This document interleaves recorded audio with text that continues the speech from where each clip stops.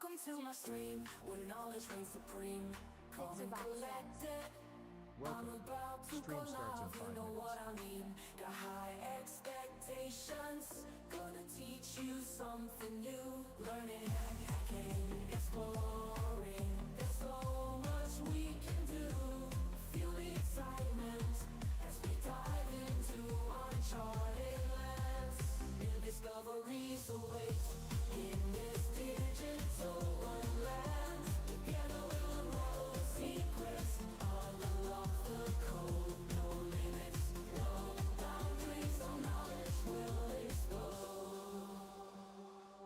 Welcome to my stream, where the fire of knowledge burns bright.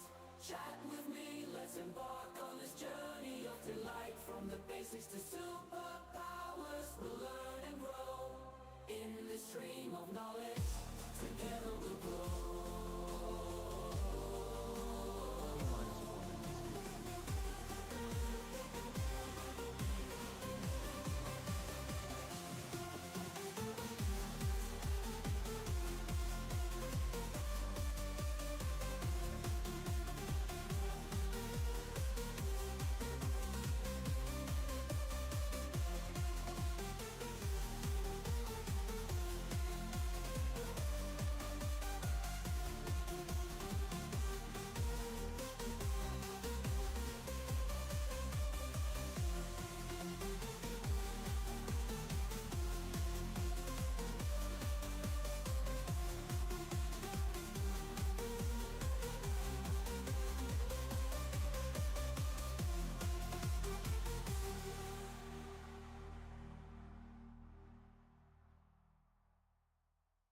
Welcome to my stream, where knowledge reigns supreme. Calm and collected, I'm about to go live, you know what I mean. Got high expectations, gonna teach you something new. Learning, hacking, exploring, there's so much we can do. Feel the excitement as we dive into uncharted lands.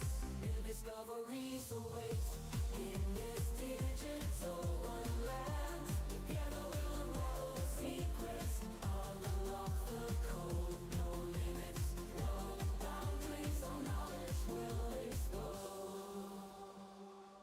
Welcome to my stream, where the fire of knowledge burns bright. Chat with me, let's embark on this journey of delight. From the basics to superpowers, we'll learn and grow in this stream of knowledge. Together we'll grow.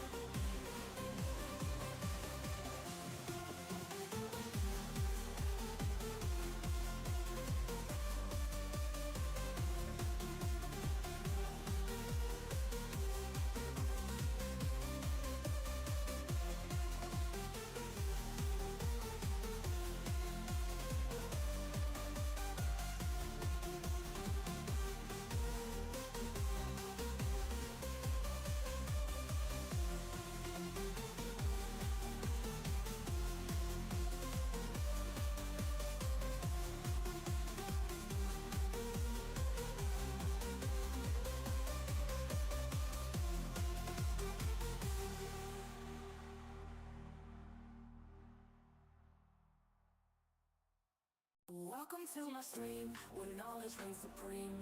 Calm and collected, I'm about to go live, you know what I mean. Stream about Got to high start. 1 minute left. expectations, gonna teach you something new. Learning, hacking, exploring, there's so much we can do. Feel the excitement as we dive into uncharted lands. New discoveries await in this digital wonderland. Together we'll unravel the secrets, unlock the code. No limits, no boundaries, no knowledge will explode. Welcome to my stream, where the fire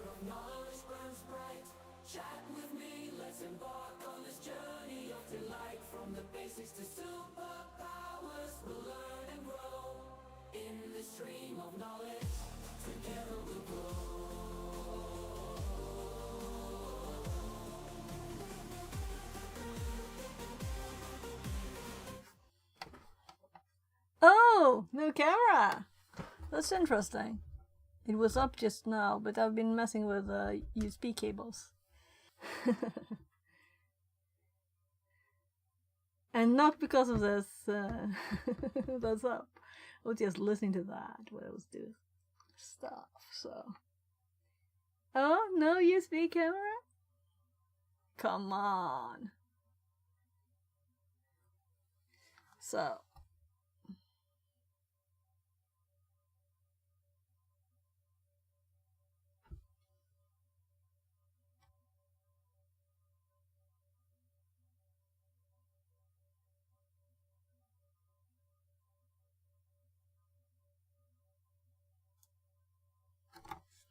So, just a sec.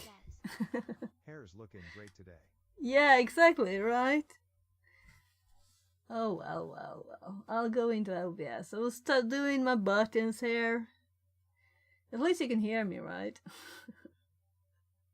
It's also USB, you know? So I do have that device connected that makes a mess of this. Let's actually try unplugging this.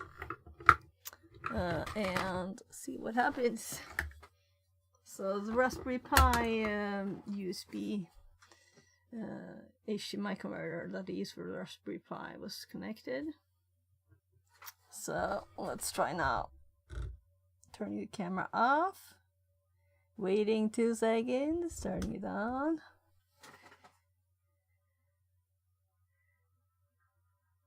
So meanwhile, I was actually going to hop to this camera. So I got this from the attic. It's the feet for one of the monitors my kid had on his arm. So we're going to do this first so he gets a new monitor because he has a 431 temporary until his new computer, because his laptop screen went so bad. So his new computer is actually available. So if he was okay with it, he could just put it on his desk right now. But he needs time to just adjust the stuff. So nothing. Okay, so let's unplug the other USBs. Let's actually turn the USB hub off. That's better. And I'm turning it on again. So this screen that usually is on this one, or rather, who this belongs to. Let's see if we can actually read what's on the bottom there.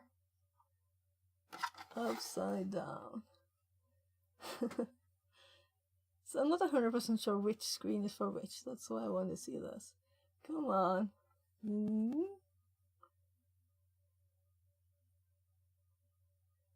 So. Oh, that's interesting. So this one is from 2009 at least. So I realized that this was also connected to that Bluetooth, so I don't know what's up really with my camera sometimes, and it's just this thing. So whenever I connect this, I thought it mostly just reconnected. It was a long time since I had problems with the camera. With that one, that's not on.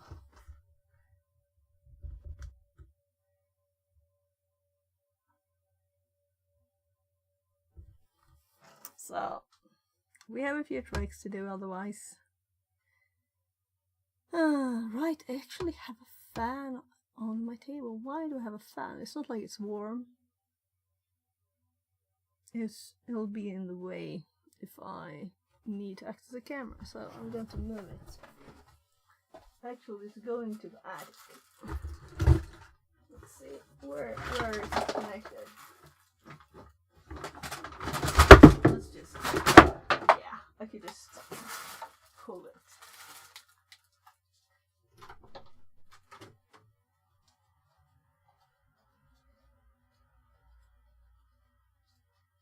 You know, Squirrel Gameplay.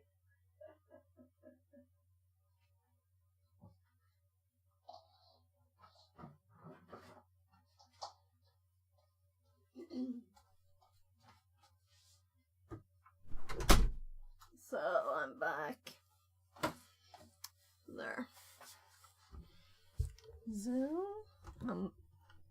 moving my right screen to the right here.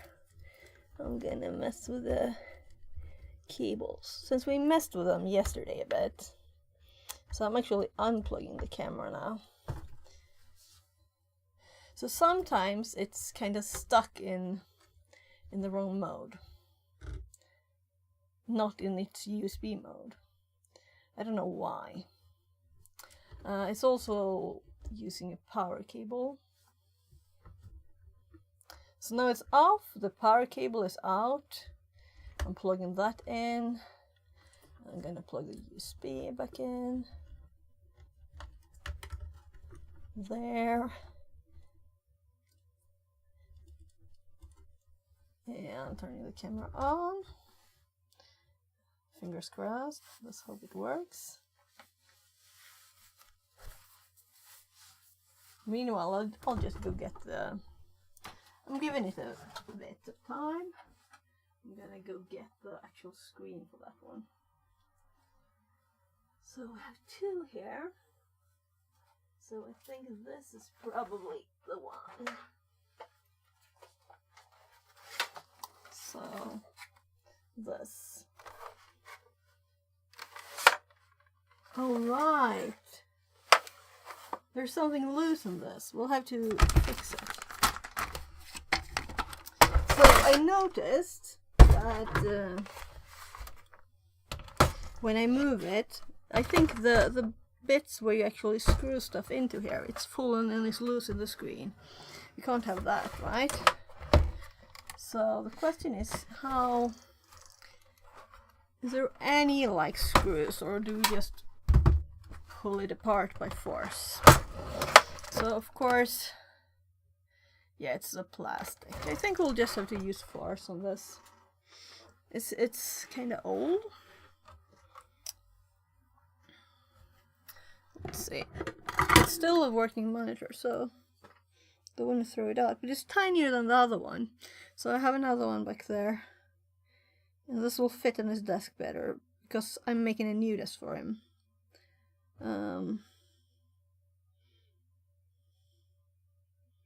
I'm just looking for a year. Whatever, I don't care. It's probably the right one. So, this is annoying though. Let's actually go to the camera. So I'm not doing some nice mode or anything. Let's just hop to the camera. There's my camera. We have full screen, round mask with shadow, and empty. And if we move these, the source should be in the full screen one. Oh.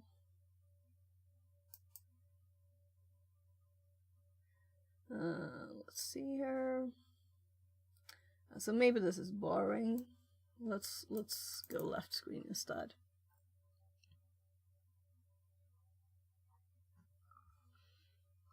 So left screen, studio mode. Let's go to the camera. So we have camera and stuff. In this we, for example, have the camera. In the camera I have these rotating 3 sizes here, or rather empty, the round, and the one I use for when I do full screen. But the source, where is that? We have this one, and here we have the source, and this one is that one cut, and that one is it with an image in the background. So I'm still using that because of it's hard, not as hard on a computer as doing some logic thing, you know. So if we click activate on this one now, that was the wrong one. This is the snap camera. So it could have stolen it though. Why do I have SnapCam in here? I was playing with it, of course, right? But I thought I kind of removed it. So let's start SnapCam. Now I want to play. Why not? You know, it's not like we have a camera, right? Like, we can't break anything with this. So, first of all, is the camera available here? So if we go to this camera, which is the one that we're not connecting to, I don't want to restart OBS. But OBS is OBS, right? So if we go back, we have this test screen too. So I don't think that will work very well. Also, that will probably stay awake, right? So quit.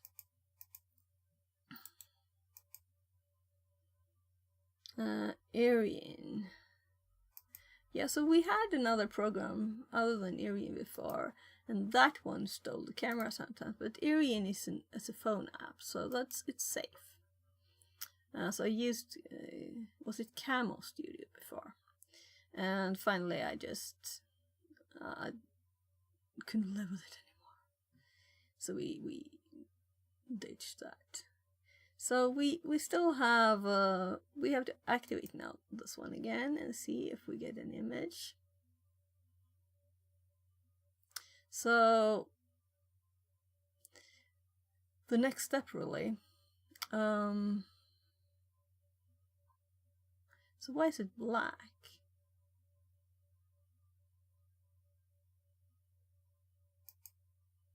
Because I deactivated it.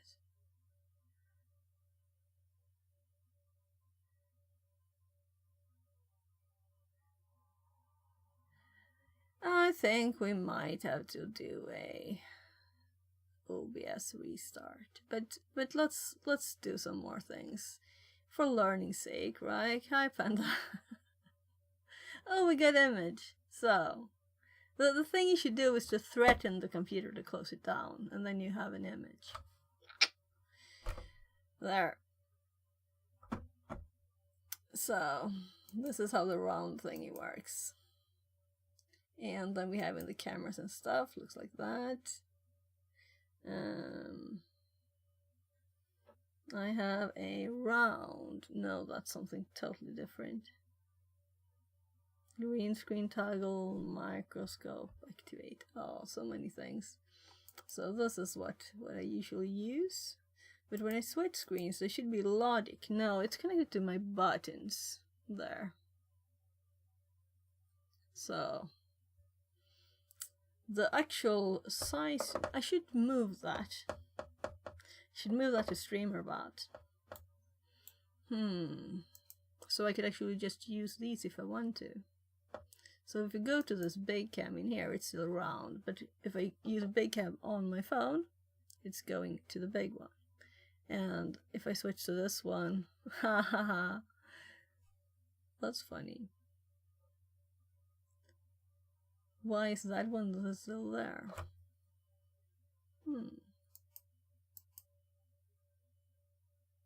I think I was playing with it and changing stuff, that's why. Yeah, I think I created a new cameras and stuff here. So that's not actually supposed to be in this. We have the chat and camera separately. So, interesting. I didn't even see that before. Double chat. So let's just get rid of this and hop back to what we were doing. So this, I didn't think I would have to open this. No?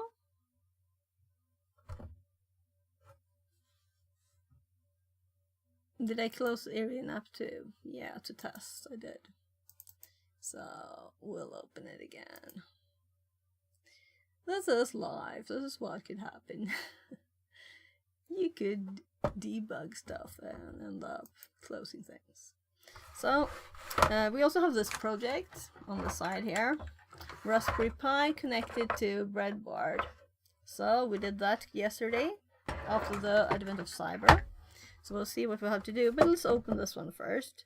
So I'm kind of thinking, let's just get a screwdriver and hurt the plastic a bit.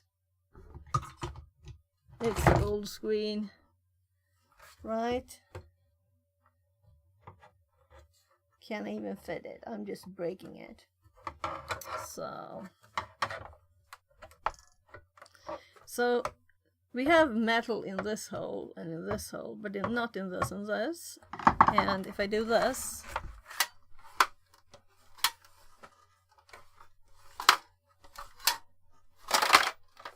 yeah, you can hear it, right? And there's, oh my, it's really falling around in there, meaning it could short circuit something. We don't want that. We want to know. And when I unscrewed these, it just happened. It just fell, which is odd, right? It should be stuck in its place. I don't think I've fixed this one. I had a similar screen that I've opened a few times and switched the caps to new ones. But this one, I think it's just been good. So it's odd that you have to switch the capacitors on a screen that was always new on the other one. That's also a Samsung though. So why is there like dirt in that? So my kids had us, so I shouldn't question the dirt or the sticky stuff there. Oh well. So what do you think? Any suggestions, Panda? How do we open this the easiest? So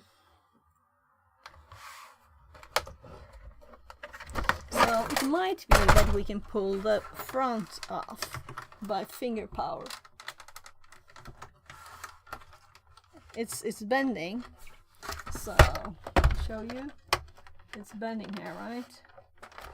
So what if I do that and put the little screwdriver in here and move it to the side?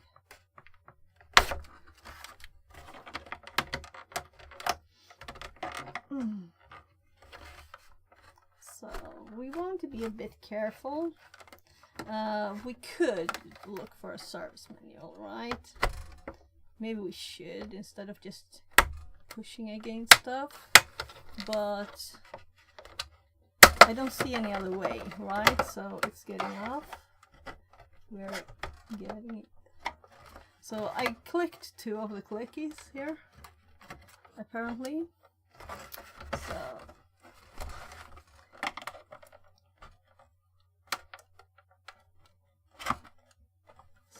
let's go to the other side.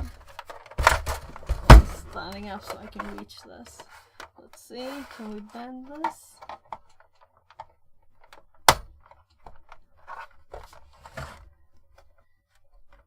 You know, with electronics, if it doesn't work, kick it, right? That's the best solution, don't you think, Panda? I know you know your stuff. The kick is always a good solution to a computer that doesn't work well. So this feels tight. It feels like it's screwed in place. It feels like I can't move it, so that's different. Then it's just bending.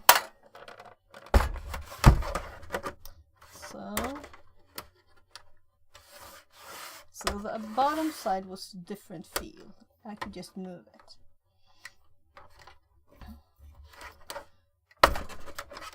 So as there's no screws visible, the only would be under here. I don't think so, right? So it would be only in one spot. So there has to be places to push it open. So either from that side or this side. But as we can see here, if you can see that, we can see the spots where the plastic has been stuck there. So it's been like in there. Or let's go the other side too. There, click. Because I noticed that one didn't click. So that's when I actually need the screwdriver again. So there's, the logic tells me that I need to push this a bit. Yeah, it kind of feels stuck, this one too, right? Then we got it open. So feeling this again. There. So up, mostly. So all of this edge is loose.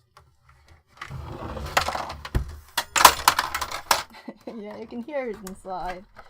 So if I feel for it here, so we could actually use another screwdriver too. So it's not Advent of Cyber because we need to solve my kid's screen first.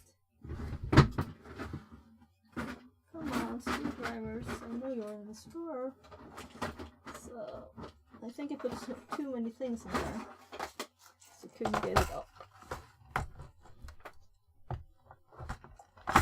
There.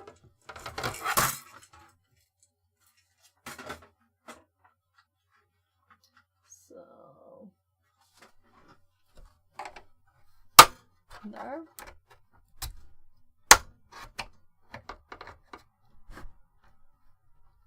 So this one was like better for some reason. I don't know why. Maybe it's actually flatter. There, so we got the corner up, and we can also see that the screen is loose. This is how it's stuck together. There's no screws. It's just plastic popping off. So let's go to the next corner. Careful now when we have loose parts. And we also know other things that are not put together in a good way on the screen, right? So, this is a top side. I don't really want to put my screwdriver in here because it will be visible, right? If I can avoid it. But I don't feel any. So I don't want to use the screen side of it. Let's do this one first. Oh, there it actually moved a bit. Now, let's do this first. So if maybe we have 3 sides, we can just lift it up, you know? So I'm thinking this one. There. We got something.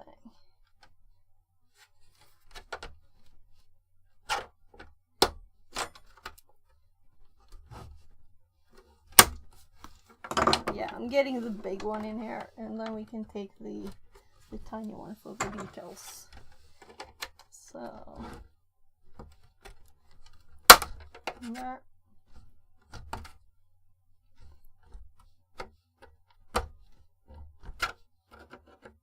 Yeah, I'm making marks for sure. I could have gotten something more nice than a screwdriver, right? But I'd have to go to the other room. That's work. So I'm just kidding. I think it's okay. It's an old screen. So first of all, are there wires? Yes, there's wires, meaning we can't lift it. But I could pop it up like this. There. That's like paper tape. So the wires at the bottom. Let's turn it over to the side. So we can just fold forward. Yeah. So I've never seen this before. The only thing keeping it together was plastic, and then we can see the piece that we need to fix. Right? This just fell off. So I'm going to put this carefully on my stool here. There. So this is a fixing that needs to be done, nothing electronic or anything, just that this needs to be here. So why isn't it? Because there's a plastic piece missing? I don't know. So it seems, yeah, it just popped off for some reason. Let's put some glue on these. Let's just get some glue so it won't happen again.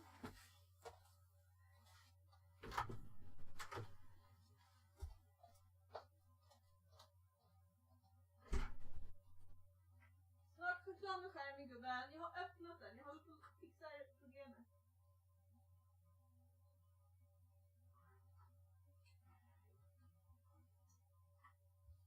Jag fattar vad den är inne.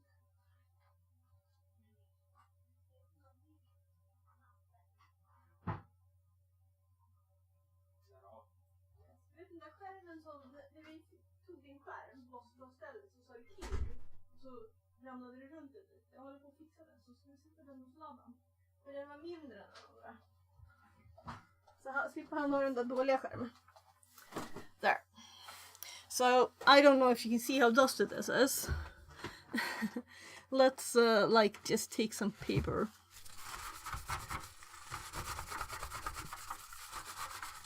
That would be good enough. And some quick glue. So these plastic spots here are probably supposed to keep them from going towards the middle. So if you just put a bit of extra plastic here. And let's also put some here. I think it won't fall off again. This feels like let's make a monitor that can just fall apart, right? So just pull the plastic a bit and it just falls apart. Where did I put that? I don't want it to get glue somewhere else. So this we want to just put on from the back. We couldn't do that because of this, right? The question is, how long do we want this to wait before we turn it around? Maybe we should try and put it... I think we'll have to wait for a bit and the glue to dry. Which is annoying. But I guess so. So we're going to check that the rest of the screen looks okay while we're at it, because I felt other parts being loose too, right? You saw that, right? It's not like stuck together fully. So this bit, there's no screws. This is the monitor cable here. And then this bit. So let's just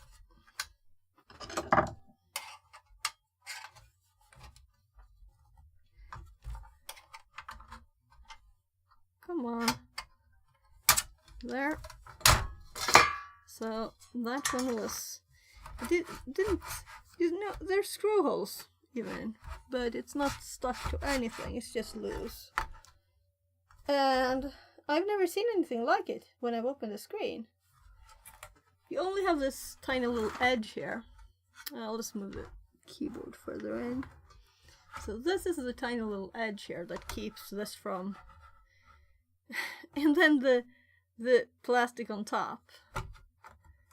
Right? Isn't that odd? So we really need to put the plastic on. I guess the glue will do, right? Because there was nothing fully loose. I think we can just do it. Let's start with getting the plastic line here. So I am trying to lift the screen.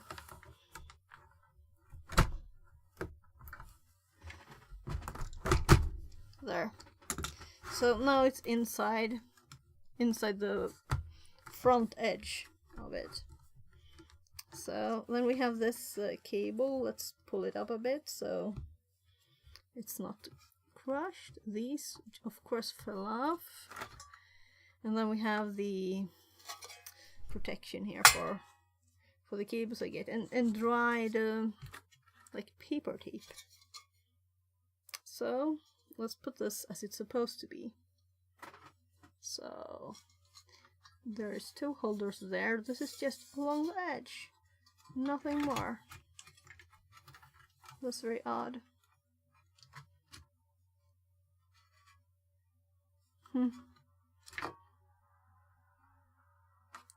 Very odd. So I guess this is just some like... So there.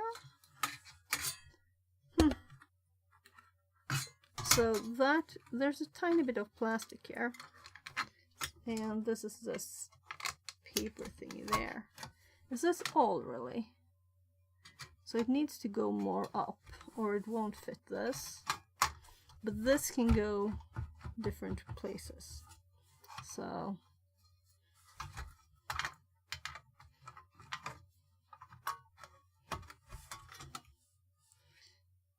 yeah, we could even lift this up a bit. Make sure these fit in this. There's like thingies here. And then we push these in place.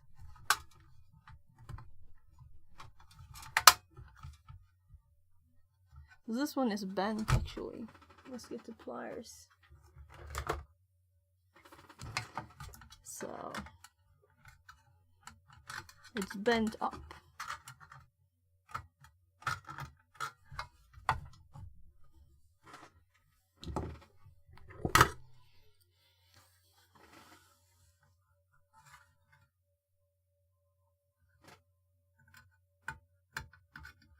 Yeah, whatever, let's tiny screwdriver will help.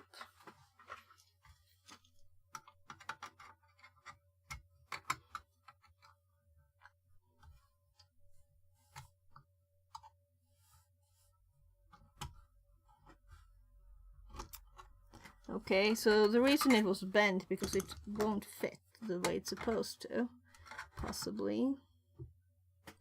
So it was bent to be able to fit, which is kind of bad. So I guess we will do the same.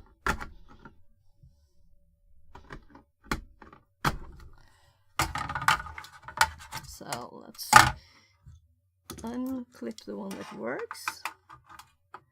There.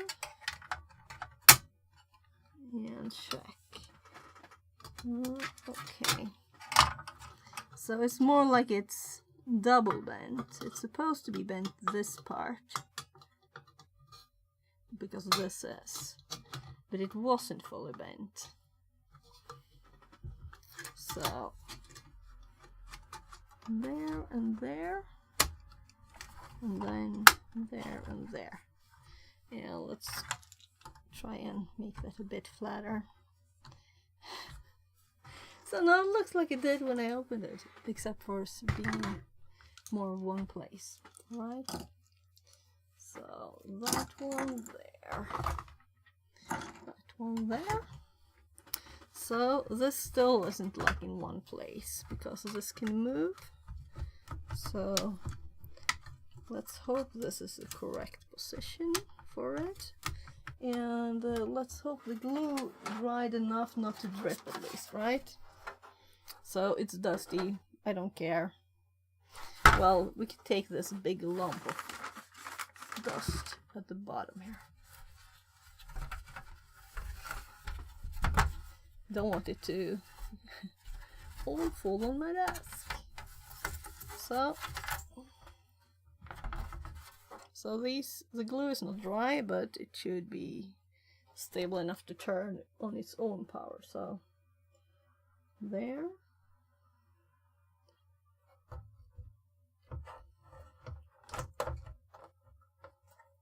So this is very odd.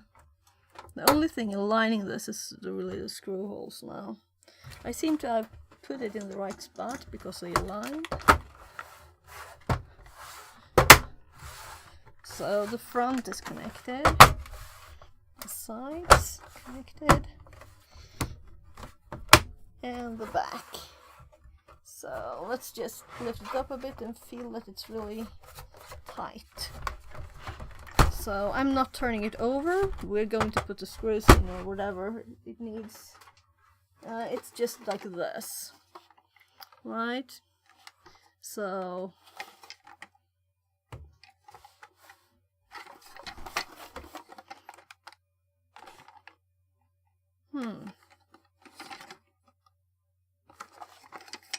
yeah, there are 2 screws. I was like, what? We need something to get it stuck there, but there's 2 screws. They're just falling out so far. I thought it might be plastic.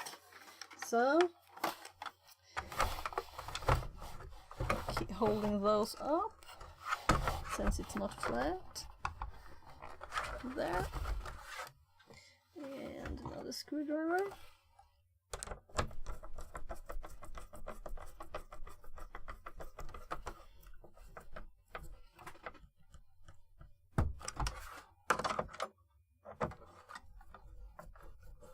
Yeah.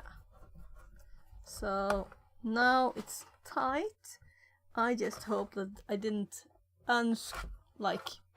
I didn't move the glue too much, right? Because this is the side that fell away when I unscrewed it last time. Anyway, it can't move.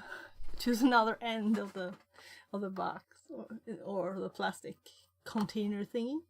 So I'm going to go put this by my kids and hope that he has the right cable for it. I think so, because the other screen is 4.3, so it's much older than this one. So I'll go put this on my kid's desk and then I'll be back.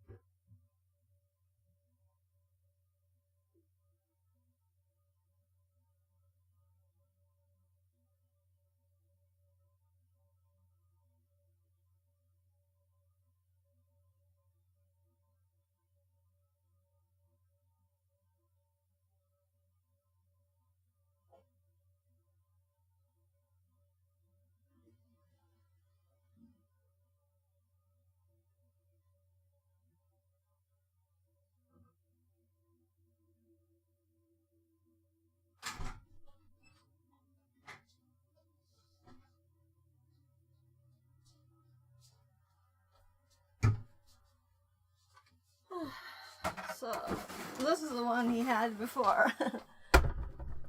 4-3. It's the same age, I think, but you know, this is heavy too. So of course I put it in here, where I put all the stuff that I don't have space for anywhere else.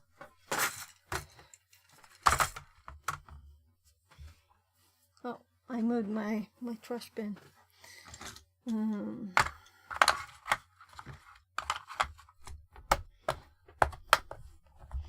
So I'm thinking we'll do more this kind of thing when we're done with the Advent of Cyber. So let me just I think it's actually dusty here too. That's not very odd when you open a dusty screen, right? When you just move your hand and it's like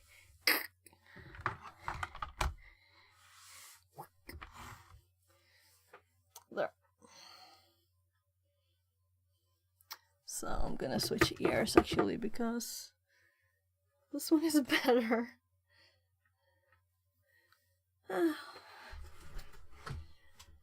So let's see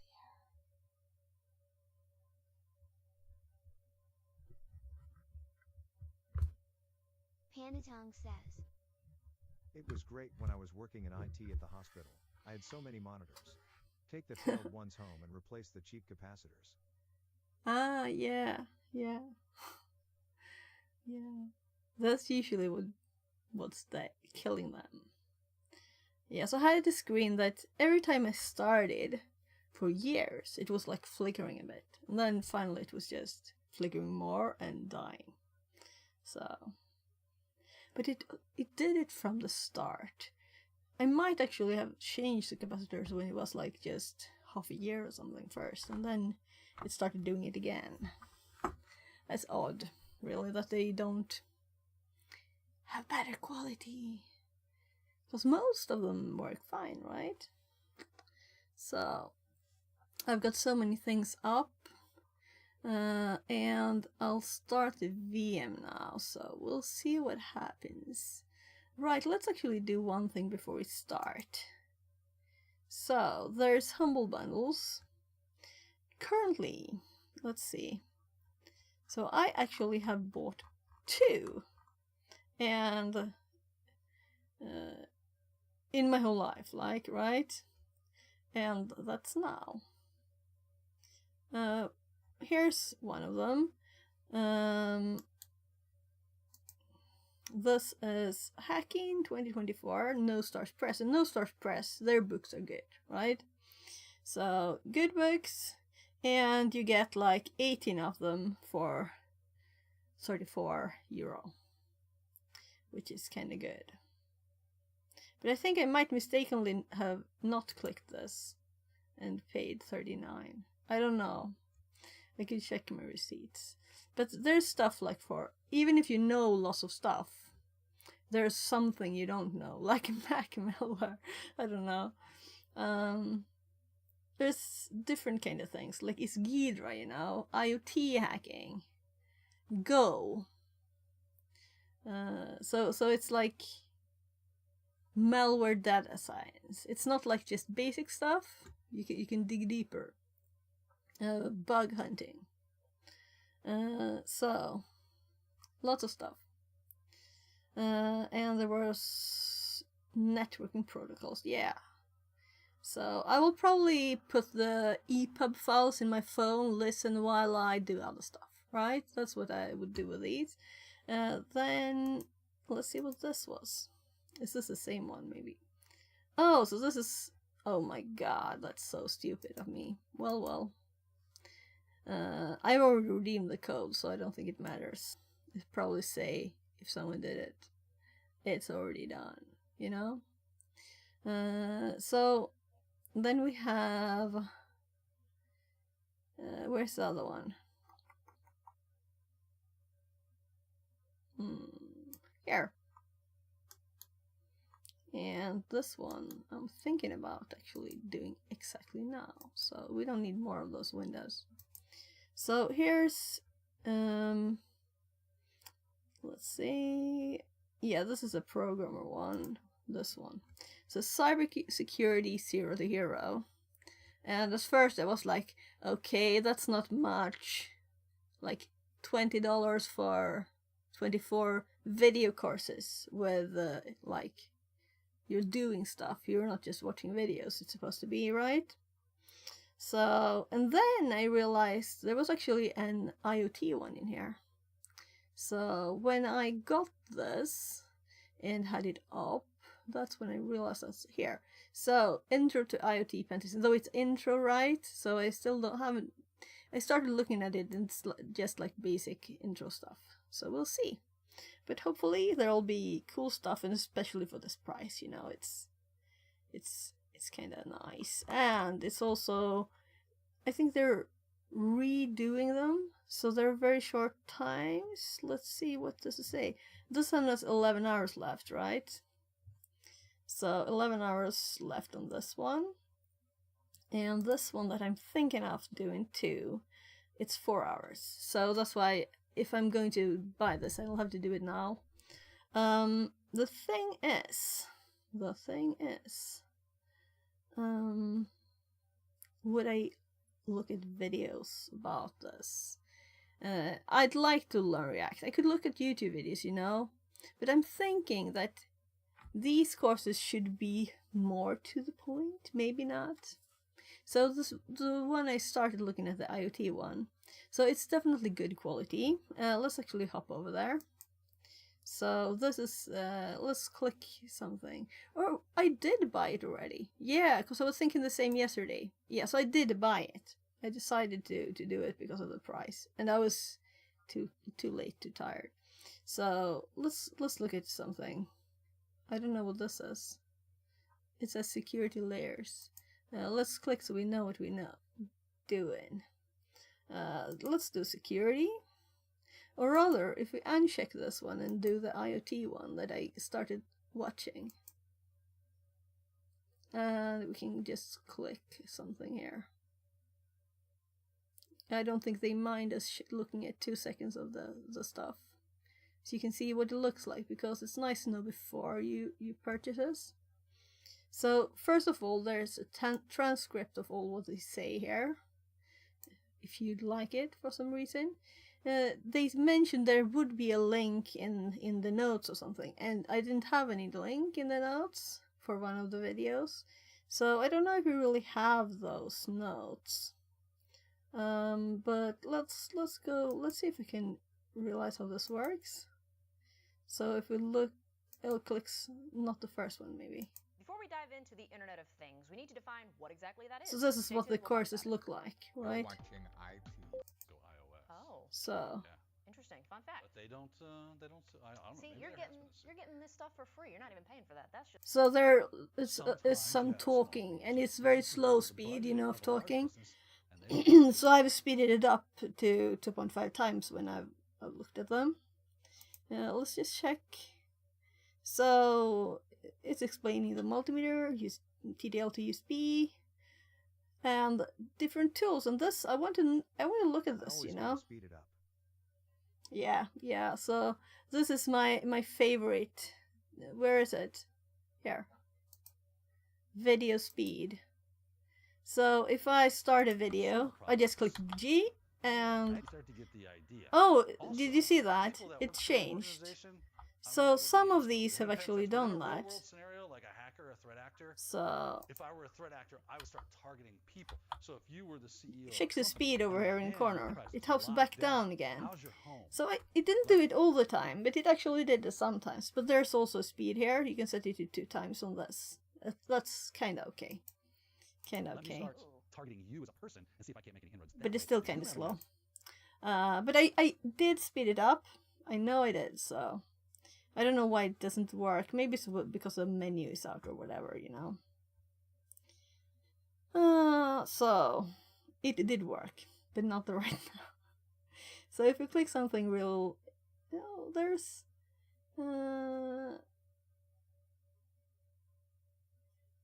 Firmware analysis toolkit. You know, it sounds interesting here, right?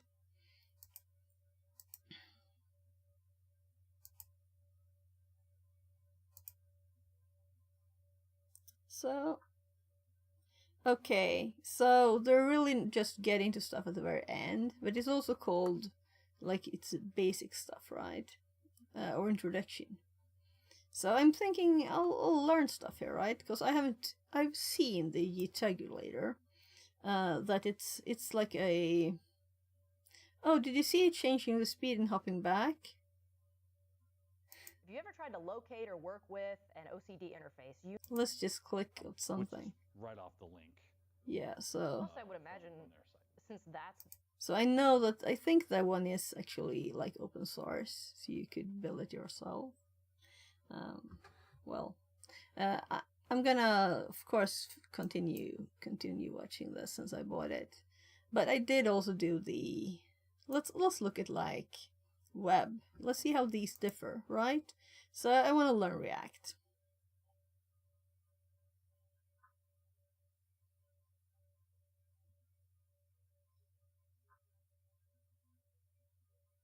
So, what does this look like? React.js, a popular front-end framework. So a bit of different look. Swift example, They're talking. Let's hop further in. There's really no relevant certifications at this point. It's more of So a this seems very... programming. Well, there you have it. I know I'm excited and hopefully Is you are this as well. just one video per We hope part? to see you there. And this is 26 minutes.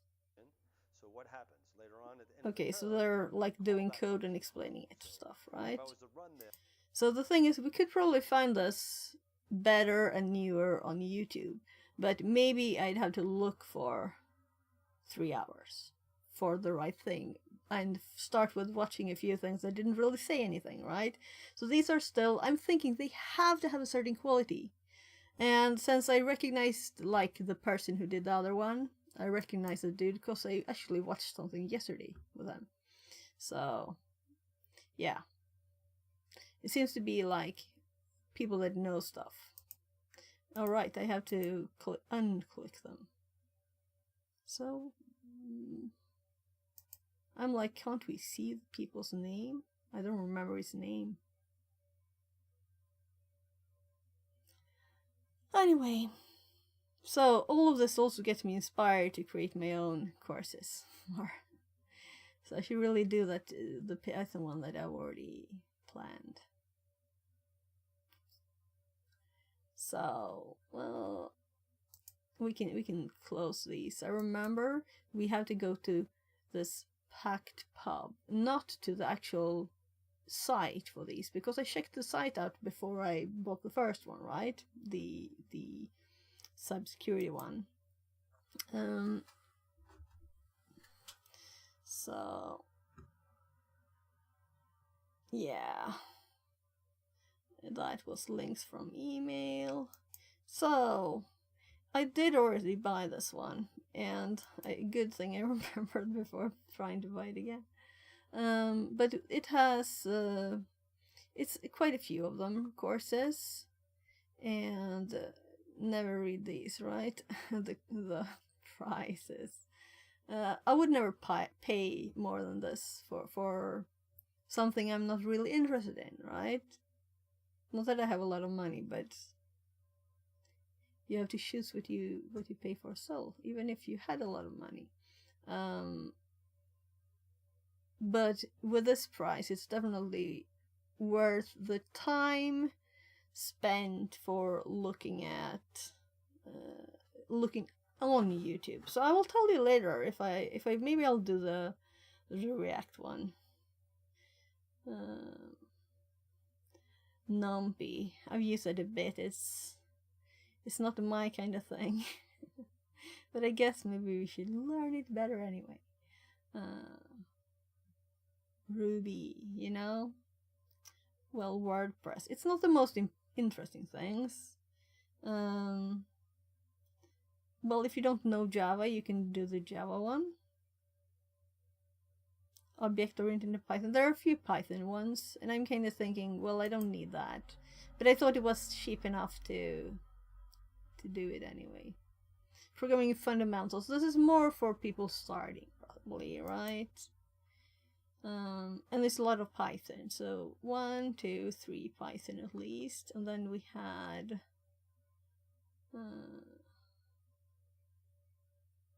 there. Yeah, so this one too. So HTML5, canvas, graphics, and animations. Maybe we need that for making the web page, right? Node, I'm trying to stay away from after doing Node-RED and realizing how it works really. And it kind of dying on me. But maybe we'll use it again. It was better. I had voice commands and stuff. I could do voice commands through Streambot too, but they're not as good. So we'll see. Whatever, those are available now. I'm just rambling on. It's nice saying that I already bought it then, but I probably wouldn't have done it now if I don't know. I was tired yesterday. I was thinking I'll probably forget it if I don't do it now.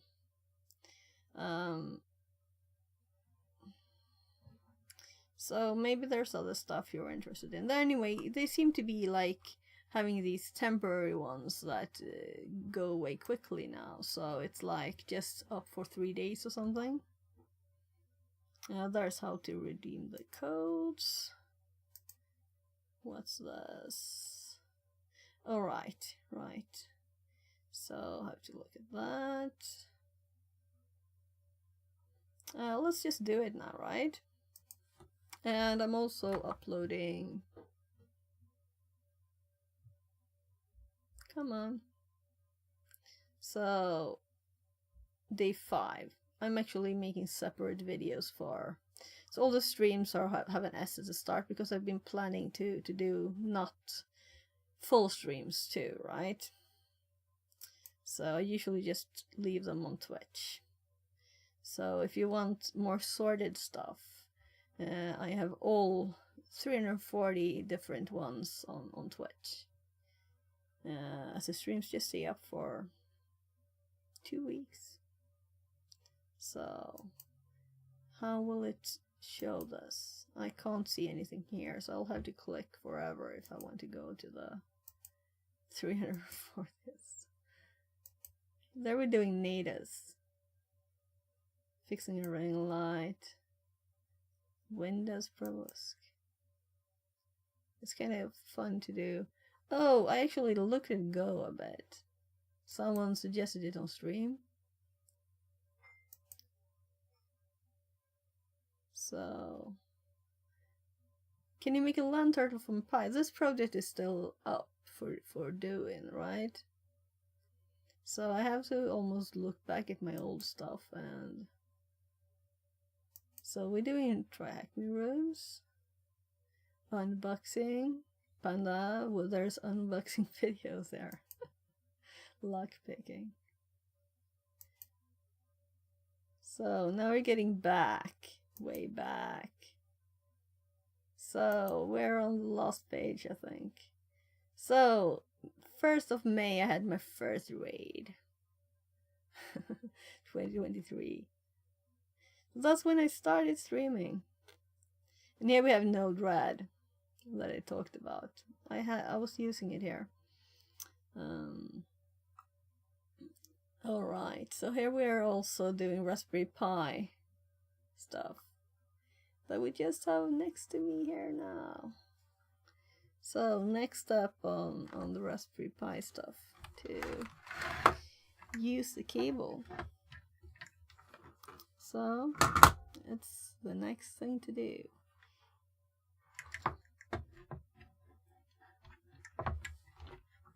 So it's upside down. Oh, so this one, let's put it in the bag before we get started. So if I just update this, it should go back to the start. There. let's actually upload this. So I'm all done with the messy stuff, right? So let's go to try hack me. Let's start the VM. Let's hop over to Advent of Cyber. So I'm like 1 hour in before I even do the thing I said I'll do, right?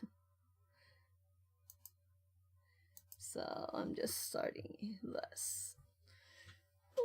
Oh, it's Friday afternoon. We're taking it easy. I'll leave the mouse and the glue so we're get rid of some stuff here.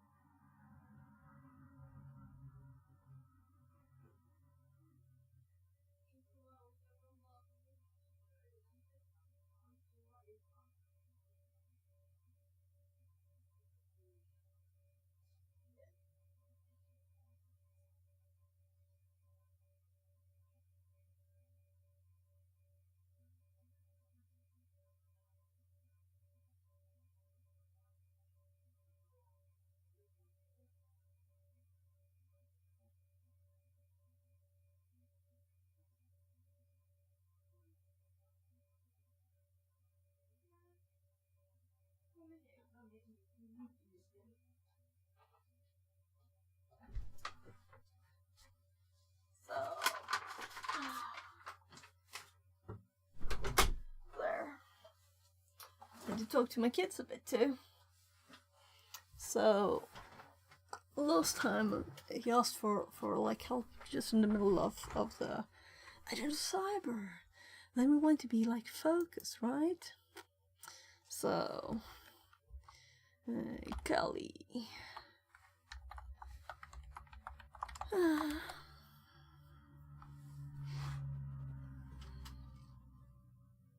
I like this background. I don't know why I don't have it on my laptop though. Is it only in the file or is it in the old one? Is that's why it's like that? I don't know. So we have another red day. Day 12. Web timing attacks. If I can't steal their money, I'll steal their joy. Okay, that sounds like a great person. Werewolves Bank had a huge turnover this year and expected a massive profit before the holiday season. They were eager to disclose this news to the town people during the Sakmas celebrations. However, to their surprise, things went the other way around. After completing the annual calculations, the accountants were shocked to see a considerable loss. They observed discrepancies in the account balances. The bank called McSkitty to help investigate these fraudulent transactions. Upon analyzing the bank's website's traditional logs, McSkitty found some interesting transactions. Few users, including the mayor's team, initiated multiple transactions from Werewolf's reserve accounts at once. Surprisingly, all these transactions succeeded despite exceeding the user's current balance. Glitch was already aware of the critical vulnerability, allowing these fraudulent transactions that Mayor Malware and his alliance exploited. So, Werewolves Bank. Oh, there's stuff coming out of there. Learning objectives. Understand the concept of race condition of vulnerabilities. Identify the gaps introduced by HTTP 2. Exploit race conditions in a controlled environment. Learn how to fix the race. Connecting to the machine. And today we have no split screen. So we need our Kali machine, hopefully, not the tech box, and this machine. So click on the green start machine button below and we'll get an IP soon.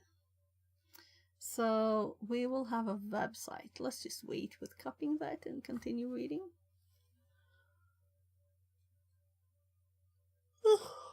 Sorry.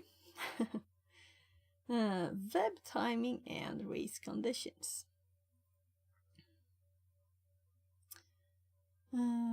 Conventional web applications are relatively easy to understand, identify, and exploit.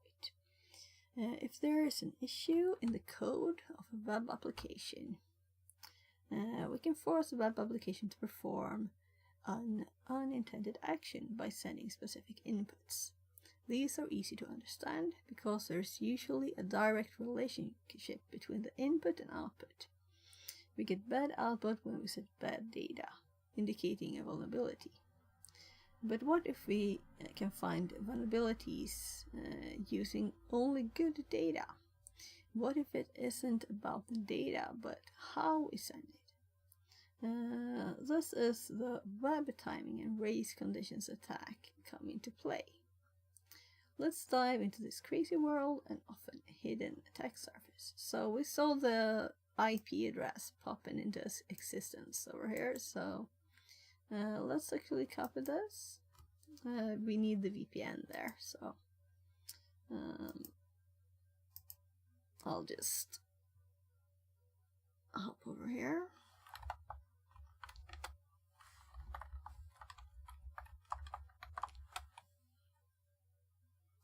And let's open the browser.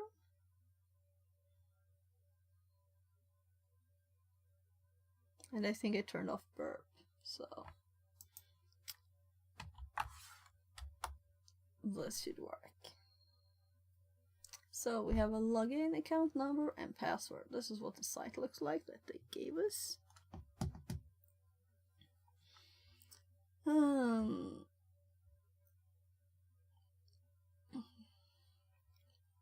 In its simplest form, a web timing attack means we can glean information from a web application by reviewing how long it takes to process our request, by making tiny changes to what we send and how we send it, and observing the response time. We can access information we are not authorized to have. Race conditions are a subset of web timing attacks that are even more special. With a race condition attack, we are no longer simply looking to gain access to information, but can use the web application to perform unintended actions on our behalf. Web timing vulnerabilities can be incredibly subtle. Based on the following research, so there's a link here, response time differences ranging from 1300 milliseconds and 5 nanoseconds have been used to stage attacks. That's not a big difference, 5 nanoseconds. Because of their subtle nature, they can also be hard to detect and often require a wide range of testing techniques. However, with the increase of adoption of HTTP2, they have become a bit easier to find and exploit. And actually, I heard Tiberius talk about this kind of recently. So, oh, the Portswigger. Yeah, so we can look at this later. Whew. So, the rise of HTTP2. HTTP2 was created as a major update for HTTP, the protocol used for web applications. While most web applications still use HTTP 1.1, there has been a steady increase of that in the adoption of HTTP2, as it is faster, better for web performance, and several features that elevate the limitations of HTTP 1.1. However, If implemented incorrectly, some of these new features can be exploited by threat actors using new techniques.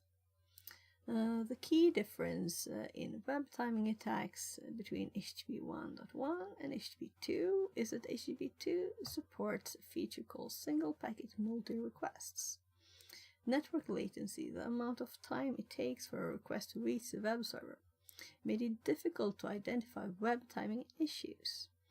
It was hard to know whether the time difference was due to a web timing vulnerability or simply a network latency difference.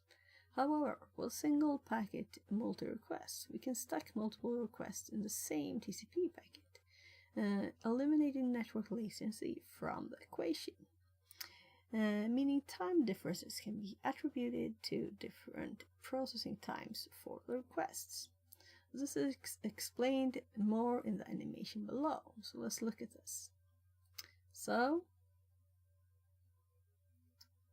we see the difference in time there, and I'm thinking we'll see HTTP 1.1 too. Here we have HTTP 1.1, one is sent, one back, another sent, another back. So they didn't have the clocks on there. Maybe it was just too quick for us to be able to read. So obvious, right? They already explained it in text. Since we send them in the same request, there will be no time difference there. I mean, the network delay won't matter. With network latency a thing of the past, only server latency remains, making it significantly easier to detect timing issues and exploit them to discover sensitive information. Typical timing attacks. Timing attacks can often be divided into two main categories. Information disclosures, leveraging the differences in response delays.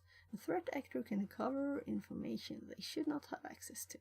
For example, timing differences can be used to enumerate the usernames of an application, making it easier to stage a password guessing attack to gain access to accounts.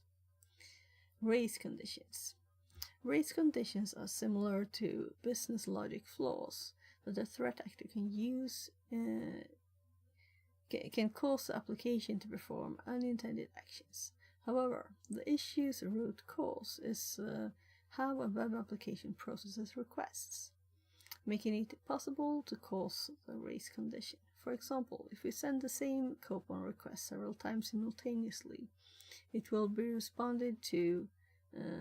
It will be possible to apply it more than once. For the rest of this task, we will focus on race conditions. We will take a look at the time of check to time of use. TOCTO. So time of check to time of use. Flaw. Let's use an example to explain this.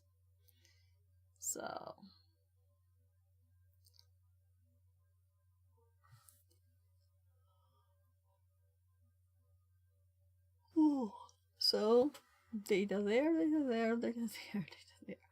Time, request 1, submit discount code, code already used.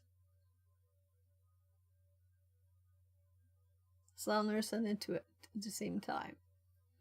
And the discount is applied for both. Instead of it already being seen that, well, this one happens before this one instead of at the same time. The animations. Let's hop one bit more down so we can see it. When the user submits their compound code, in the actual code of the web application, at some point we perform a check that the coupon is valid and hasn't been used before. We apply the discount, and only then do we update the coupon code to indicate that it has already been used. In this example, between we check if our component is valid and our update of the component is being used. there's a couple of milliseconds where we apply it. While this might seem small, if a threat actor can send 2 requests close enough together in time, it might happen that before the coupon is updated in request 1, it has already been checked in request 2, meaning that both requests will apply the coupon. Winning the race. Now that you understand basic concepts related to race conditions, let's explore how the vulnerability occurs in real-world scenario. For this, we will take the example of the Werewolf banking application hosted on, our thing we went into. This application allows users to log in and transfer funds between accounts. Intercepting the request. Before we start intercepting requests, we need to configure the environment so that as a pen tester, all web traffic from our browser is routed through Burp Suite. I'll just click it because it's slow start. There. This allows us to see and manipulate the requests as we browse. We will use Burp Suite, a powerful web vulnerability scanner, to intercept and modify requests for this exploitation. You can access Burp Suite in the attack box. And we're not using the attack box. Once you click the icon, Burp Suite will open an introductory screen. So, and then you get this screen. And once Burp is started, you will see its main interface with tabs as a proxy, intruder, repeater, and others. Though ours is not bright light mode. In Burp Suite, click the Settings tab at the top right. You will see Burp's browser option available under the Tools. Enable Allow Burp's browser. Well, this is for the... We're not using that either. We're using Firefox. So, if you do this, you can read it. After allowing the browser to run without the sandbox, you should be able to start the browser. So, Proxy Intercept tab. Yeah, you burp that sweet. Burp it like a baby. Hi, H. Welcome in. So, wasn't time since I saw you here, though. So we have Burp started, but we're not using Burp's internal browser. We're using this instead.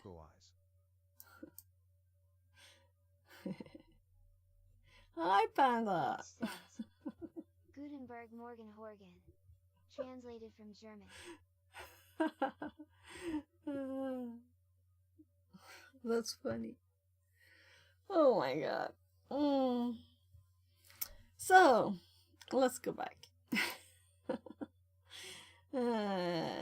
Once you browse the URL, all the requests are intercepted, and you can be seen in the HTTP history tab. So,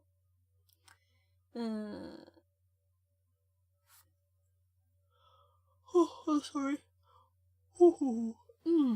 As a penetration tester, one key step in identifying race condition is to validate functions involving multiple transactions or operations that interact with shared resources, such as transferring funds between accounts, reading and writing to a database, I'm gonna bail. updating balances. Say hi. Okay. Don't want any spoilers. You're gonna do it all? Have you started on Ages? No, it's called Age, not Advent. You're confusing me. Age of Music, Advent of Cyber. So it became Age of Cyber. We're in the Age of Cyber. Yeah. Okay, so though it's not like an advanced one, right? You can stay if you want to, but I understand it totally. I wouldn't want it spoiled. So have a great day, and thanks for saying hi. So, let's hop over here and click Burp, right? So we have Burp. Now we have login information. This is what I was waiting for, right? We have the login credentials here. For this example, we will log into Wearable Banking application using the credentials. Once logged in, you will see the following dashboard that will contain the following two primary functions. So let's just check it out here. So, account number is 110. I wish mine was as simple. So, tester. So, we're now in the bank. We have 1,000. So, we're going to send probably a request to get more than that, right? From building a HTTP2. So that's what we saw. Yeah, you will see two functionalities: log out, which probably does not involve simultaneous tasks. Next is fund transfer, which includes deducting funds from the account and adding them to another account. As a pen tester, this could be an opportunity for attack. We will see in detail how, as a pen tester, you can exploit the vulnerability. Verifying the fund transfer functionality. We will browse the bank application and perform a sample transaction inside the browser. This will generate multiple GET and POST requests, and whatever request we make will be passing through Burp Suite. As shown in the figure, our current balance is $1,000. We will send 500 to another bank account with a number 111. While doing that, all our requests will be captured by Burp Suite. Click on the transfer button and you will see the following message indicating that the amount has been transferred. So let's send something. So I guess we do exactly what they do because we're supposed to, right? So we send half of it to 111, and I'm kind of thinking that we could send back and forth and we just increase the money we have, right? So what if that had worked for reals? And you would be that kind of person that would do such a thing, right? Success, transaction ID. So, before we hop back, let's just look at this in Burp, right? Because I'm curious. So we want to see the history. So first,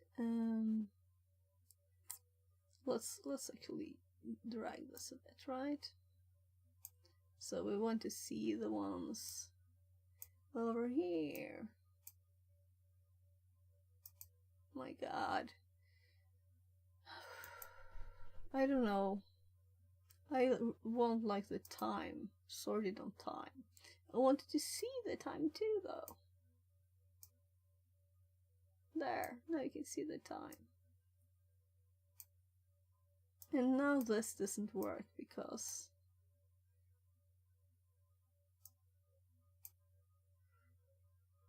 so if I move this, it moves both.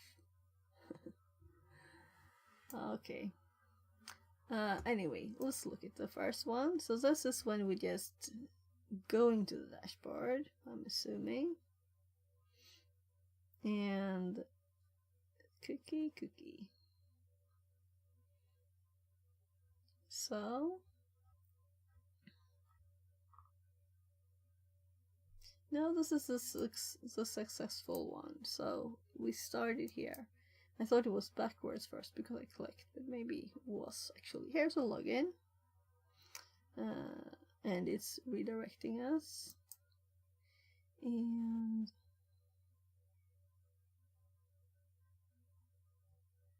so, display flash messages. Target account. Font family Ubuntu. And then we're sending account number, amount, and we're redirected again to the dashboard.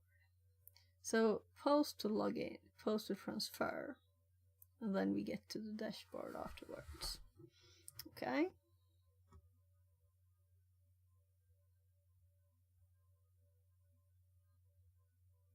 And here we have the success, the transaction ID thingy. So, now let's review the fund transfer. HTTP post request logged in Burp Suite. HTTP history option. Yes, so we did this. They're just telling us how to get there. So they wanted to send it to the repeater, of course. So let's hop over and send this transfer. This must be the one they want us to send. Where we actually do it. Send this to the repeater so we can send this again. We don't want to transfer 500 now though, right? We wouldn't have any money left. By the way, let's actually check the page. I didn't look at it thoroughly enough, apparently. Yeah, so it says balance 500 up here now. So if we were to do another test, we were to have no money left to continue this thing. And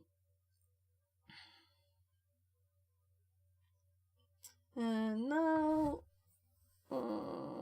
send to repeater, navigate to the repeater tab. We will find the post request that needs to be triggered multiple times. We can change the amount number from account number from 111 and the amount from 500 to any other value. Okay.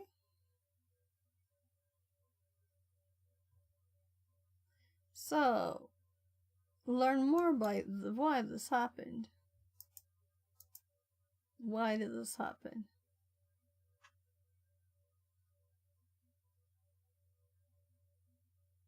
This never happened to me before. That's interesting. Cost saving measure implemented.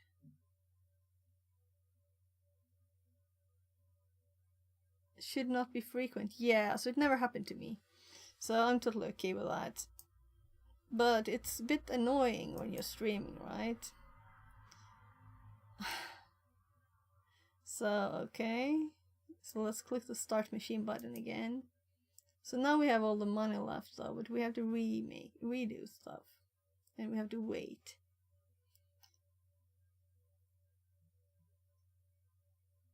And it's not like I haven't paid them a lot of money actually, because I'm subscribing. Take the opportunity to just scroll through the page. So minus 4,500 there.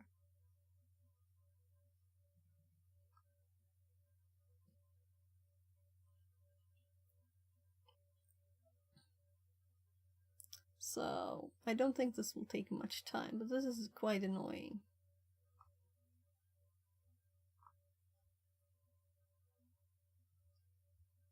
I'm scrolling up to the little tiny thing here. 10, 9, 8, 7, 6.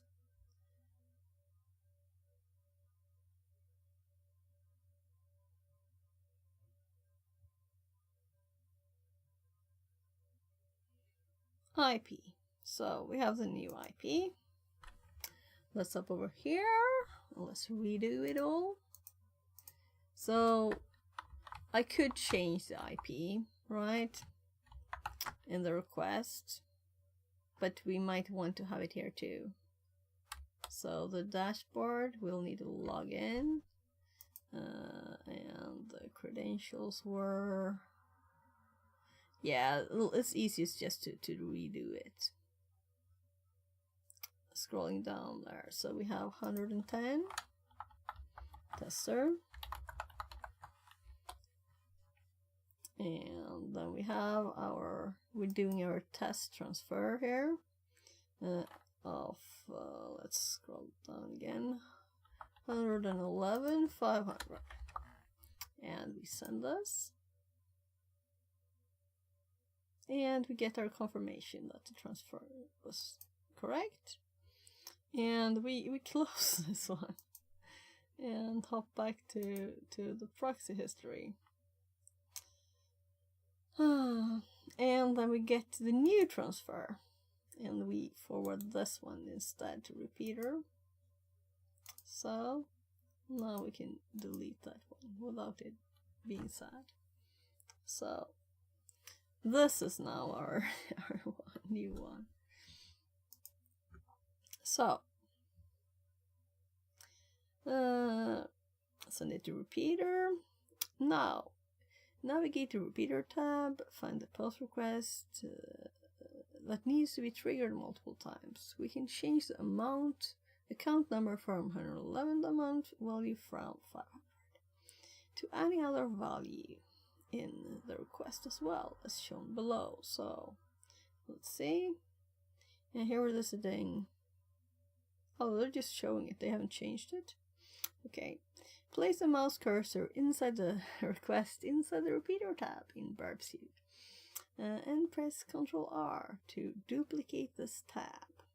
Press Ctrl R 10 times to have 10 duplicate requests ready for testing. So we're going to do 10 of them. Okay. So we do it. Let's do it. I'm glad I deleted the other one. So 1, 2, 3, 4, 5, 6, 7, 8, 9, 10. Or I did actually click it 10 times now, so yeah, let's delete one. Now we have 10. Now that we have 10 requests ready, we want to send them simultaneously. Well, the option is to manually click the send button on each tab individually. We aim to send them all in parallel. To do this, click the plus icon next to the request. 10. Well, it's 11 for us. And select Create Group tab. This will allow us to group all the requests together for easier management and execution in parallel. And this taught me something new about Burp. I didn't know this. So, next to the 10, well, 11, because it could die on us, there should be a plus. So, is this the one? Create tab group. And then we just select all of them. So I've seen this done actually when I'm looking at it. I've just had no use for it yet. So let's create this. So now we have a group.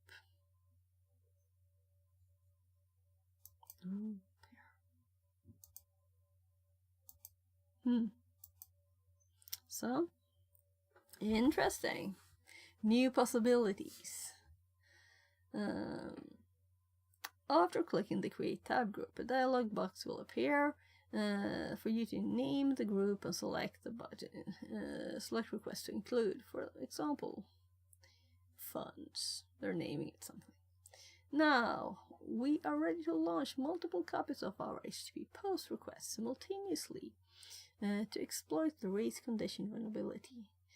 Select Send Group in Parallel, Last Byte Sync, in the drop-down next to the Send button. Once selected, the Send button will change to Send Group Parallel.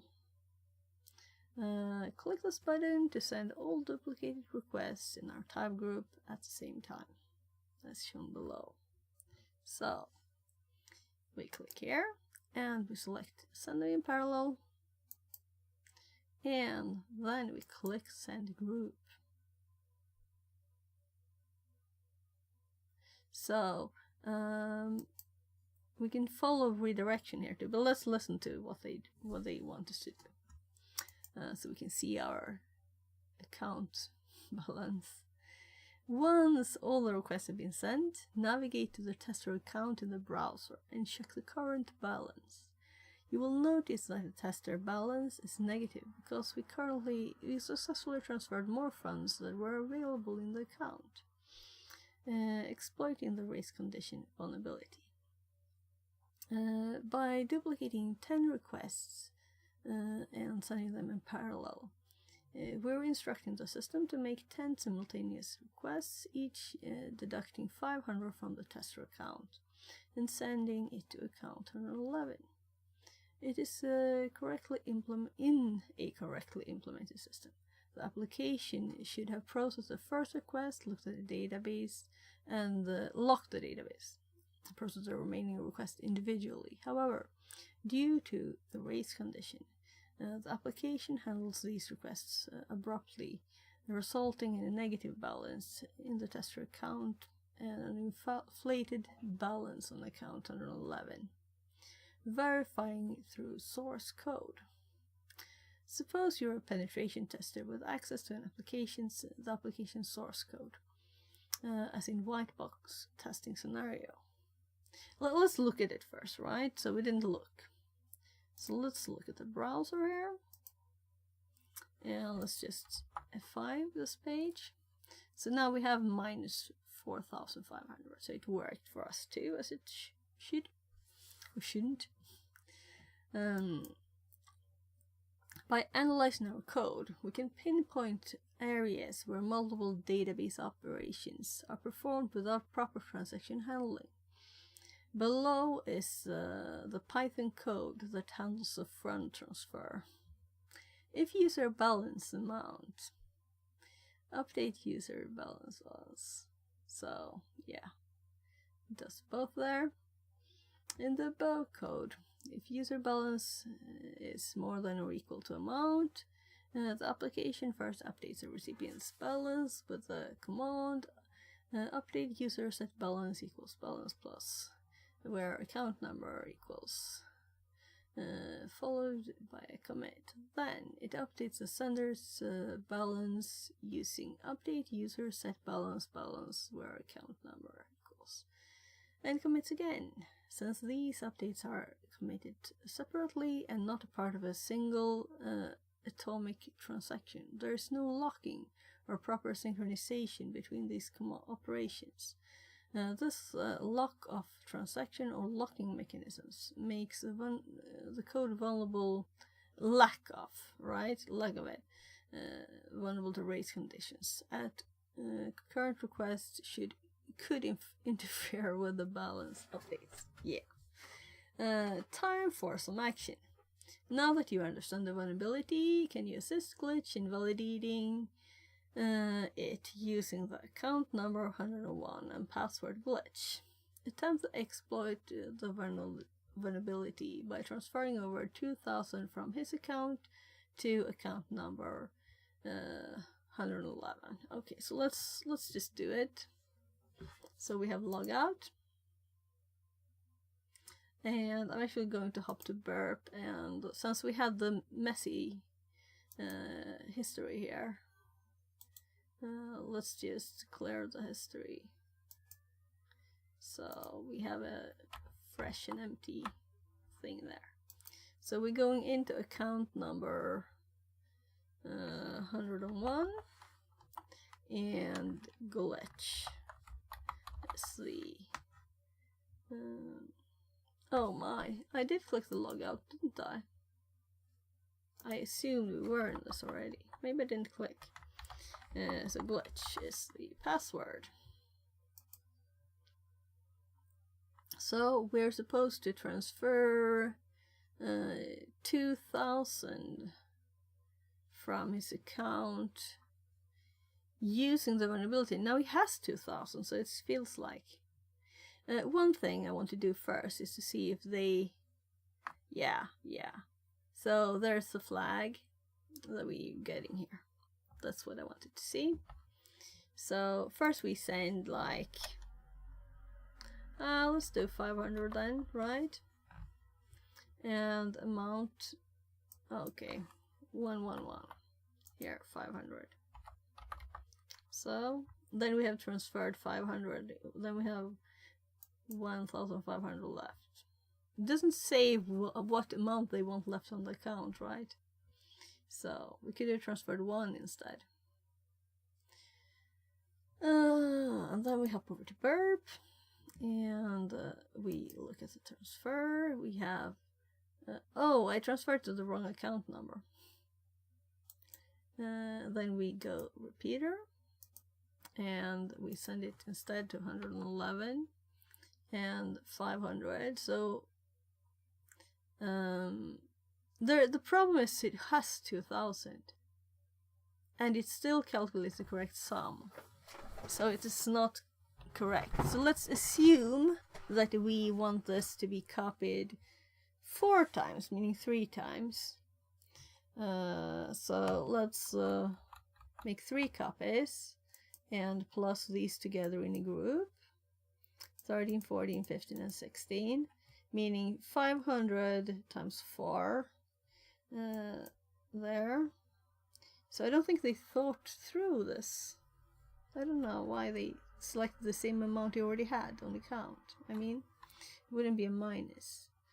So now we're actually going to, since we used the wrong account first, you know, it's easier. Because we have to do this with 2000. So, again, we do this, and we do parallel. We have these 4 in the group.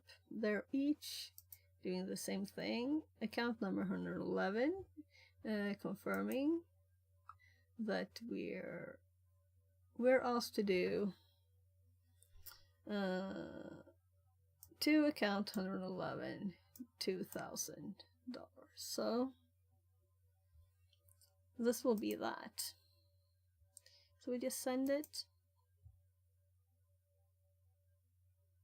and then we look at the account, and the balance is 0. So didn't the first one go through then?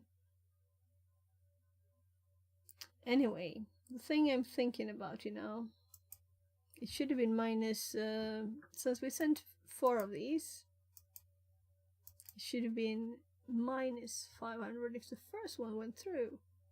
Now I'm thinking it didn't. So let's just send them again and see what it said. I should have looked between, right? Let's follow the redirection for this one. So it should say like you don't have enough money on your account.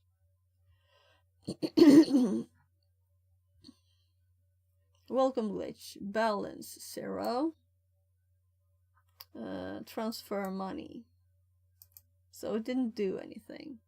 Yeah, so that's annoying because we'll have to reset it, right? So terminate, and we'll read the rest while it's starting again. This would have been less terrible if it's already hadn't required another restart, right? So it's so much, looks like a lot of text, but it's really not, because it's images, right? So attempt to exploit the vulnerability by transferring 2,000 from his account to the account number 111. Fixing the race. The developer did not properly handle concurrent requests in the bank's application, leading to a race condition vulnerability during fund transfers. When multiple requests were sent in parallel, each detecting transferring funds, the application processed them simultaneously, without ensuring proper synchronization. This resulted in inconsistent account balances, such as negative balance in the sender's account and excess funds in the recipient's account. Here are some of the preventive measures to fix the race. Use automatic transactions. The developer could have implemented automatic database transaction to ensure that all steps of a fund transfer, deducting and crediting balances, are performed as a single unit. This would ensure that either all steps of the transaction succeed or none do, preventing partial updates that could lead to an inconsistent state. Implement mutex locks. By using mutex locks, the developer could have ensured that only one thread accesses a shared resource, such as the account balance at a time. This will prevent multiple requests from interfering with each other during concurrent transactions. Apply rate limits. The developer could have implemented rate locking on critical functions like fund transfer and withdrawals. This would limit the number of requests processed within a specific time frame, reducing the risk of abuse through repeated requests. So, the race thingy is I'm thinking of processor instructions instead here, but that's what it all boils down to, right? So you need to have an instruction that sets a value and reads it at the same time, and there is, right? So it needs to check first, this, I guess. So what is the flag value after transferring the 2000? So we need to do this. If you enjoyed this, go to race conditions, where balances shift and numbers soars. Look for an entry and open door. Yeah, so we keep getting these hints, right? We got one yesterday too, I think. No, it was not yesterday. It was, oh my gosh. So they're telling us look more at this one, right? Was it this one maybe? I don't know which one it was. One of them had a question and I wrote it down in notes. Yeah, it's not that one. Anyway, so this, we have a new IP. So,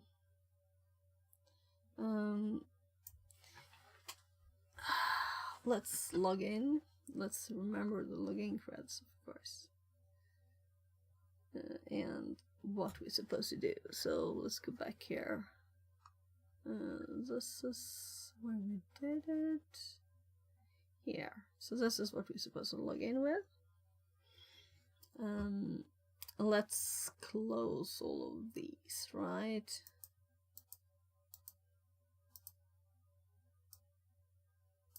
I'm almost restarting Burp because this is a lot of clicks.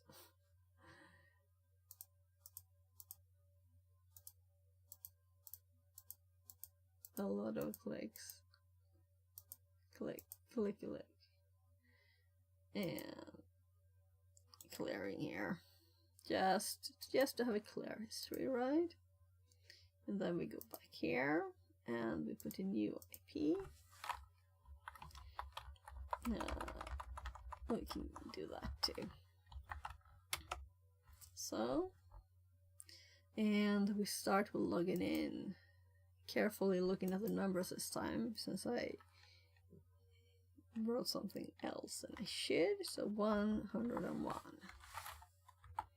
And the password, glitch. There.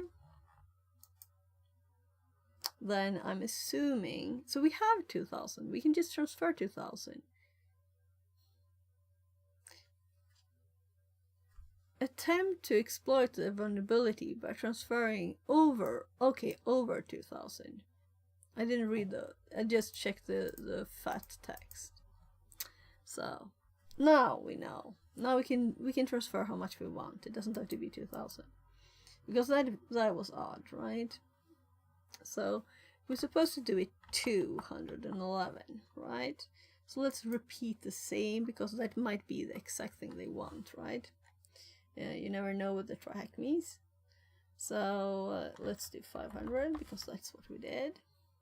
Let's transfer. And this one I had the correct account number.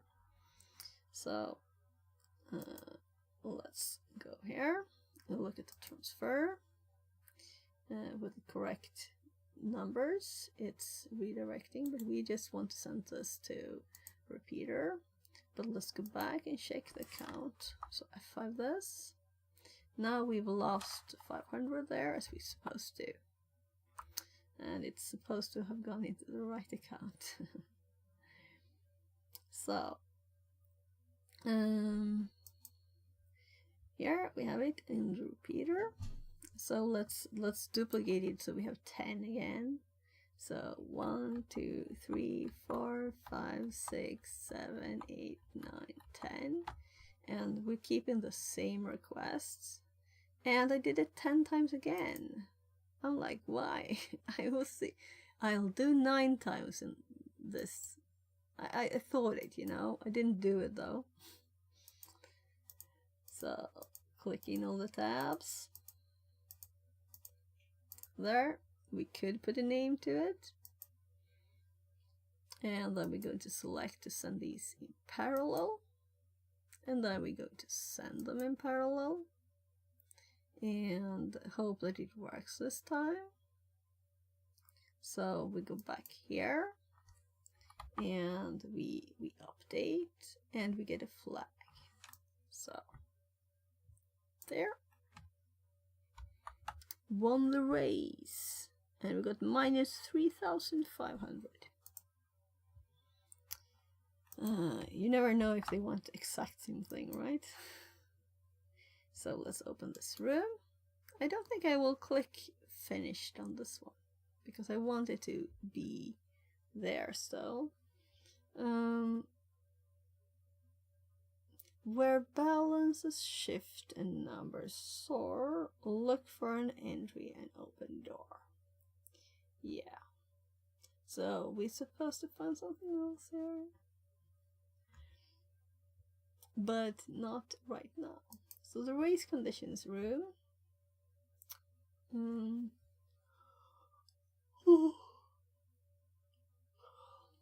So we see them sending several messages. So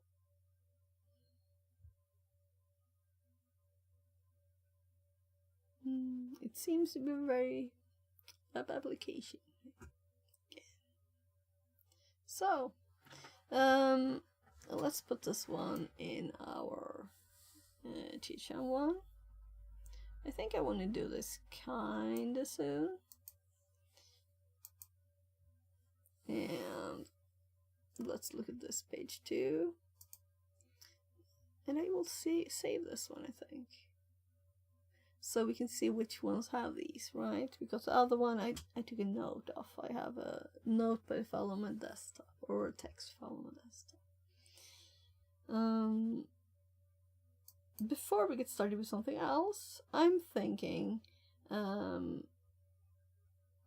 going to go, what was it my kid wanted? He wanted me to make some food.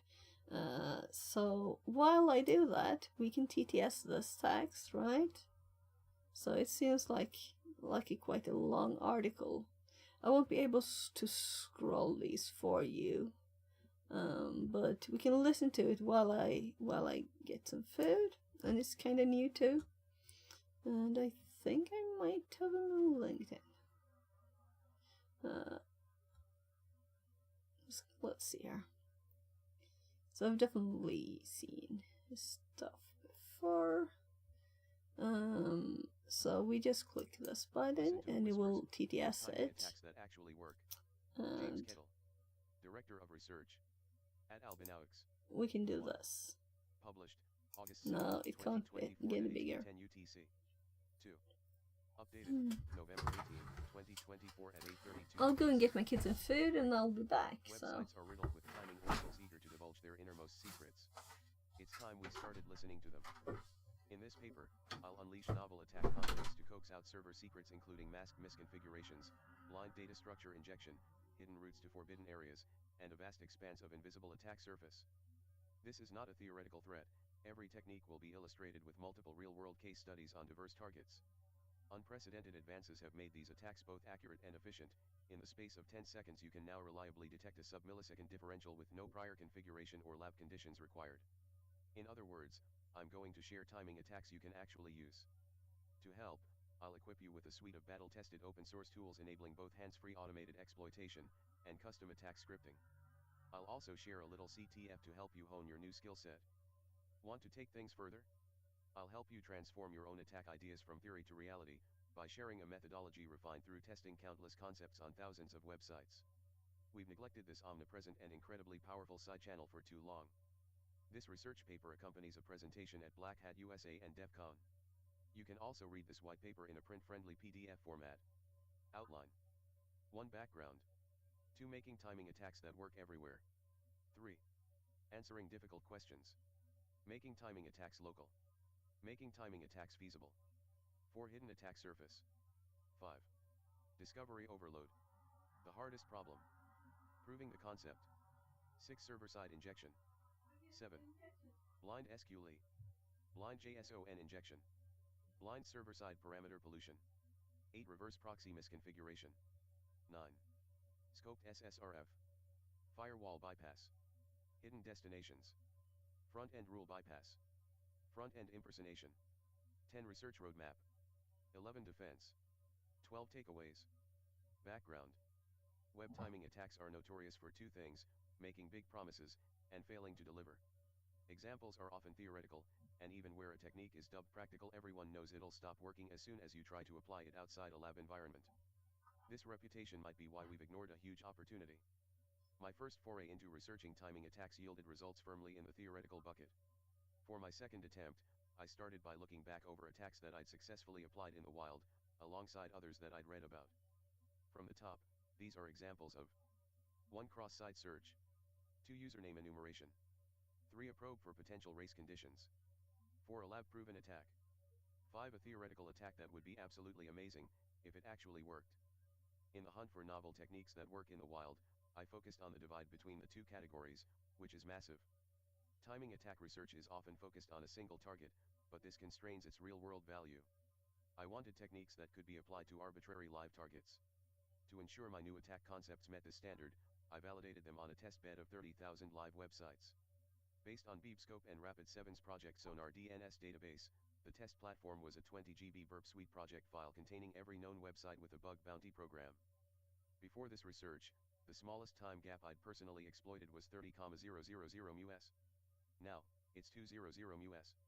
This was made possible by massive advancements in timing attack accuracy, and enables multiple powerful new techniques. 3 key attack techniques stood out as providing valuable findings on a diverse range of live systems: discovering hidden attack surface, server-side injection vulnerabilities, and misconfigured reverse proxies. In this paper, I'll explore each of these in depth. Making timing attacks that work everywhere. All 3 techniques are now available in Perm Miner, so, if you wanted to, you could stop reading and try them out right now. The true value of this research comes from understanding that it doesn't stop here. These are just a sample of what's possible. Timing attacks can take you almost anywhere, but to grasp this potential, we need to start from the beginning. Let's have a closer look at the key factors that real-world timing attacks live or die by, and how to overcome them. In this section, I'll show how to make timing attacks local, portable, and feasible. Answering difficult questions. It's easy to assume that all web timing attacks are exploits, but this is a mistake because it limits your thinking around potential applications. At their core, web timing attacks are simply about answering difficult questions, ones that can't be answered by observing the server's response. I started this research by attempting a timing-based exploit on password resets. It went badly, but nicely illustrates the gap between theory and reality. Many websites implement password resets by storing a secret token in their database and sending the token in a link to the user's registered email address. When the user clicks the link, the website compares the user-supplied token with the one in the database. Under the hood, string comparisons typically compare one character at a time until they either finish the string or encounter a non-matching character pair. This means that the more characters match, the longer the comparison takes. In this illustration, we're using 2 HTTP requests to ask the question: does the database contain a password reset token starting with D7E? The server is taking 1 second to compare each character, so by comparing the response times, an attacker can tell that the token starts with D7E rather than D7F.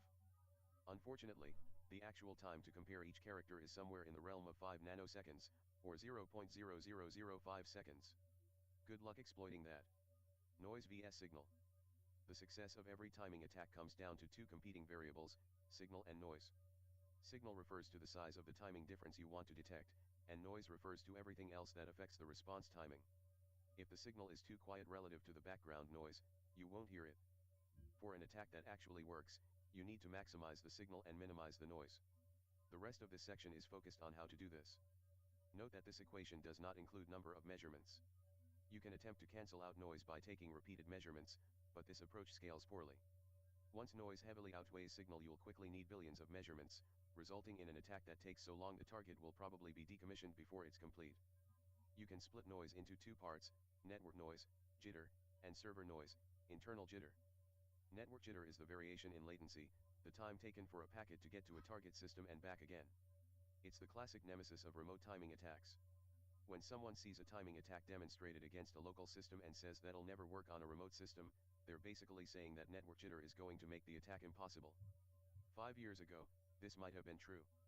Making timing attacks local.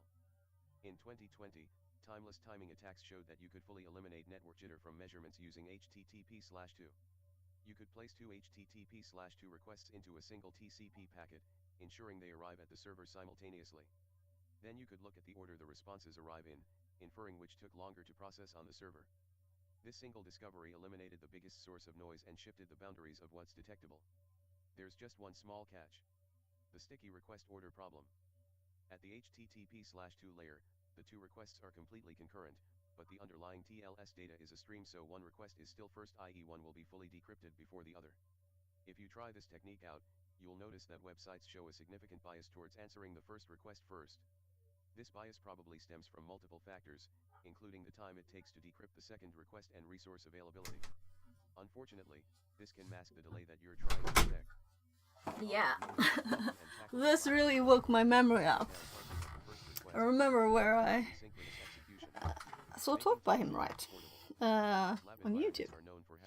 So we could really read that later, but let's just go YouTube.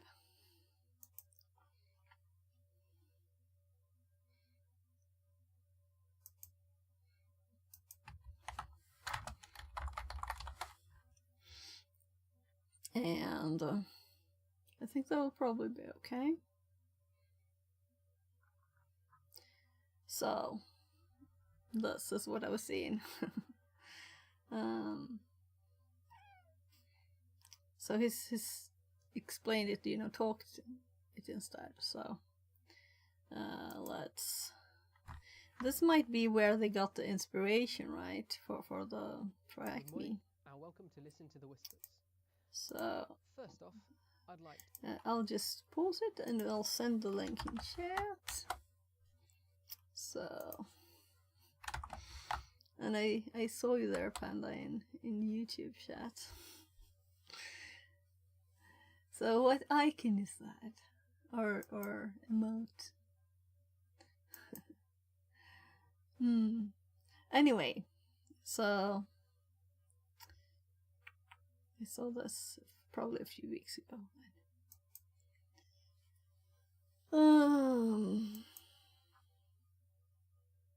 Clean the soldering tip.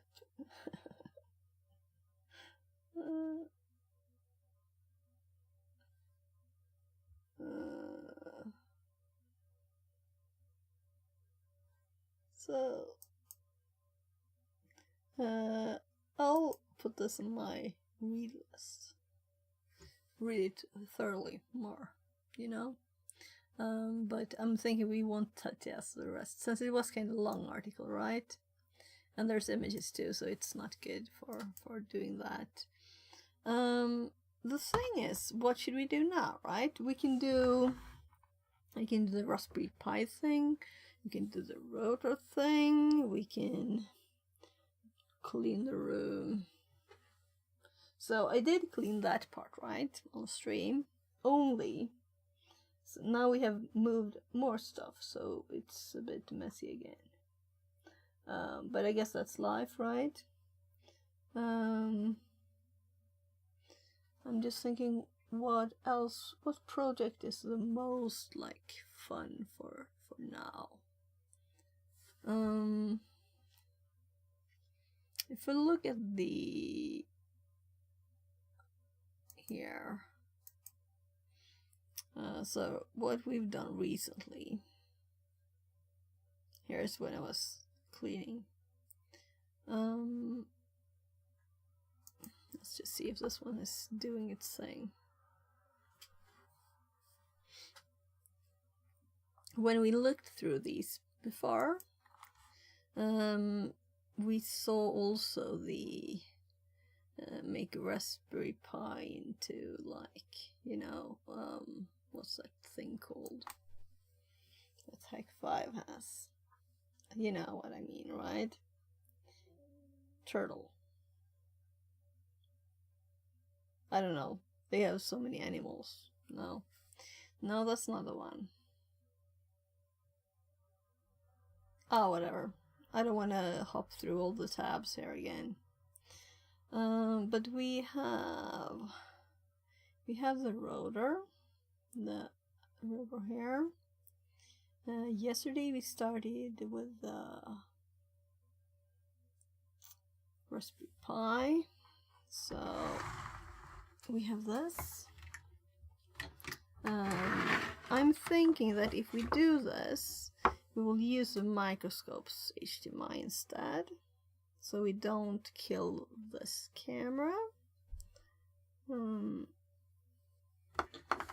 just connect this to something else than this, because every time I plug this into my computer, that camera dies. It took some time to fix it now when I started streaming. I don't know why it did it. I was thinking that if it's all in there when I start the computer, it doesn't matter, right? Because I usually get it running anyway. Very odd. So I can just plug this HDMI in instead of the microscope. Conquering School Teacher says, best viewers on WebLink. Panatong says, What does this device do? So this is a Raspberry Pi 4, meaning it's a little computer, and what we put on here is Raspberry Pi OS, and we can plug it in and play with the connectors on the Raspberry Pi. So it has a cable out, and I've never played with a Raspberry Pi. Yeah, so I bought this cable off AliExpress. It's actually a cable, and it's connected to the connector on the board, right? And it's separate. Let's see if I can unplug the cable there. So it's just a cable into this, and so those two parts ship on AliExpress, and you can play with things. And I have never done that, so also means I've never looked for information about it. Let's put it the other way around, right? So if we want to do this, then we would have to, first of all, get a keyboard and mouse for this, right? Because we can't just... That's why we couldn't continue yesterday. So we need a keyboard and mouse, but also we need to learn what these pins, how we interact with them in the Raspberry Pi, right? So we would probably Google, or maybe we could just ChatGPT it. Maybe that's quicker. We could do whatever. Let's just do it instead of thinking too much, right? We also have the rotor to continue with, but I'm thinking this is more festive for Friday. For celebrating is Friday, right? So let's plug this in. Just do it. Make Yeah. your dreams come true. This is experimentation. We have no dreams or thoughts on what it can do yet, at least. So it's plugged into the microscope, meaning I should be able to go to... Let's see. I can get a mouse while it's starting.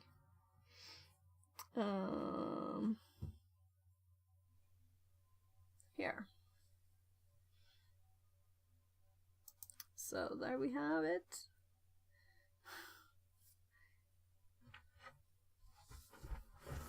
Let's get also a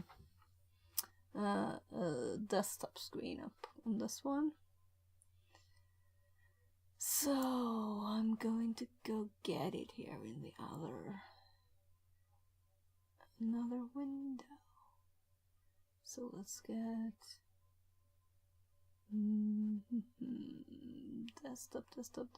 desktop.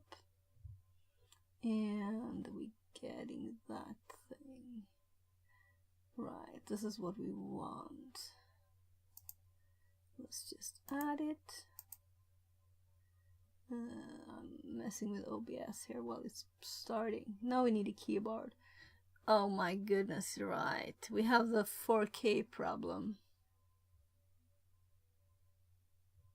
The 4K problem of this adapter, it can do 4K, meaning it does. Well.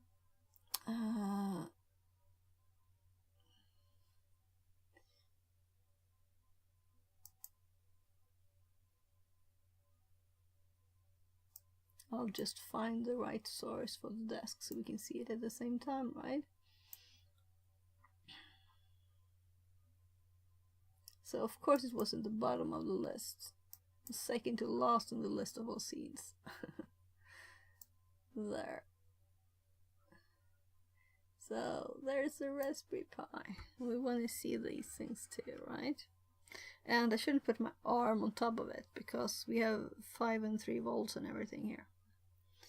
I really like to have the microphone on at the same time though. That's why I did that. This is annoying.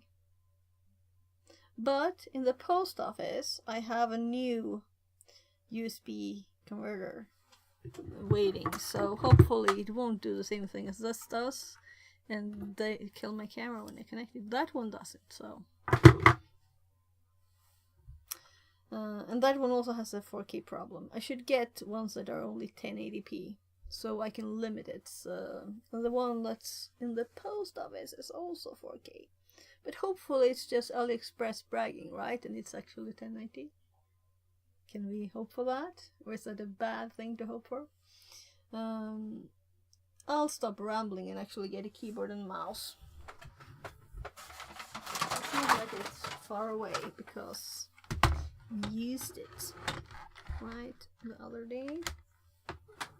So, and the Raspberry Pi has 2 USB 2s and 2 3s, so let's just use the 2s.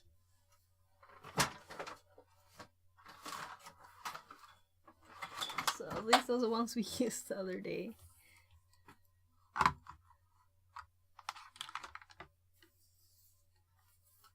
So plugging it in over here. So let's change the title of the stream, right?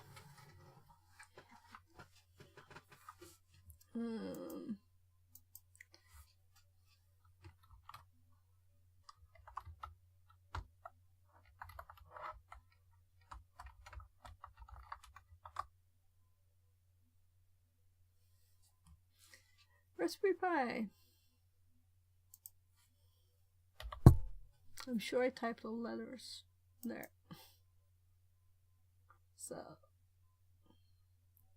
now I can type stuff into there. I need a preview though, so let's open up that on the left screen. Though I think I need it like this doesn't help, it's just tiny.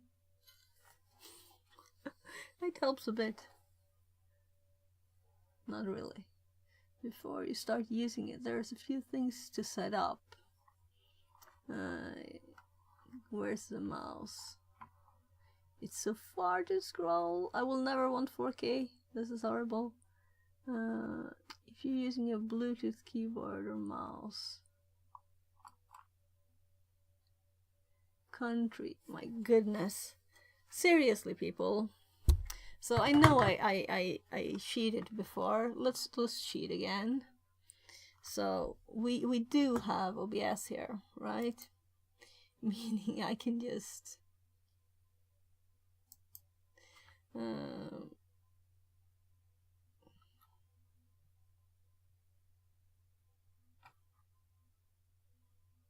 I can change the settings for this, hopefully. It's actually set to the resolution of 1920 1080. And still we get this.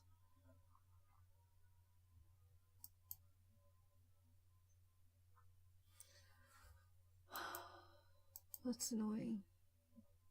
Configure video.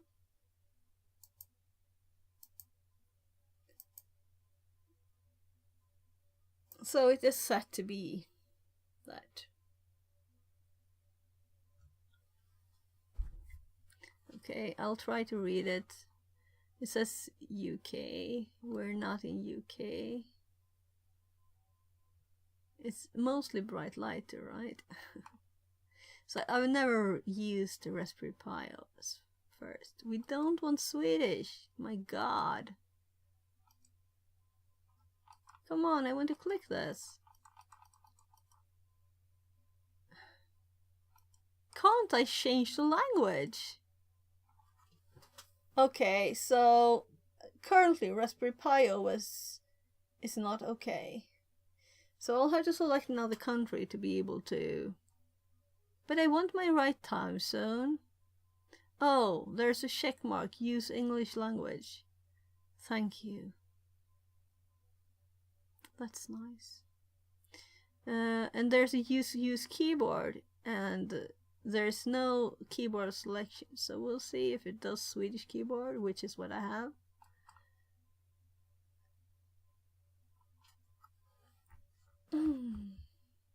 So I'm sorry that it's tiny. It's so tiny I can't see it myself.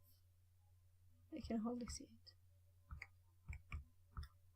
Anyway, while we wait for that thing,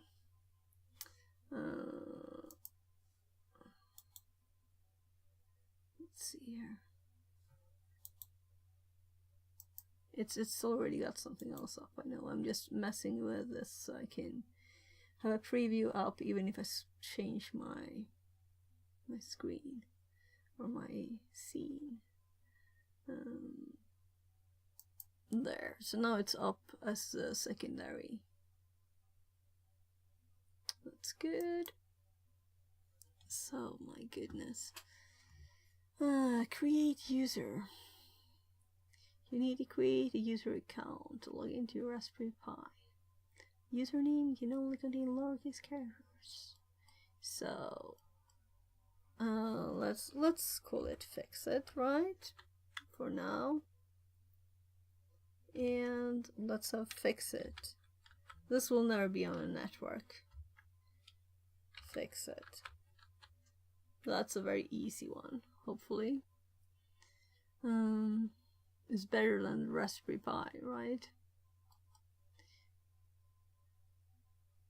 Wi-Fi network. It's searching for networks. Let it do that.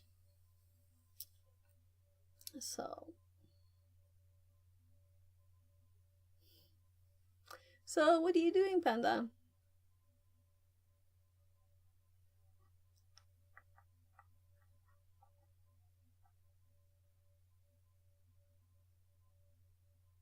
Working.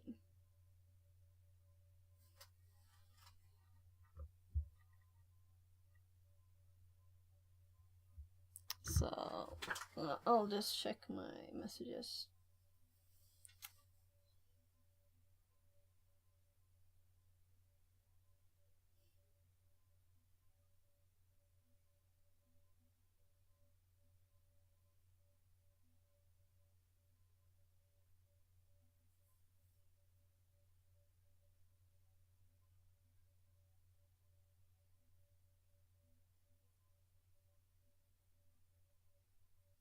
Nothing. It won't find anything.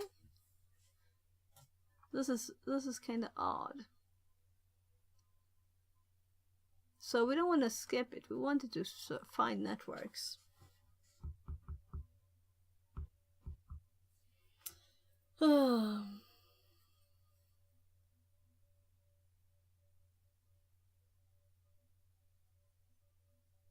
So I'm just answering some messages while we're waiting, and I think we could give up. Is there a way to give this an antenna? We can plug in a good Wi-Fi card.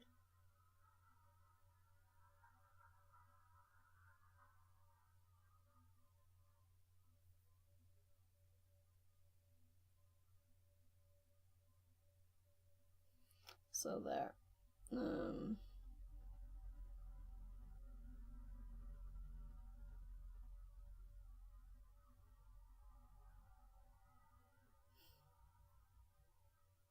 So just my kid's school was wishing him Happy Lucia, which is the day today in Sweden. We put like candles in the hair and walk around dressed as Santa Claus and other stuff, reindeer.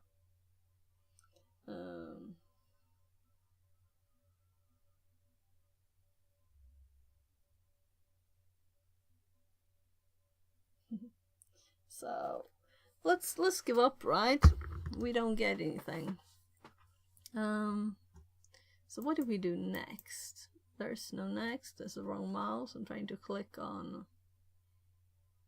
So if we go back and we go next,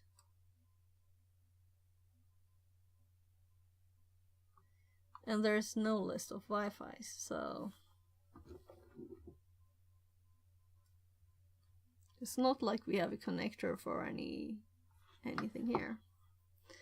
Right, let's plug the network cable in instead. Let's skip Wi-Fi. That's why we have this. So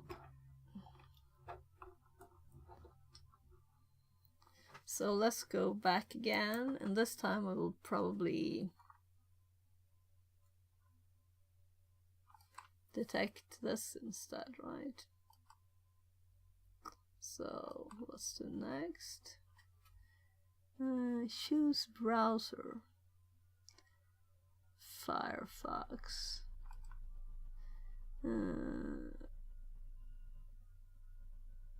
To uninstall the unused browser. Well, it can be there, I guess. So this is an 8 gig card, SD card. I think it's the 8 gig, yeah.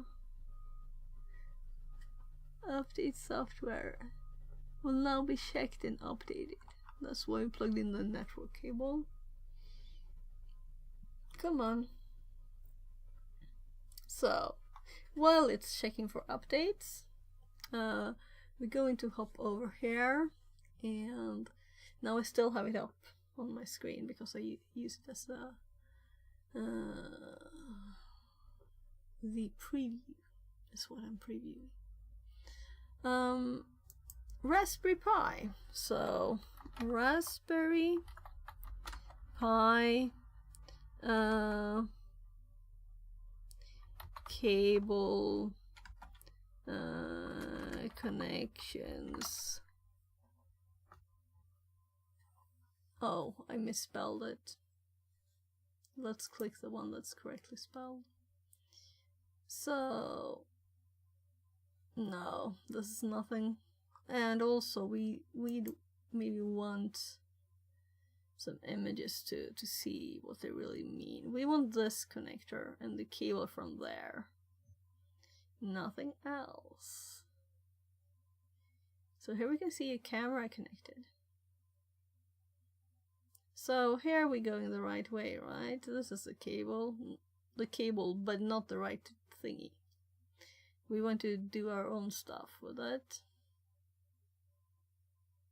So here's a Raspberry Pi cable. That's what I've got. So here they're connecting stuff. But also I don't want a video, right? Is this not a video? Here they're doing stuff. And this is what we have. Let's see if that has any links or anything.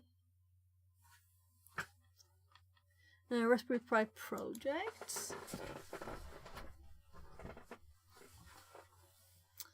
And we have a few ones. We can start with these.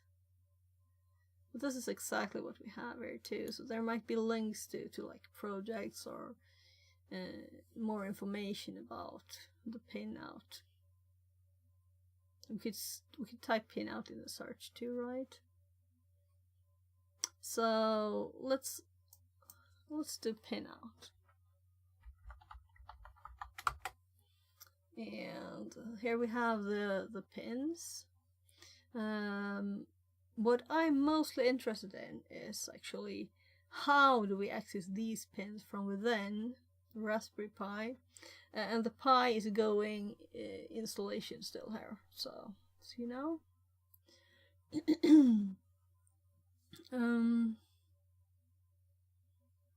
But these are always nice. This is Raspberry Pi's page, their own. Here's information. Let's click a few of these.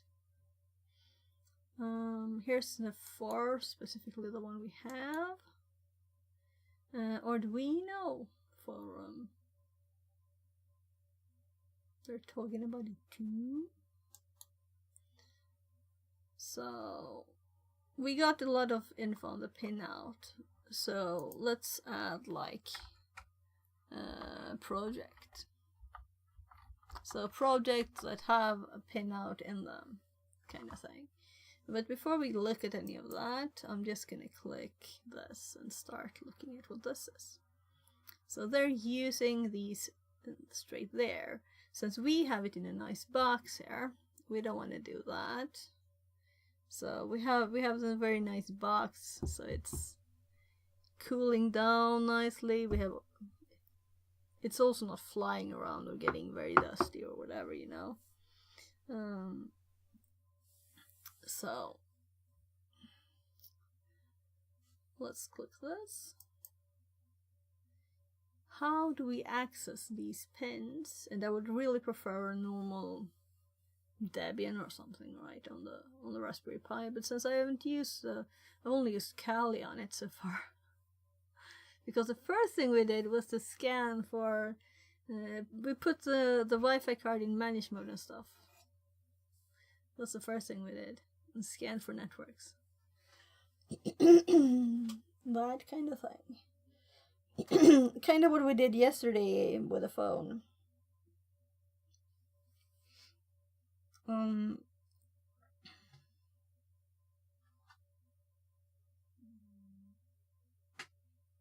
How to connect it up. And why connect? The advantages of serial USB. You won't need extra keyboards, mouse, or external display attached. Oh, okay. So they're connecting TTL to it. Yeah, I could have read the image here. It's TX RX. So if you want it, this is a Pi 2 too, it says. So that's why they only have those connected.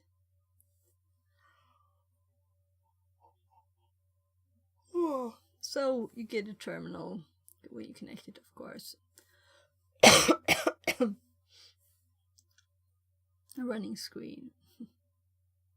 Yeah, we're not interested in this. So that would explain how they use the pins, right? We don't want to use them like that. We want to use them to connect something else. Maybe we want to connect a sensor or something, right? And get some data in. And now I would really like to read what the pin out is. So let's go to one of these. Let's go to the one that's actually Raspberry Pi.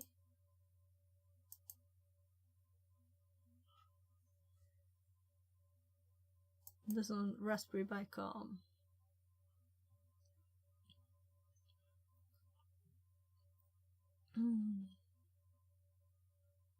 So B indicates the presence of an Ethernet port. A indicates lower cost model. So GPIO 26 pin, GPIO header 40 pin.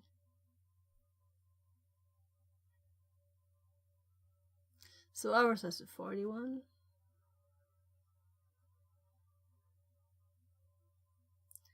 So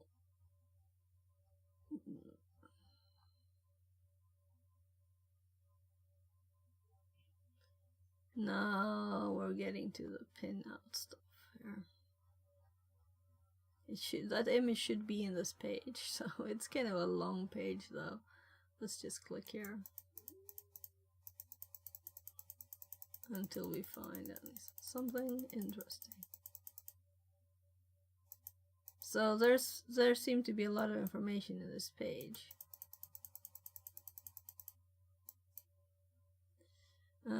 Let's see. So yeah, I thought so. It hops it's just one file or document or whatever, right? And it just hops to the stuff. What we want to do is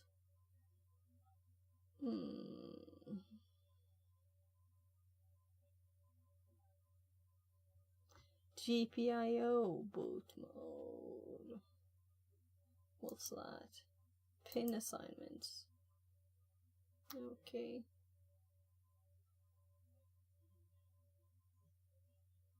And it's also talking, but only on the 3B there.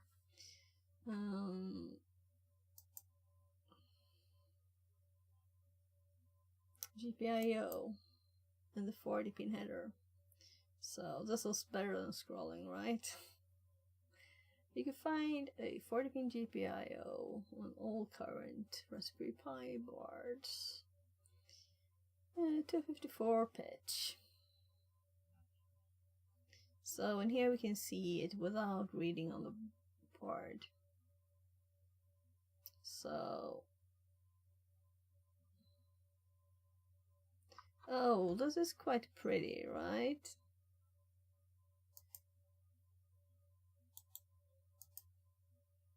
So let's actually make notes on Raspberry Pi. Why not?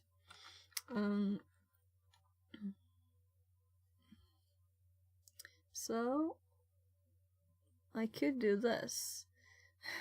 So now you're actually looking at my preview of the other view. So that's easier for me to do actually than to find the bottom at the bottom. Switch into the right screen. So it is up to date now. So let's restart it.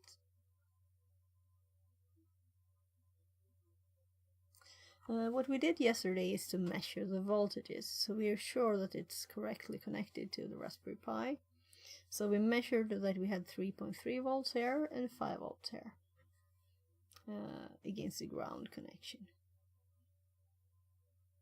And it was correct. So it is these things that says here, they're correct. So I'm assuming I could quite easily put the resolution down to 1080p now, so we don't have to get blind from reading too tiny text.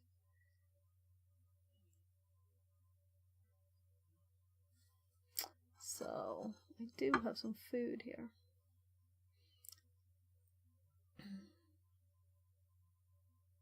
I'm like, do I have something on my nose? No, it's just dirt on my screen.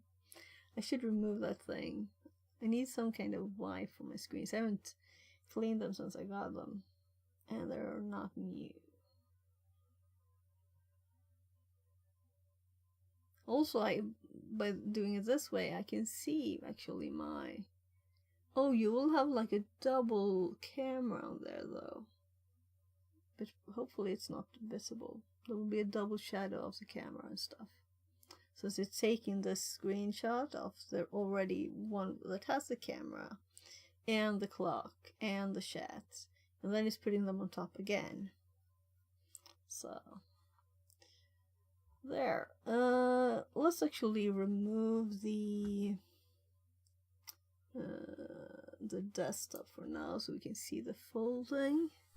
I will definitely... I should have like a magnifying glass instead here. This doesn't really help because it's too tiny. So I can't see anything. So let's see. We want definitely preferences. We only want preferences. And we want screen configuration. And we want to be able to see something. What?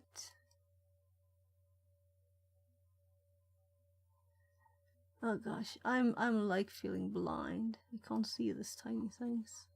So it's 4K on a 1080p monitor. So preferences and screen configuration didn't do anything. Let's just search. Let's Google it. This is the most important thing we need to be able to see, right? Raspberry Pi. Pi 4B. Change 4K to 1080. So where on earth? I'm typing on the Raspberry Pi.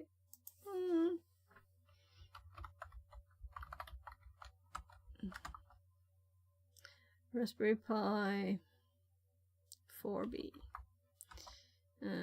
Change from 4K to 1080p. Force 1080p on 4K monitors. It's not the monitor that's 4K, it's a converter that can handle 4K.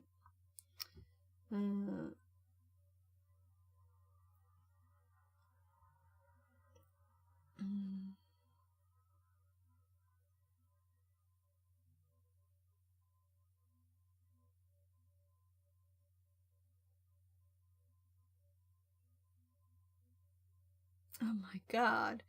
If it was this easy, do they think they would ask? We'll show you a list of outputs you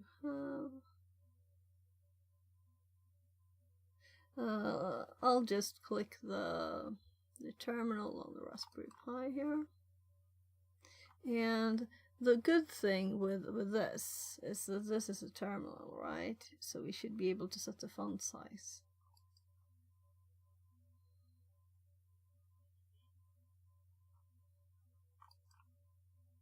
So the letters are like 3 millimeters big, it feels like.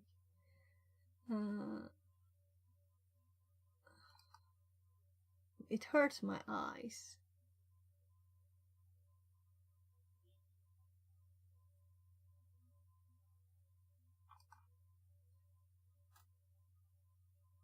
It so hurts my eyes.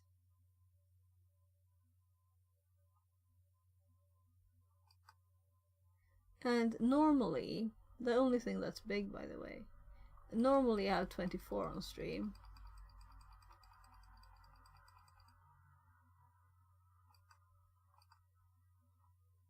Let's do 30 and do OK and make this big. This is better.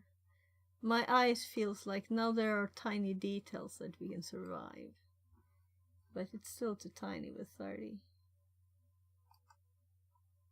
So we need more size. Let's go 40. And then we can't see anything when it's getting there.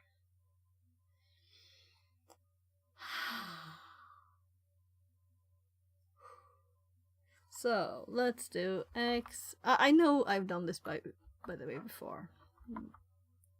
I'm typing on the wrong keyboard again.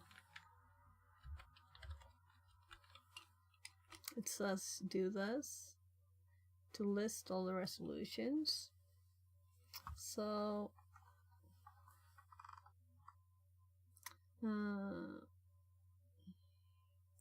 yeah, connected.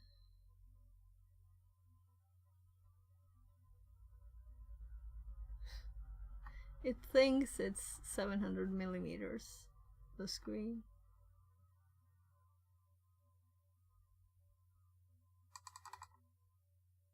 With 4K on it. So it's not really what it is. It's not 70 centimeters. And it's not 4K. So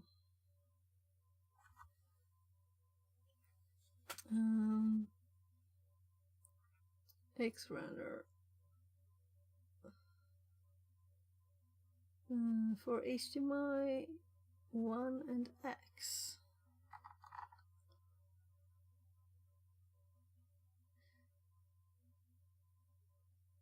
Minimum 1616 it says, by the way.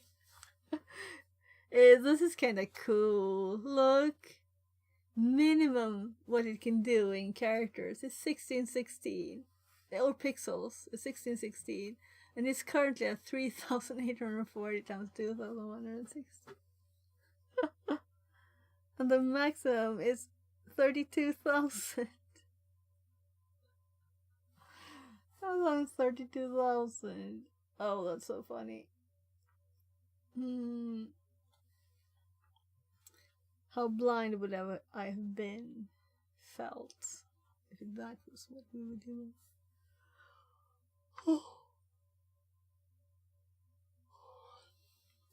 So let's actually read what they say. Code select all will show you the list of outputs you have. Example from my current. For HDMI 1 and HDMI X, you can add below to command line.txt. The output name is HDMI AX. Replace X with the correct numbers. And we already saw that on the screen settings there. Add them all to the beginning of your kernel command line. So the kernel command line, how do I change that? In case you have other output names as well. Do the same for them. So that didn't say enough, right?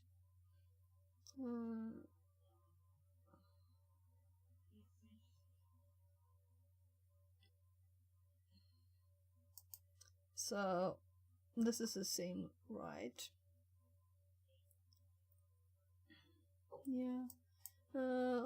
Let's put this in Notepad.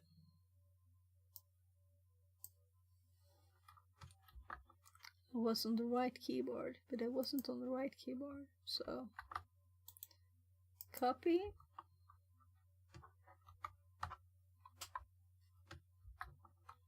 There, and we're going to change this to 0 because it is 0, and we don't know where to put it though.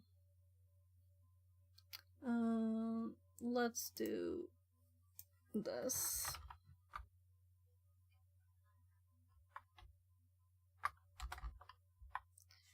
There. That's what we know so far. Well, also the beginning.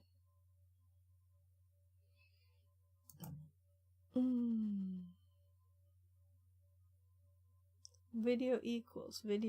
Okay, so we just need one of them.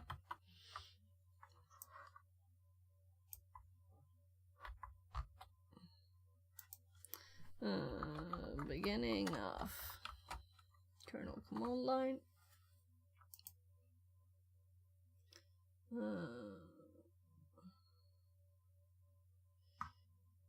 This is weird, but Thunder won't work. It will just freeze.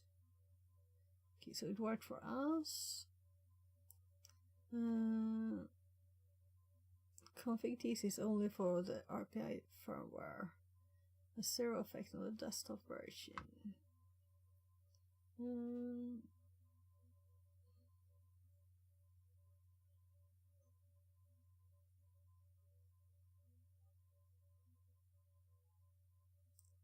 So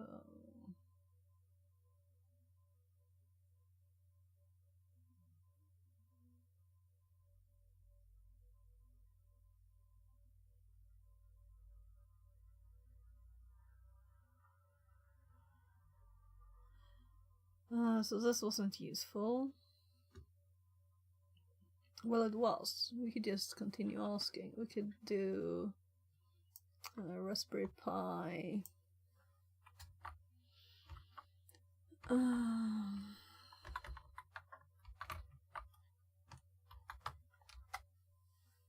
How to edit the kernel command line.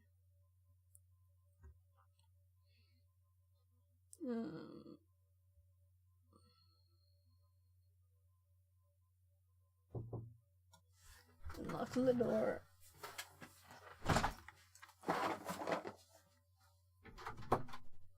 Isla. Vill du göra nya... Jag kommer. I'll just go help my kid for a bit. I'll be right back. Let's put this one up. There.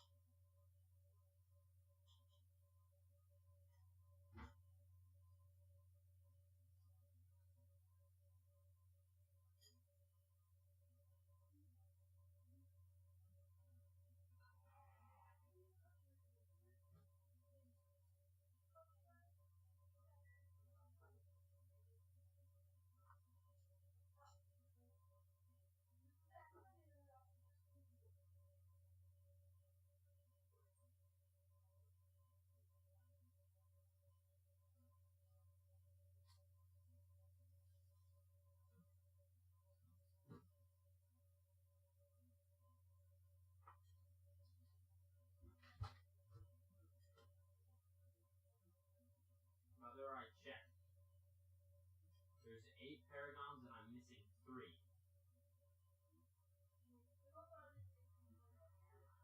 Yeah.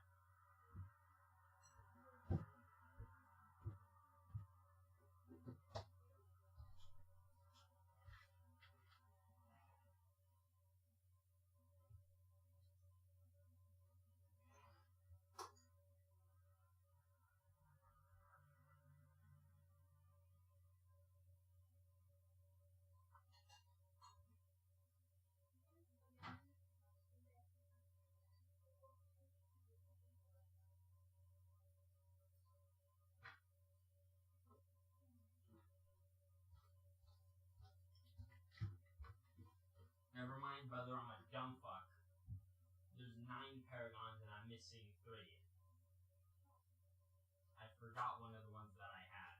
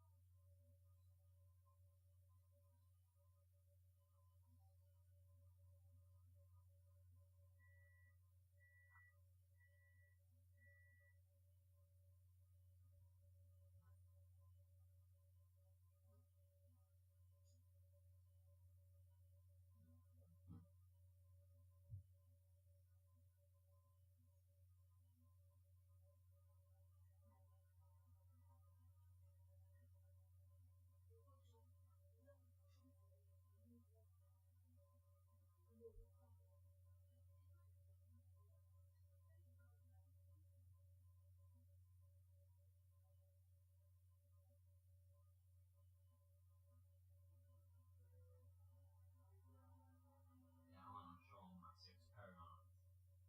Yeah.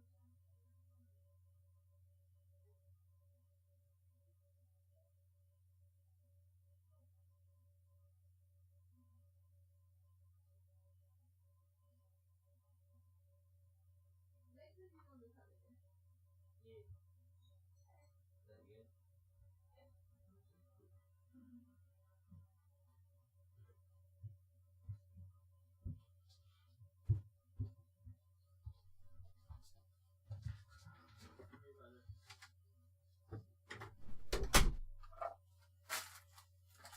Oh, sorry. I helped my kids with some ice cream, so I had to get some myself too.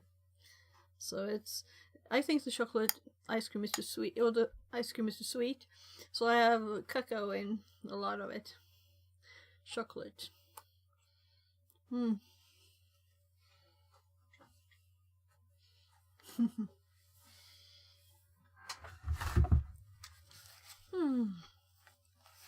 There.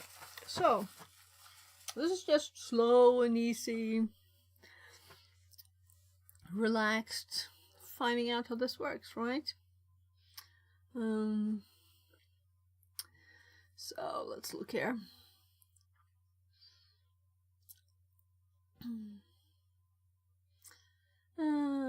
This is a question, so let's not look at that.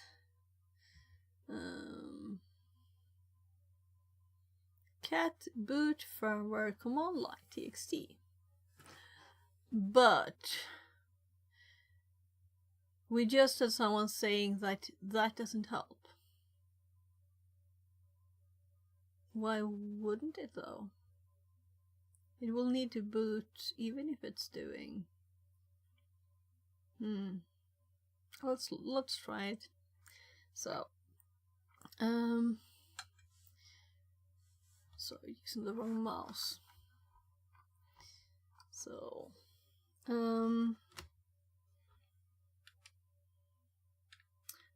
we can just cat it first too. The only thing that's the right resolution is because we have 40 points text.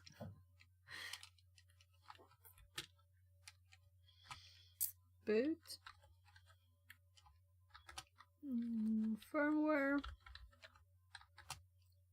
And we'll have to put this in notes, otherwise we will have to redo it again. So, yeah.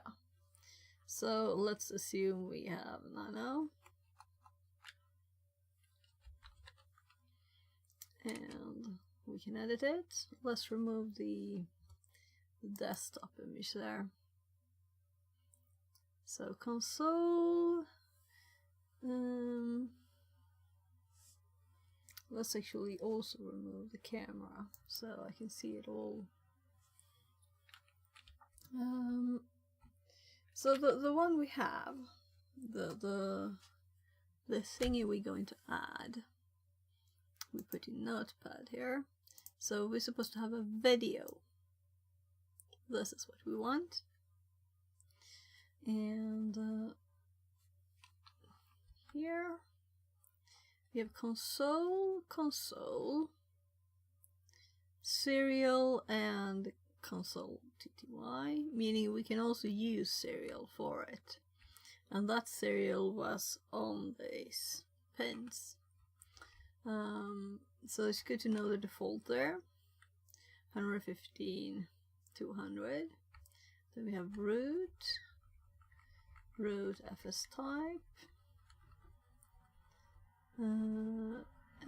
FSCK repair, root with quiet, splash. Yeah, so we saw the end there, that we want to put it at the start, which is what we have in our notes. So let's just type this here. So we want video colon. Where did I get the colon from? It's later. It's later. HDMI A 0. And let's confirm this again, because we could see this when we tried the graphical version, which I can't see this really, right? So let's go to screen configuration. And it says, oh, it's A1. So HDMI A1. We must use 1 then. This seems to be the right thing. Let's do 1. Here's the colon. And then we have 1920 times 1080 M at 60 D. So so I changed that to 1, and I hope that's correct, because when we run the command before to check the number, it says screen 0. So oh no. We can't edit it, that's why it's not saving it. Oh well.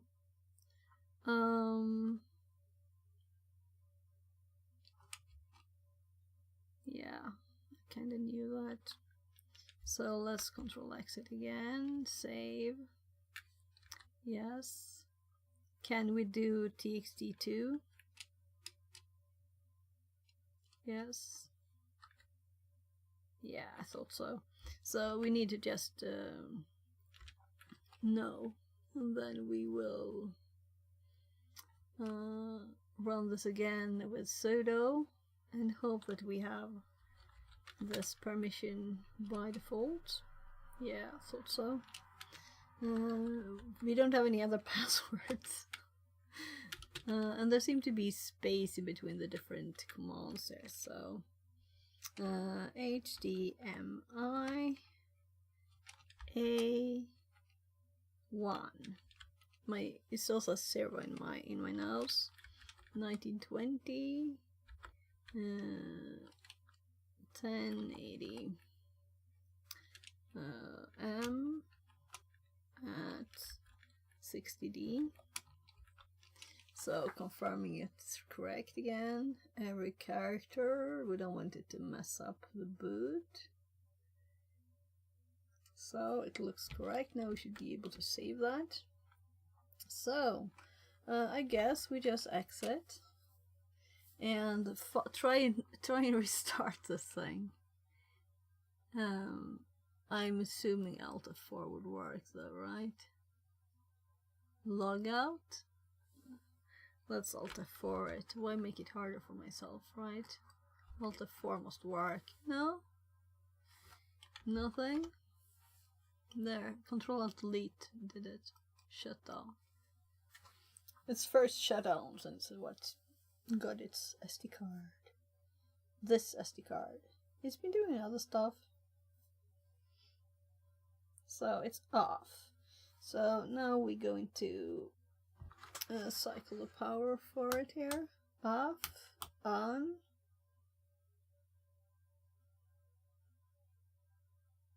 There I can see power on the RJ45 lights going on. So I shouldn't forget the ice cream, right? It will melt.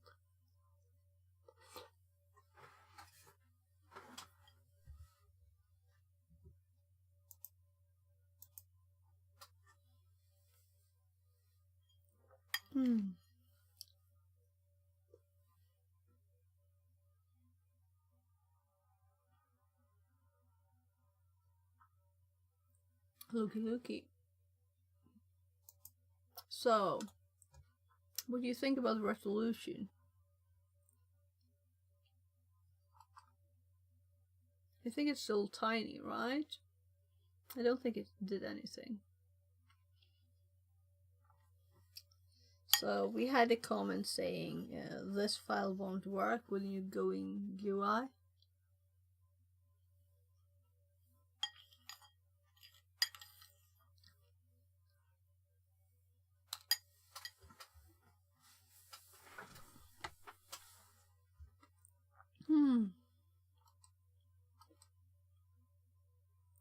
I'm very happy right now that I'm more comfortable with the command line than with the UI stuff.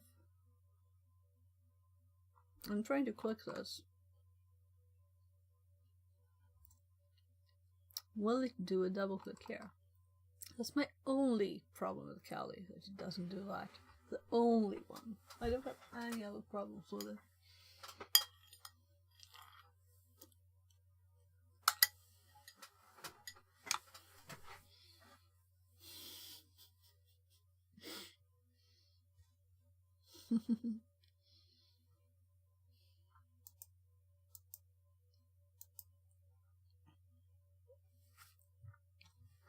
Okay, it's slow, and I have to use the right mouse.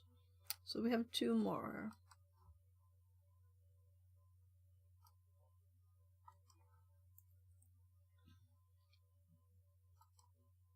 So using mouse on this is not nice because I have to move it so long. Anyway, now we can type. So it remembers history, I'm assuming. So let's instead cd to boot firmware and see what's there.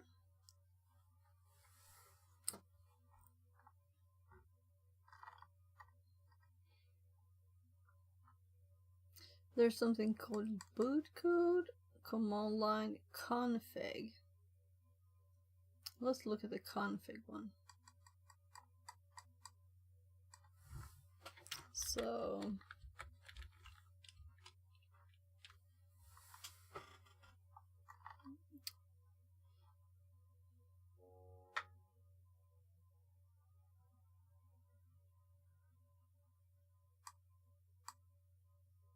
display auto detect. So we want to set the display, not get it auto detected. I don't think it will work fine to just change it, right?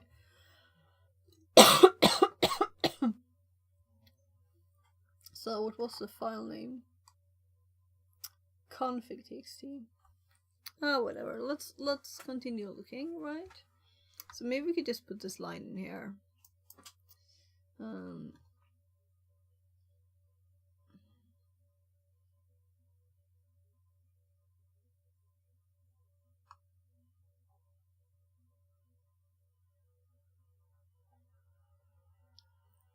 Yeah, so they're doing the same thing.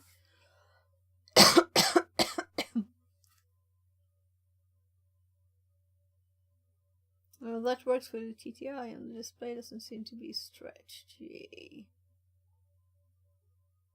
But the graphical login in desktop still does 1080. I think I will need to configure Xorg separately. That needs to be set from screen configuration or manually in config Wavefire ini. So we have a name for a file. Let's go back there and let's cd. So we hopped over here.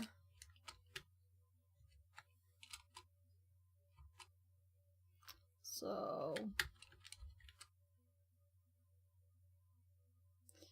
I'm thinking config is not here, or is it?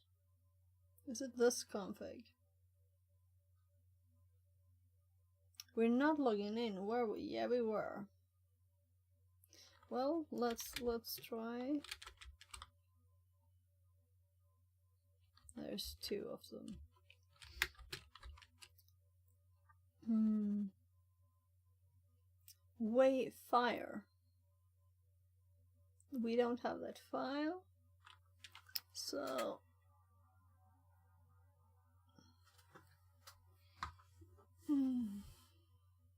Wavefire ini. So we just create a file.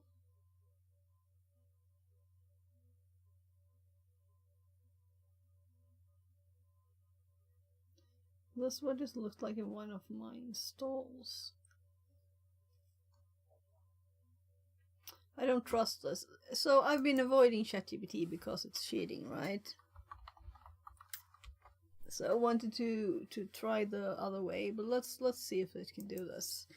I have a Raspberry Pi 4B. I connect with a 4K HDMI to USB and get 4K view on my 1080p screen. What do I need to change to make it 1080p? Always. No auto detect. So to force the Raspberry Pi 4B to output 1080p resolution, disable auto detection. Follow these steps. Edit this config.txt file, which is what we just did, but we didn't add these. Add or modify these lines.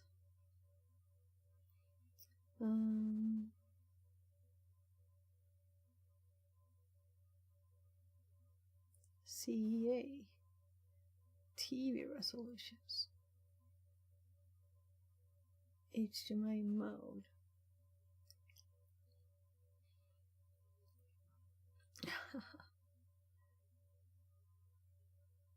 Control 0, enter. So Control SX is much quicker. It's much the best way to save it now. I was like, what? Control 0? What's that? So let's go back and edit the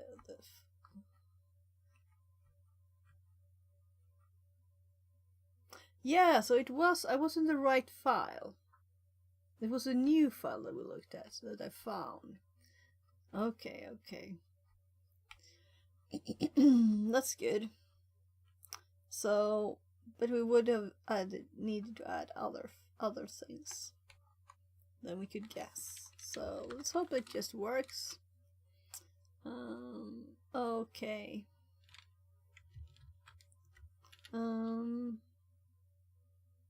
Yeah, I switched directories.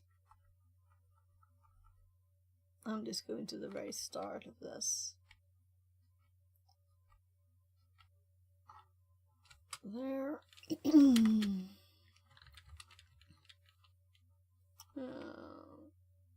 We just do that.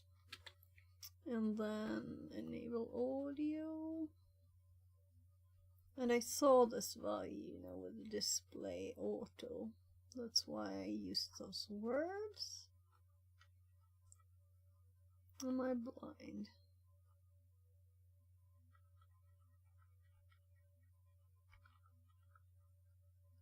Yeah, display auto detect, right? So I'm kind of thinking we're supposed to remove that one. But let's type the new stuff here. So HDMI underscore force hot plug equals 1. Sounds odd. HDMI group equals 1. So I don't care, we haven't done anything with this one except for changing the font size in the terminal. Otherwise it's just a clean new Raspberry Pi SD image that we could make a new one in.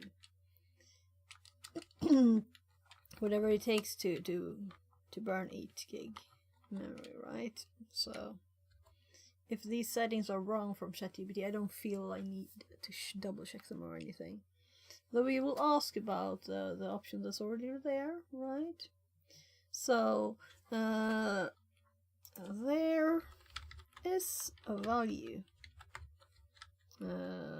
present in the file. Oh gosh, typing on the wrong keyboard. Ah, that's so annoying. Right, you didn't see me do that either, did you? Because I was hopping back. So sometimes I switch only on the switch screen and I don't actually click, so I type on something new. But now it's an actual keyboard I need to move to, right? So what I need to do is also let's enable the desktop so you can see how hard it is to type here. And we click here.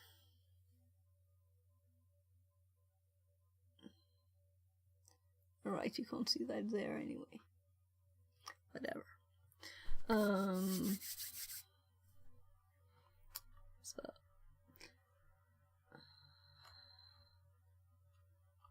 there's a value already there. Now I can't see it because I scrolled. Display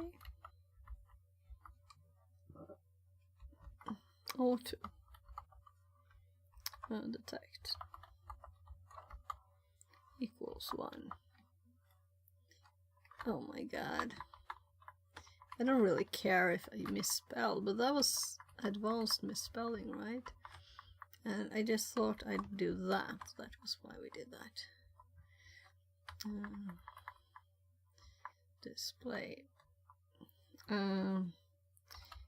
should I change that? So, yes, you should modify if you want to disable automatic resolution detection, change it to 0. The setting combined with the directives will ensure your Raspberry Pi outputs 1080 consistently.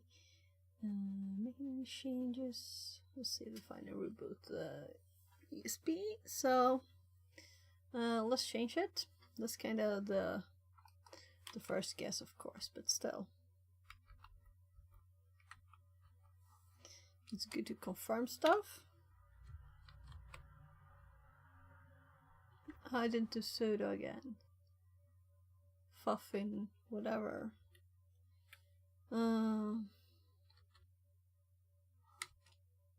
So we can copy stuff, right?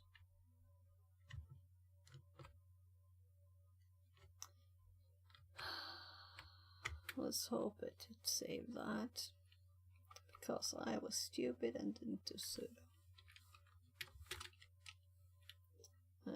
Let's go down.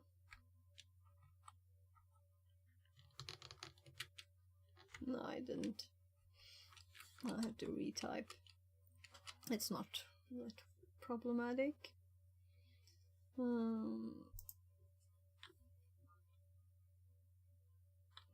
HDMI first. Hot plug. It's mostly that it's like an uncomfortable position to be typing. You should probably sit better. Equals 1.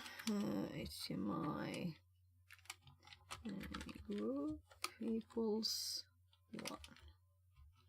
And HDMI mode equals 16. There. Now we should be able to access it. And I'm just gonna go in there again to confirm. So let's just, I'm just gonna kill it because that's quicker, right? And my ice cream is melted. Melted ice cream.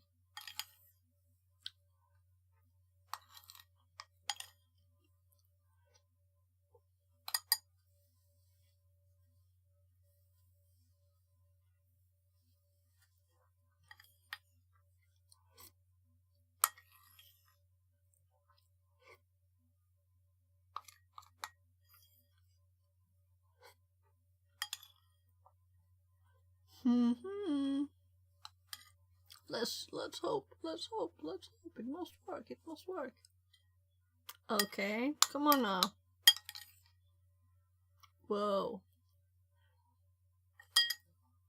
I don't think it worked.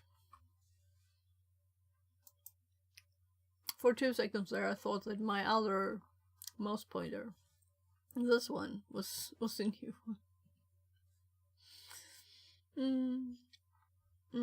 So let's go back and complain to ChatGPT.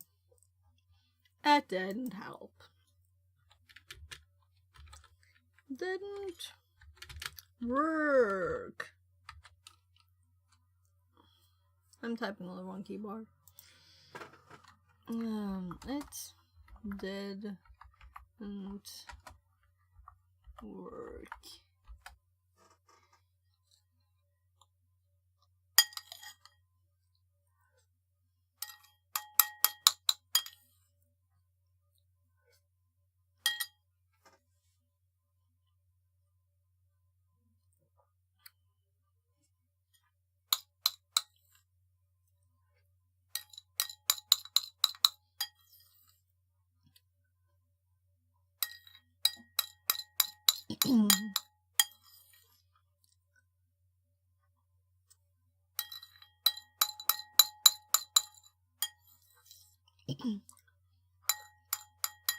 I don't think it's the HDMI port matters.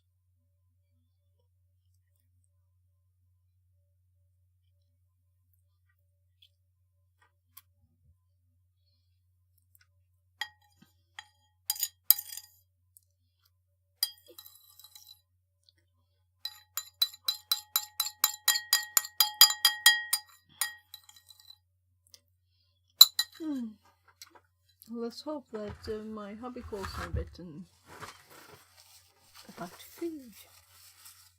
So let's see. Actually,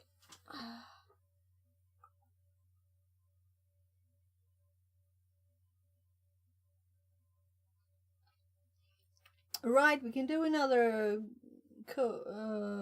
Advent of Cyber today if we want to.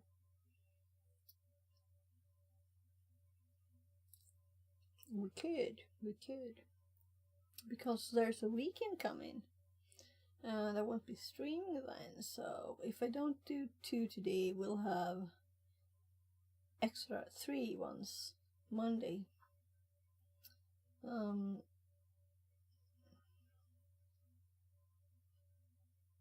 I'll just send my hubby a message.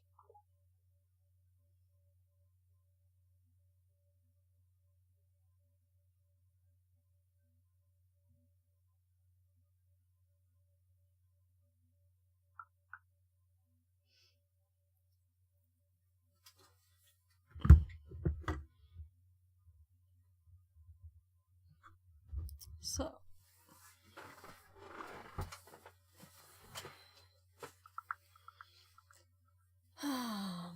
let's go for the settings again then.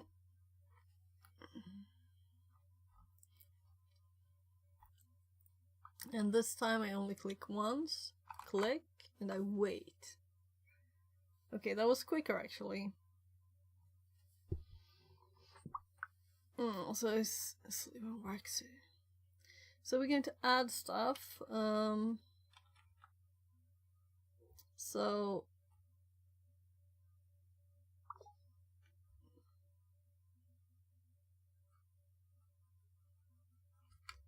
how come those were the only ones in the history now? This is quite interesting. I didn't remember that we actually added another file.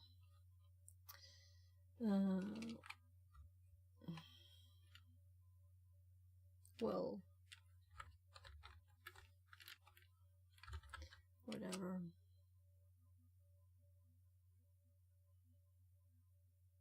Oh, that's why.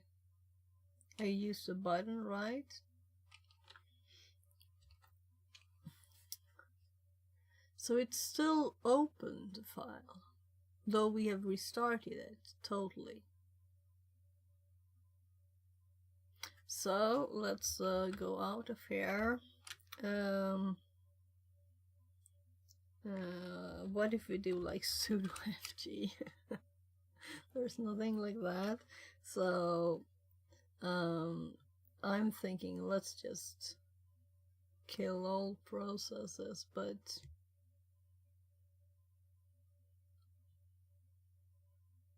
I don't really care if this is neat and nice. We can mess with it later.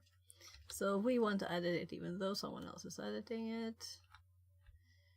And we want to add a line. Let's see. Force hot plug group 16. So they're just, it's adding a line here called disable overscan. So I'm kind of feeling we should check what people say instead of ChatGPT now, but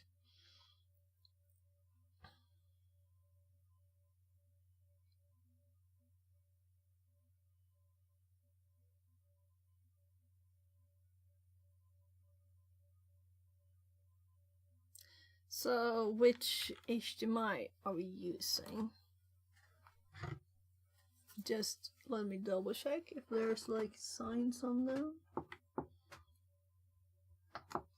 It says use 0, otherwise add this line, right? So, but we kinda knew we were using 1, so no, we're using 0. It's only called 1. Let's skip that for now and let's see what it says more. Verify bootloader and firmware. So we just updated it when we installed it.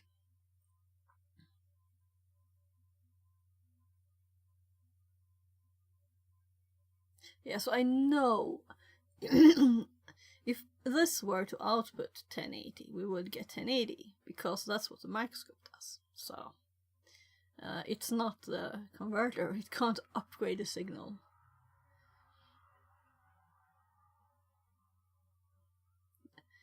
Yeah, I'm not happy with ChatGPT. We could just also do the same thing, you know, again. Or Google better. So let's save the new line. Unsure if I actually edited it correctly, so I'm going in again. Disable overscan, and all the other words seems to be spelled correctly too. So Control Alt Delete and reboot.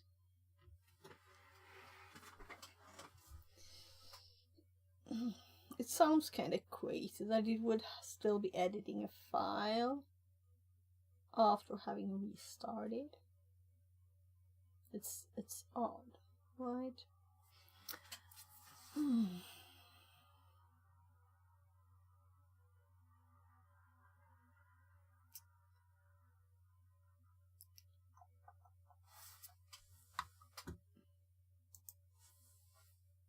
I should move it instead next time. So we can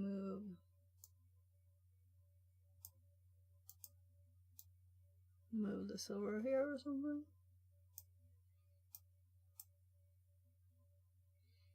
So we can still see stuff. Wrong keyboard. No, it's not moving.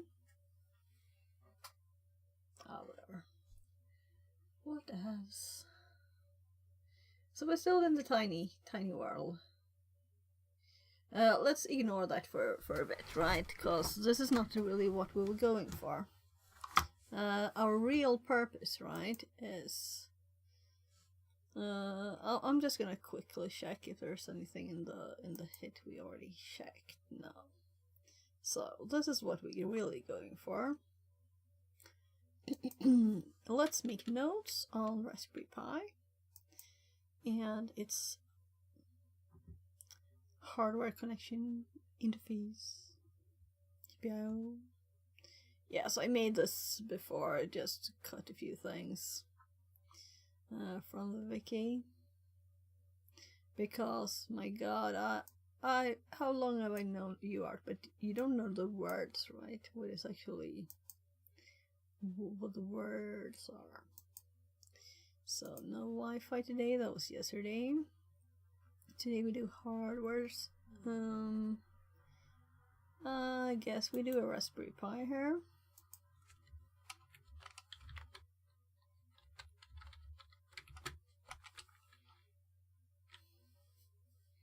Which keyboard am I typing on? Raspberry Pi. This is going to annoy me a lot. So let's actually put this to the side when I'm not using it. The cable underneath the mouse cable because it can still be there. Well, there. Now let's put this closer. Now I can actually type easier.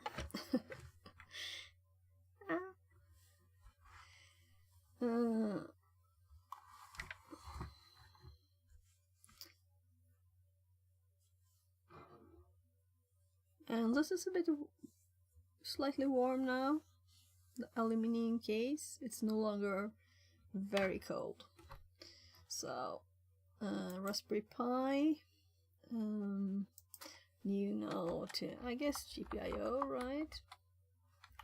And let's do Raspberry Pi 4B because that's what we're looking at. And this connector also shows us that 2, 3, and 4 and A plus B plus has this connector, right? So let's copy that and paste it here. And this will tell us the basics. We have 3.3, 3.3, 5.5, where we can clearly see the grounds. And we're not going to change the EEPROM. So those we're not using. And then we have the 2, 3, 4, 5, 6, 7, 8, 9, 10, 11. And I don't see a 12, so 13, 14, 15, 17, 19, 20, 21. I'm actually almost feeling like typing this, right? So why is it 2, 3, 4, 5, 6, 7, then it's 9, 10, 11, and then there's 13, 14, 15, yeah, there's 16, 17, 18, 19, 20, 21, 22, 23, 24, 25, 26, 27. That's the highest one. So is there no 8? No 8 and no 12. So then I'm guessing this is 8 and this is 12.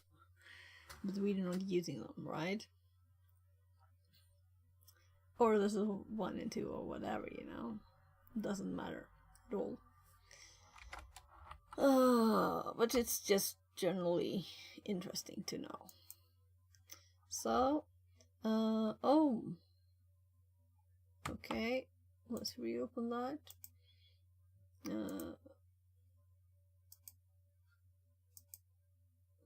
Okay, let's close it again. So it just hopped to the wrong side. So we also have this image. Can't click that one. So now you can see it a bit better. Here we have a bit more information about the pins. So 2, 3, 4. And we can see more about them. And here we can see that 14 and 50 is TX and RX. And we saw that on an image connected to the computer. We just type TTL to USB as a way to connect, not have a screen, just have terminal easily. Maybe we should just do that first, right? Let's connect it to TTL. So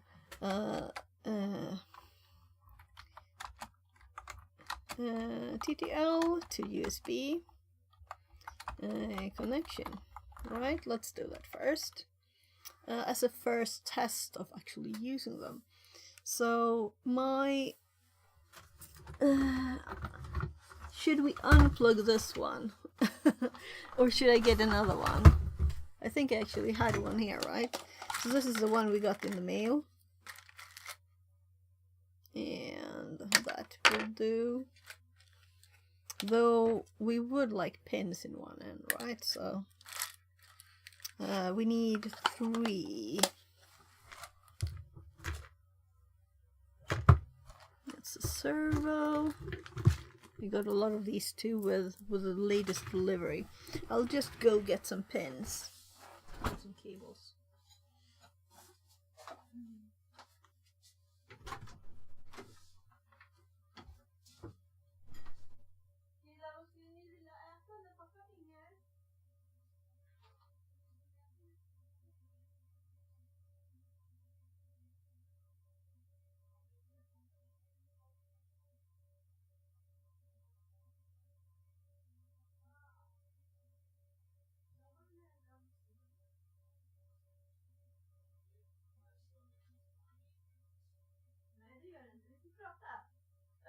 Vilken båda du vill ha?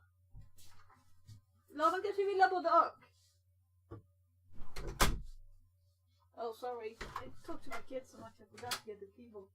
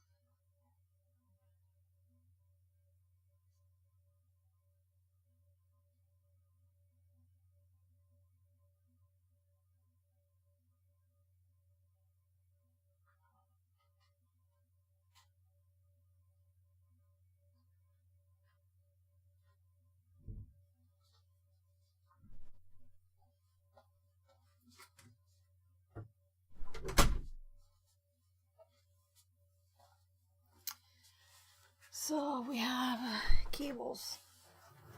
One gray I found and two with color. I don't know. I think I like to have like, yeah. So it's yellow and green on those two. I like to have those colors on TX and RX cables. I don't know why. Whatever. Let's just plug these in. I would like the microscope now, but since we're using the microscope HDMI for that, let's just see if I can see this. Oh my god, the plastic, you know, it's reflecting the light. So yellow. I really can't see this. So this means I'm gonna zoom. Okay. So we have TX, and then it looks like it's probably saying RX there, right? TX, RX.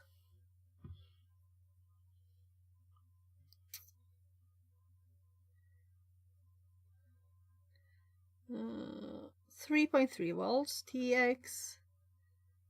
I can't read ground and 5 volts, so this must be the RX. Even though I can't really, it's just a mess. It must be RXD there. So TX, RX, ground.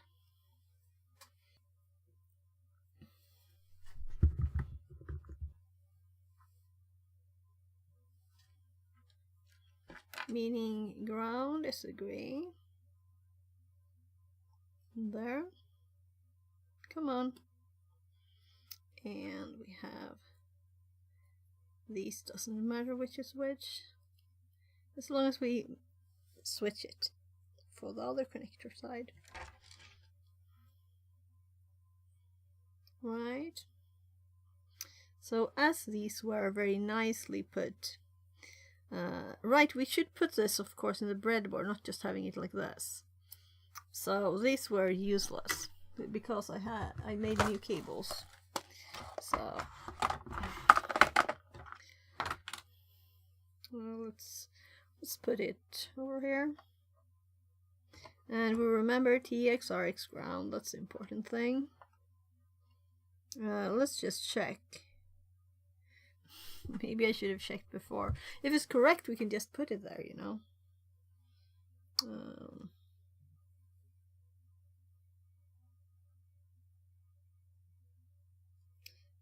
It's actually ground TX, RX.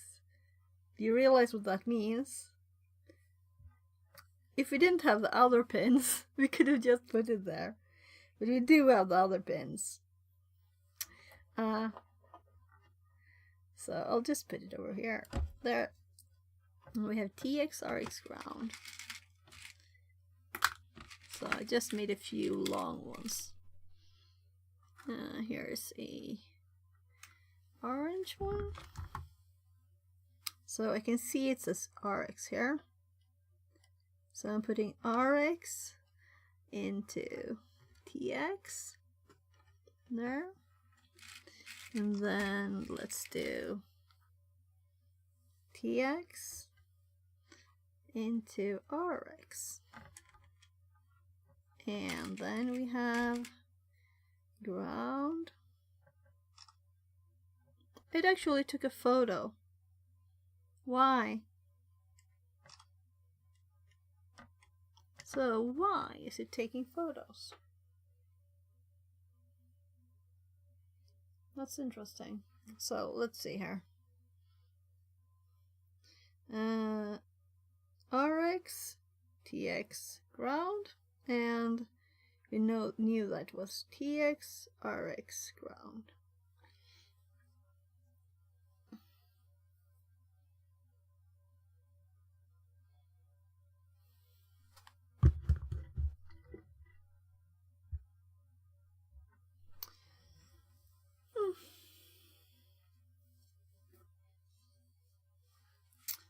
So, a bit of dirt here that I know that came from. There. So,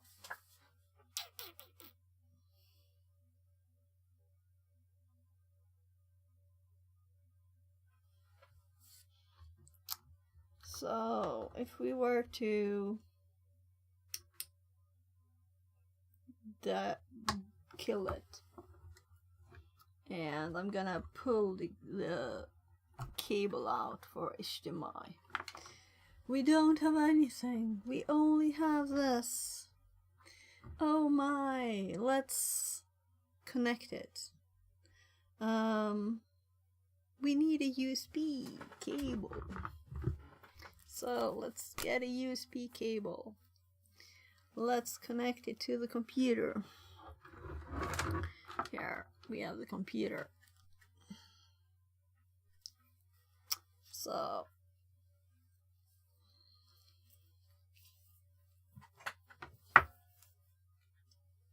we have USB computer, USB to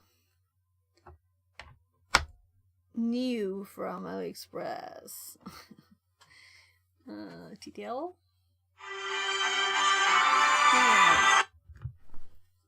Thank you, Ben.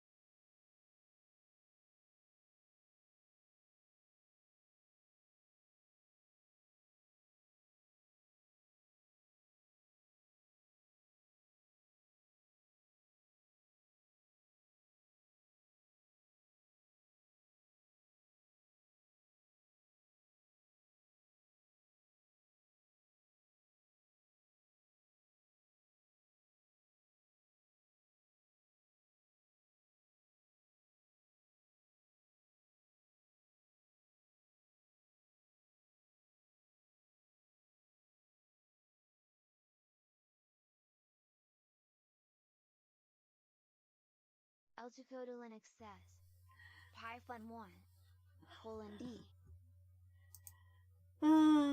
Python, yeah! We must have some Python, right? So we're actually going to use the connector. And the first test we're doing is connecting TTL and seeing if we can just use this to connect. And then I'm going to connect this to first the Kali VM, because this is just Advent of Cyber. So Advent of Cyber. Close. So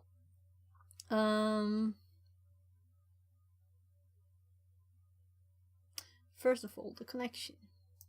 So I have another identical one, but I'm kind of thinking that this one will be separate and we will need to connect it manually there. So now it's connected to this machine, meaning we can use our commands on this machine, and we'll also probably have a new let's see, so my memory doesn't remember the new nice program that we used. So what was it? Also, I need to order pizza. I was talking to my hubby just, he was on his way home. So I'm like, components, no, brain think. So we're going to the commands, maybe no, because that's a CFE one. So info, here's where I put the logs, and here's what we used. So Minicom, yeah, so we used Minicom. Then of course we first need to check the ID, but I'm kind of certain it will be TTY USB 1, right? So we don't really need to do that. We can just use Minicom. And as we have our nice Kali, as soon as I typing in notes, undo, there. So as soon as I type mini here, we will have our full line. Let's actually go into a directory. So let's do make dir pi and cd pi. And here we'll run the command minicom, and I'm assuming 1 here, and since I haven't connected much stuff, and we'll do 1 as the log name, and cannot open. Okay, so I was assuming wrong. Let's check the basic stuff then. Let's first LSUSB. So it's supposed to be identical.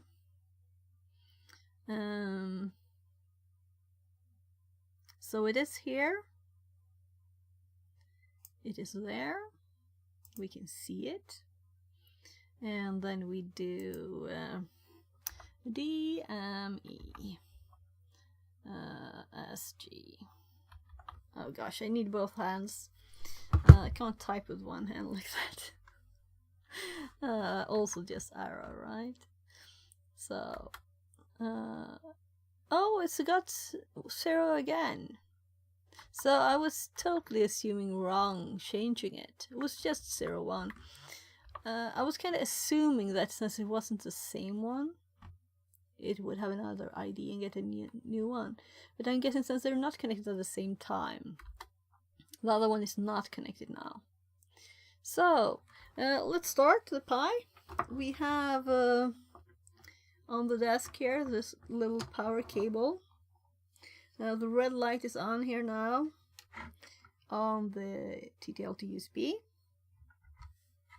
So this is just a mouse connected to there. Now we don't even need that. That's so nice. So I don't even know why we installed something graphical on the Pi, because I won't use that, will I? Though we might want to. We might want to. So I do prefer the terminal. I'm revealed as a terminal now. Sorry. But it's nice sometimes to have graphical. Of course it is. It's just so much easier to communicate basic stuff. right? And this is a good first test to make sure that these are as they're supposed to be. So maybe we should pop up let's up over here, and we can put the desktop up here so you can see stuff at the same time. And when we start this, we should get some data. And last thing we had connected was a router, so no power. Oh, I shut it down programmatically, or whatever you want to call it, logically. Oh, this one needs glue, it's opening.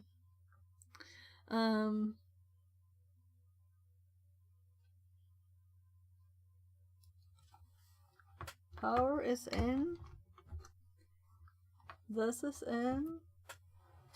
We can unplug mouse and keyboard for now, just to have it basic. And we have this connected.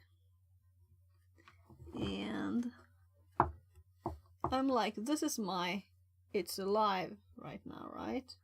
So now I'm like, why? There, we have a light. There's lights. So the box is new. I'm not used to the box. So it is starting.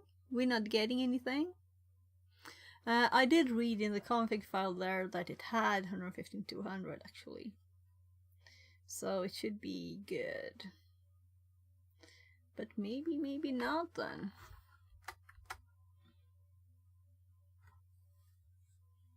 So what else could we possibly do? So it's still starting. I guess it's not that quick, right? And it is starting GUI stuff. And when I clicked the terminal in the GUI, it was very slow. And also the HDMI does 4K on my 1080 screen, so I was like blind. So that's also why I want terminal much more, rather that than unreadable.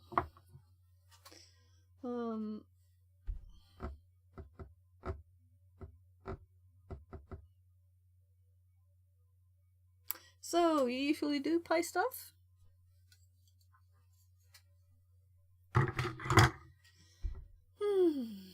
So, what do you think? Will it ever pop up anything? I've never done this before. Connecting anything to the Pi's connectors. So... Oh? John Rosemary says, "Hello, it's Friday." Hello, it's Friday. Yeah. So I managed to have 3 at the same time of the desktop on my little. Why? Why? Don't ask me. I don't know. Apparently, I just added a new one and added a new one until I had 3. So,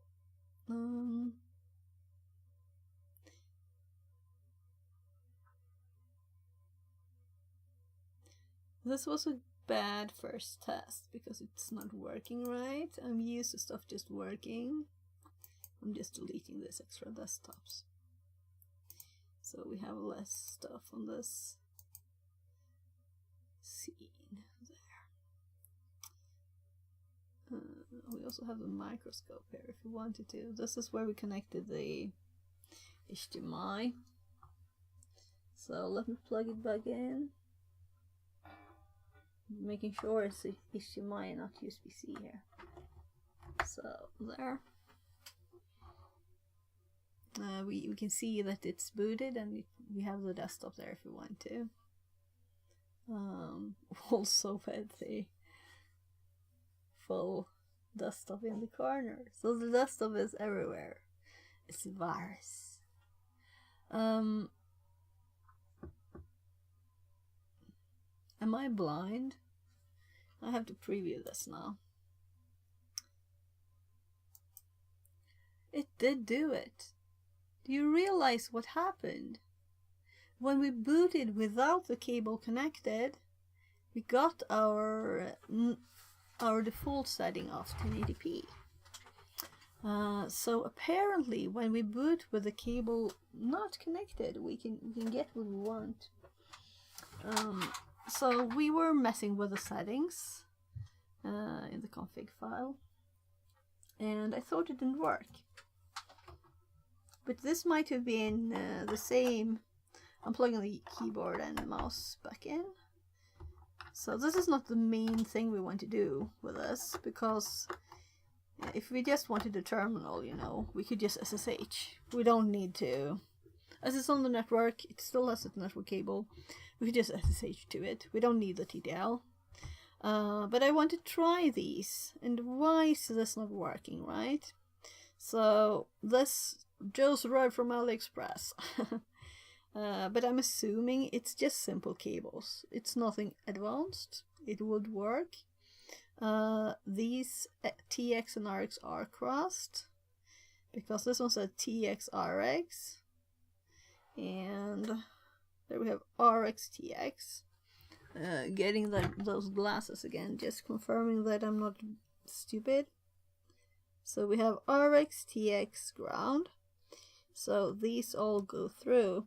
Though maybe it would want more, one of the powers too, though that's kind of like,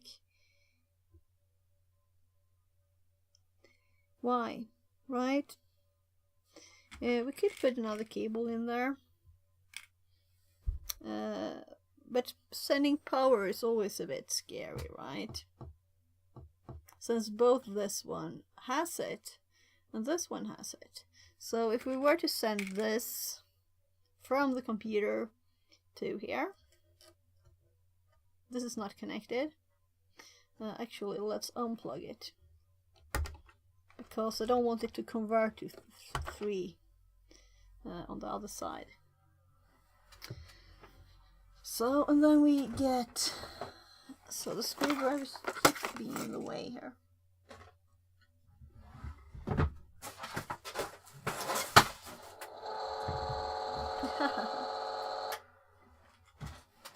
So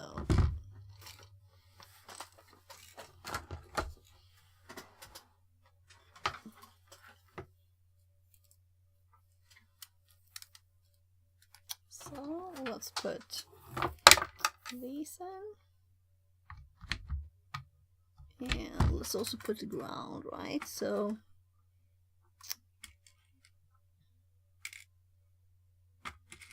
whatever, where did I put it?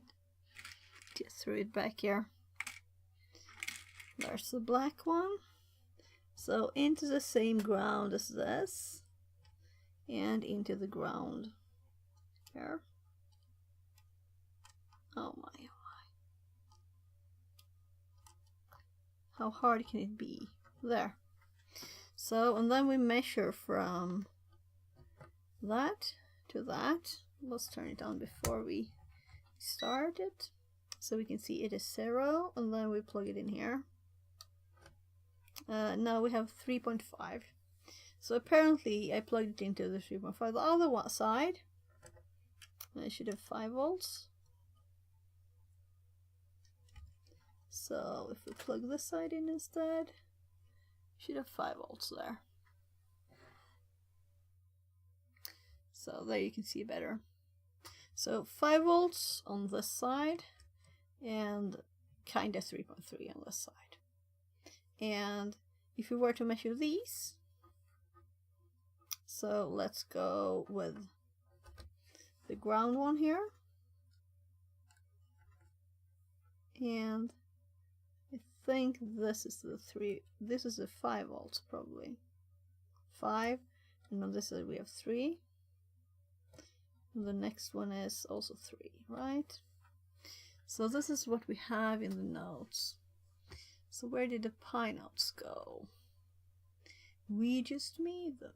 We started them. So why do I have a hardware in the hardware? Because I had 2 different hardwares, I think. It's Raspberry Pi. It's not even opened because it's new.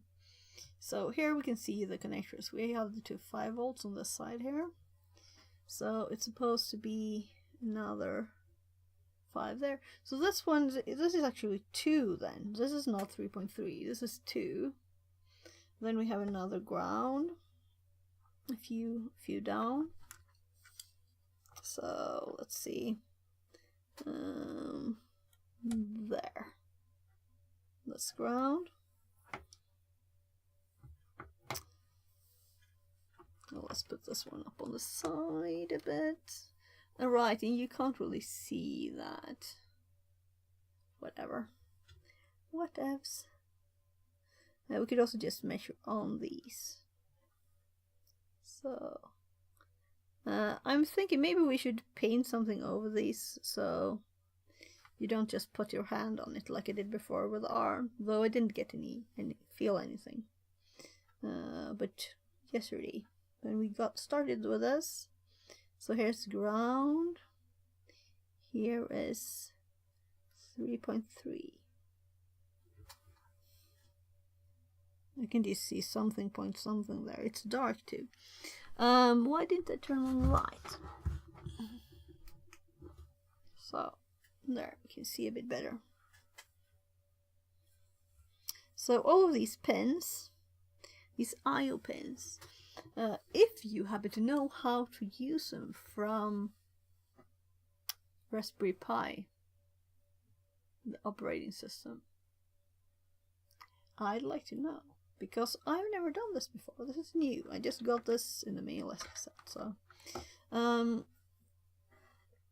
we know the pins, we know how to connect stuff to pins, and we have some more information about the pins, but we haven't got a way yet to reach them from the machine. And we could just unplug these. We have no real need for TTL. This was just to see, maybe this was the easiest test, right? And since we didn't get anything, we can try it later when we know more, if we want to. But there's no purpose for it, as we have SSH much easier, without less wires and everything. So we haven't activated it though. So cable away, and I can go in there. So these images, we got them from Raspberry Pis. This kind of failed.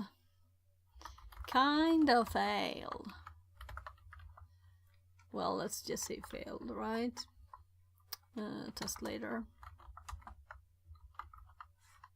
So we could see easily where the TX and RX are here, and that RX is on this side and TX on this side. Here we have you can see it says PWM. So we have PWMs here. So anything else that's obvious? CLK, something clock, something else clock. But there are also normal pins, right? Let's look at their page again. So it was a bit tiny here.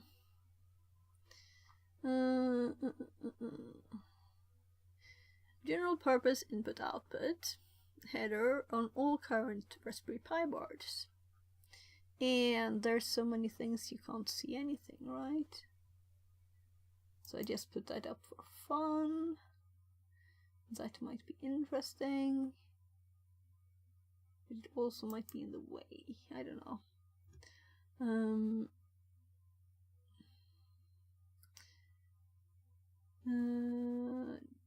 Can be configured either as general purpose, well, input, output, or one of up to 6 special alternate settings, the functions of which are pin dependent. So the GPIO pin numbering scheme is not numerical order. 0 and 1 are present on the board. Physical pins 27 and 28, but are reserved for advanced use. So, outputs. A GPIO pin designated as output pin can be set to high, 3.3 volts, that we noticed, alright, we had 3.3 on one pin, or low, 0. So this is good data. So what is high and what is low, right? This is very important. We don't want to send it more than that. So high equals 3 volts, low equals 0 volts, right? Good to know. And a pin designated as input pin can be read as high or low. Now this is made easier with the use of internal pull-up or pull-down resistors. Pins GPIO 2 and 3 have fixed pull-up resistors. So this is good to know too. But the other pins are configured in software. Okay. We need to know these things.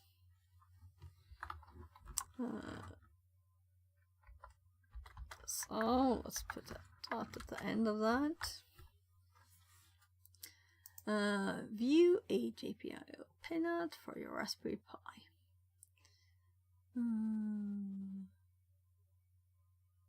Can be accessed on your Raspberry Pi by opening terminal window and running the command pinout.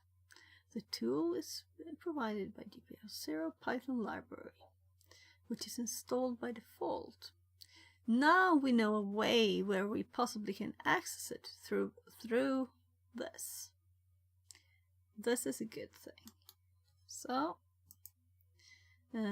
we can just set and read stuff via Python, because it's a pre-installed Python library. So Python access. This is really the main point what I was looking for. Now we can just test stuff from this. But we'll continue reading because there might be other important data like this, right? So we need to know a bit about the hardware, more about the software. So if we hop to this one again,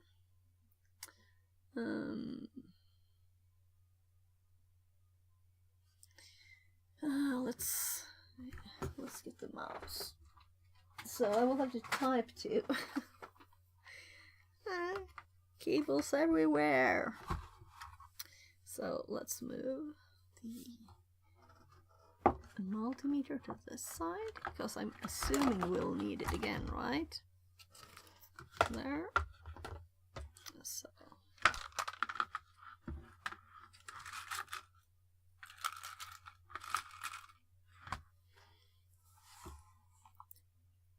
right. Keyboard needs to fit. So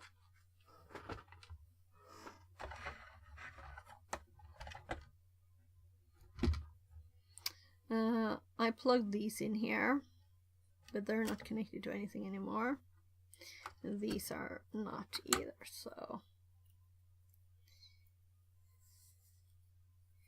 But we could at least measure. Let's measure the 3 volts, because that's the normal one, right? So we could actually measure pin, whatever it was, 2, 3, I think 2. So, oh my god, I didn't order the pizza. My family will kill me. So I did that some time ago, right? It took them 1 hour and more than 20 minutes, I think. Hallå, jag skulle vilja beställa en quattro stagioni,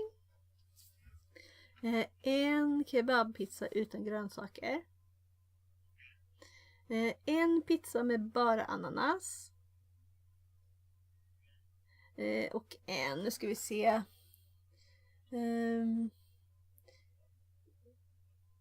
Jag kan ta en capricciosa också. Ja, det är bra så, tack. Och gärna pizzabröd. Och har ni typ cola eller så? Ja, vi kan ta det, tack.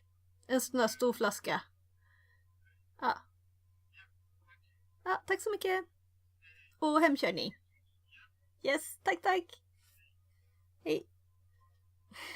I almost feel stupid now for them to drive it home, you know, because it's... I think you might have heard me saying it took a long time. But about the driving home delivery, we always do that, and they kind of remember us, you know. It's not like we order there a lot or anything. At least every second week, you know. There. So it's not like I have to say where I live. Yeah. So we're actually measuring here. Let's see if I can actually read this. I want the microscope, but the same is HDMI reader is connected to that. We'll just check the pinout. And with the pinout, that's what we were going to do. Let's make sure that we have keyboard too. Right? So very pretty here. So I'm going to type stuff, right? Otherwise it'll be hard to get anything into Python.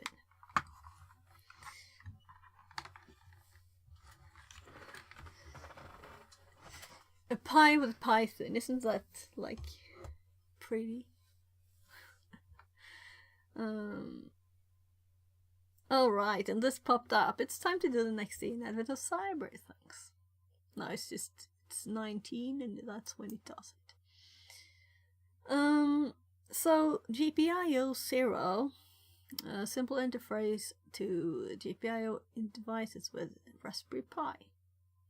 So now I want to read the code for this. The component interface are provided to allow a frictionless way to get started with physical computing. So physical computing is the name for this, apparently. So we can just, if we could copy and paste data to the Pi, which we could have if we had a...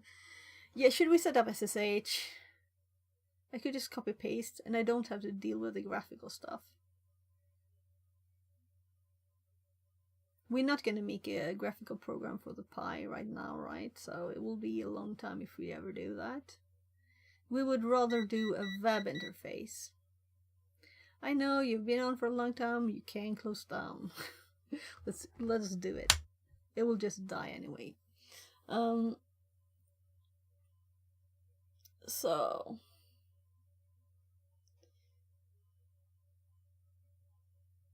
am I stupid to even use HDMI? We can't use a microscope with HDMI.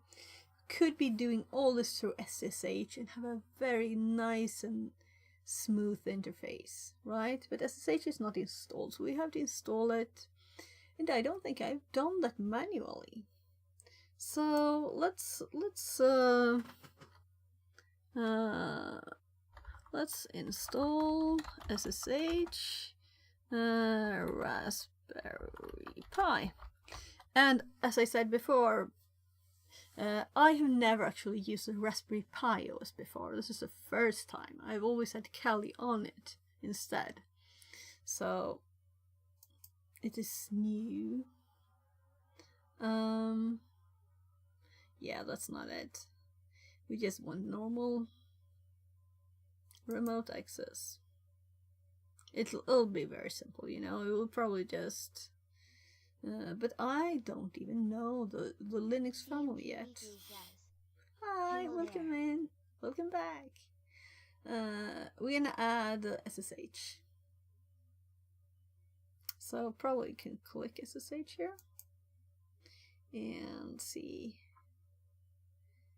Yeah, so we know how to use SSH. We just want to enable the SSH server. Oh, we want to do stuff from the terminal. ResPy config. Interfacing options. Select SSH. So there's actually a program for it there too. I'm not editing a file or anything. Manually. Okay. So we just create a file called SSH. And we have enabled it.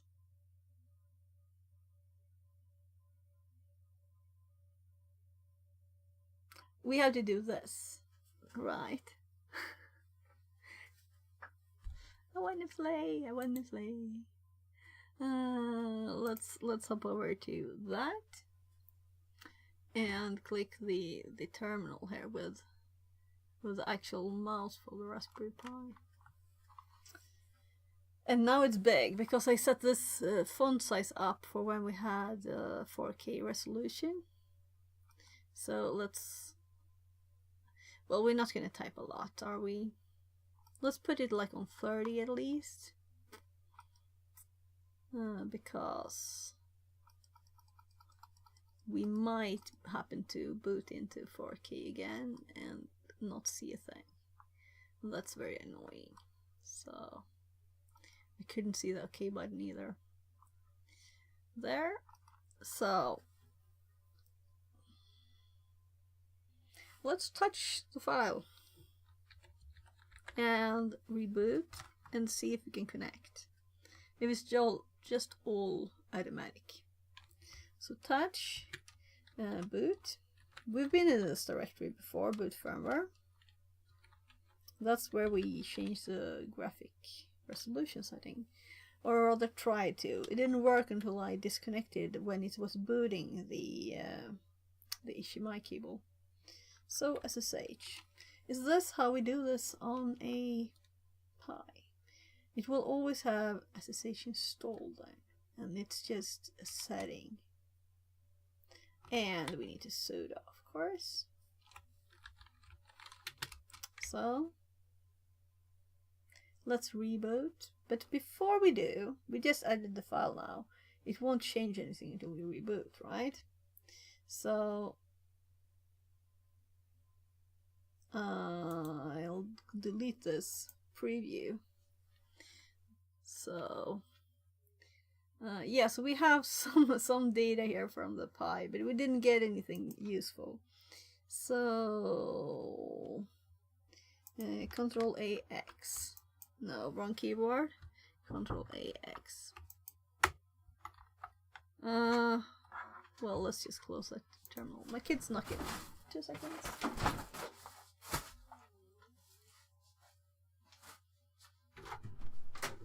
Peace, love.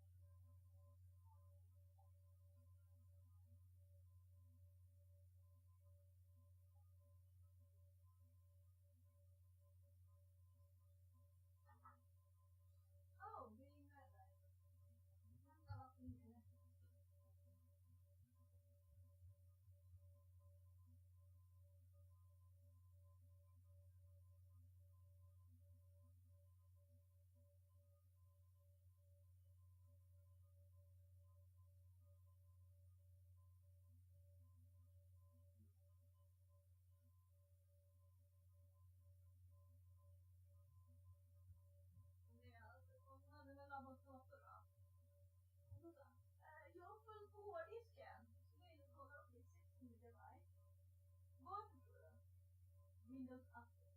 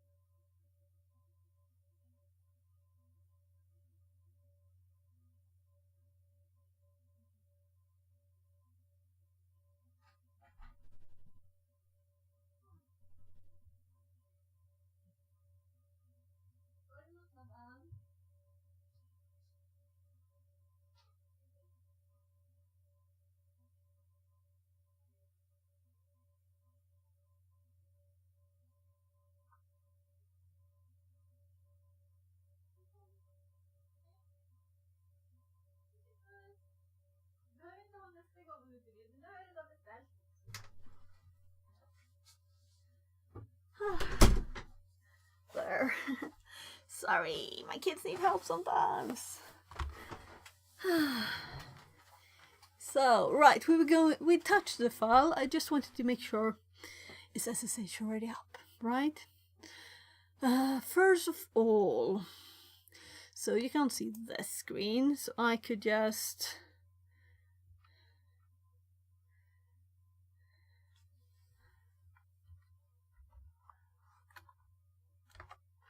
I'm going to my firewall on the other screen, and I'm gonna check for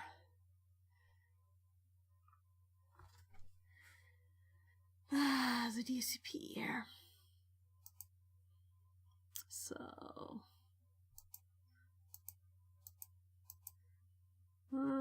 that's not where I see them apparently. Actions though. View leases, yeah. So let's see here. What recent leases do we have? 2157. Galaxy. Let's see.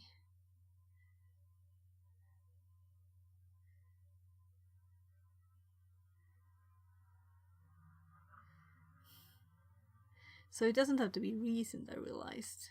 But economy, that is my god, my brain died. Honeypot machine. We have to finish that. Here I have Raspberry Pi. So we have Raspberry Pi's IP address. So it's 161.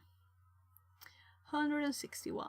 So let's go over here. First we need to close down this. there. Right keyboard. So then we SSH. We should call it fixit, right? Fixit at 192.168, put 0.161. And this probably won't work, right? Because we haven't enabled it yet. It needs to restart first.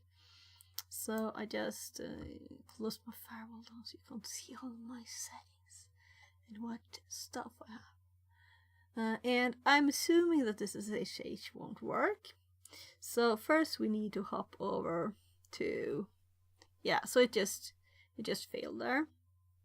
So let's hop over to this one and let's just reboot.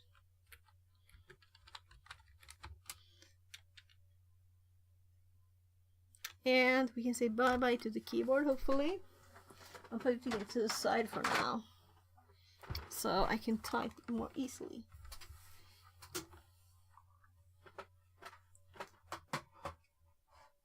There.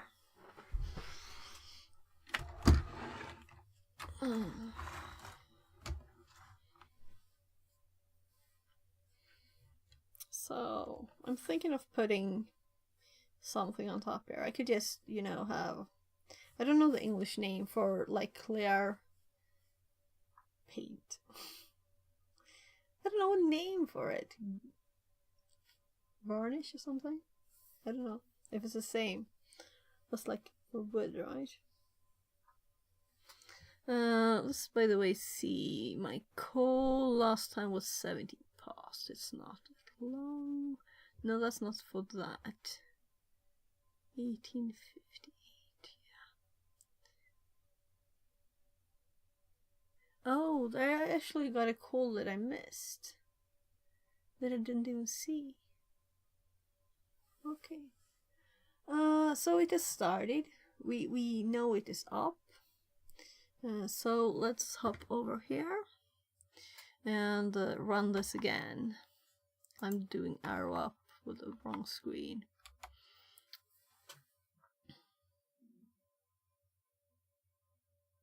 So I'm actually doing it on the wrong one now. So this is with just sudo touch boot to firmware SSH on the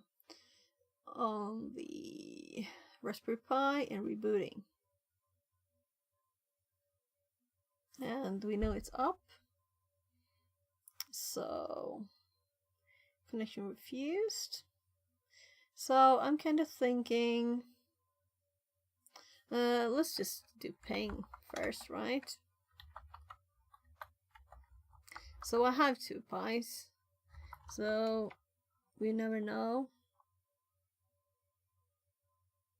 So we're getting host unreachable. I don't think it has ping off by default, right? I'm not gonna switch screens. I'm just gonna look at the screen, open my closed tab. There, and go back to view leases. So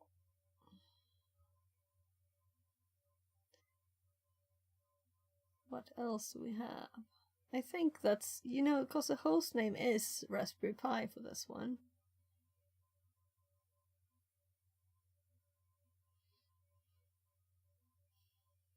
And the date of it is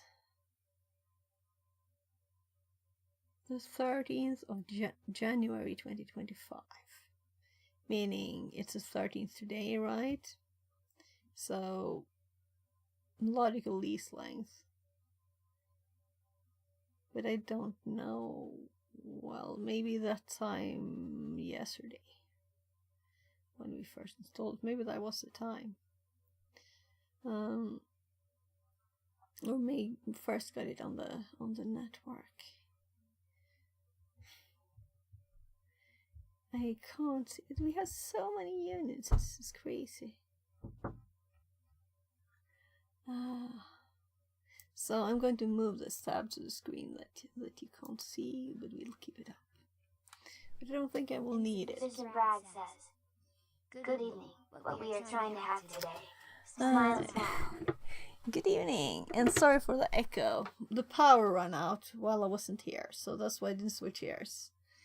So today we're actually going to make Raspberry Pi do SSH first, because the graphical is too messy and I have to have two keyboards. Just a sec, my kid's knocking. Any pizza? Okay. Yeah, so the pizza arrived. I have to go down and get it. You can sit up there, brother.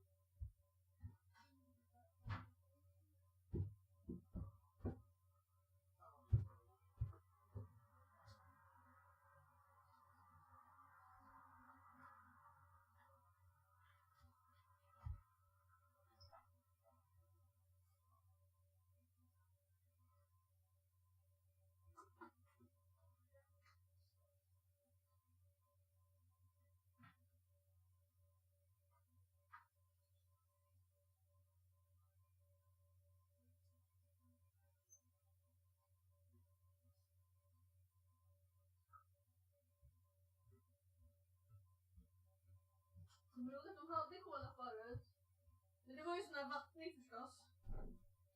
Och vi gick där.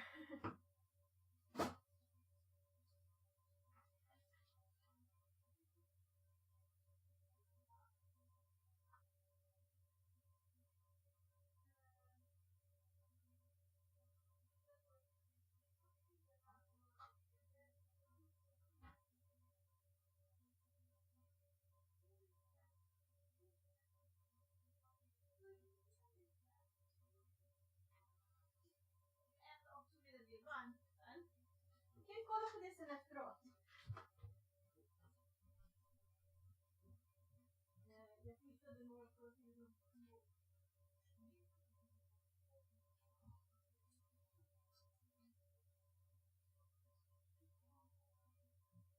Jag sa att imorgon ska vi köra på. Vi fixar på det där liksom.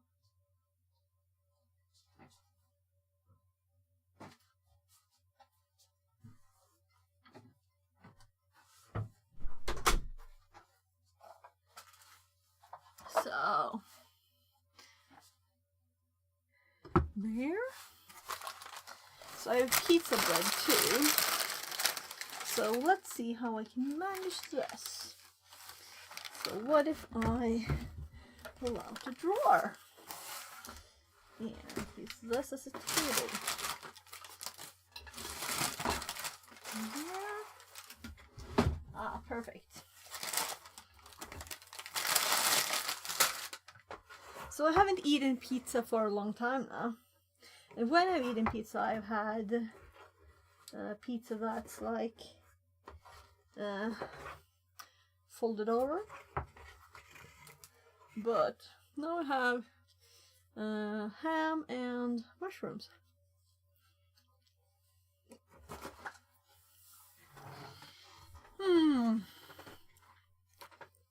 So I don't think we managed to enable SSH by the manual way of touching this file. So let's try the next best.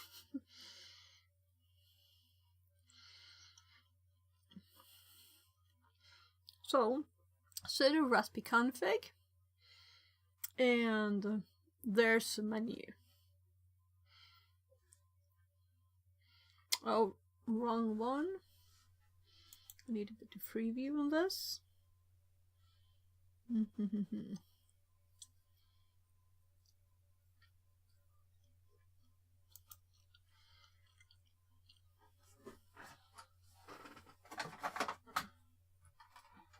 This is why we didn't unplug these or anything.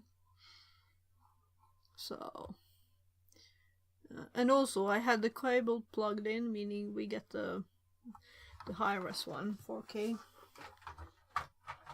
So I have to unplug that when I boot if I don't want it, or reboot. So now we're just gonna type sudo. Okay. Oh, I Click. just ate Thai food. I ordered myself chicken with cashew nuts, fried rice noodles, vegetables, and moon mushrooms. Oh gosh, It was I'm too so tasty. envious. I would much rather have Thai food, but my hubby was too tired to go by the Thai food place, and these deliver, so that's why we had pizza. Well, all of us, the kids would have wanted pizza anyway. I really would have liked it best. So why can't I type? The keyboard is plugged in. Is it plugged in enough? And the mouse works, but the keyboard doesn't.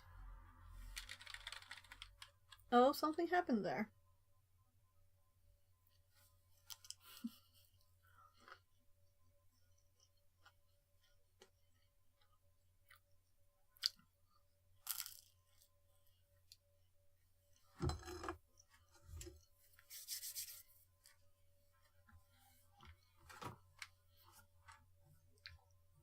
So I'm gonna unplug it.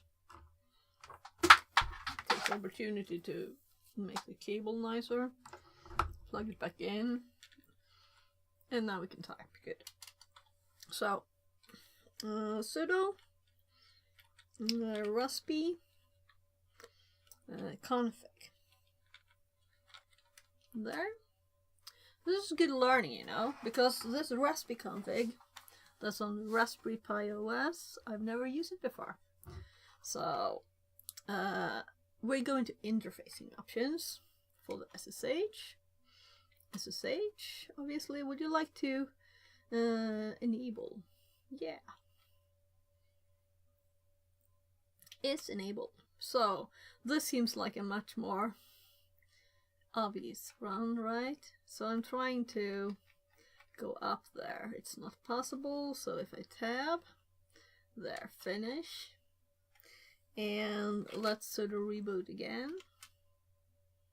And let's hope that we have SSH after this.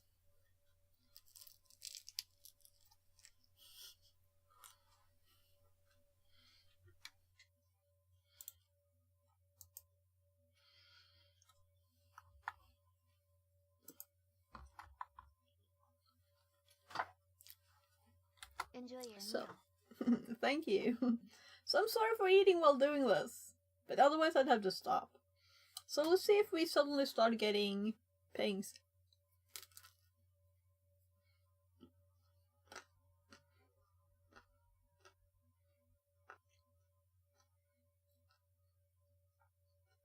We could just have this on instead. We'll see. So it's up already, right? So for some reason, maybe the IP is bad. Let's check in the machine, right? I'll have to open the preview up again. So let's just check what IP it has. So I was trying to do it without actually looking. Why, right? Because now I need the mouse again.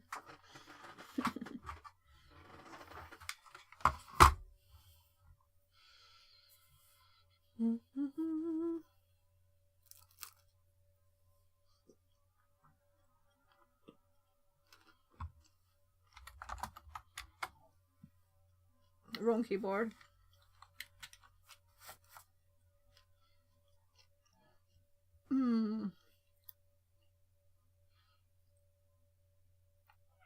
Okay.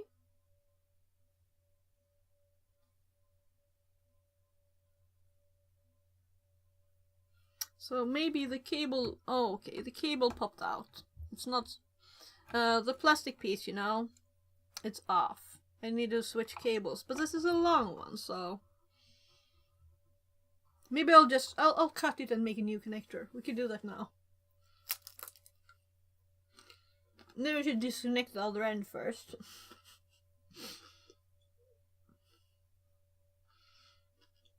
So if anyone hasn't made a RJ45 connection, we could do it, you know?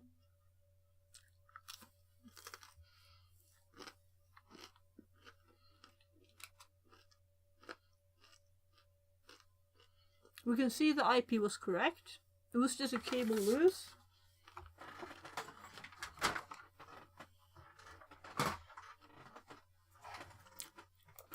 So I'm gonna close the preview there.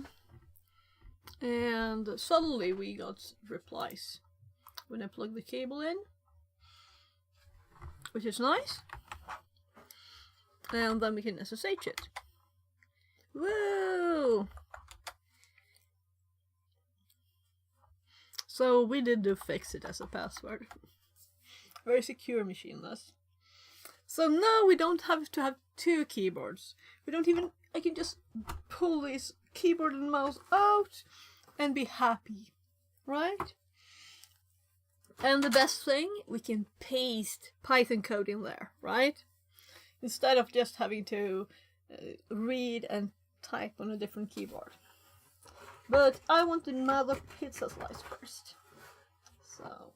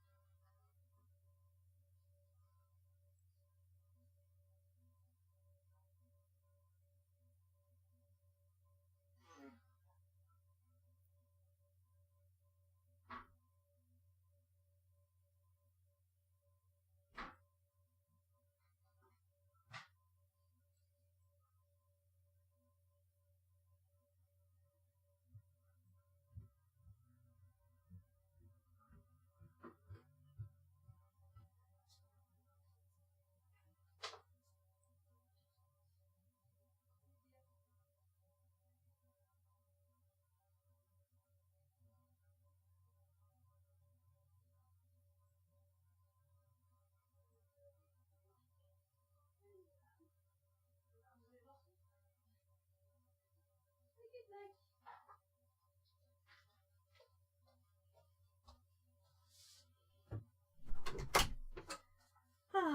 So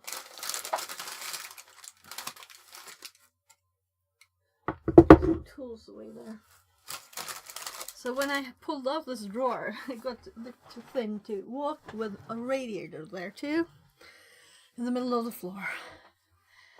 So, right, I didn't even get to LSLA. I'm thinking, now we know we don't have to mess with stuff too much. So what about I switch the places of these? So we put the Raspberry Pi here. And the keyboard here. So I can type much easier.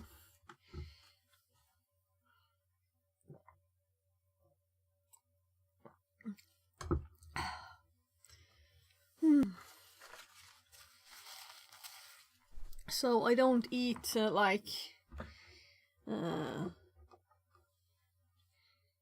that kind of food often. So then it was actually good. It was actually good. So I said like just a week ago that I don't think I'll ever eat pizza again, you know? But here I am eating pizza. It's because I tasted my kids' pizza last time. It was actually not just cheese. It had taste. So, we're done with SSH. And let's put this in our notes, right? So, when we do something that we might want to do later again, we want to put it in our notes. And this is a Raspberry Pi.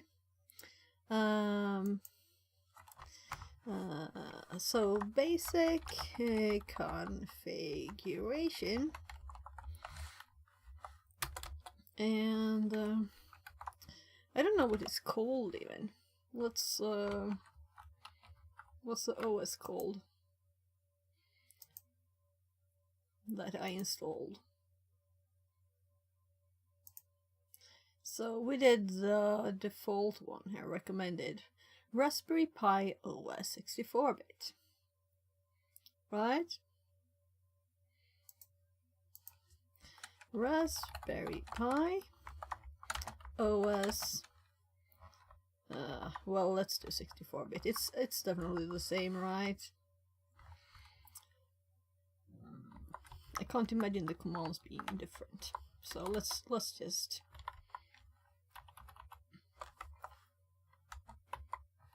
TMJDK says, are they 64-bit now? I think they've been for some time.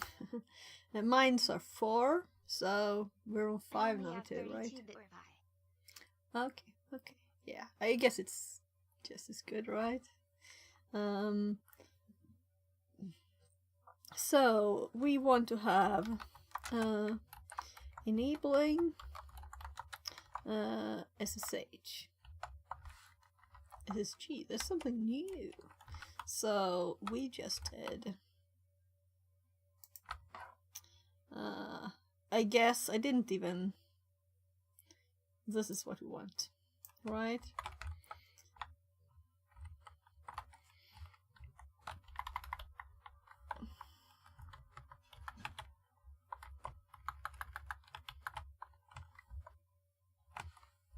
So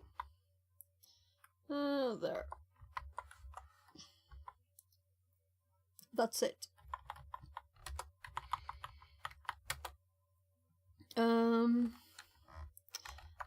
Setting 1080p. We didn't really manage to do this. Research more.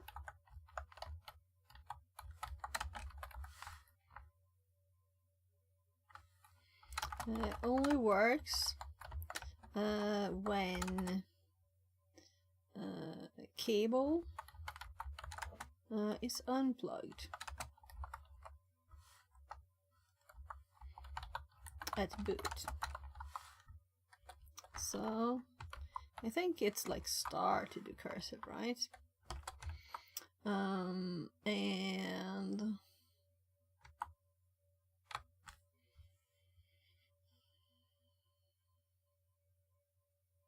we had this in ChatGPT.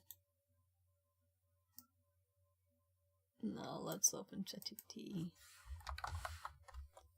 ChatGPT. And I actually asked it for LinkedIn text yesterday, but I haven't finished it. So this is what we did.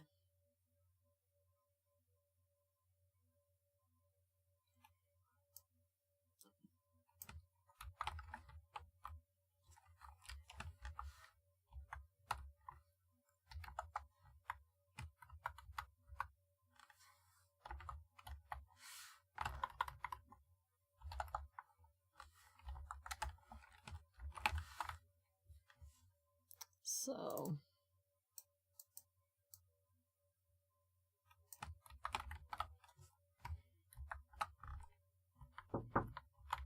another knock on the door.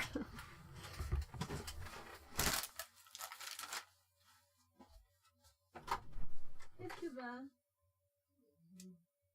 Vad är det gubben? Jag sitter och äter och så. Släpp!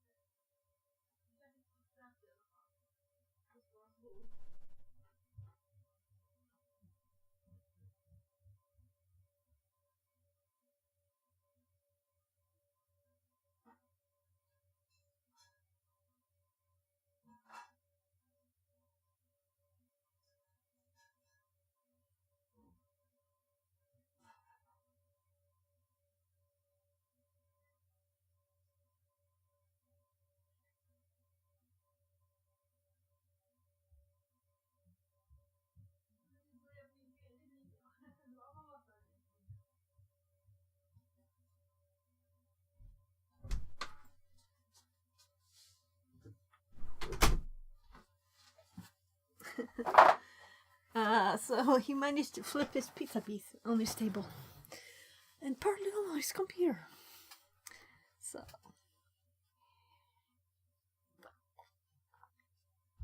So last week I was trying to get us to watch a movie instead, but if everybody else is by the computer, I might as well continue streaming, right? So let's see here.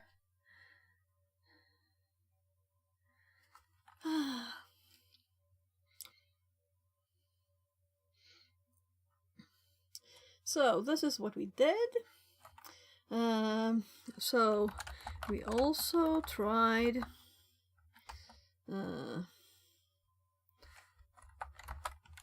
so N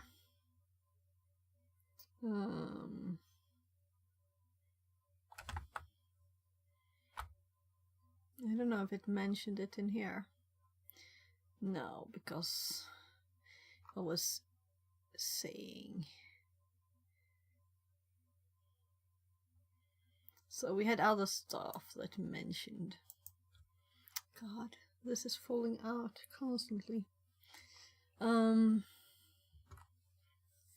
Let's by the way, we could actually look, right? So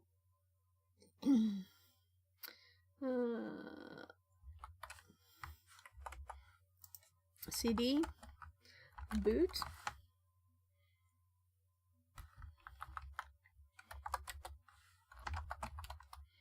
and CD firmware.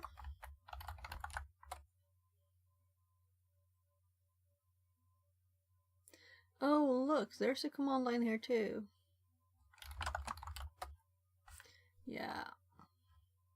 So, not in firmware. It was here with the CMD line.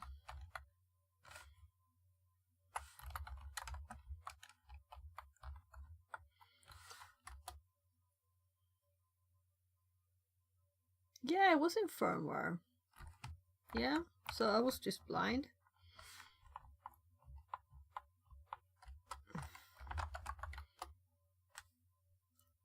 Obviously I was blind.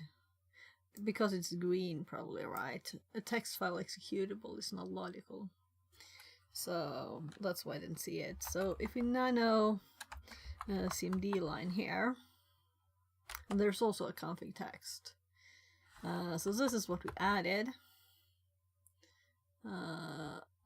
Just this bit here. So, but this doesn't help because it's not going. It has GUI and then it doesn't work, it seems. So we just copy this. So in boot firmware CMD line dot txt arguments. So we still have the notepad up here, right? Beginning of kernel command line. This is the kernel command line. So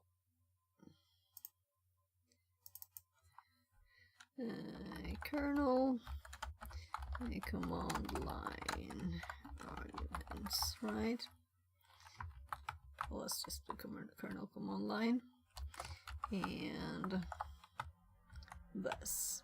No. Sometimes it doesn't copy when I want it to, so let's try again. No. So I have copied this several times now. Oh. You know why? Because I selected it with the keyboard, not with the mouse. That always annoys me when you can't do that. So, but it's life. We can live with that.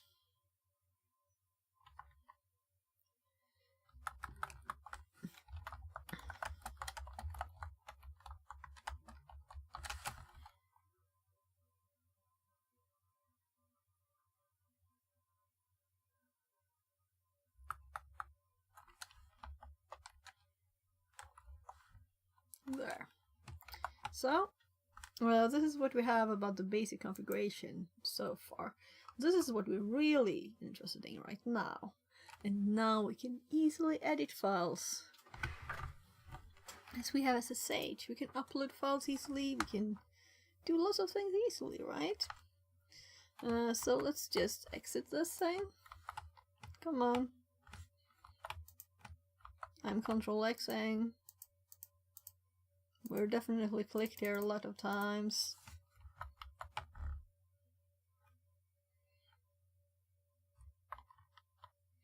Well, I think it died. Yeah, broken pipe. So.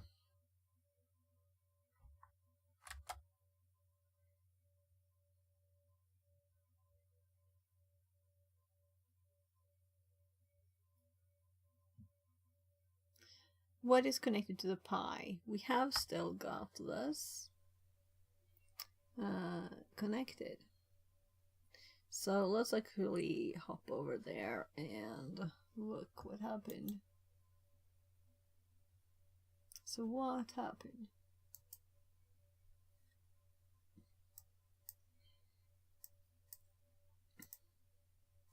Oh, it's frozen. It looks good. But I can't click stuff. Why do you think? It couldn't be that I use a mouse for my PC and not for the Raspberry Pi.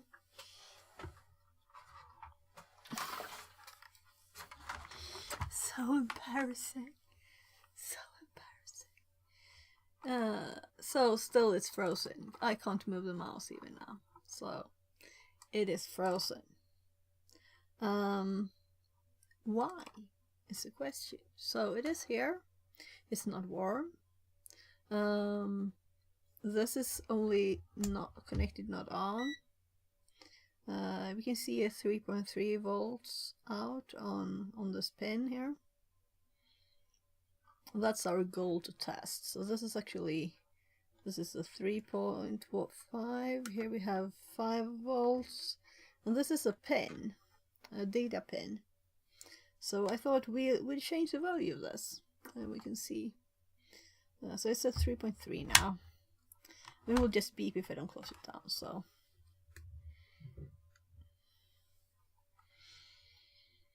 There's no mouse moment, so I guess I'm using the power to kill it. And we'll click again to start it.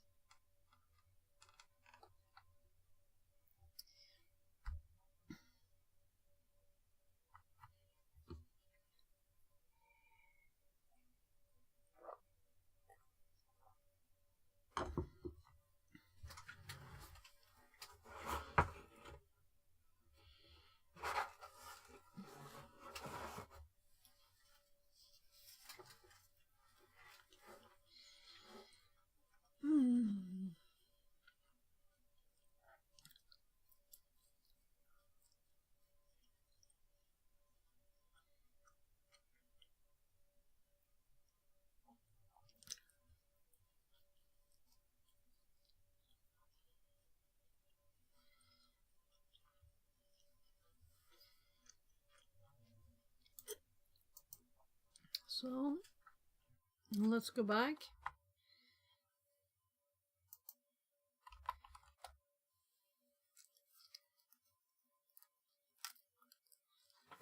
It's a long wait.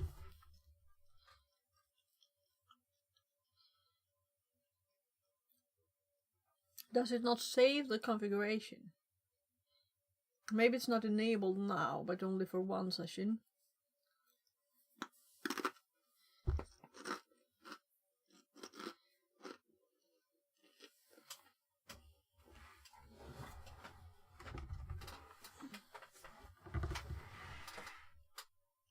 I'm like, where did I put the track?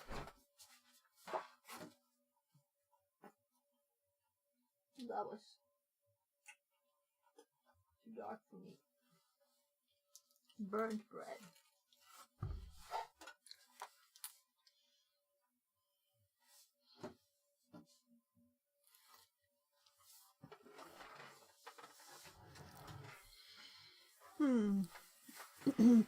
Yeah, so I'm thinking that I guess we should look into this more, or we'll just do to focus on what we really want, right? Because this is not what I want, but it's a good learning still. So it's a bit annoying. So we still have this thing, right? SSH, choose yes, okay, finish.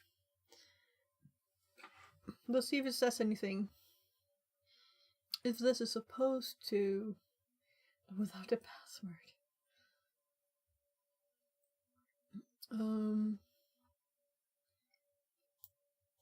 I'm looking for something about saving configuration more permanently. We're not using VNC. I don't even like graphical. If I can choose. So, folder recipe. Maybe we can find some. Yeah, we already know that. You can use stars in SCP's command, right? It's not like a amazing new revolution. No. So I'm probably going through a lot of stuff here it's already done with SSH long ago. So nothing new here really. What I've always done before, what I did with Kali too, I think, is to use the other way of installing SSH, which is when you put it on the stack from the start, flashing a fresh OS image. So we might just make a new OS image. I'm thinking that's quicker. And then we can get started with the actual things we want to do, right? So let's just redo this one.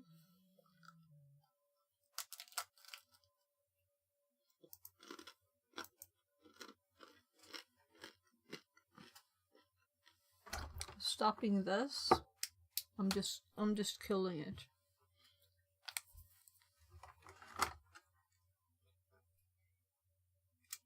Mm-hmm.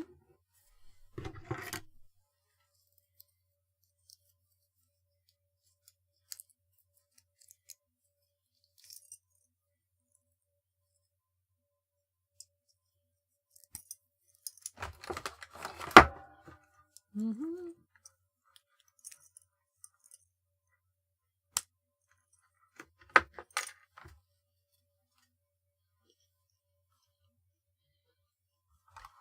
I'm gonna say bye-bye to this.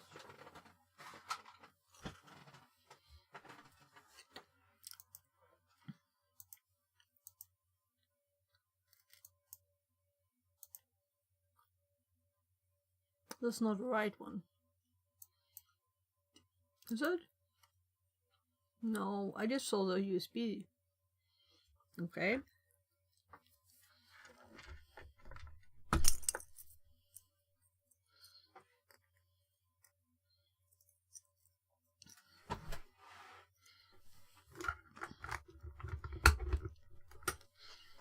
We kind of know that now that this one is not perfect. So at once that I plugged it into the USB hub, I'm sorry, we get it here. So I should probably throw this one away. So communications from the computer, no good. Let's just do it at once.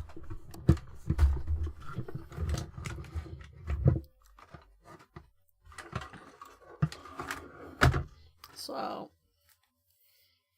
I like this one though. The nice cute little round thingy. But if it's not good, you know, it's worthless. So unfortunately it's bye-bye. There. In the trash. So we don't forget that it's bad. Just double checking before we click next. And why can't I? Because I have to do this again then. Alright, because we select this. So now we don't want to make settings. We want to, the hostname can be the same. Username and password. Let's do fix it again. So I don't want any secret information up here. So we just do fix it. And we don't want to configure wireless, but we want to enable SSH, password, and authentication. So we have a username that we know. We have password authentication. And this is just like play sound when you're finished burning this thing. So apply the settings. Is this the right one? Yeah, SD card. We only have one SD card.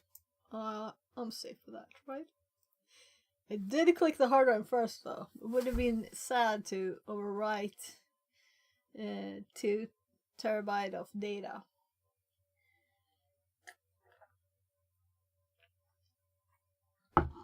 It's kind of quick, 3-4.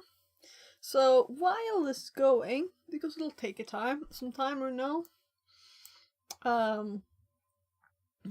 So we're gonna continue our research on GPIO and mostly the GPIO 0 library, which we opened this page for. And this is why we want to have copy paste to SSH, because we don't want to type all this. It would take all day, you know. So what I was mostly thinking, how do I connect my my Pi and the connections here that we want to play with? How do I access that from within the Raspberry Pi, right? And I think we found a solution here. There might be other ways too. Oh, I'm sure there are other ways, but Python's nice, isn't it? So Component addresses are provided to allow a frictionless way to get started with physical computing. And a very little code. So first of all, let's just copy this. And GPIO 0. Let's actually copy this one first. So notes, and I guess we'll put it here. What I'm thinking, yeah, by the way, this one was also by the USB cable that we have now thrown away.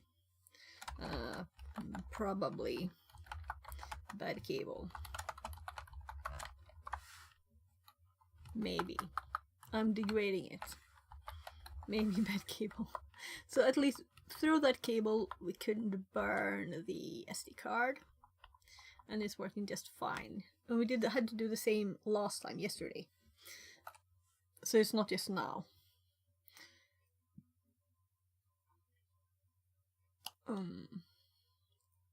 Yeah, so I'm thinking of making a new file for Raspberry Pi GPIO 0, right? And that will just add a file, new note, and I'll say GPIO 0. And there we'll type stuff, and we'll go back and we'll add a reference here to this GPIO 0. So we can just click this and end up with this file. And here we're gonna put the code that we cover from this page. So yeah, so that was still selected too. I was thinking this was still selected, but this was too. There. So we can easily read this code here from it's importing LED and time sleep because we want a delay. And it's setting LED equals LED 17. And this is here then. And it's going LED on and off with 1 second in between. So we don't know what LED is yet. We can't see the LED on the board because it's in a box. So this is a bad example for us. But it is a good example to just see what code looks like, right? So let's look at the next one. With very little code, you can quickly get going connecting to your components, connecting your components together. So let's look at this one too. So Python here, and this one instead we're using button and LED. Yeah, so I'm thinking this might just be a pin where there's a LED and a pin where there's a button. And now I'm curious, and we can just connect stuff up. But just get a LED and a button, right? I think I have it in my drawer here underneath the pizza. Let's get another pizza piece. So that's a half pizza after this, and I will never eat more than that.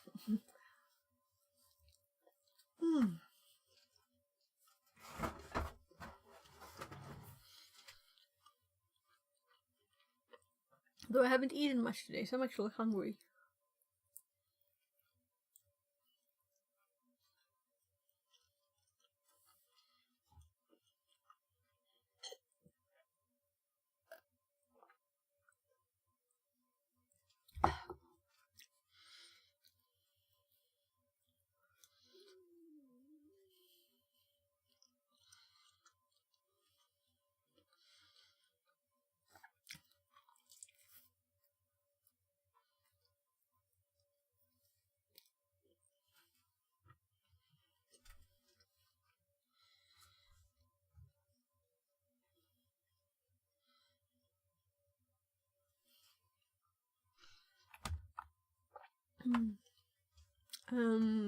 You can advance using declarative paradigm along with provide a description of the behavior of devices and their instructions.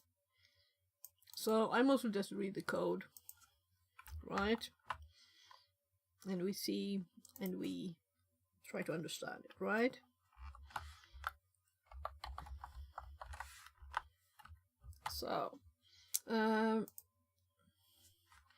So I think it is the way I said, that if we do this, we get a reference to, we set this at 17 as an output device. We set 4 as a motion sensor device, and we have a name for it, a reference. And the same here, light sensor. So, though I would like to see a bit of how they connected them.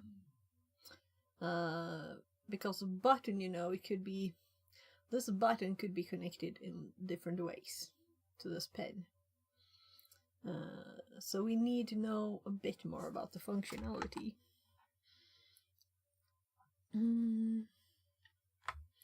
So, though I'm kind of thinking that we'd have like the button connected to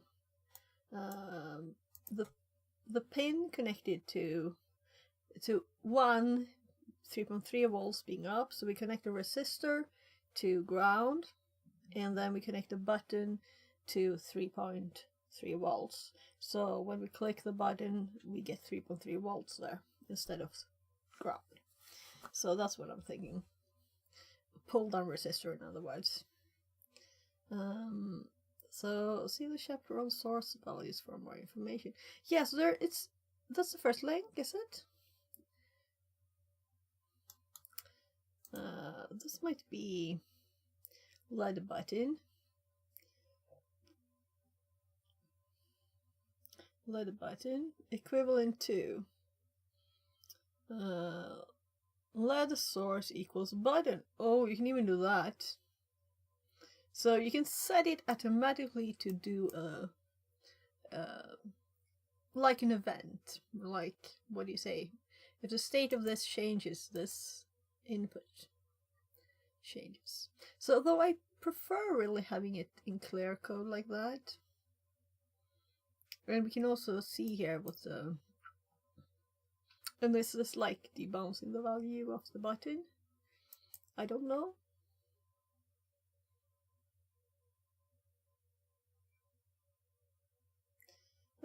Every data has a value property.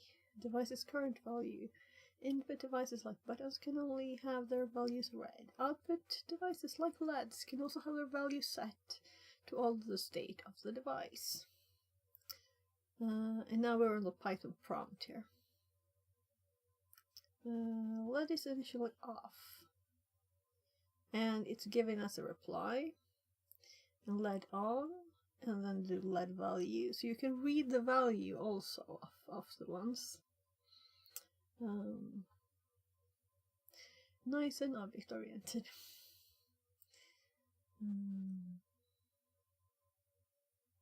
So it seems to be like I thought it would work. Here's a PWM LED.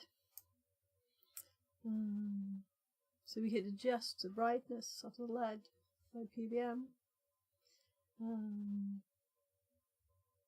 And the pot.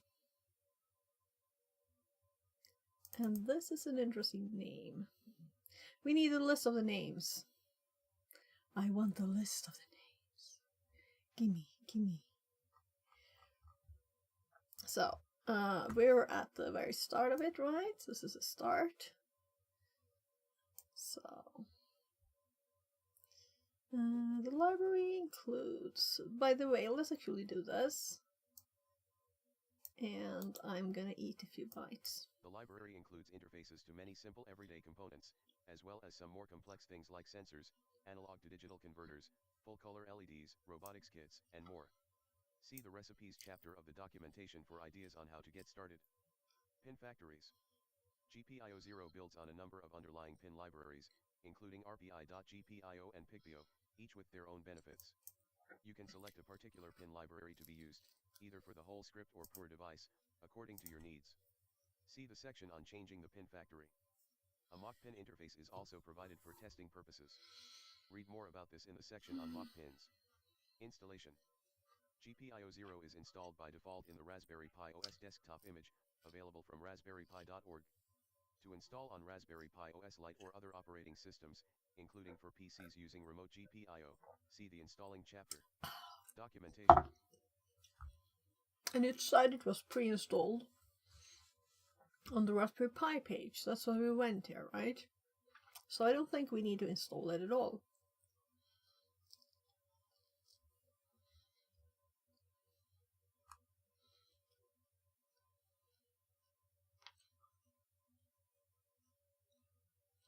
I want to see the objects.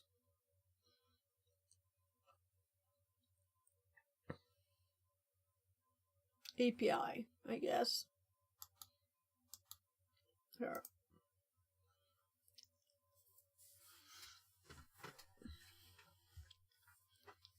The classes. Button. This is just an example. So bounce time. It has it built in.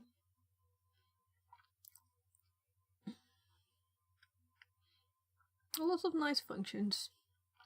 Functionality. Pull-up.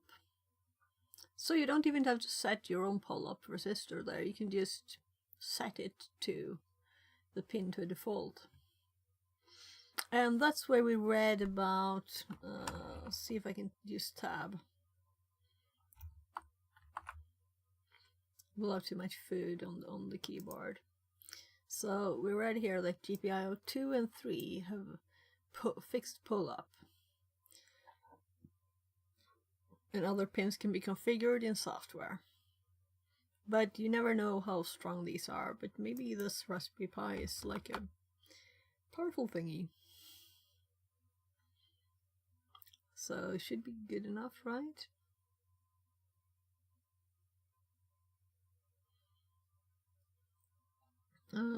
Extends, smooth, and input device. Smoothed.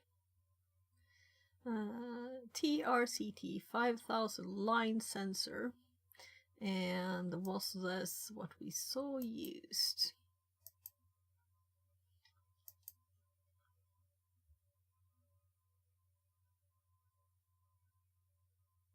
Not here.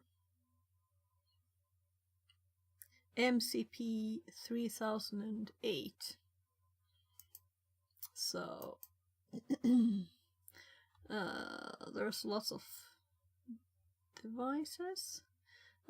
Is there not like a list of them? You can't expand this. That's kind of annoying, right? If you just want to see the higher level and not see all those sub thingies. So I'll have to just scroll through it. Motion sensor, light sensor LDR,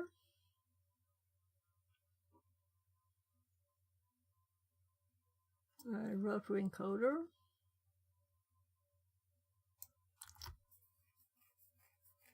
oh, here we have a imaged. So button is digital input device, by the other ones are smooth input devices. Did distance sensor, light sensor, line sensor, and motion sensor.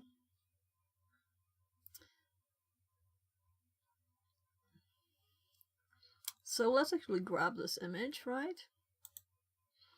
And put it, oh. I by mistake. Oh, it's just a zoom. I was like, I missed my Alt tab and did C and this key, and this is actually zoom, and I've forgotten.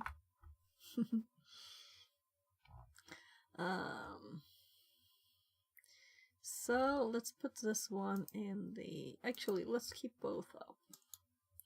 So here we want like an overview of what stuff exists. So this is called input device hierarchy. I'm assuming there's a output devices. So input devices. An image is always nicer, right? This is really just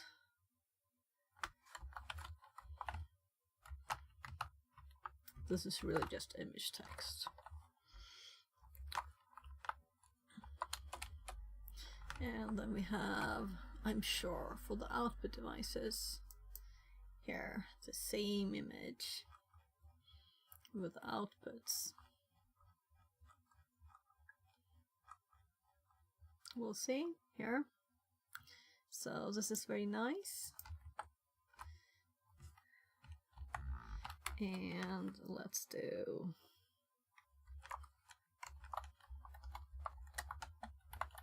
devices. And here we have buzzer LED and PWM LED. PWM LED is PWM output device, and these are digital output devices. They're all output devices. We have an angular servo, which is a servo. We have a motor, phase enable motor, and tonal buzzer. RGB LED is in here. And these are GPIO. So RGB LED is probably LED on the board. It's not on the GPIO pins. And all these are composite devices, while these are GPIO devices. Yeah. So we'll have to do a servo too, right? Of course. But we'll see what we'll do today. It all depends on my family, really. I think I'll go down with my pizza because I'm not gonna eat anymore. I almost couldn't finish that last piece. And I also have this falling out of my ear. So the other one actually just turned from red to green. It's charged. So, pizza dog. I didn't use a plate I brought.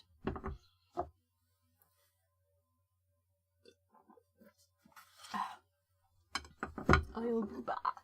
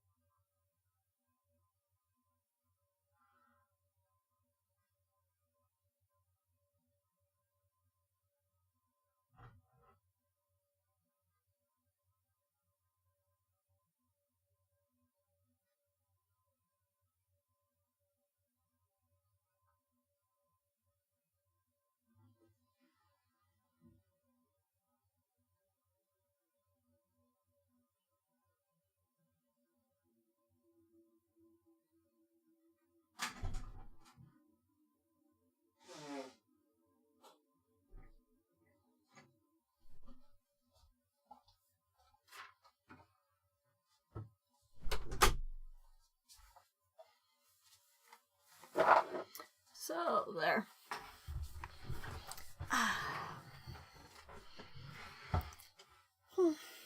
Let's just drink some water too. So I don't have stuff all over my teeth.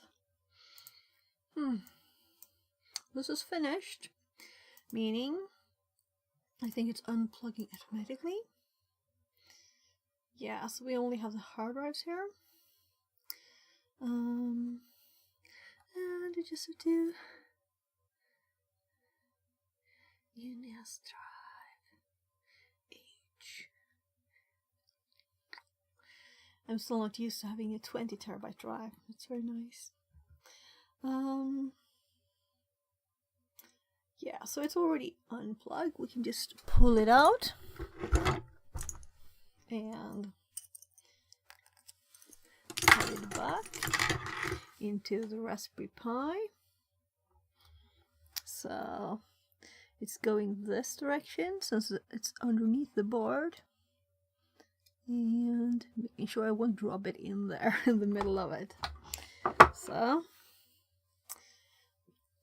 and this is good proof that it's actually off, right? So now we're starting it.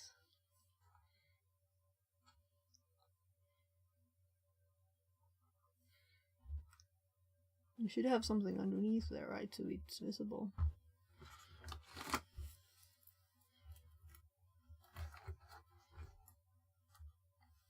There. So you don't get the light from the purple light and the reflection.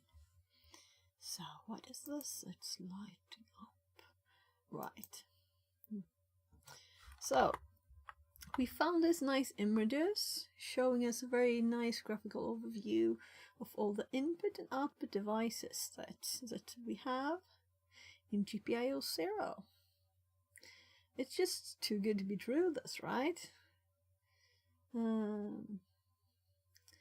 Pretty nice. Though I think this will probably...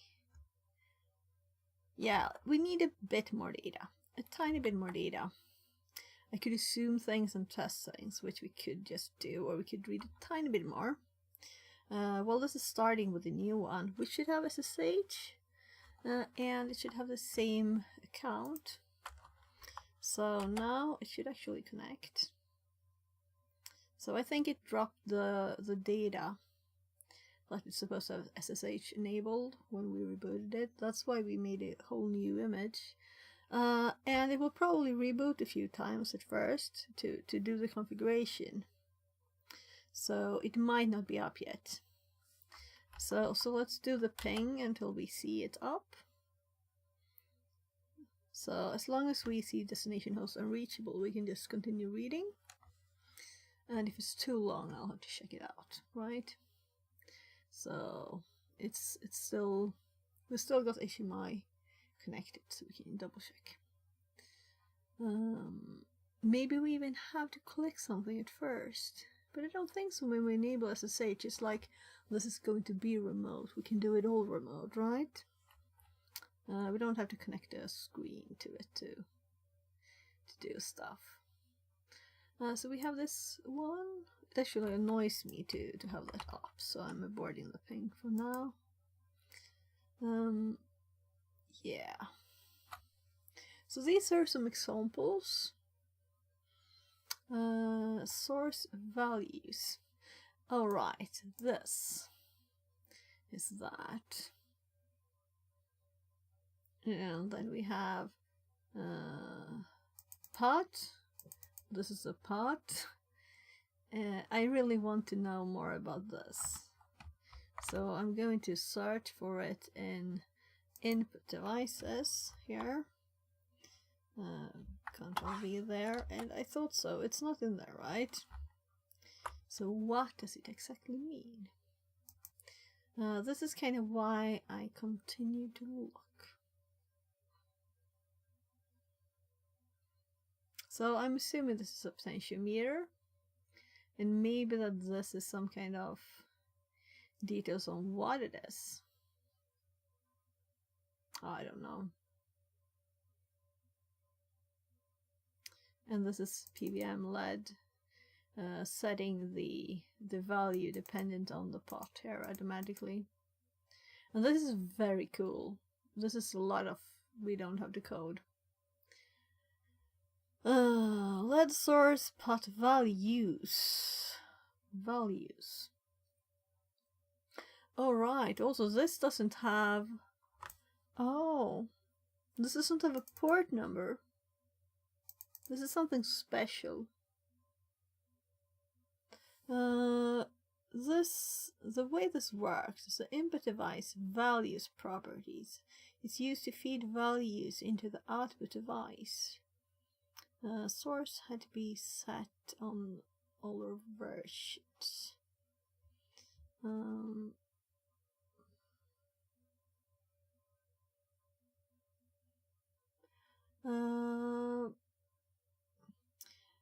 It is also possible to set an output device's source to another output device to keep them matching.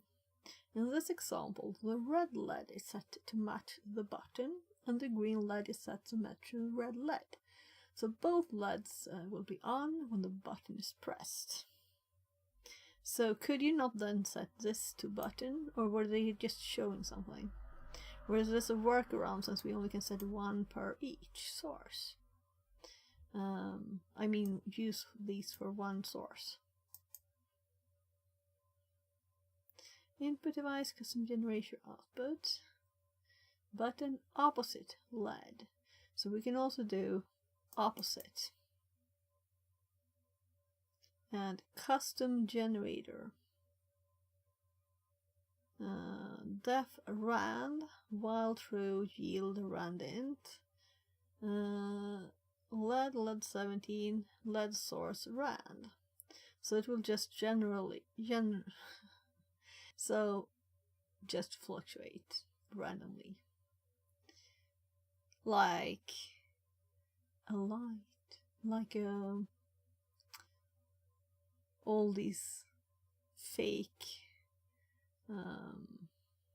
candles. Let me see. Right? If the iterator is infinite, like while true, processed until the source is changed, set to known. If the iterator is finite and less, it will terminate once all elements are processed. Source tools. So let's not dig into everything at once, right? Internal devices, daytime. That's good to know. We have daytime. So time of day, we can set a lamp on and off depending on the time of day. Right? So we just set it that between 8 and 20 we want this to be on.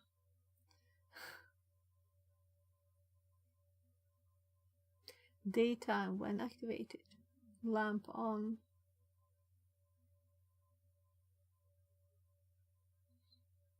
This seems a bit odd to me. That it's, but I guess this is some kind of special thing. Using the DiskUser class like a reference to it. It's still odd. Disk usage, LED bar graph. Graph source disk. This is so cool. So very cool.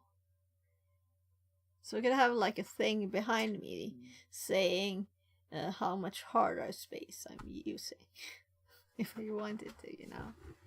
Well, or just any value. But we could always do that like by ourselves, but it's automatic.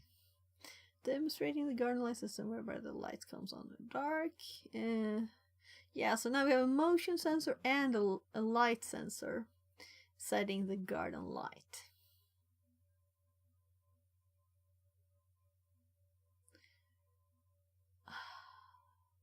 I'm like, yeah, all the project we can do. Why do I only have 2 Raspberry Pis? Because we could do all of this also with with USBs and Arduinos and Arduino Nanos and tinier things than that. And we don't want big, expensive Raspberry Pis for everything. But it looks good. Comes to devices. From GPI port, import robot. The value of a composite device made up of nested values of the device. For example, the value of robot object is 2 tuple containing left and right motor values. So it's controlling the steering of a robot then. Left motor and right motor, yeah. Oh.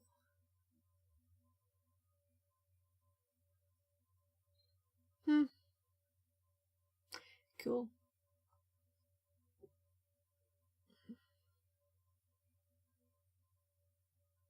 And controlling them with potentiometers. Oh, yeah. So the thing I'm mostly interested in here is that we have this pod again. I want to know more about this. So let's include the parentheses and just Google this. So, oh.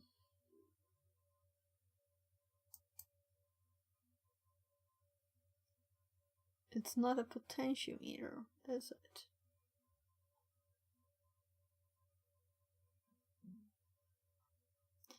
It's a chip.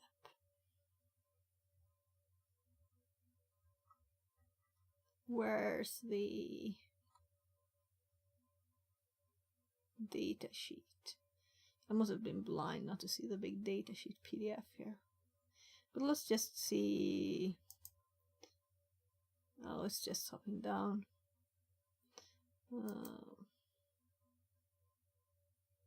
So, microchip. MCP. And we were on 3008.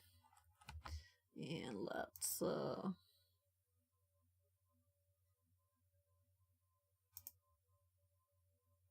nice. Maybe we want this still there, but we want it bigger still. Bright light. So when will this come in inverted colors, right? In dark mode, dark paper. So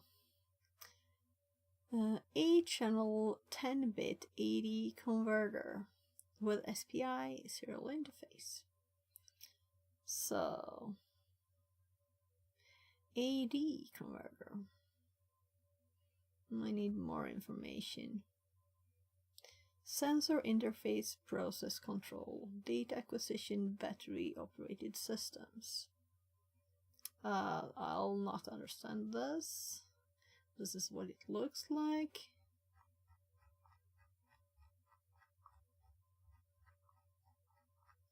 So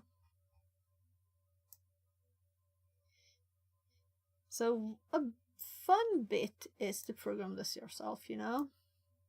It's fun, but if we don't have to, we could use the time for other stuff. And I can get stuck in doing the fun little things that are not really efficient. So we could skip those if we have automatic stuff. The microchip technology.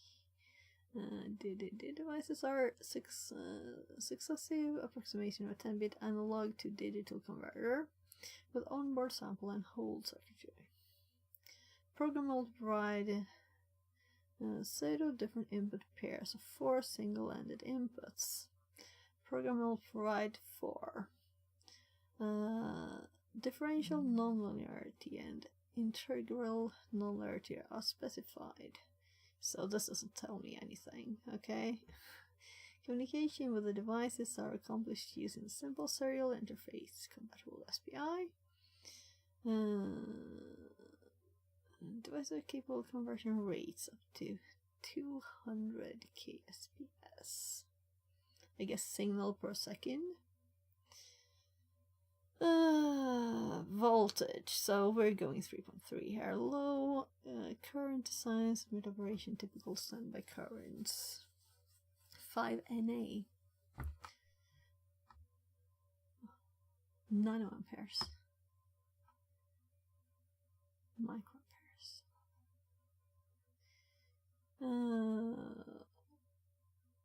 This is just the packages. So it is analog to digital converter.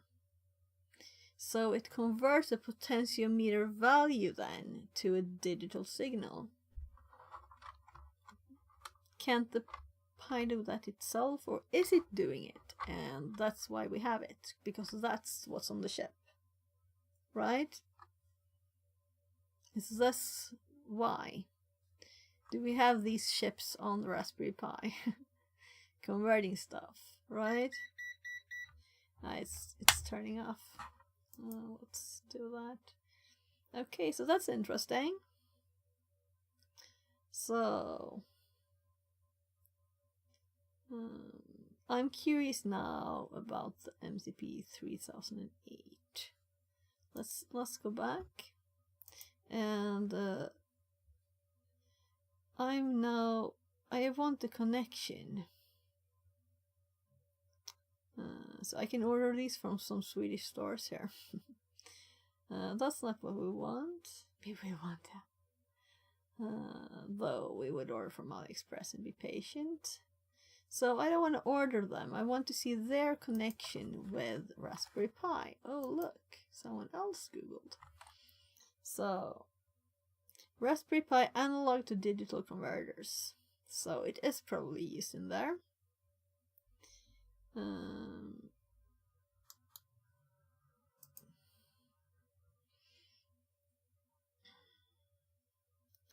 So let's just, we don't want to read all of this.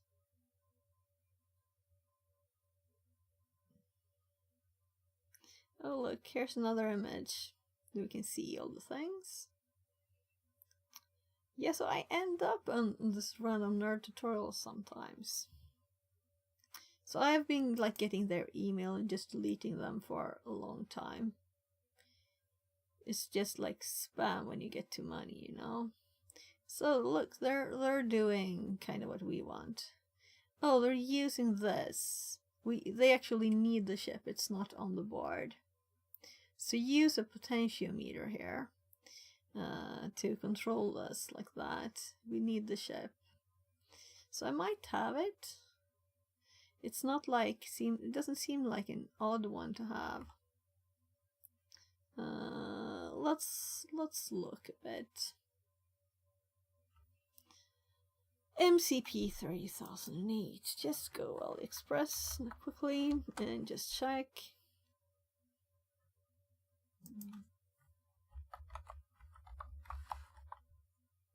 Did I click delete instead of enter? So one ship. This is expensive.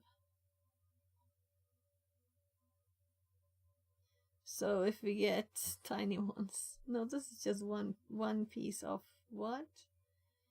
Let's hold lower this. Yeah, so these are kind of expensive.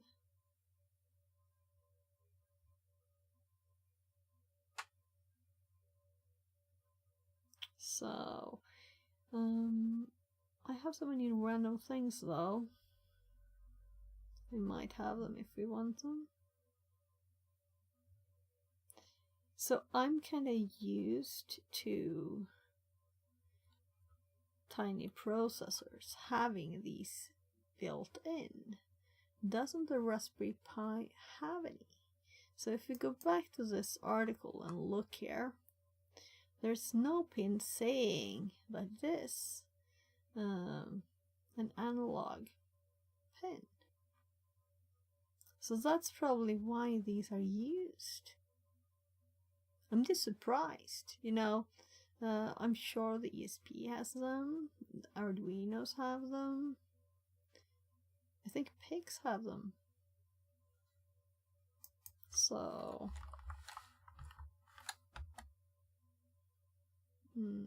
Digital to analog to digital.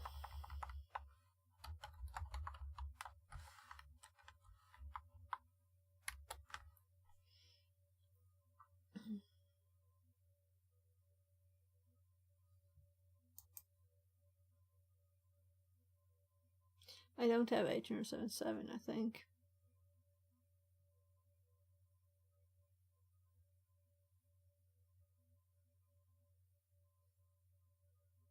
Whatever, recommended, it's okay. So, pens.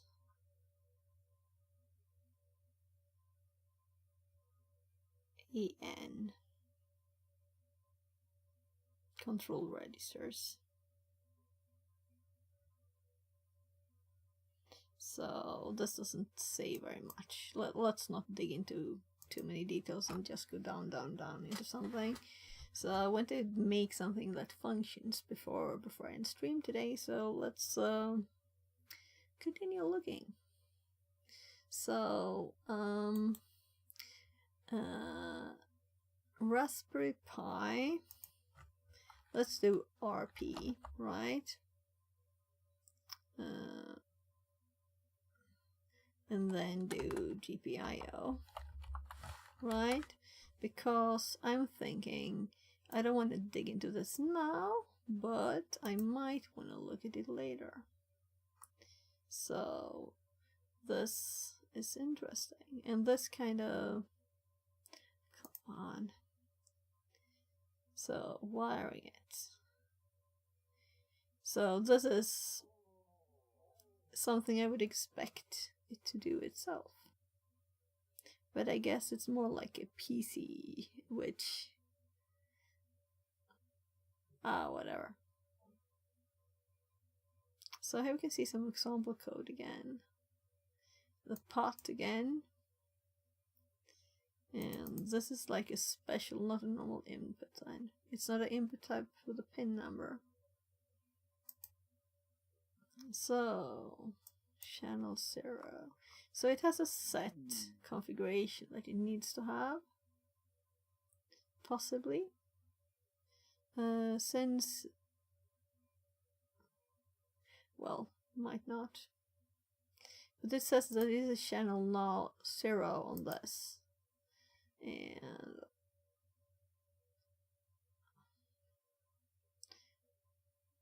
yeah, I want to look more at this in this.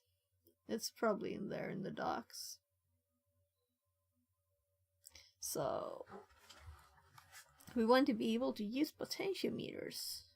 That it can't is like odd to me, right? Then we were to need a chip. So as let's see. Do we have this working now?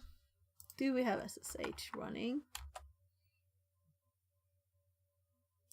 And since it's not projecting it once, let's look at this. It is up in its horrible 4K mode. And I can find the mouse again. So it is set to automatically install and start and run and whatever you want to call it.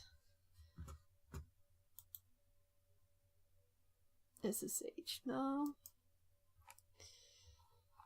Oh gosh, where's the mouse?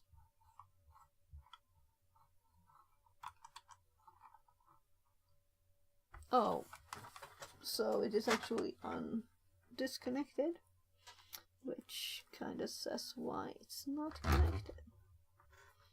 So I didn't expect to have to do this.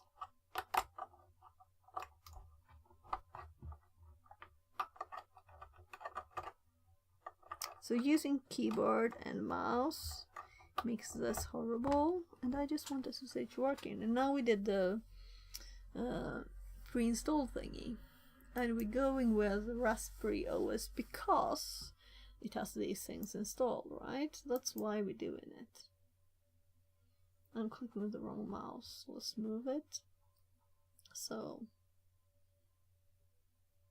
So let's look. There should be like graphical configuration thingies.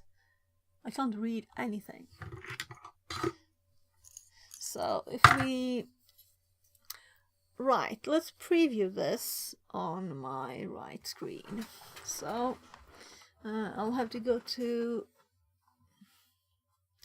the studio mode and open up this and then this. No, it didn't help. So if I go here and then I transition, no. Oh why? Oh why? So let's hop to this and hop to this. Now I have it there, and then I can, let's see, preview it to this screen, and now we should be able to zoom. The thing is that I have to preview this to my second screen. Oh my god. Oh gosh, that's crazy. That's crazy. So this, let's close the previews. Close. I'm doing it again. I'm previewing the Raspberry Pi output on my primary screen, and I'm previewing the zoomed version on my second screen, so I too can see the zoom. Look. Now, if I have this mouse pointing there and I move the Raspberry Pi mouse, I can finally see. So programming.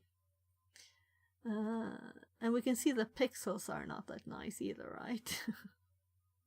It's not just me. It's not just my eyes. It's just bad.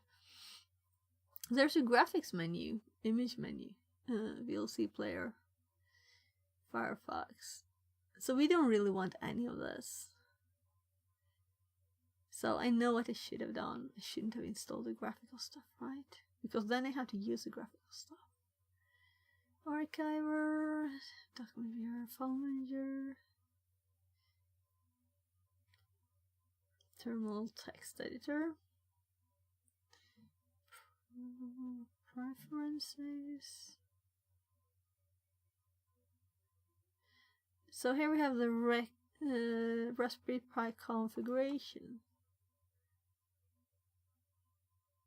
So I have to move my other mouse to this area. So let's move it a bit there. So then we can try and find this area. With good thing I can see for the full thing on there. Let's get found where I was. So system, password, hostname, boot, auto login, splash screen, browser, and display, interfaces. SSH is on, right? Performance, localization. Yeah, it might just be that it got a new IP when I reinstalled it. So it's not the same machine, though it has the same, you know, it has both the same name and the same MAC. So the same OS. Let's check its IP really, right? Let's check this again because I've never seen this before. So boot to desktop CLI, so we can just set it to boot to CLI here. And auto login too. Why would we want it to auto login? So we don't have to have a graphical interface. Have to click around with the mouse. Serial console is also on by default, and we can't even remove it. Oh, the serial port is disabled. Why? So that's why we couldn't use it, is it? So, serial port enabled. Turn on to enable the serial port on GPIO pins. So if we want to use the GPIO pins, then we have to change this, right? So now we know why we couldn't use it, because it was disabled. And also I'm kind of thinking maybe we should keep it going to the desktop. As long as we're not there, right? It takes resources, but this is just a test, so it doesn't matter. And if we really want a slim machine, we wouldn't install it anyway, right? This is just a test machine. It might be good to have that option easily available. Though I'm thinking these options will be available in the CLI one too. Overlay file system. Case fan. There's no such thing. The GPIO. We can set the GPIO. Alright, so if we enable the fan, then we can access this. Okay, get it? I didn't mean to do that. I'm just going to where it was. So click here, locale, time zone, keyboard, set keyboard, and let's say set the layout to Swedish.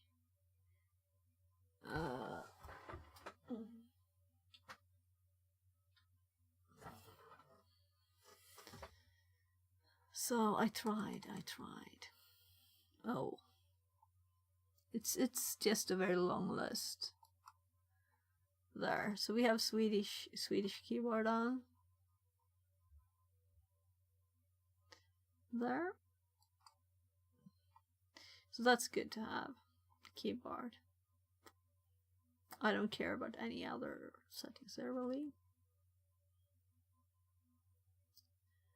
Reboot it. Do you want to reboot now?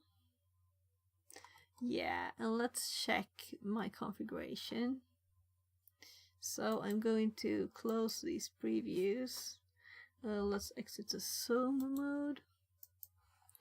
And let's hop you over here.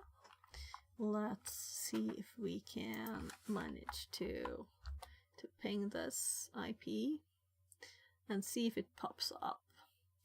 Meanwhile, I will go to my third window and check my leases. Raspberry Pi 161. Let's close it and open it again. View leases. Yeah, I don't think it got a new one.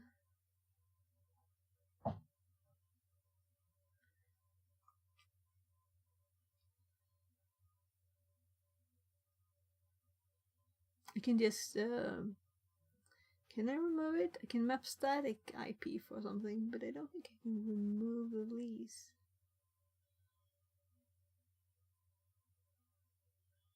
Raspberry Pi. I can click delete, but I haven't selected anything. Not the best UI in the world here. Anyway, 161 is still unreachable.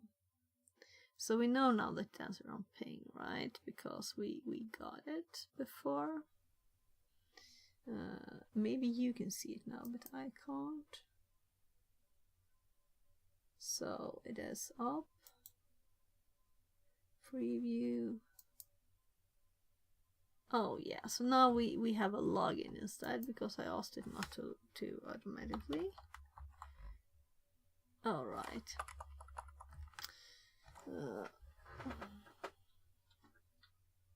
Fix it. Is it password? Very hard password. So why wouldn't SSH just work? Let's check the IP. That's what we're doing now. So there. I don't care about the zoom and the thingy Madu. Let's just see if we can manage to see the IP here. So IP space A. I can manage to type that. And I can't see this. If we zoom this, it can't zoom when it's on the screen. So I'll have to close that.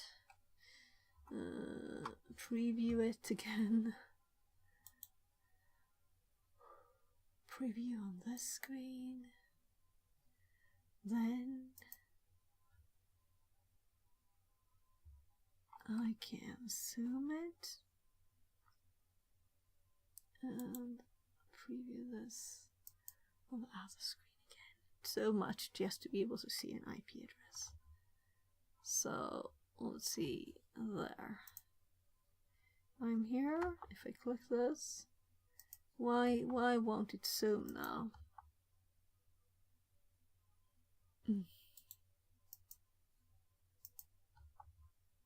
I don't know.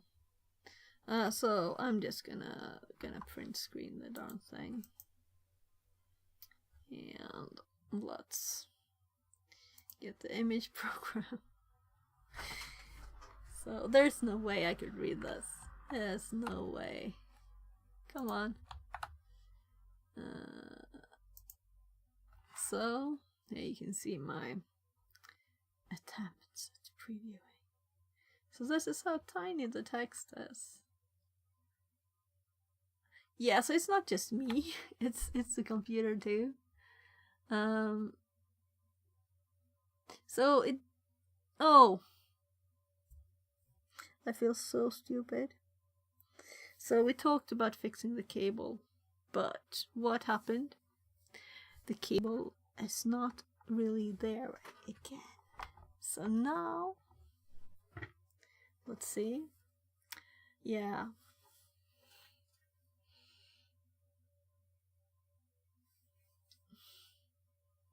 I'm thinking it switched addresses or something when I knew that it can fall out. So probably the SSH will work fine too, right? So let's just click this so we're doing the right thing. And let's just close this image. And let's SSH instead. And now host identification has changed. Possible doing something nasty. That's cute. Did you see this? Someone could be eavesdropping on you right now. Man in the middle attack. It's also possible that the host key has just been changed. Yeah, we reinstalled the computer. Please contact the system administrator. Add correct host key in to known host to get rid of this message. So there's also a command. FR, right? The host key is changed. You have this is interesting. I've never seen this. But I guess this is why we have it, right?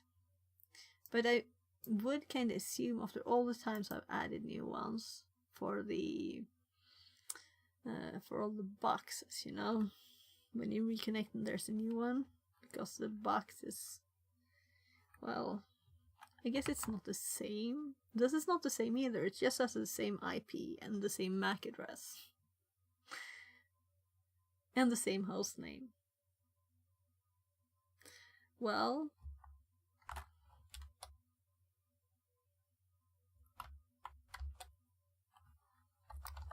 now we have done that. So fix it.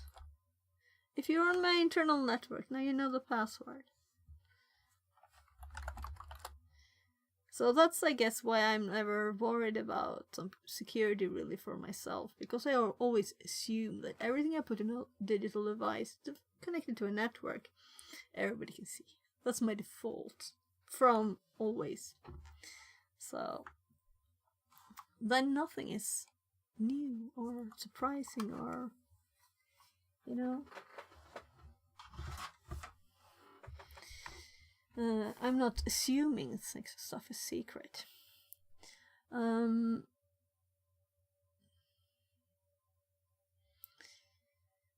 Right. We're there. We only have one problem, and that is our cable. I would love to just focus on the Python and the Raspberry Pi. And we should probably do that. But still, let me just check if I have a RJ45 and we can just fix a new one so it doesn't keep falling out, because I will go crazy, right? From missing. I miss it now. I can miss it in 2 seconds again. It will be annoying if it keeps falling out.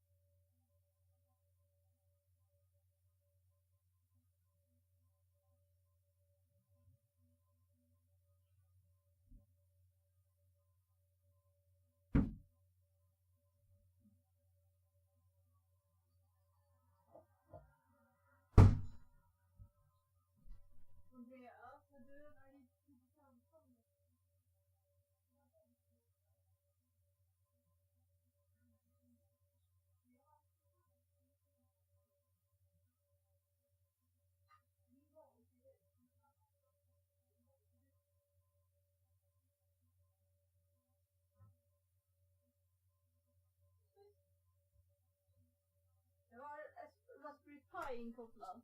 Och så bara jag bara, vad fan så helt SSH till den här för? Så kameran ramlas ut och bara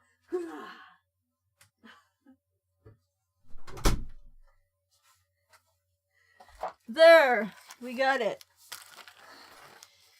So, I really want the microscope now, and now we can really do it, right? We have SSH, we don't have to worry about that. I can pull the darn cable here.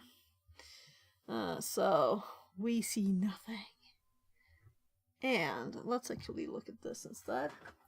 So I'm going to take this cable and I'm gonna put it in the drawer, because this is the perfect connector for the Raspberry Pis. So we want it accessible. We just don't want it in our face. So I'm sure there I put them. So we'll put this organized and nice in the drawer. And Let's move this a bit, and this will fall out again. Do you see it fell out at once? That's why we want to do this. So we don't want to keep being disconnected. We want a new one. It won't look as pretty. It won't be as good.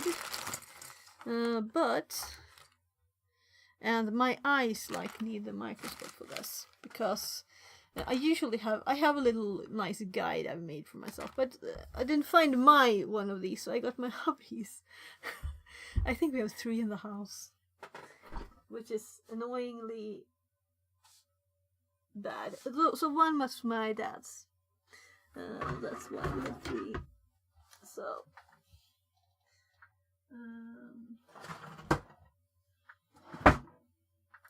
So what I want to do now is to unplug the other end, as I'll be messing with the cables. We don't want like electricity in there. Not that it matters much.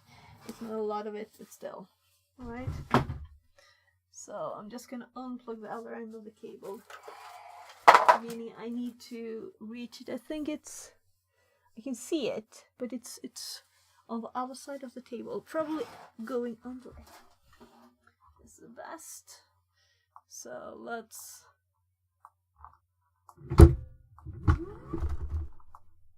What's wrong?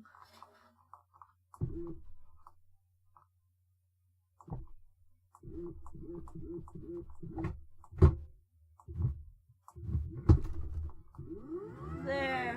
So it doesn't go up if it's not even, and something had blocked it before, so now it's going up. Now I can reach it easier. My little switch. So let's see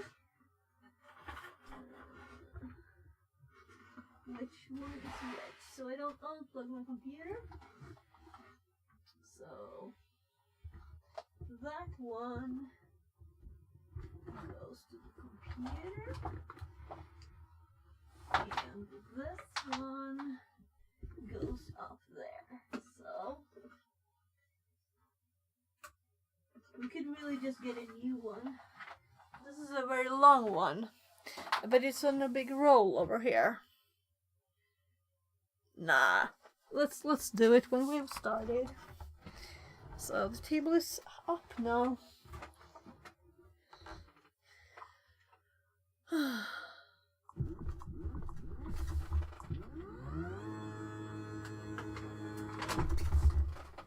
This is the paper bag being squashed. So good. So now we can put the microscope on.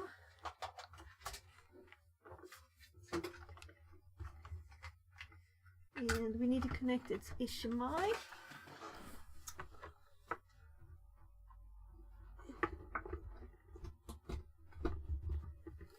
There. And now if we go to the microscope, we have a bad view because I have it set. This scene is set to other stuff than usual. So let's remove those.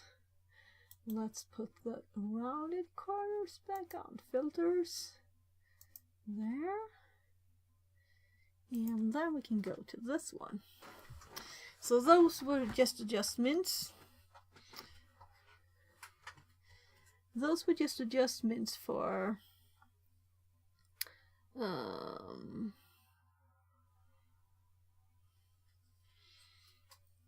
the Raspberry Pi, since I had stolen the microscope's HDMI.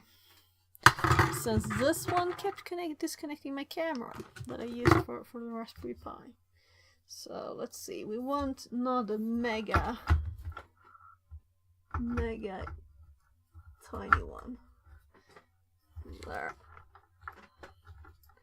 So there. So I think it's kind of good. And I also changed the arm. I was talking about changing it, and now I have. So this is another arm. This is the one which is actually, this is stable and not just flying all over. This is not going up and down. Very nice. So we can now look at the cable. we can take a screenshot of it. And let's look at this in the preview on my main screen. So I see the same thing you do. And if we look here at the cable, we can see the colors. And this is what we want to see. We can even make the microscope go down. I should probably lower the resistance there. So we can also just look at the web, you know. But here you can see the broken plastic. The reason we need to do this, because it's too annoying when it falls out. It keeps falling out. I kind of remember these in my head too. I've made a few of them. So let's just first do a screenshot of that. And I'm closing. And we're gonna go to that image program. So this is kind of quick to do. The tools are very nice. So here we can see the colors. It's not very good though, right? So let's actually Google it too. So RD45. I guess a pinout would kind of be good enough, right? So we can see here. Oh, look here. So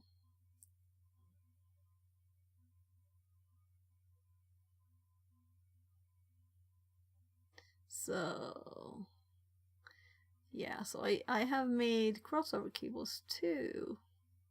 I think this one has it, right? Just both. So you can see this, you don't have to have a hub or switch in between, you can just connect computers. But this is good enough for us, right? So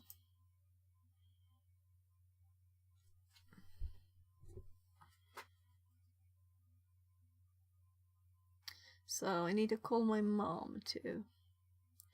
And I realized time is starting to, also the crossover pinout. So RD5 pinout, A and B. So now what? A and B. So the first, so this is why it would be nice to look at the other one. And we have the image though, so we know what it used to look like. So we have we have this to compare to. I'm gonna put this on the other screen and zoom in.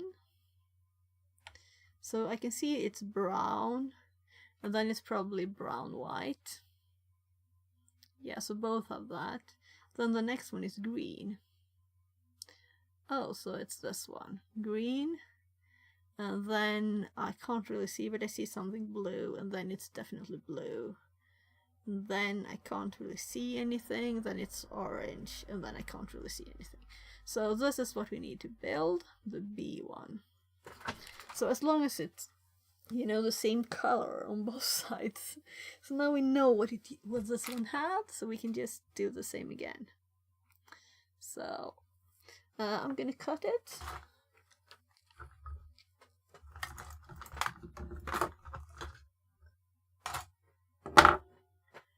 And I just remember how wiggly these cables are.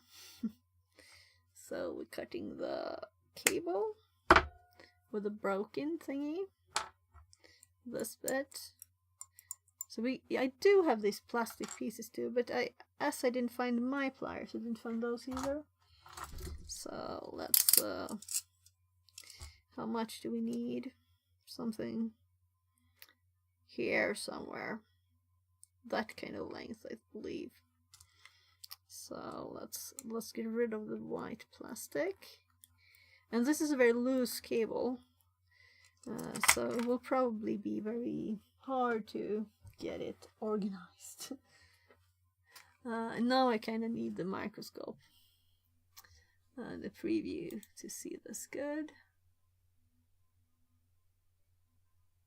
So I have my goal in the other side. So here we can see all the twisted pairs, and we have this thing in the middle that we want to get rid of too because it's just in the way. So let's cut it off. You can even pull it out a bit there. So now we only have the 4 twisted pairs here. So we're gonna untwist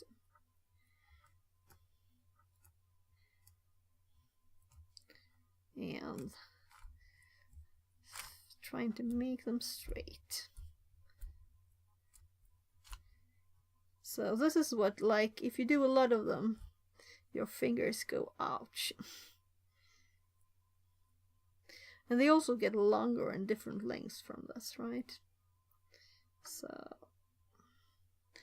the blue ones, and also these, we can see the brown, a tiny bit of brown on that one. We can see this as green and yellow, so we can identify them if we need to, or which we need to, right? So come on.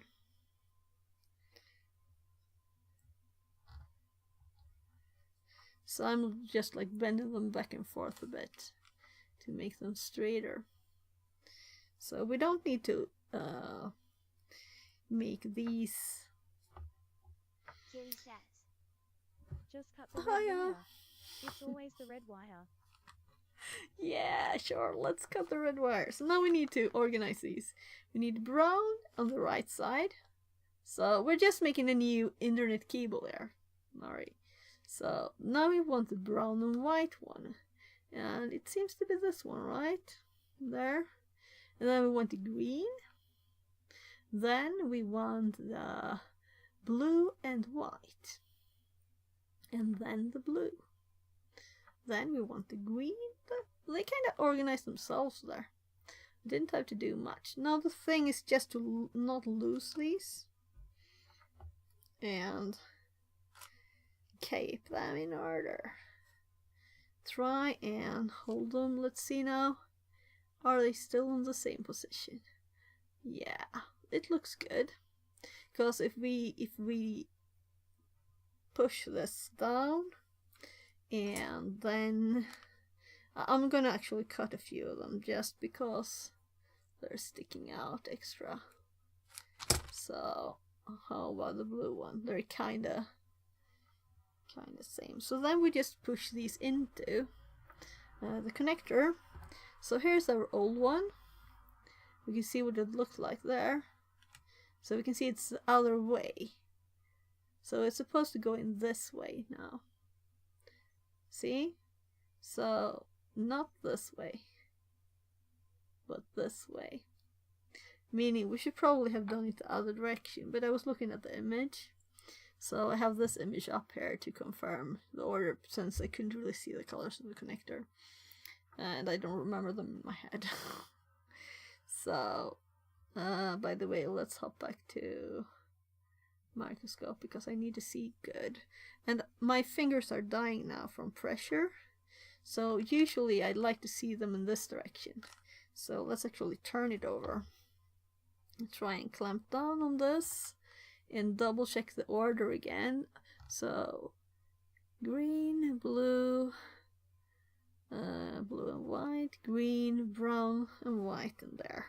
And now we want to push them on into the side where we can see stuff, right? So we want them not to switch orders when we do this. So yeah, gosh, that was hard, and my hand is like holding that pressure for a long time. So again, you can see the length has changed. So let's also pull this out a bit. So yeah, it still looks good. I guess it's just to go for it, right? So it's not a lot of space in here. And let's see if we can push them in. And this white thing is kind of big, so it's not all the way in. And the white thing is kind of loose on the cables. That's what I said before, like it's like hard. I can always like push all of it. If I push it instead, I should have done that from the start. It's not really in there, is it? So when we clamp down with the pliers, these things will go into the cables at this place, so they don't really have to be all the way, but at least so both kind of prongs there go in the cables. So I would like to pull the white back and push the other forward, but I'm not going to redo it and pull it out for that. I'm going to try and see if they're in the right position. So we have definitely green, white, blue. That's probably blue, white, green. Yeah, so they're still in the right position. They're all the way in, I believe. Let's do another push there. So I think this is good enough. Then we just grab this and we just put it in the pliers in the little hole and click it in place here. So, and then you just push. Now let's actually do this. So it is, I just pushed it in there and just as hard as I can. So there's also one part that pushes the plastic. So this plastic is pushed into this. So it's not only this that holds it in place, but now you can see these are pushed into there. So let's compare to the old one. So if we compare these two, you can see that the metal bits, they're now pushed into the wires. Before they were sticking out. Now they're in there, in the wires. So that's, we don't have to like peel the plastic off or anything. And the plastic bit here, it's squished into the cover. That's why I want the white plastic to be this far in, you know, so it's stuck there. So now it shouldn't fall out. We have this. This is what we wanted. The old connector had dropped it, so the cable kept falling out, and now it kept trying to find what's wrong with the IP address or whatever connection, and it was just that the cable fell out. So now we don't have to mess with that problem anymore. So so this is a bit funny, you know, if you push too far, it will go out. So just enough and it will take a little space. There. So I'll put that away later. And this we can just throw away. Bye-bye. And now we have to check that we have connection again, right? So here's the other connector. Let's put it back in the switch. Alright, I raised the desk last time. Maybe I should have again. So click, clicky, clicky. Just a tiny 4-port switch over there. But we could have another lab cable up on the table. At least one. So,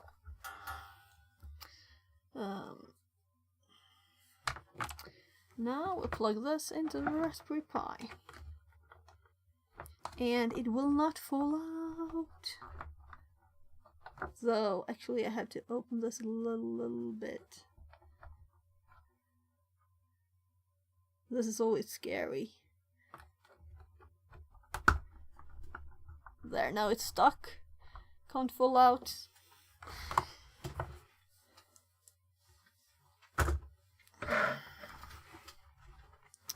There we have the Raspberry Pi, the cable. So now we're going to play with this. But first I have to make a call, actually. I have to call my mom and order some food for her. But we're probably, you can have this up, right? So there's a Keeble alive.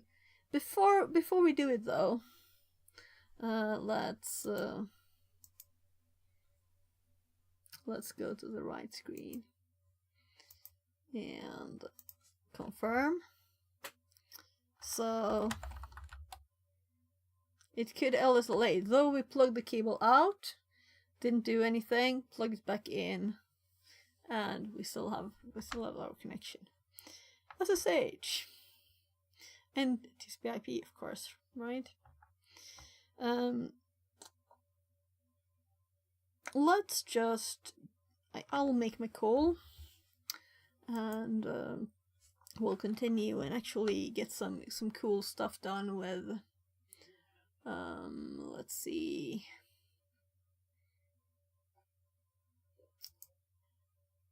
So the GPIO stuff. So this. So I'm thinking what I should show when I'm not. Let's just do it quickly, right? Yeah, so we want to definitely do a PWM and other stuff, but I will quickly make that call. We can have this. No, I can't have this up. Let's actually do one thing before I close this down. We still have that on, and we have this thing for that. So there. So I'm doing this, and you can look at, yeah, you can look at the desk actually, right? What I'm thinking is if I'll be typing something secret, and I might, not my mouse grocery list, but I will be paying for the stuff. So let's actually hope over here, right? And let's open this up, and let's close the desktop down. But let's also open up this page and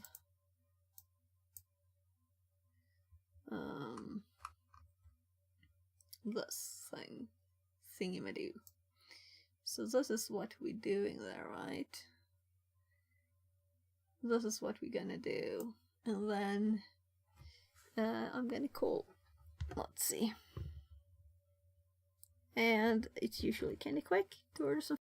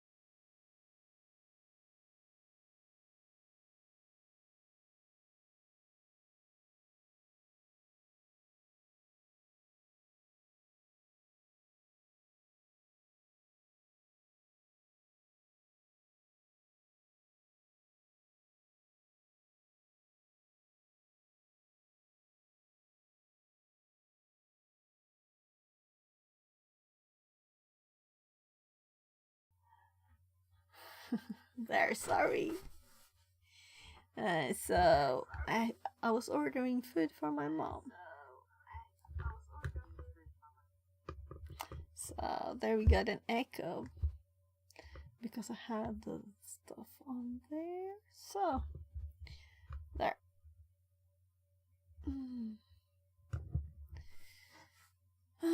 So got some dog bones for a dog here and lots of food.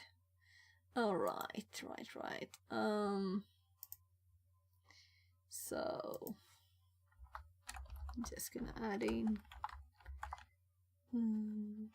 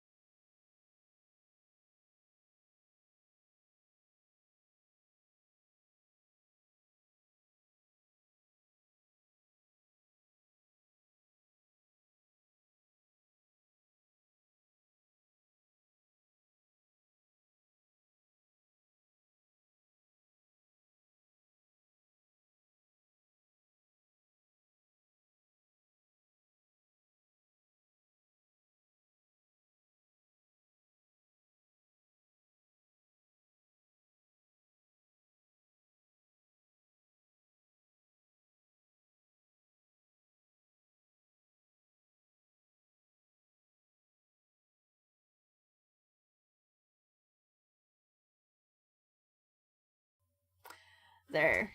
She remembered one thing more she wanted to ask, so let's go. We're ready to continue, right? So there. We back. And where did we have this one? Like somewhere here? This tab? So we found this very nice document, and as soon as we found the GPIO 0 here, we hopped into this and read, and we also have put some information about it in our notes. And these are just some simple examples. With the help of these images though that we have here, we can see that this pin number 2 here, or any pin really, we could use them for data. And if we look at this, we have here all the pins easily accessible, and we're currently measuring here the value of pin 2. So maybe we should start with pin 2 so we can see if this changes. We can just set pin 2 to something else. But the first thing we need to do is to hop over to this machine and confirm that we actually can use this GPIO 0 in Python. So before we do this, let's actually hop back here and see if there's any more information. Permissions I see here. So view inputs. Yeah, so we have checked that it's 3.3 and 0 volts. We can use internal pull up and pull down. GPIO 2 and 3 are fixed pull ups. And while connecting to single components, the GPIO is safe. Be careful when you wire things up. LEDs should have resistors to limit the current passing through them. Don't use 5 volts for 3.3 volt components like this. Do not connect the motors directly to the GPIO pins. Instead, use a H-bridge circuit or motor controller board. So have a suggestion here. So I guess we will allow the cookies for Raspberry Pi work using motors. So We're not currently using motors, but this sounds fun, right? So, of course, we'll have to connect everything carefully. Right now, we just want to be able to see that we can change the value of a pin. Also, we tested, our first test was to try TTL to USB, as we saw an example of, and it didn't work.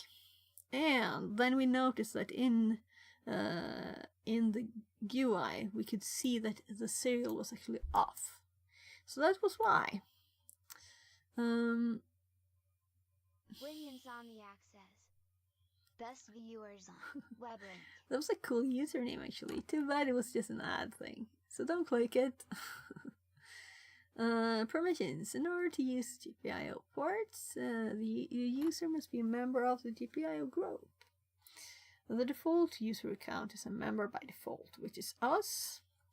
Other users must be added, so we don't need to do anything. GPIO paths. The GPIO connections on the BCM 2835 package are sometimes referred to as peripheral data sheet as paths, a semiconductor design term meaning ship connection to the outside world, not word. The paths are configurable CMOS push-pull output drivers, input buffers. Register-based control settings are available for internal pull-up, pull-down, enable, disable, output drive strength. Okay. This is just another place in this document, I believe. Yeah, it's further down. So let's just skip that. Input trigger filtering. Power on states, all GPIO pins revert to general purpose inputs on power on reset. So they're all inputs as default. The default power states are also applied, which are detailed in the alternative. So this is a good thing to have in our on reset. We have this. Though we will set everything right. Most GPIOs have a default pull applied. Details. So pull states. Right. Let's just leave this. We don't need it in our notes because we will have to check it anyway, right? Or set it rather. Each GPIO pin, when configured as a general purpose input, can be configured as interrupt source to the ARM.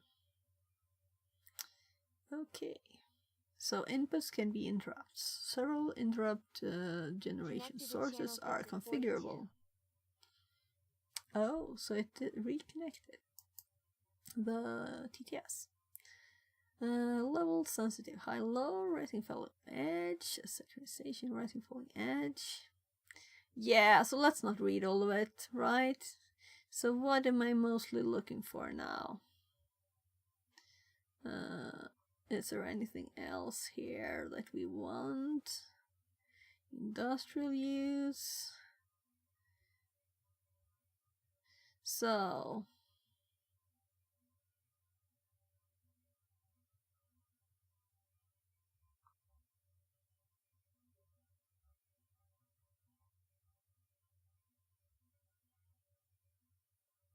oh, PCIe connector. So, power button. Oh. The JTOG jumper is located between the RTC battery connector and the board edge. To break out those, your own power button. Raspberry Pi 5. So, mine is a 4, so it doesn't have those. Power supply. PoE.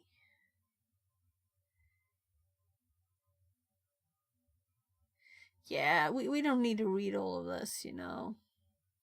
Let's just say we got enough data physical computing. This is motors. If we do motors, let's do something, you know. What I mostly was looking for was if it said any other ways than Python to do it. But I guess Python is kind of the way, right? So let's just quickly look at this. Well, that's cute. Do you see how big these LEDs are? It's on the breadboard. Those are like 1 centimeter ones.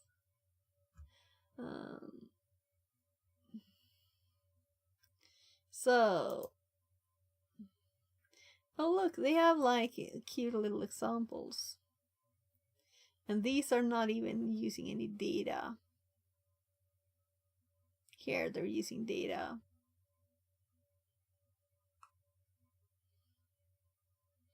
So we have a breadboard, but what we need though is some resistors, some stuff. Let's see what I did have in this one. There's actually a resistor in here. And a LED too, but it's an ugly one. Let's see, what else do we have? Let's go full this, right? So there's a yellow LED in here. Let's get some components to get started. So I'm thinking I had another breadboard with some LEDs on it and some more stuff.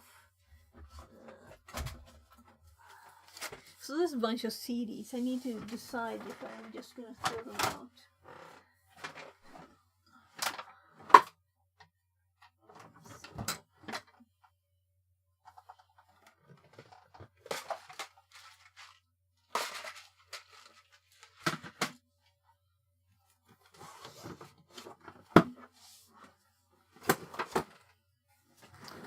Zo. It's just like cars. This is LEDs. So let's get some LEDs. These are ugly ones, right?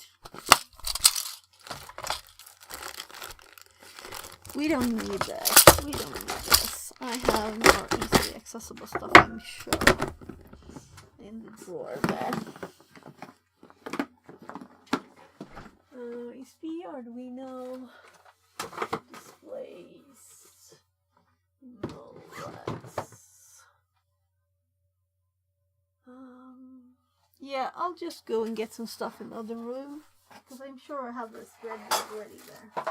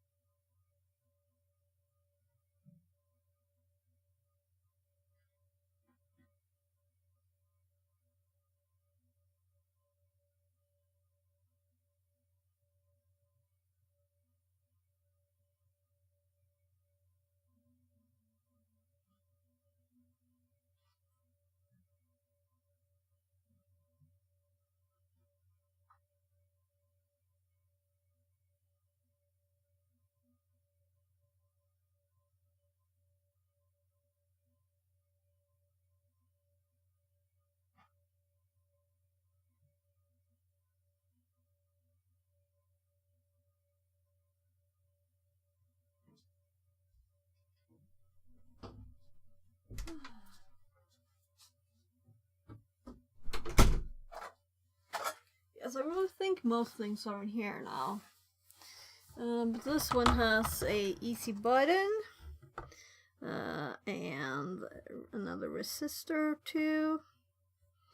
And we also have this photoresistor. That could be fun.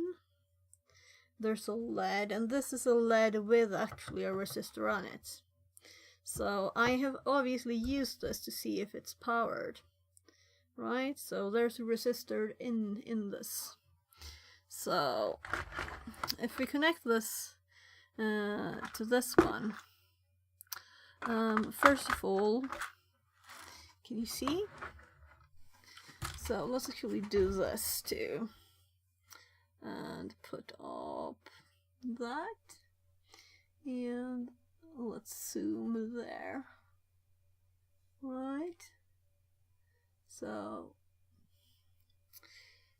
let's put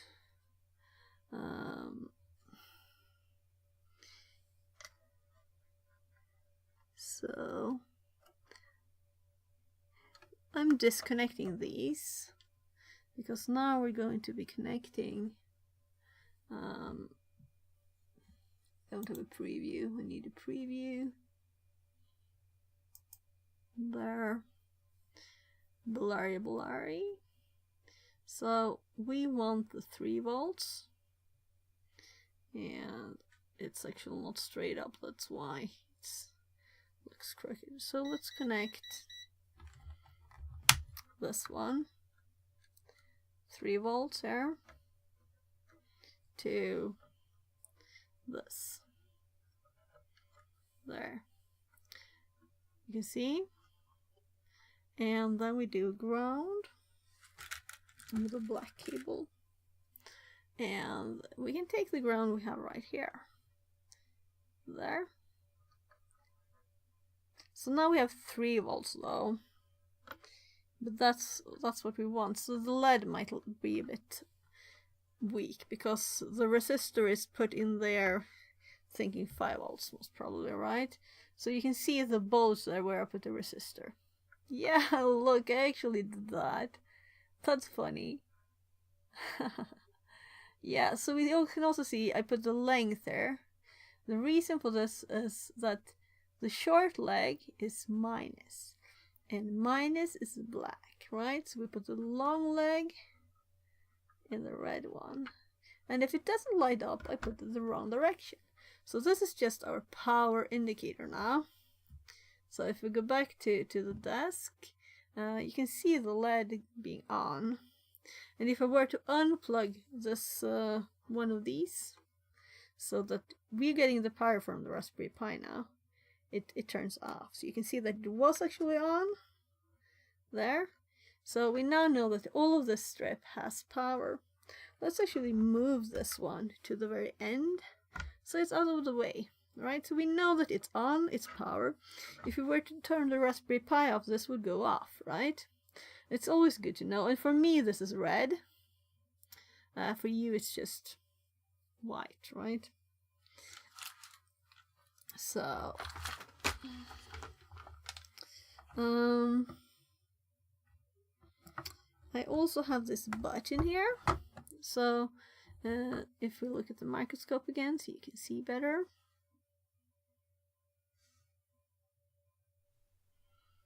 So this is soldered, since this is a kind of tiny button, the legs are actually too tight to fit a breadboard. So I've just put legs on it that will fit these. So we can put this somewhere else on the breadboard. Let's put it here. And then if we connect this to this, and these two different pins here, or just one of them to like ground, and the other, we'll see what we do. Actually, we'll probably want to have it on this side since we have our power here, right?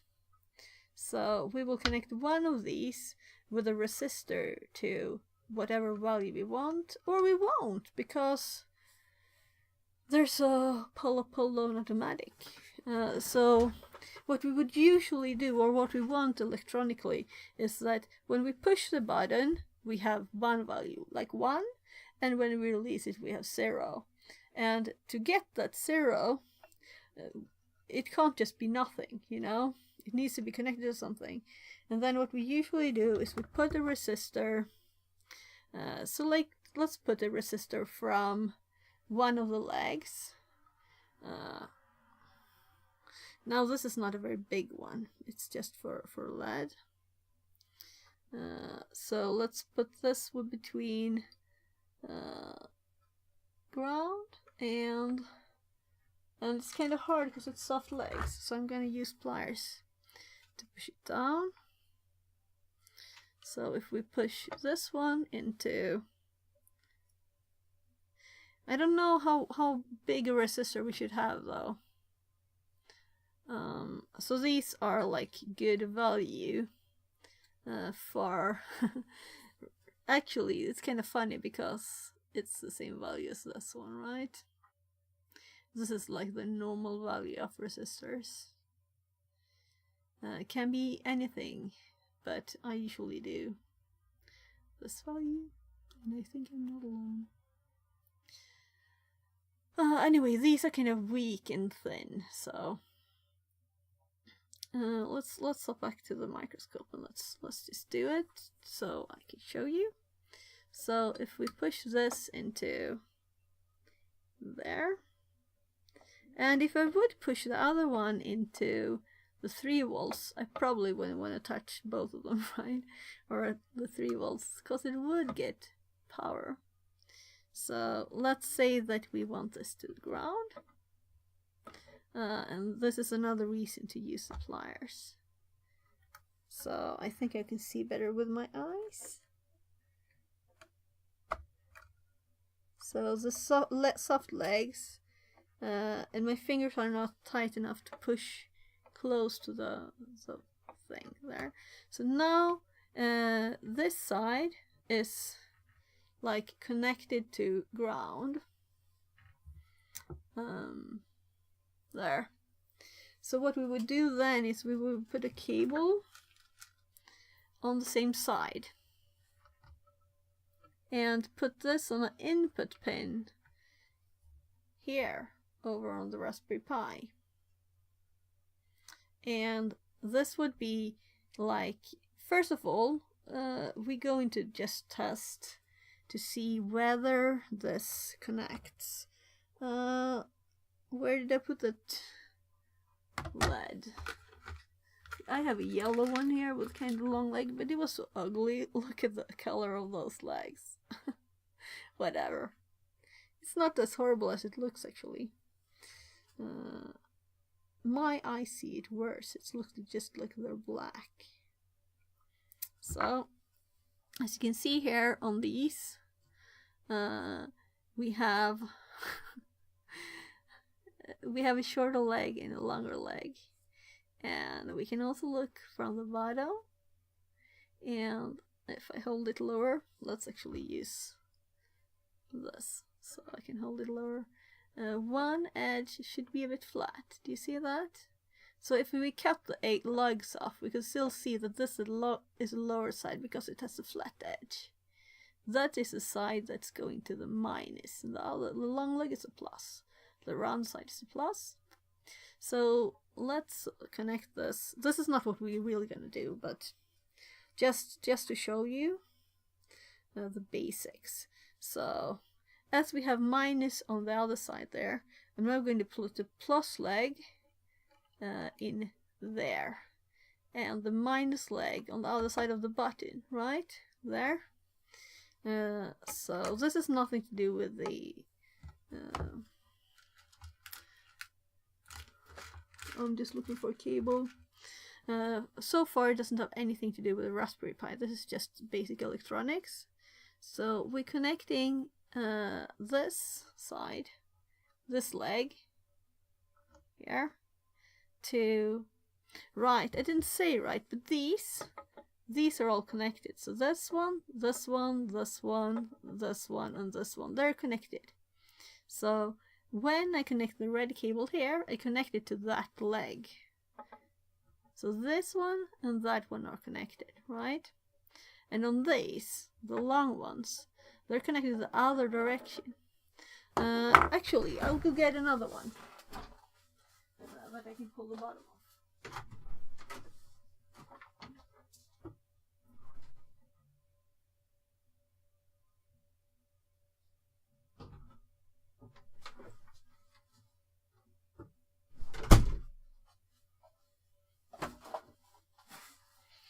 So,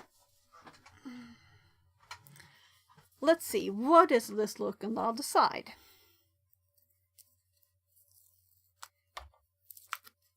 So here you can see the metal connections. So let's go microscope, I guess. This is what they really look like underneath. The long side ones look like that. And the others are connected in the other direction. So this is what the breadboard looks like inside. There. So this is looking like that underneath, and this looks like this. So that's it. Very easy. Logical, right? So our LED is still on over there. We still have power from the Raspberry Pi. If we wanted to turn it off for a bit, we could just unplug these. There. So, but let's build our thing finished. What we have left is to plug this red cable here into the power. Where we can see here, I have marked them with red and black. So this one here,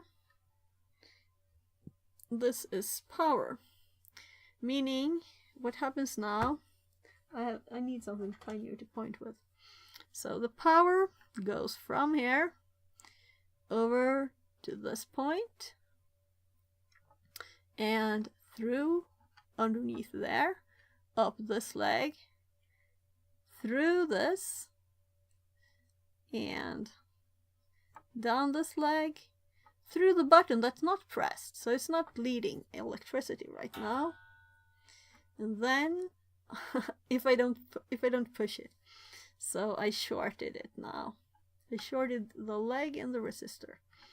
And then the button, it goes over here, through the resistor, here. So if I click the button now, it lights up. Do you understand? Let's see if I can make it higher up so we can see more of the view. So this cable, this is not connected to anything yet. So we only have the LED and the resistor over here. And really it should be more like that, right? And I'm showing you nothing, so there. Now we can see it, right? So if I were to short these two, that leg and the resistor, if I manage,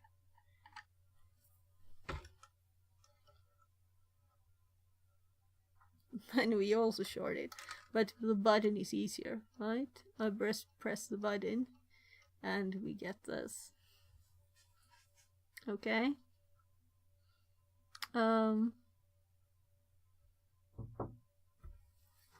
Just a sec, knock on the door.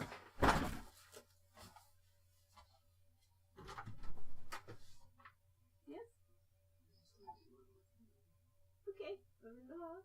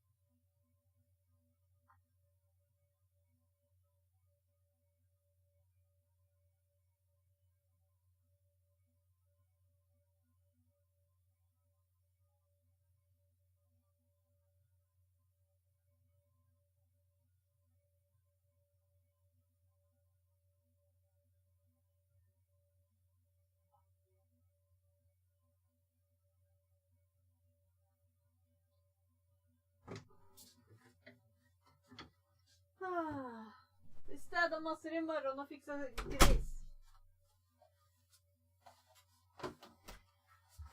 There.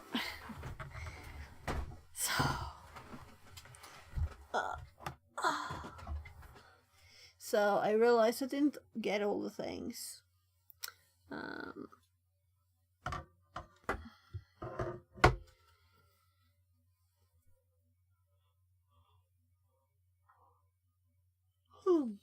So this is the current one,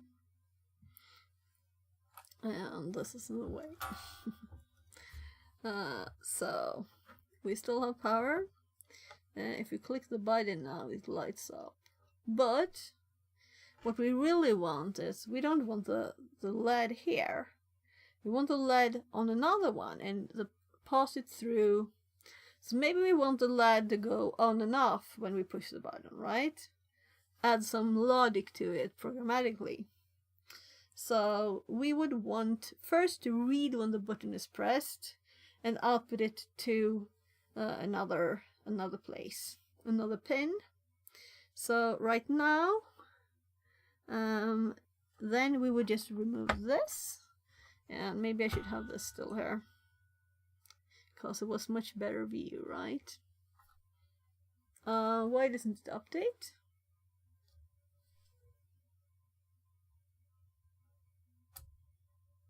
This is odd. I've never had it not update before. So we have a macroscope activate on off button.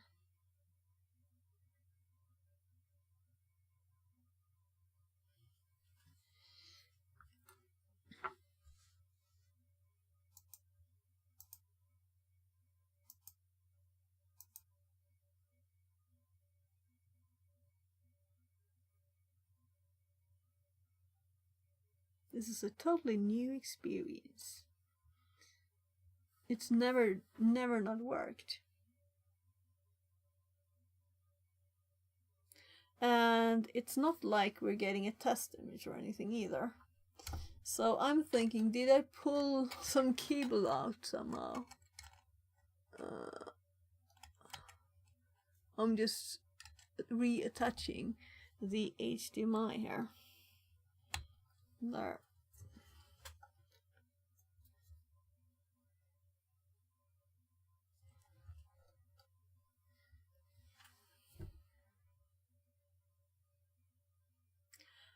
We seem to be without microscope currently. It's not there. Why is a good question. Knocking again on the door. Yes? Okay, but you're off.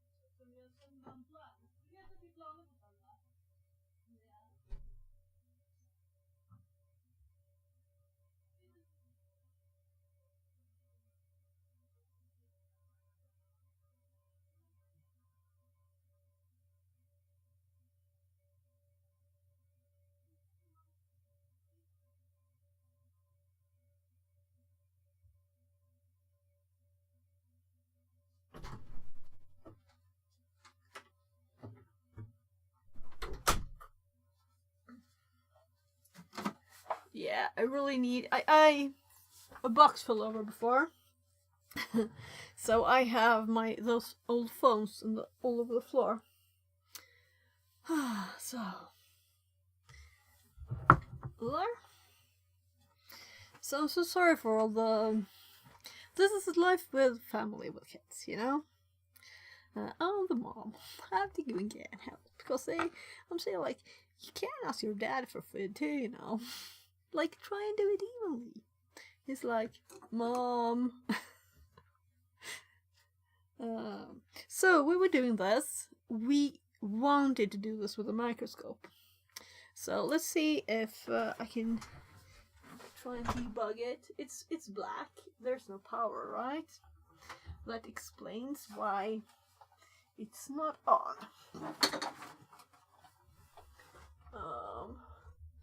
So I believe I stepped on a wire. And the power for the HDMI to USB converter is not plugged in anymore. So let's actually raise the table up a bit so I can see better.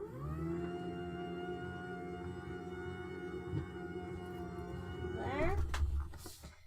And I'm gonna crawl under the table. Where did it go?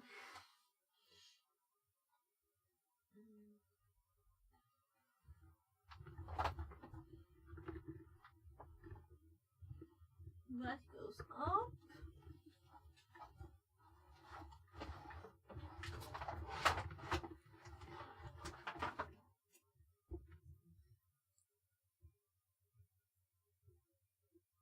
It's not like there's a lot of wires here. Well, there's a lot of wires, but not one's not going anywhere. So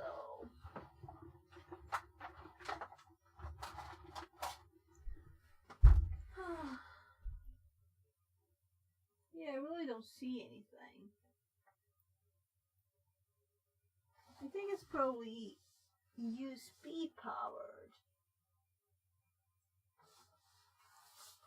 So it is fastened to the table by cardboard.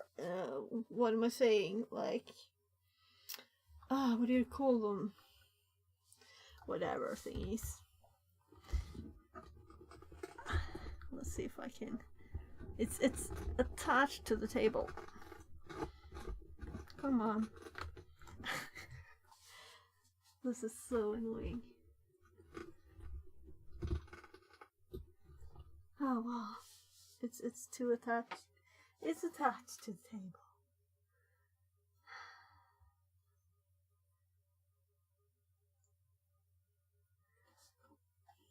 So the microscope is power, it's a converter that doesn't.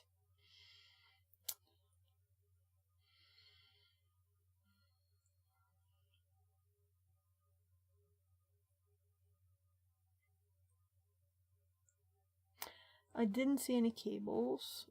Might suggest that it comes from up here and it goes over there, which is logical. So let's remove the things. Oh, it's a blue one. It's the blue one. And it's actually slightly attached, I believe.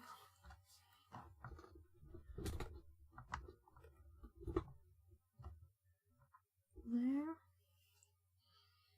So I'm going to do something drastic if it doesn't work now. So there's supposed to be another image up in the corner.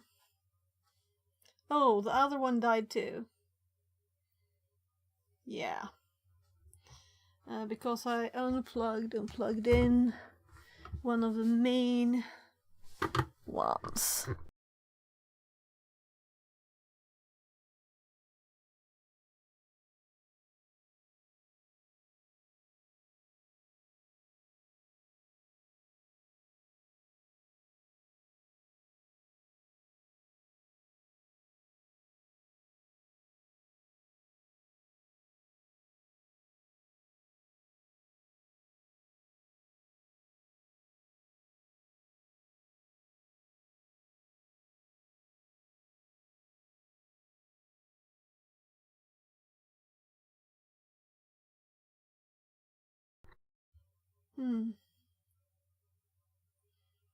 So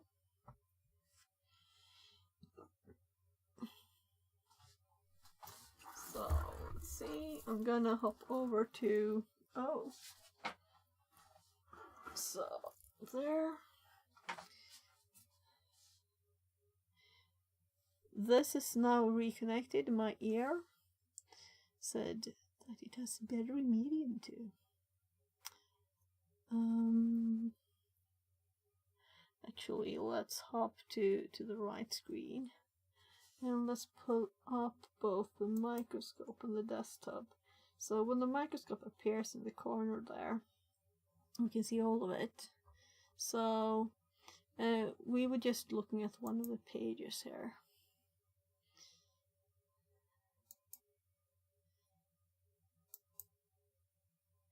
So yeah, these, do I have these in my,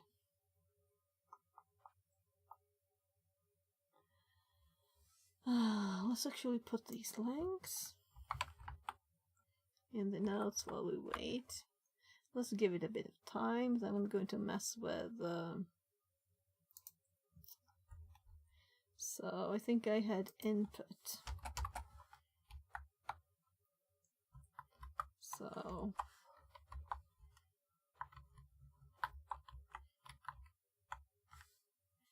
So why do we have the star here?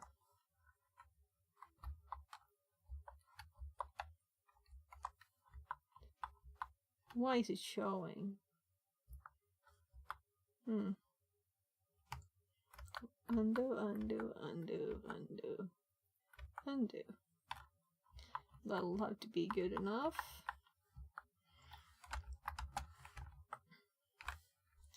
And output.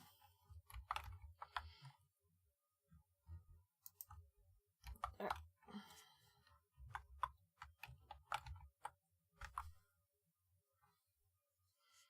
So now I can itch my nose without getting a bad conscience on the camera. Now let's, we're getting it time. I'm gonna go and look at the settings. So first we go to this, then we go to this, checking the microscope source. We're deactivating it, we're activating it, and we do have an image. So we're getting back to life here. So we do have an image here now, which is what we want. This was the reason, but we also want our camera to be alive. So I'm going to the camera source too. So last time this happened, at the very start of the stream actually, I had to unplug both the power and the USB to the camera itself to get it started.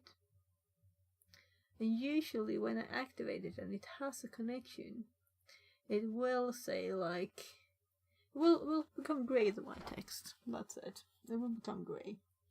So let's go back here. And I'm going to go and mess with the poor camera again. We're starting with just closing it up. Down. Waiting a few seconds. More than a few seconds actually.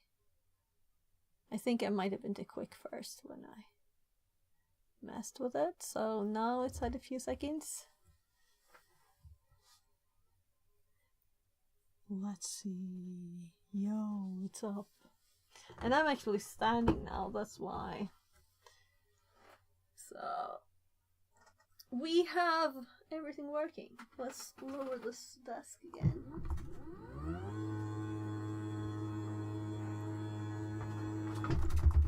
There.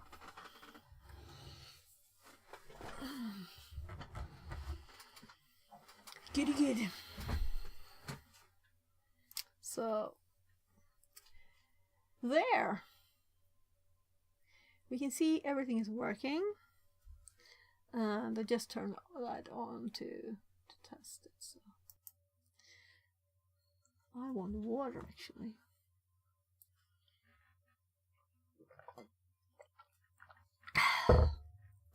So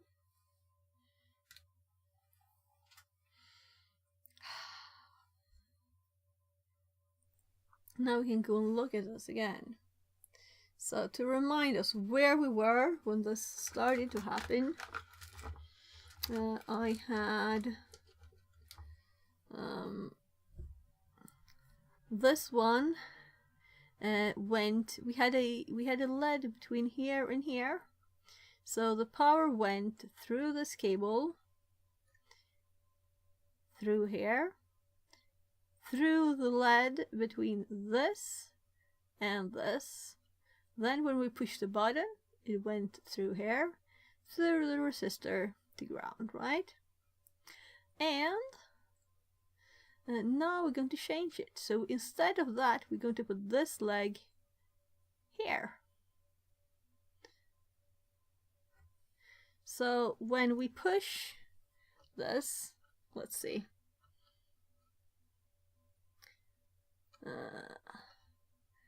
So it will just go through the resistor when we push the button, right?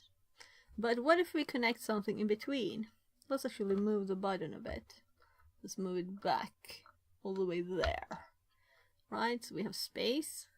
So we can see this is connected to ground with a resistor in between. This is connected to power, 3.3 volts. And when we push the button, it will just pass through it. We can't see anything. So if we connect a cable here, now if we were to measure this, let's do it. Let's not say we might do it, right? So let's go this mode, and let's take the multimeter.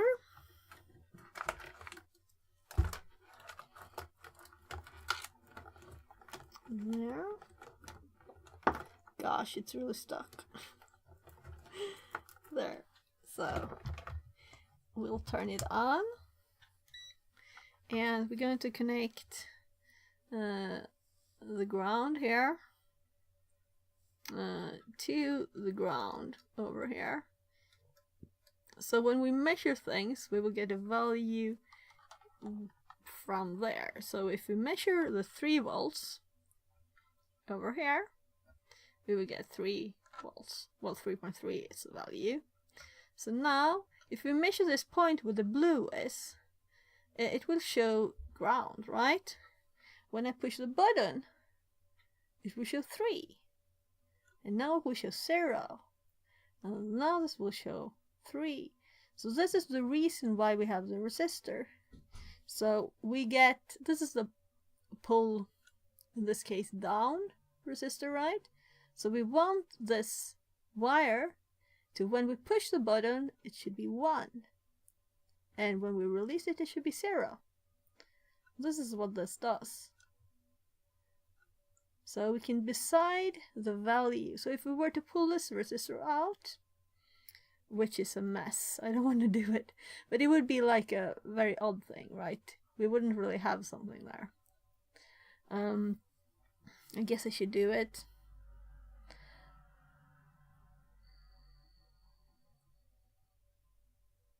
Okay, yeah, so we just have to pull one of them out. I'm pulling out the one that's in ground. There. Oh well, we got all of it. So now, when we're pushing the button, we're still getting 3. When we're releasing it, we're really getting 0, right? But it's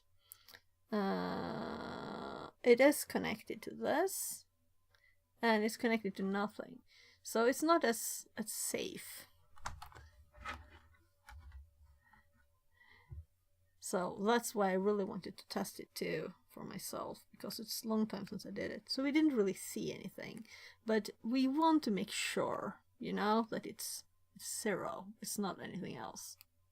And also when it's connected to the board, we want to be even more sure that we set the value. It's not something internal in there that's just randomly has a value. So I'm going to try and put this back. And these are very bendy legs. and I managed to make a kind of tiny place to put it, right? So let's see if I can fit it. Let's remove that one. It's at least there.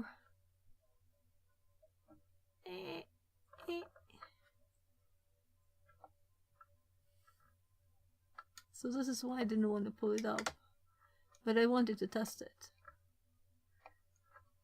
So I think it's as far down as it goes. And then we put this one here. Oh gosh.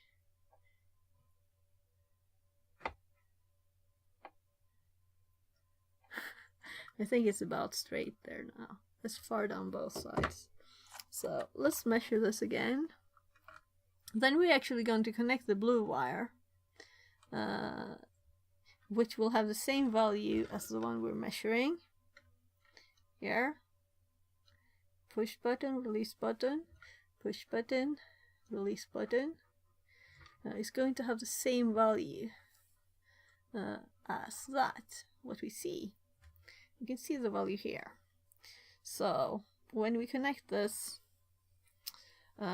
we need to first set the pin, right? So these pins here, they have numbers, right? So if we go to the full screen so we can see a little better, we have a lot of them. And we have GPIO and a number on a lot of them. And those are the ones we want to play with. And now we're going to test for the very first time to set a value. And we're actually not going to use our new thingy first. First, we're just going to see if you can set the value of one of them. Which one should we do? Let's do 22. So 22 over here.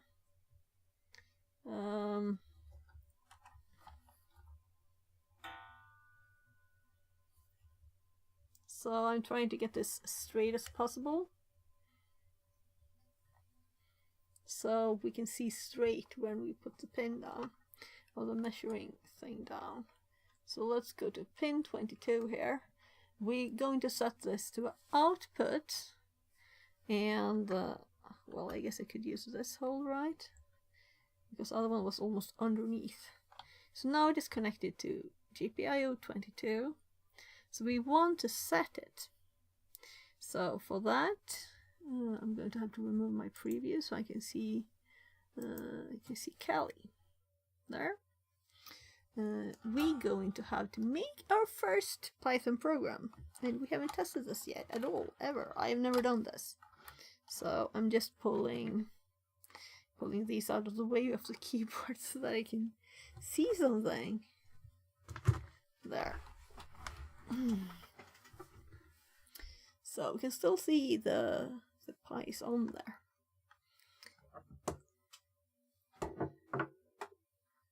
So let's go here first. What we did, we did get a lot of information about how this works. So let's say that we want to set it as lead, right? Lead is a basic thing. So the lead, we set the pin as lead. Then it will automatically be a output, right? Because it will set a value of a lead. So we can connect our lead here later. But for now, we're just gonna read the value on the multimeter. So, there are probably examples too, right? Maybe basic recipes. We haven't clicked any of these yet. So, yeah, button. And button. And 2 is a pin here, right? So, pin numbering. We're not reading everything, but we had 22 as our example. So they're putting a lead on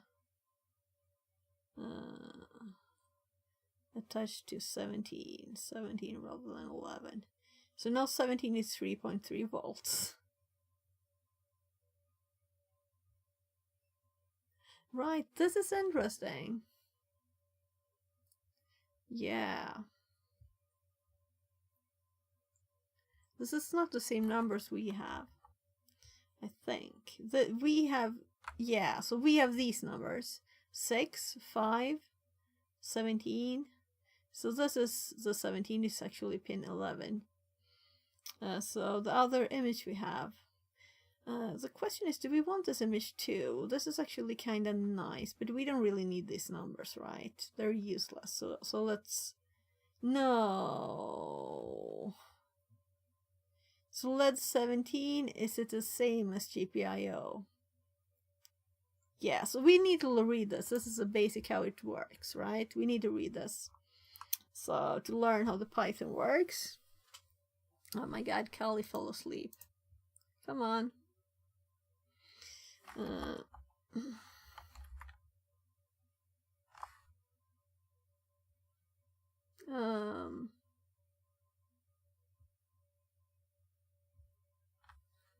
Let's see.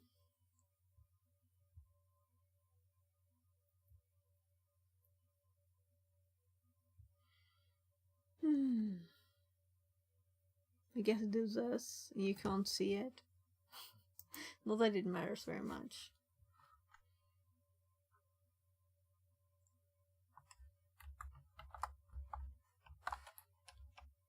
So it's not like it matters. It's not a secret password. It's one of those medium ones. Nothing important in there.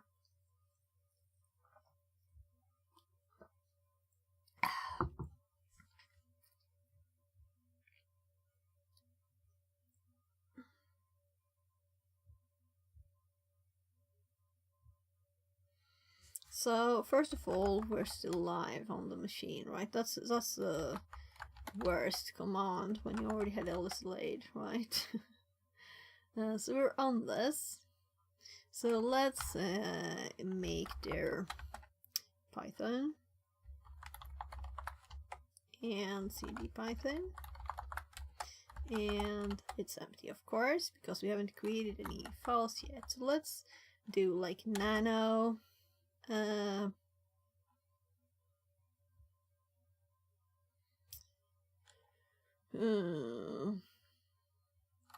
Let's not just do test 1, test 2, test 3. Let's do pin out, pin and 22, right? .py. So this one will do something with pin 22. And I'm thinking we could change the value to 1010 or something. Because just put it into 1, that's where it's already at, right? Or rather it's at 0. You can see 0 here. So if you just put it to 1, that wouldn't be a lot. But this is the whole reason we have this. So we're actually going to start with just getting stuff from the notes, because we already copied some code here, and I can see how this works. So this is kind of similar to what we want to do, kind of exactly similar. So we import GPIO 0 and time. And let's instead do LED 22, right? And LED on, LED off, sleep. It's very, very, very crazy simple. Only we don't have a LED there for now. We only have a multimeter listening. So we're saving it, and I guess we run it, right? And I will know if Python even works. I don't know if we need to run Python 3. Let's do which Python. Let's see. So I guess we do Python, and we know it is 3, and then we do like Control C, right? No. It is stopped. Yeah, I think it is that you do to stop it. So I don't think it's stopped. So quit. Yeah, you do quit parenthesis or Control D. Control D is the thing. Yeah, I'm like Control C. That's like background stuff. That's not what I wanted. So now let's just do Python and our whatever I called it.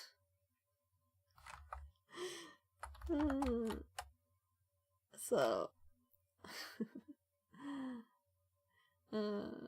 Python out tab and look at the multimeter.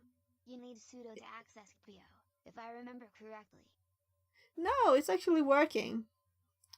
So it's possible that there are some... Right, we were in the GPIO group as this user. That's why. The default user is this user, and it was in the GPIO group. So I don't know if you can see, but we have it switching every second now. So it's working fine. So we can see the value is switching. Yeah. Yeah. So this is the first time I have ever used this. Actually, the cable, the connector on the Raspberry Pi. So I'm very happy that it was this very crazy simple to do it. So now we're going to instead put a LED on there, right? So let's stop the program first. There. And now it's stuck on 0.158. So it's kind of like oopsie doopsie. So let's again look at the board and we're gonna change stuff. So welcome in, Arduku. And that's just a multimeter saying, I've been on for a long time, don't forget me. So I'm gonna just preview this so I can see it too. I should have one screen with just a preview, that would be nice. So you can see our pin 22 that we're using as an output. Just go into the multimeter. But now we're going to put a cable in here.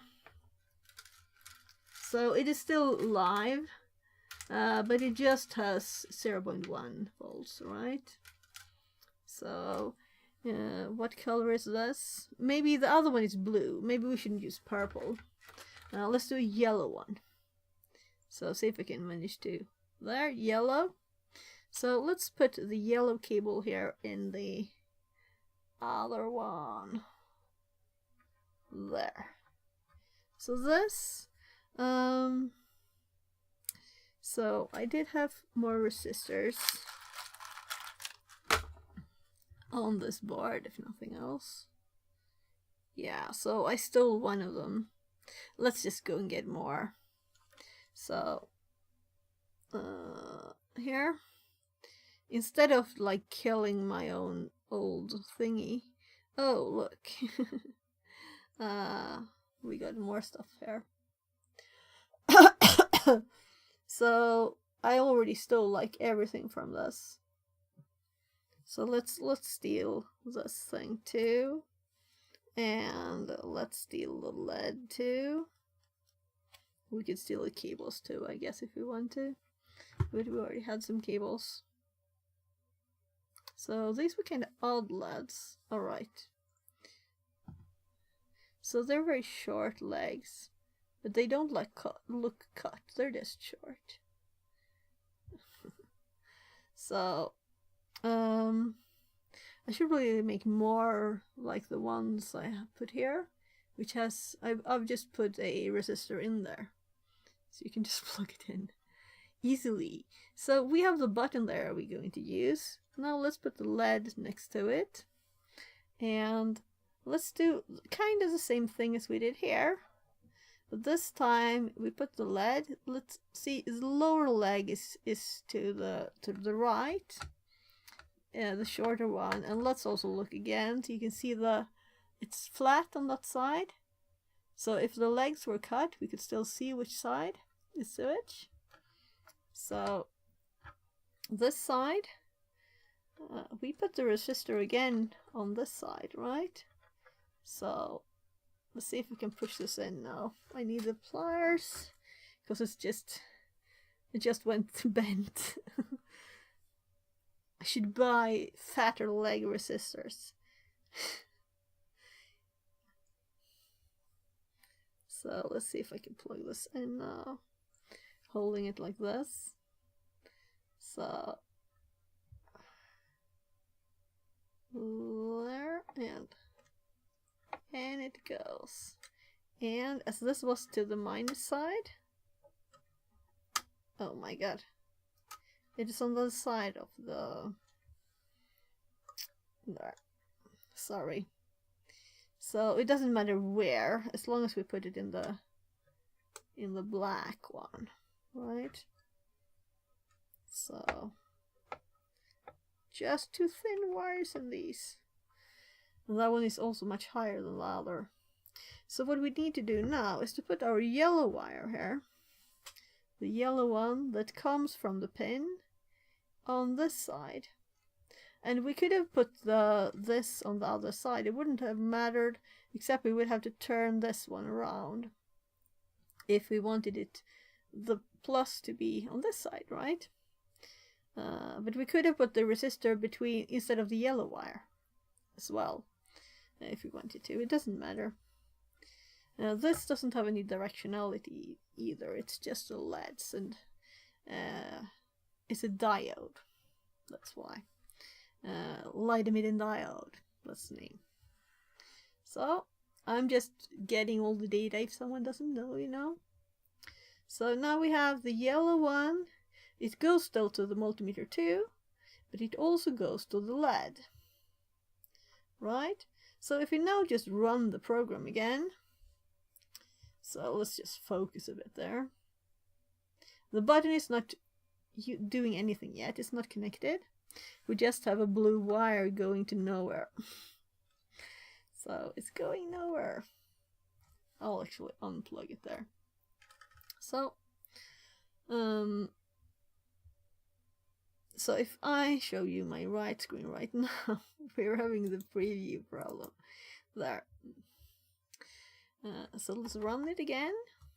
No code change. We're just going 1, 0, 1, 0, 1, 0. That's all right. And we could actually have the microscope up there too. So let's start the program. There. So is it running?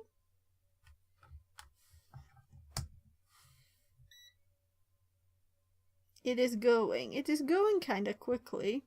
So now I'm thinking, what did I do wrong? Because let's check, because it's not lighting up, right? So it might be that I did something wrong. I can't see though. Oh, now I actually do see that it is lighting up on the camera, but for my eyes I can't see anything. So it is working, it's just too much resistance. So yeah, I can see it when I look carefully. So we should have a lower resistor. If we were going to use this, we would have to lower the resistance for that one. So, but as you can see it, I think it's okay. I should have changed it just to do it.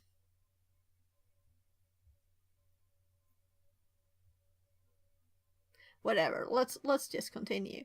So the next step, right, is to not just have it blinking, but let's have it listen to the button input, right? Let's do that. So let's actually look there at what we had. So do I want to move the microscope? Let's get it out of the way so I can actually see my screen. So we had these were the basic examples, and we could also see here that there was a button one, right? So let's get a button. We need to select a pin to put the blue cable into. So I probably need the microscope again, right? So first of all, I need the preview. I need it. I should have a fourth monitor, or I'm like blind here. So we're going to put it here, and I've already explained this, why, and we have measured the value as we push the button. So if you missed that, you can just go back and watch it. And now we're going to select a pin where we'll connect this. So, well, let's do like 26, right? So we have a 26 here.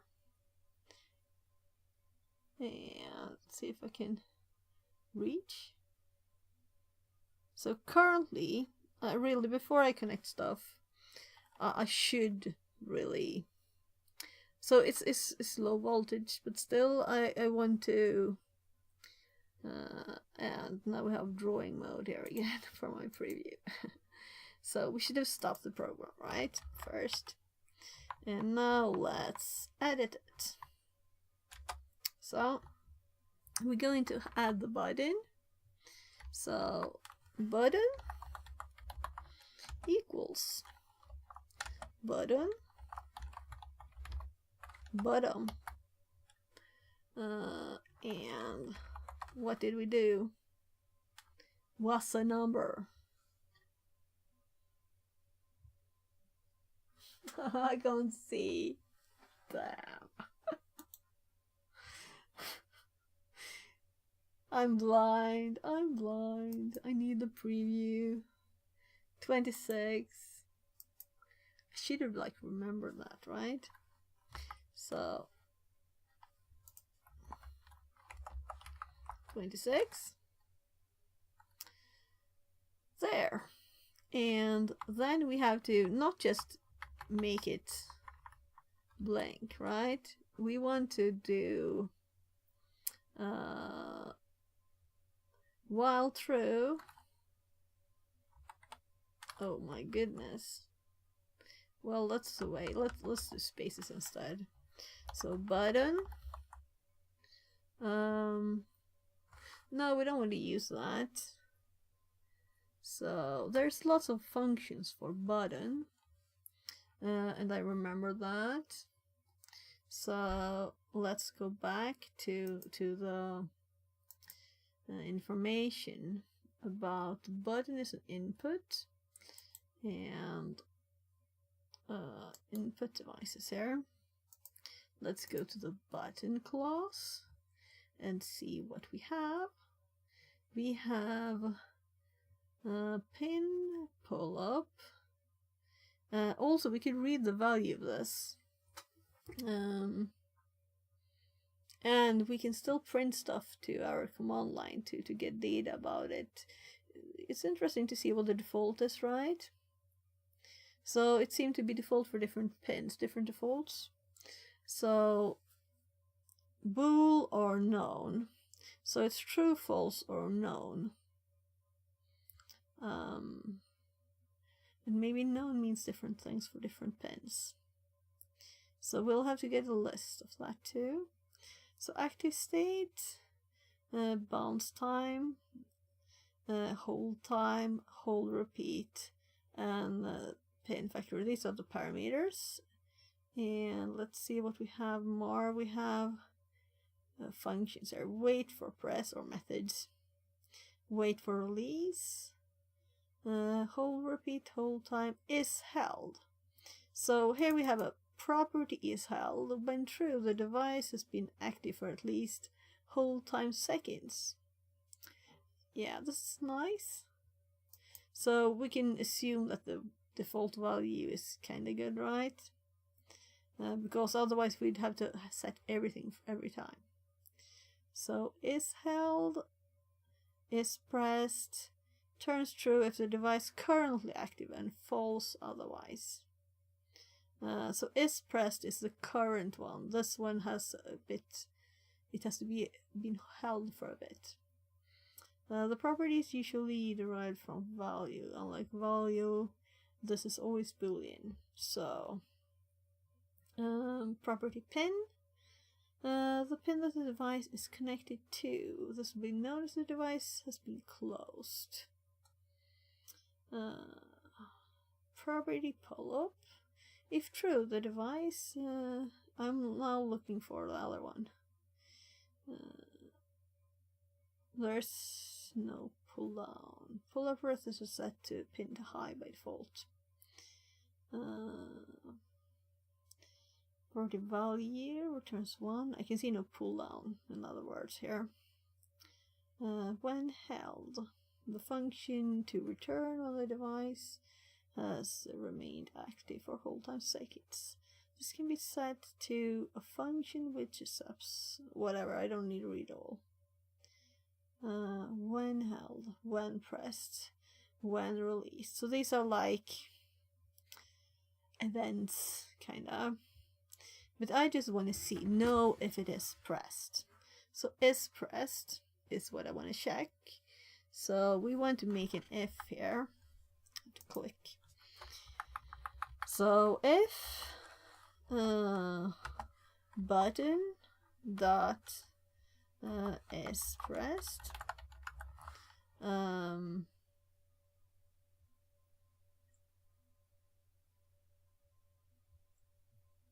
yeah, so there, sleep, and we always set it off. So it will only turn it on when we press the button, but then it will turn it off after a second. And if we're still holding it down, the button is pressed, then it will keep blinking. So if we release it, it will just go off. So if we were to do this one, if it will just freeze at the current state, it could stop it on too, right? So that should be okay.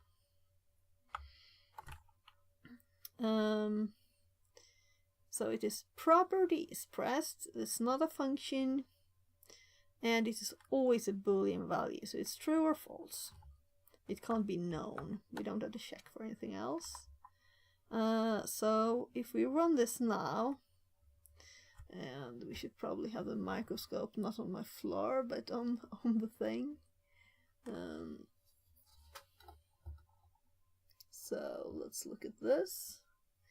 And move this a bit away so we can see better. And let's actually make this a bit bigger, right? This is like the main thing. We want to see what he does. And I also want to see because I might not see with my eyes. So, if we run it now, button is not defined. Alright, so I didn't change the import statement.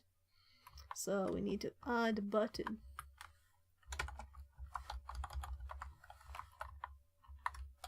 There.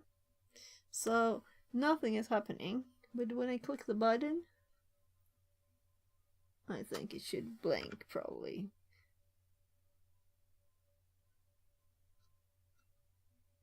No? So I don't even remember if I finished connecting everything. It was blinking. It was blinking. But it was maybe... There it's on. Yeah. You pressed it. Okay, so there it's blinking. Oh, so it's blinking when I'm not pressing it. Right. So what did I do in the code? Let's look. Do we want to abort the program? Yeah, let's just do it. I'm not gonna do another SSH just to be able to look at the code without stopping it. So if button is pressed, LED on. So to me this sounds like if the button is pressed, we turn the LED on, right?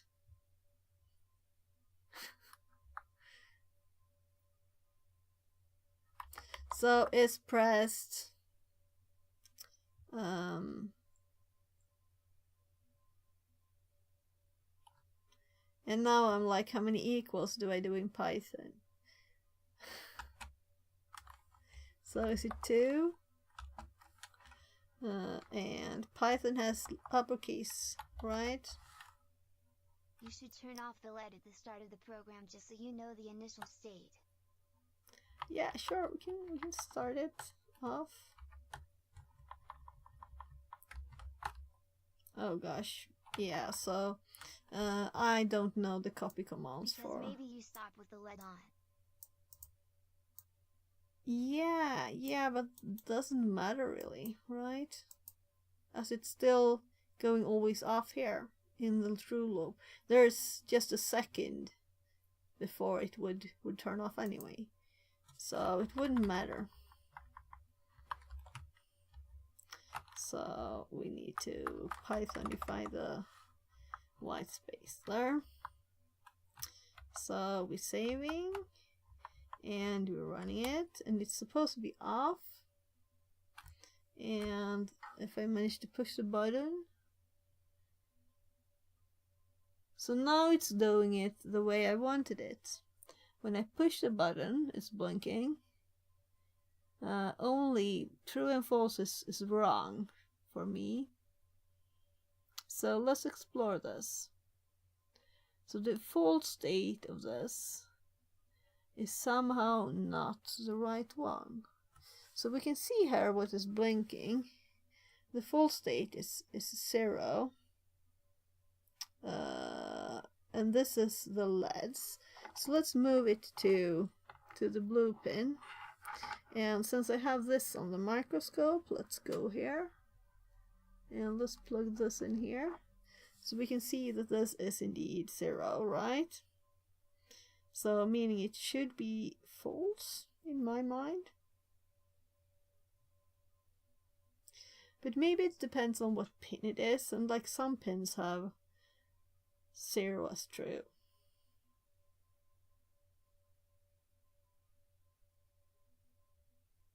Or rather like, yeah. So the default state is false. Or the default state is 0. When I click, we get a 1. If you can see that, it's 3.3 volts. And it's blinking.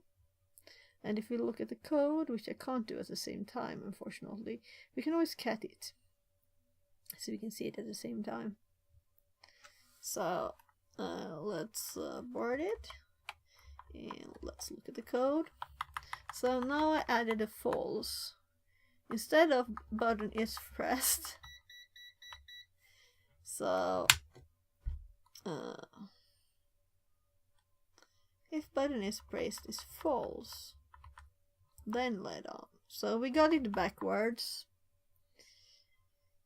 But it might be that pin 26 just behaves this way. But shouldn't it know that and change it in the code? So that button is pressed is actually... Yeah, so we could change this by just changing here what the values are. And then the code would fit. But I still want true to be 1, right? So it's just a tiny quirk that's nothing to do with us really. That's just how it is. So what's next? What do you want to do? What should we do now? So we know that we can use servos. We might not have the chip to do analog to digital. So I'm a bit surprised that we probably can't do analog to digital like built in on this. We need a chip. And when I checked, it was like $4. So it's not like $0.2. So you just buy a bunch.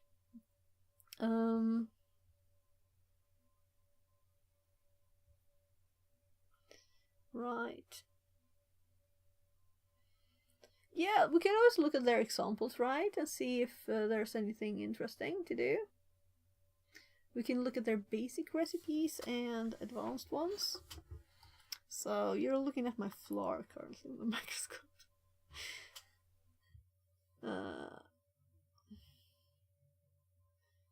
So.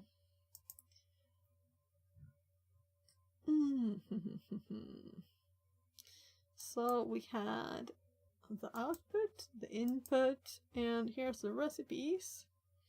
So we just skipped ahead a bit, right? They're putting a LED on a pin with a resistor. And this is the first example they had in the first page for GPIO 0. So they didn't have any more there. Alternatively, LED blink. Oh, look, there's an actual blink. Maybe we can even give it a interval here. So variable brightness light. Okay, yeah, the PWM. We wanted a PWM, right? So instead of it going on and off, we want to PWM it.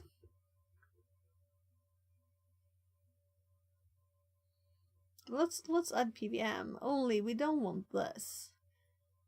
0, 0.5, 1. What do you think? Pulse, LED pulse.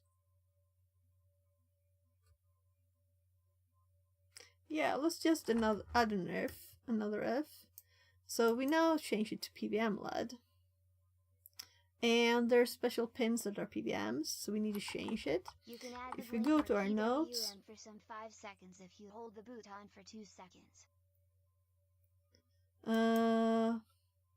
Okay, add a special functionality like that. Right, we could do that. And we could do that without programming it intensely ourselves. We can use the functions that are built in. But what I'm thinking now is that we need to check which pins are the PWM ones. So you have PWM on 12, and we have PWM, I'm assuming 17 or whatever they had, right? They had PWM LED 17. So since these are set PWM, I think there was another one here, 13. So this one, 12 and 13 are PWMs. The other ones are not. So what if we do PWM 17 as they do? Or PWM 22? So let's try and just say that 17 is a PWM LED. I would never have tried that myself if we didn't have another number than these. Because I believe this. That's a stupid thing to do, probably. So, there's also a pause here. So we could use these commands. I was just going to replace the code.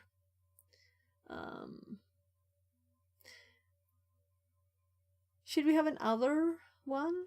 We can put another LED. I have millions of LEDs. Well, not millions, but thousands, okay? So, I think I have some stuff easily available here. So,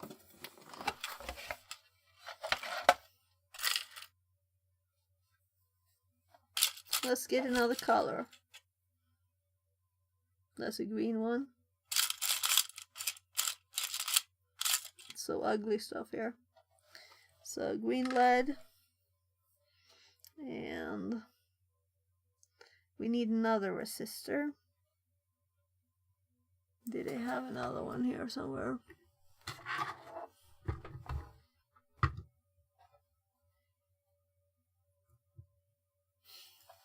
Yeah, so we could always get input from this too. But we'd need analog in for that. So now I want to check all my chips.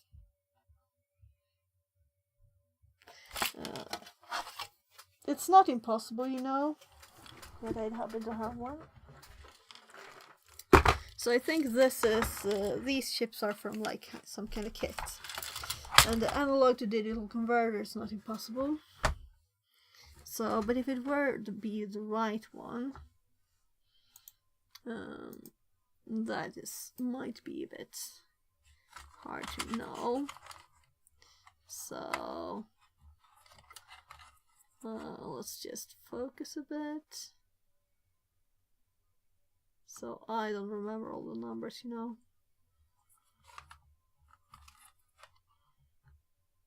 But I think I'd recognize The one we were talking about. So I'm not gonna check all of them, just the ones here, because it did take all day. I should have like an inventory. So there were also the 4-pin ones. Oh, 455 there. And another one. So those we can have fun with too. Oh. Okay.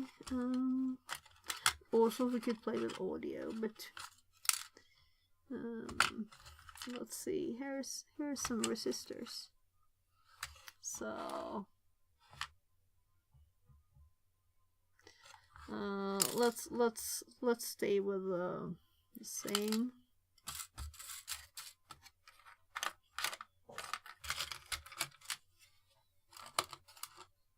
So here I have a lot of buttons, the ones that I've soldered these on.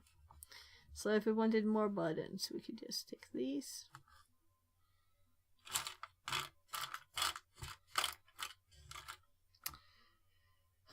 So I'm thinking, let's not use these resistors. I'll just go and get it.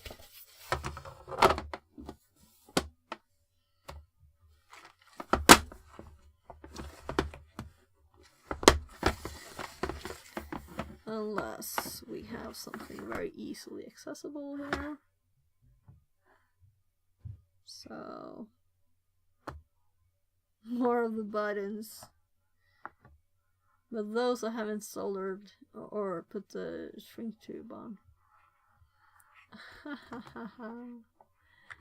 Look. So since we had a few more stuff here, we could look at these two.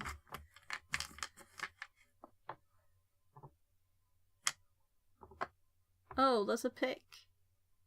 A 628. Those are fun.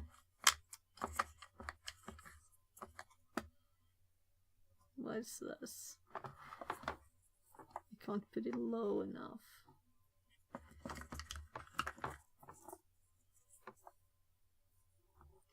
I wouldn't be surprised if we use... No, not another 555. So... we could do like also like digits, one of these. That could be fun. I'll just go and get some resistors. I think that's nicer. And also I'm curious if it has like sensor stuff built in. But I guess most of these are analog, right? So this is not really at all the thing for that. We need digital data, meaning more advanced things than just a simple sensor without any logic. That's too bad, really. By the way, this is the most scratched part of my table. So didn't change anything, but a bit of it, right? The zoom.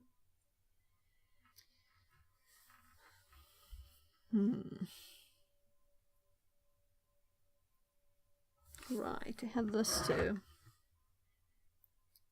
Oh, nah. Let's keep the Arduino intact. I'll go and grab something else.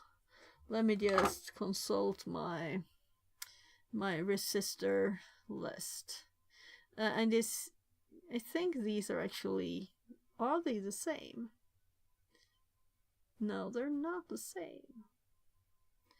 Oh, so that's why this one is so low. I just assumed that I had them on the board with LEDs, you know? But I just grabbed something, probably.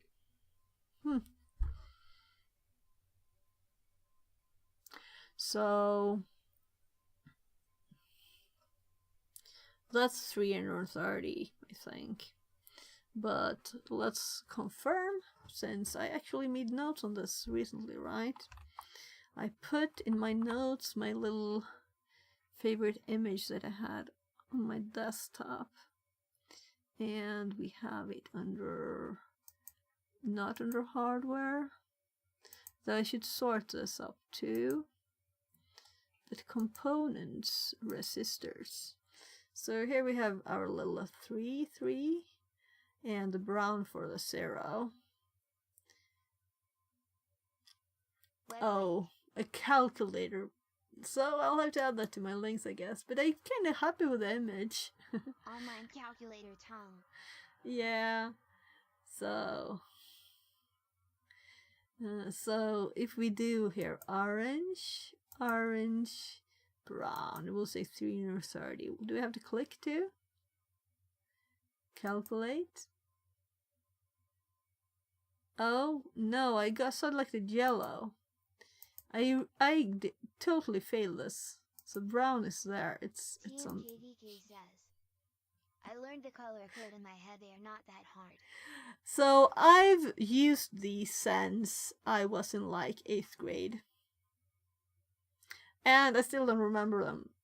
So I don't think there's much chance of me ever doing that. So I kind of guess, you know, I said 330, but I didn't trust myself, right? So I'll just get the box where I have the 100. Just follow them like the rainbow.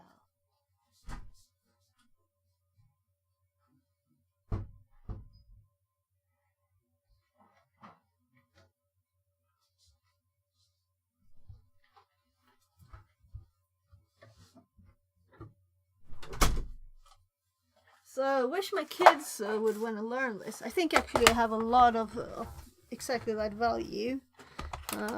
So we can see the. I think I bought a roll of them maybe.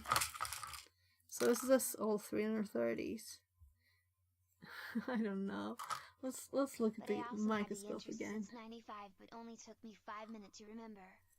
Yeah, but actually I had the interest since before that. But I forgot the values after a few weeks. Smile, smile. Yeah, I've learned them several times, and I do this at work too, and I still don't remember them, so that's life. Alright, I have a lot of loose ones.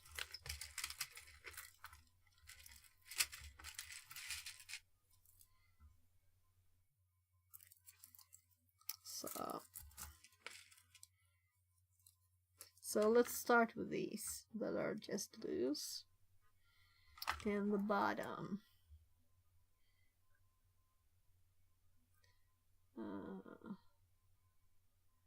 So they seem to be like a bit random.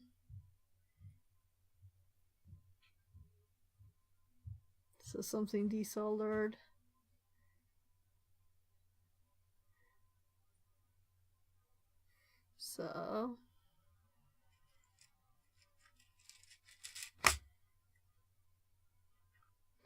So orange, orange, brown. I think that's the only one, but we only needed one. So TMJDK says, I learned them by associate them with stick that had the same color, like 3 sounds like tree, and they can kind of be like orange when you draw them on paper. I guess the thing is that I don't care about remembering them. If I did, maybe I would remember them, you know? But I don't really have any reason to remember them, as it's just easy to look every time. So maybe it would be easier to just remember them, but I've never felt the need to.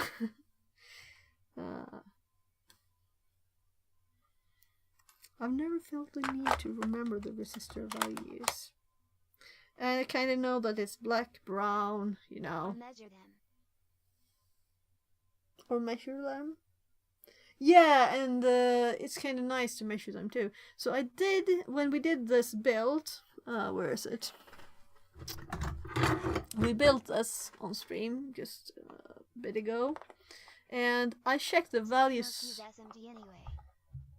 Yeah, and those you don't have colors on. So, here.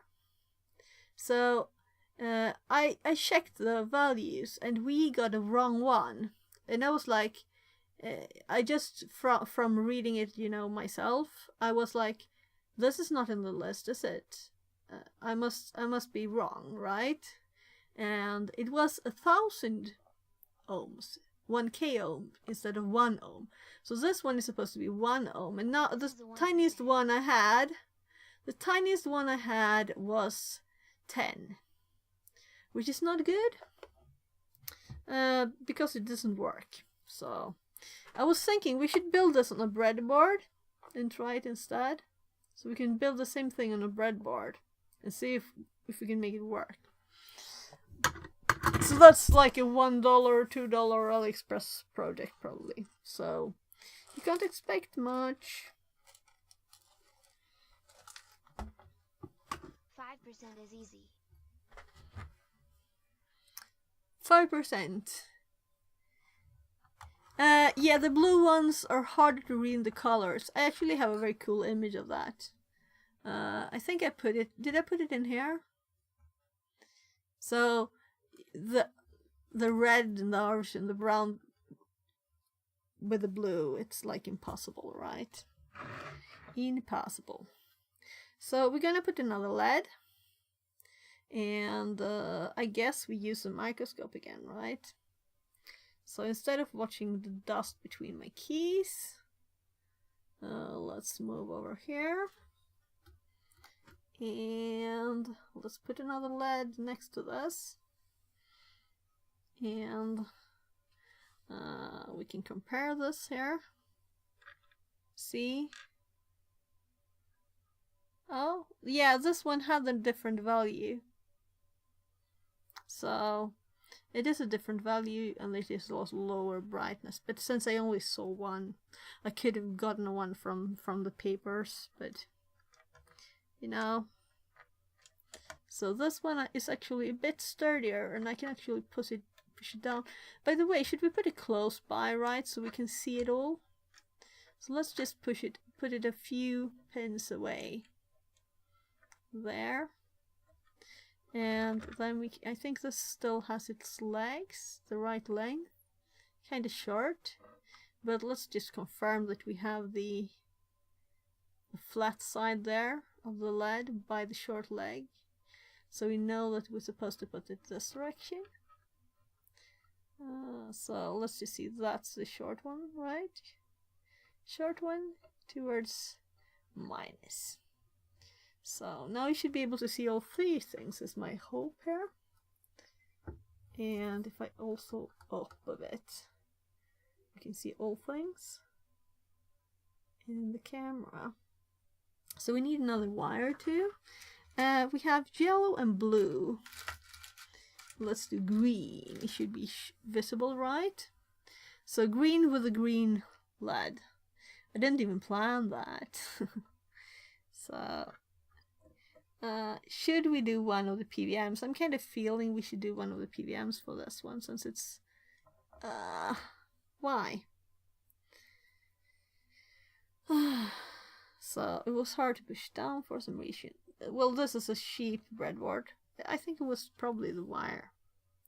Whatever, that worked fine. So now we go into one of the PWM ones, and I'm just gonna look at this again.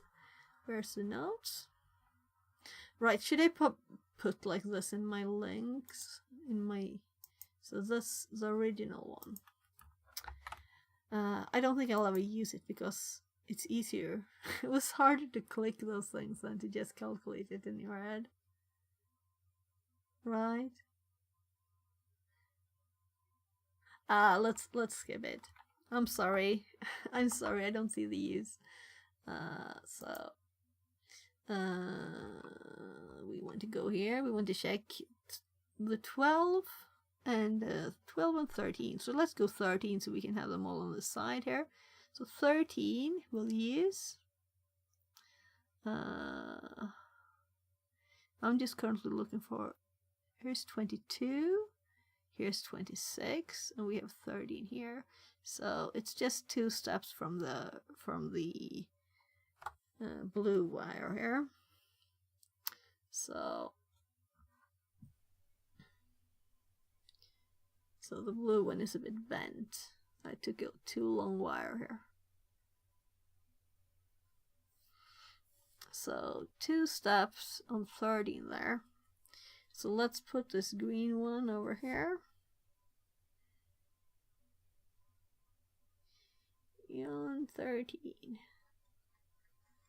Electrodroid is also a smart way to calculate the resistor and other stuff. I mostly use it for pin connection.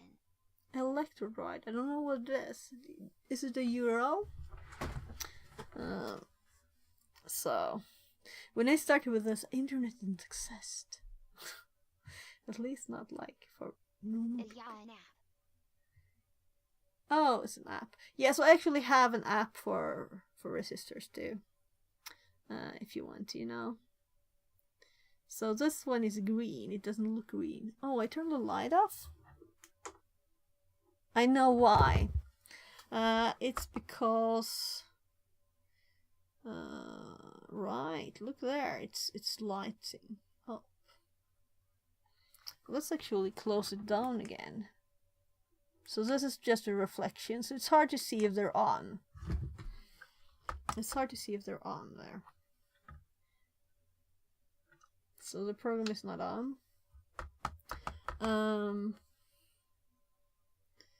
There. I kind of recognize it, but it could just be that it's so many apps called Droid, and Electro sounds like a nice name, right?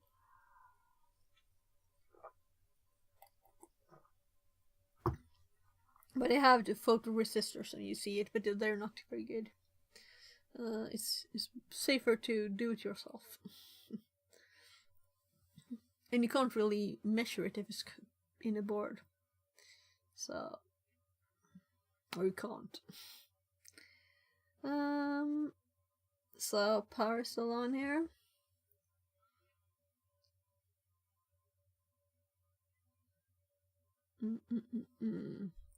I'm like, what was I doing?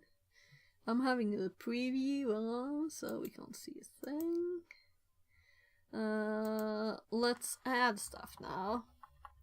So I'm adding them in number, and we're calling this PWM LED, right?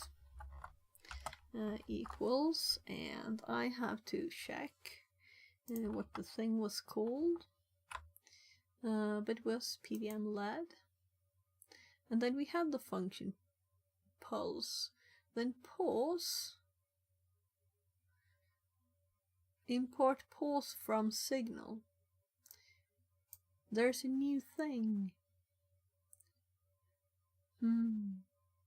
So now I'm very curious what signal pause affects. If it affects both LEDs or only the PWM. I'm kind of thinking the PWM, but you never know, right? So let's put these in our code now. So, oh my god, I clicked space and it just hopped the page up.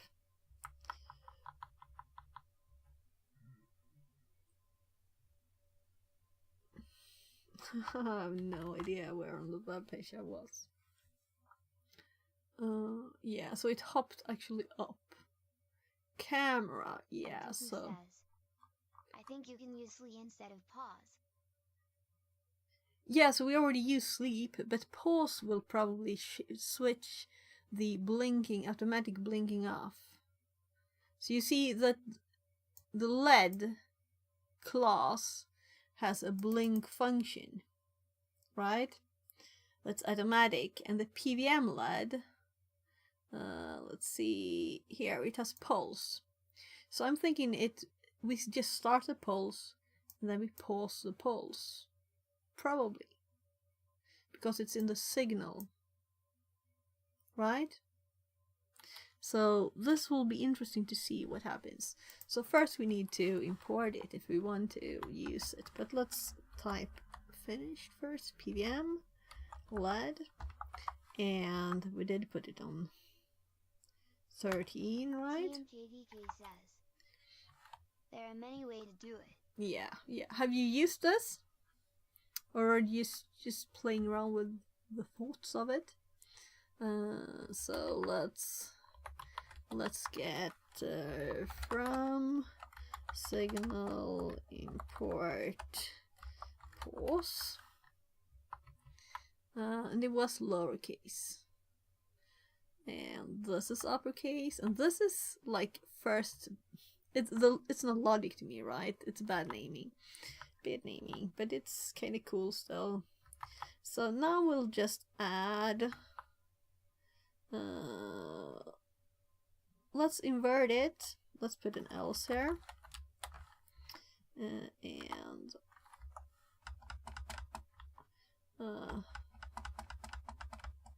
let's do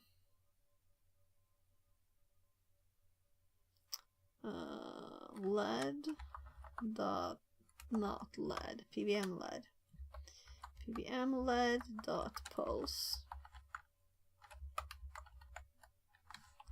there, and there almost ended up being a semicolon at the end of the line. I'm trying my best here. So we don't know what pulse does. So this is interesting. So what does pulse do? Will this be inverted? These two, and we're gonna remove the false because I put the lead on. So it's supposed to pulse when we don't hold it. When we don't hold it, when we start it, the green one is just pulsing. And then when we press it down, the red one is blinking. Okay? With the manual. And we could also put this lead off in here. But let's just try this for now. We don't need to change that to make it even more complicated. Not that it's complicated, but just checking for syntax errors and forgotten colons. There. I'm sure I would make one of those, right? So Python PVMlet not defined. Yeah, so I didn't import it. So we need to add it to the list. Lead PVMlet there, and then we run it, and the green one is pulsing. So will it stop when we click the button? Will the whole program pause? What will happen?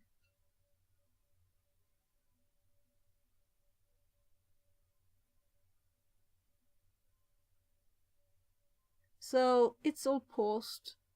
The execution is paused. Nothing more is happening. The red turned on. Yeah, because it turns on first. So, yeah, you can still see the screen. So if we abort the program and we look at the code, so when we did pause here, we turned the LED on first, and then it paused the whole program, meaning this was still pulsing. And we just have to set something else in the PVM LED to stop it first. So you can watch my floor there while I actually need to see the screen. So we need to unpulse it instead. And we'll look at output and search for PVM LED and check the functionality of this, or the methods really. So off, on, blink, pulse. There's also time options here. Background. Toggle the state. Off, on. So I guess that off is what we want, right?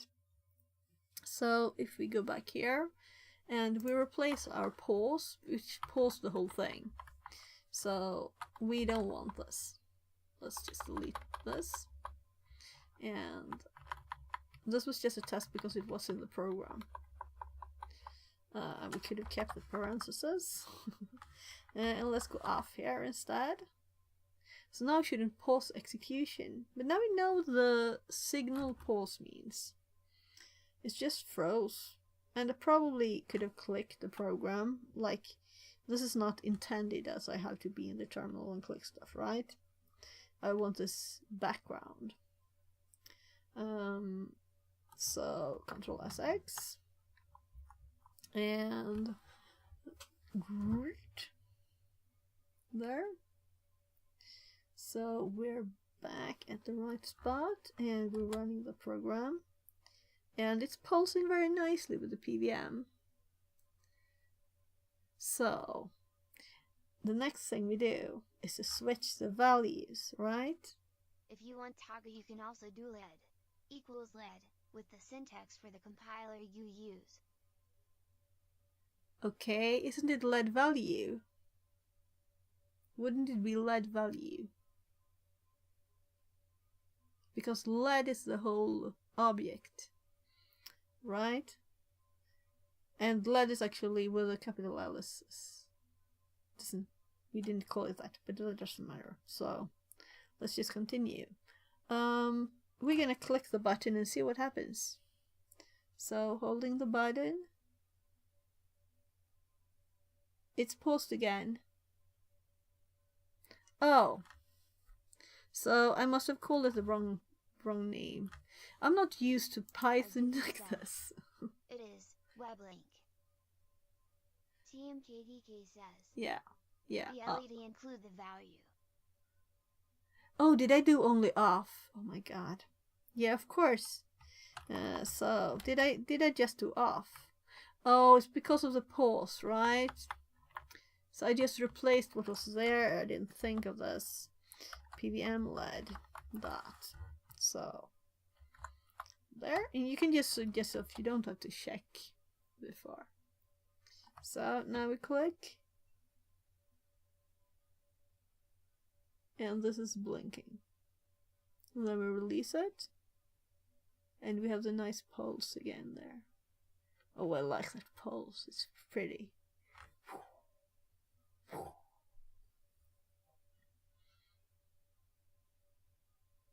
Nice. So the question is, it finishes a pulse every time, right? So if I click in when it's on the top, it goes to the bottom first. So pulse actually means do a full pulse. It doesn't mean keep pulsing, right? So we could really remove the pausing from there probably. But it could also be that there's a 1 second delay. So 1001. Yeah, so 1001. The green is pulsing. Yeah, but I'm thinking when it's aborting. Yeah, I think it finishes a pulse every time. Even if I click it just when I released it, you know, so we don't even see the green yet. So I'm thinking its function, it's or the method pulse, it's not like asynchronous. It doesn't go parallel with our code. It's pausing the code execution and doing its thing. And I think that's what it is doing. Let's make the pauses like very short.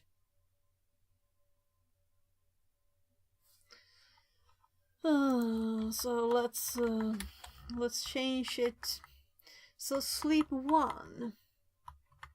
I don't like when it's not milliseconds. Why is it milliseconds? Yep, as long as the if statement is true, it will do that and go out of the if statement after. So we'll probably not even see the blinking there, but it's just to make sure that the pulse is not aborted. I don't think it is. So if we run this now, and the pulse is going very quickly there too. Nice. That actually means something. And we can't really see the difference now. So this means that it's actually running our code, right? So let's now increase it instead. So let's change it first of all, this is the first time I tried this. 0.1 worked nice. So let's do 3 now instead. And explore how this works out. So it does several pulses in the same speed as when we had 1. So if I just click it in the middle of there, 1, 2, 1, 2. So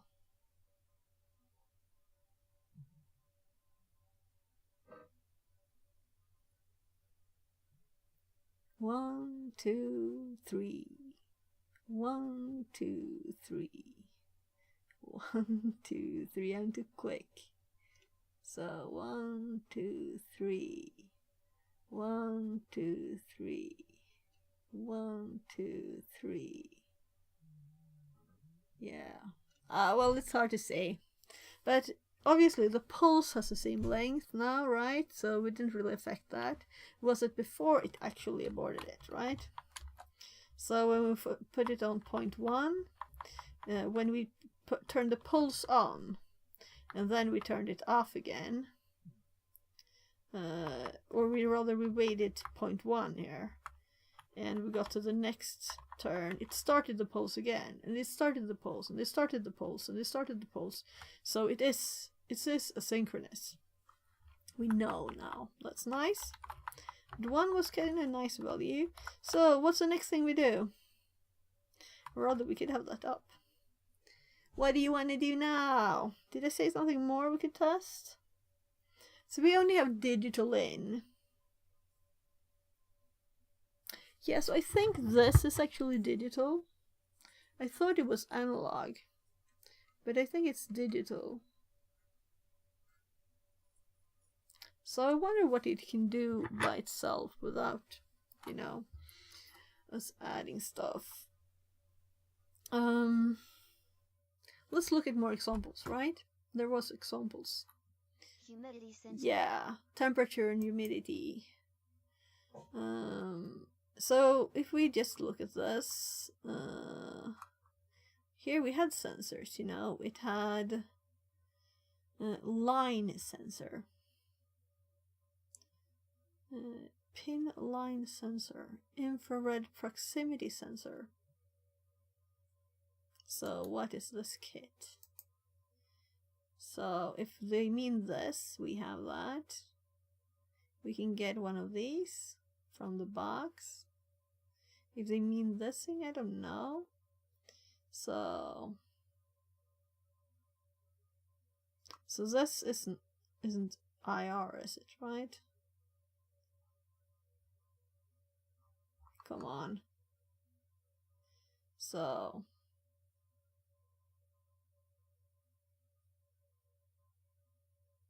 yeah. So I don't know if we have this, but we might. So we see a little chip there. So it's probably digital.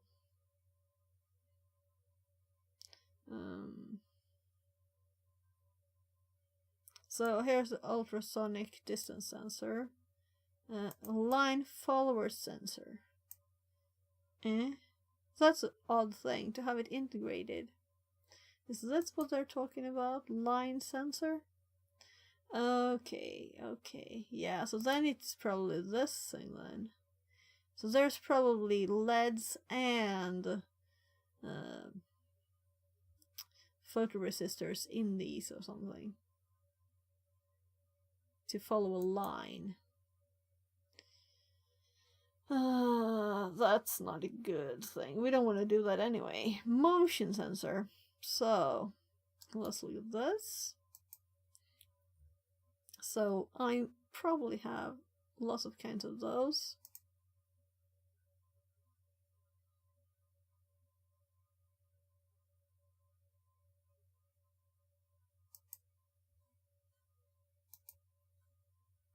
So Raspberry Pi any version, keyboard mouse. Oh, this is what you need except for the kit. Temperature light. Sensing movement. So if we click sensing movement, oh, they're giving us code. No, it's a PDF. Okay. this kind of thing. 3 leads. So Per sensor. I'll look in my drawer. Let's see. So we have lots of stuff. So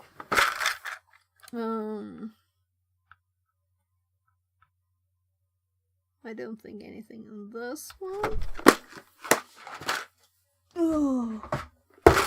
So I probably just have a bigger one of those. We have, you see, we have lots of different thingies. And I know some of these say digital. And lots of them have ships, right? So this shouldn't be just analog. And it can't do analog. But I'm still like, every time I think of it, it's like, what? What? It's like the tiniest processor has that. Yeah, so we have, I don't think we have that.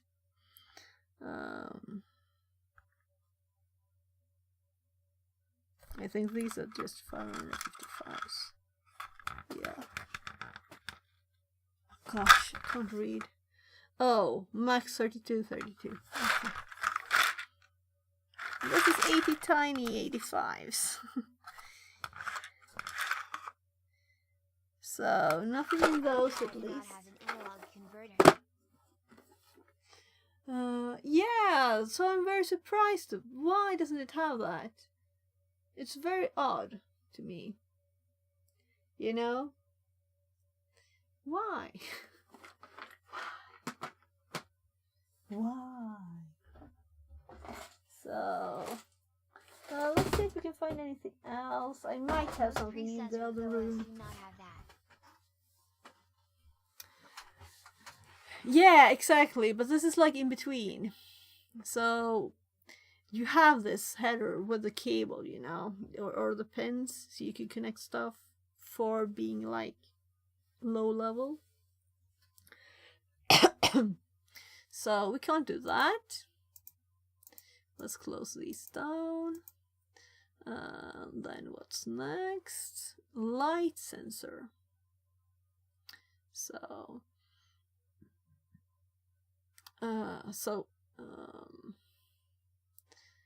yeah, so we have capacitors. LDR. You can buy an EDC or ask for a sample. Yeah, they had even a ship name, so we looked at it before, but it was less like $4. So it's not like I will get 20 of them just to have. This glass repeatedly charged the capacitor. The time for reduction change will vary according to the light falling on the LDR. Let's give me an image of it. Why didn't it have an image? So I guess we will copy this and we will search. And I want an image. Dude, where did you get that idea from? No, but I want to have more than one at least if I kind of break it, you know. Right, so they just mean, okay, yeah. So, but I was thinking analog, but this we have, right? We have it with a conversion. This is one of the things that I said, that we have a chip here, so this must be digital. So I'll go back to the boxes. They're not even put away. And let's see. So I do need the glasses for this. So where did I put them?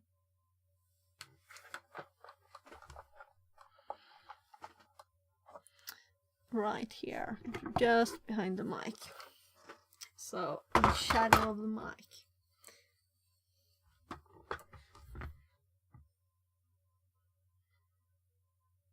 So not that box. I think it's the next one.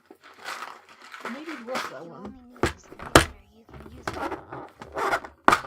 Oh my god! Now this headphone died.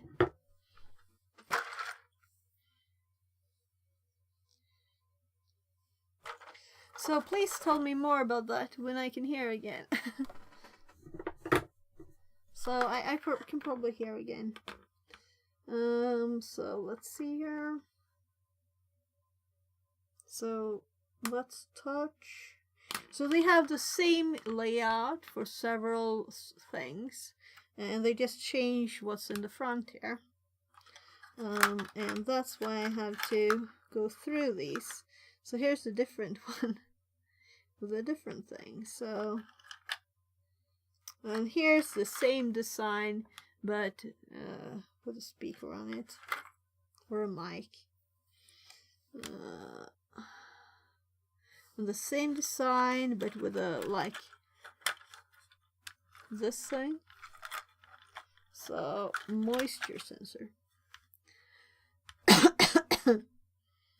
So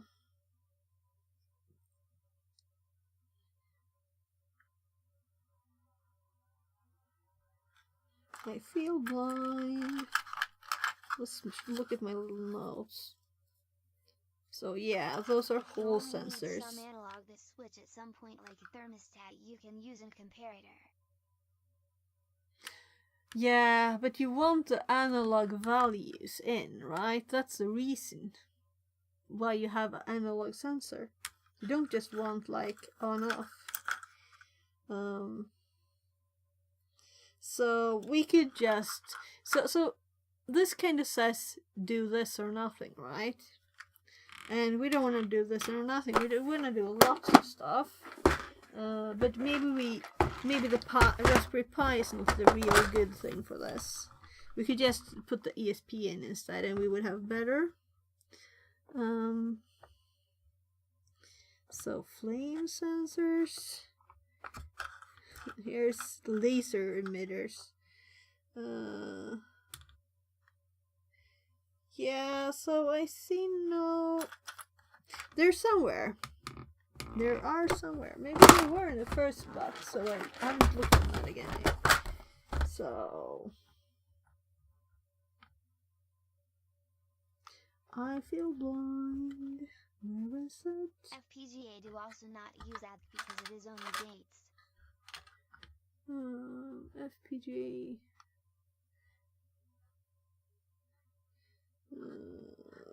So FPGA what? These are like motion sensors. So I'm sure I've seen those, you know. I'm sure I've seen those. Here we have digital temperature too. So this is a digital temperature, for example. So I have like everything but those, it feels like. But maybe I do have them somewhere.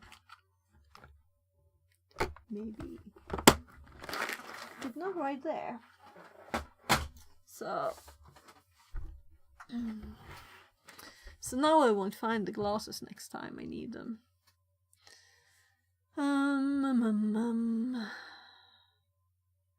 Yeah, so I can see like a converter here probably, and this and something to trim the setting, right? But I only have this. I don't have any shift connected to it. So we'd have to desolder the other ones and hope that the analog convert DC the converter here works without the thing.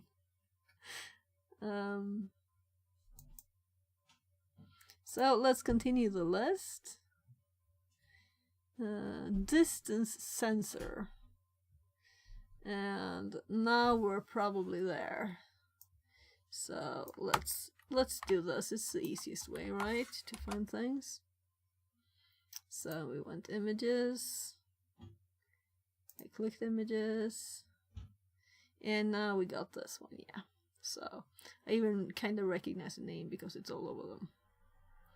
Because they're big enough. So let's see if we can use this link since it had yeah. We had to fix the cable before. Hello. So my kid's knocking, just a sec. Yes, Mom.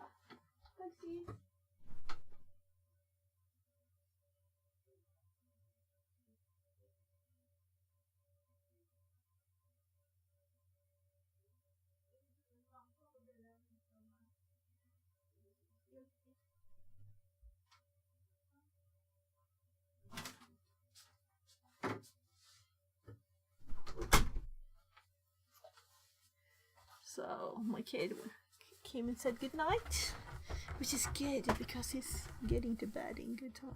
Well, better than me. It's past midnight. How did that happen?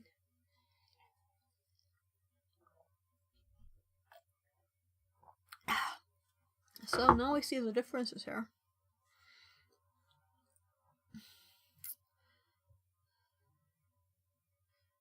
So let's grab one of them.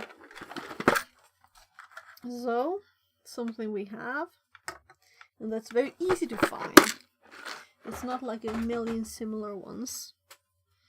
So, and this actually has 3 ships. You can always use an Arduino to consert an analog and send it over by SPI or UART. Yeah, but then I could use the Arduino for everything, or rather use an ESP instead, right?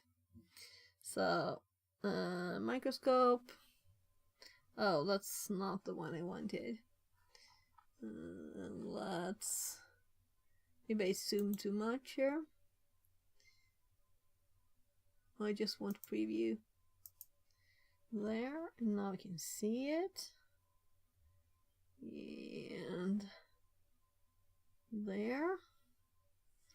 And I'm gonna hop back to the page.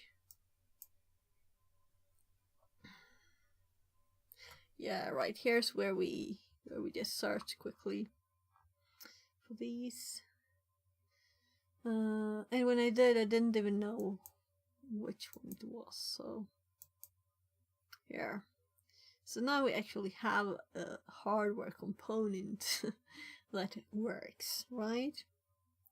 But let's hop back to the microscope so that I can check the pins. So I think I'm probably gonna take an image of this, right? So let's screenshot this. Analog processing takes time that why most processor for video output have it as extern. So the chip doesn't even have any text. So there's 3 of them on this one. And only one is name. No, we're not gonna read this. Too much electronics. So, there. I think I took the screenshot. Let's see if we can paste it.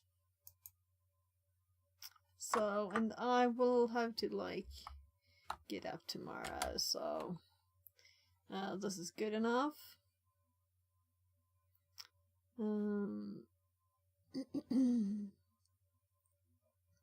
So there. Cool. Let's just remove this. And let's check this out. Extend smooth input device, and we have this in our notes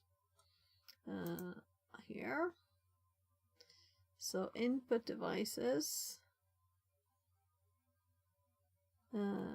here's the ones they had, and this is where I feel like this is not a lot of them, right? So it's obvious that this is not the optimum device for input. Before going to bed, so it will be at you seen. Yeah, so I ordered from AliExpress, so it will take maybe 1.5 weeks at least before it gets here anyway. So I don't think that would make much difference. We'll see. So we could hop over there. But I'd like to compare a bit and see if there's like maybe you can get 3 for cheaper. Yeah, but they would probably cost 100 Swedish crown instead of 30. So it's or maybe 150, right? Or maybe 200. So I saw when I was looking for like I got a mail about a Christmas sale, and I clicked it and I was like, oh, so a Arduino Nano costs like 250. I'm like, okay, how much are those on AliExpress? So So when I bought mine,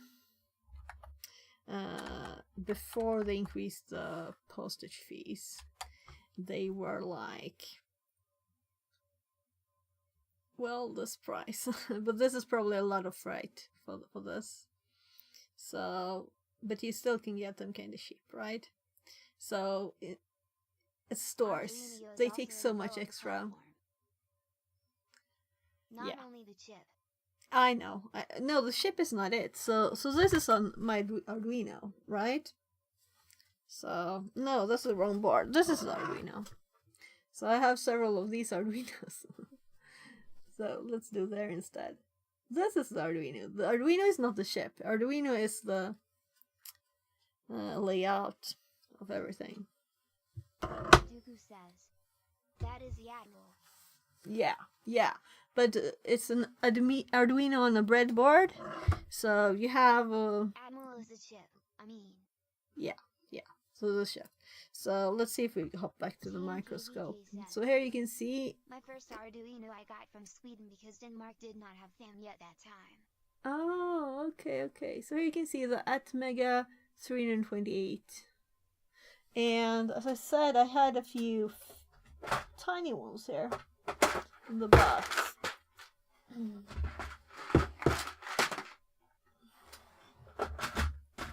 So I'm looking in the wrong box.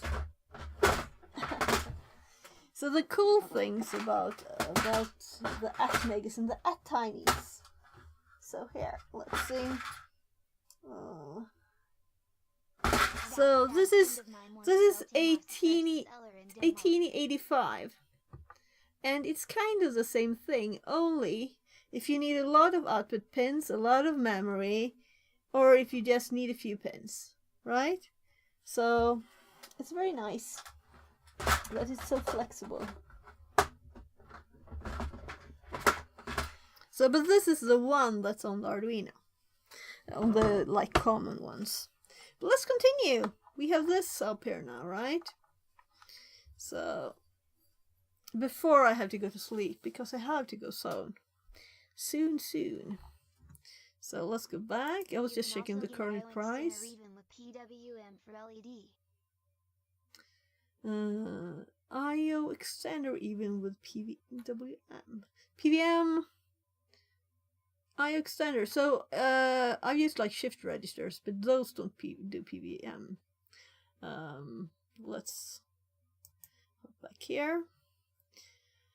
The distance sensor requires 2 GPIO pins, 1 for the trigger, marked trig on the sensor, and this is why we have the image, right?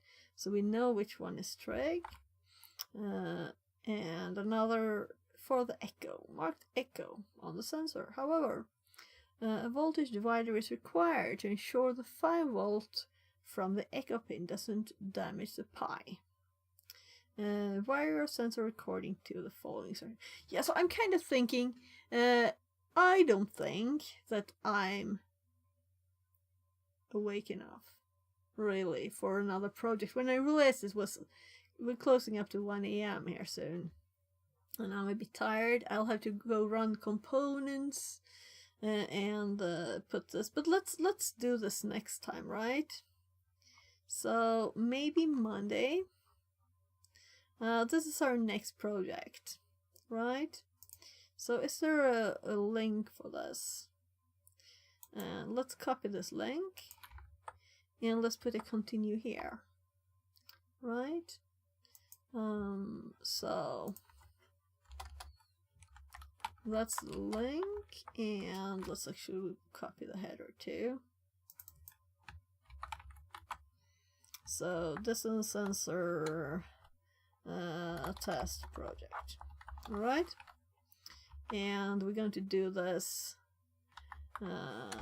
next thing to do,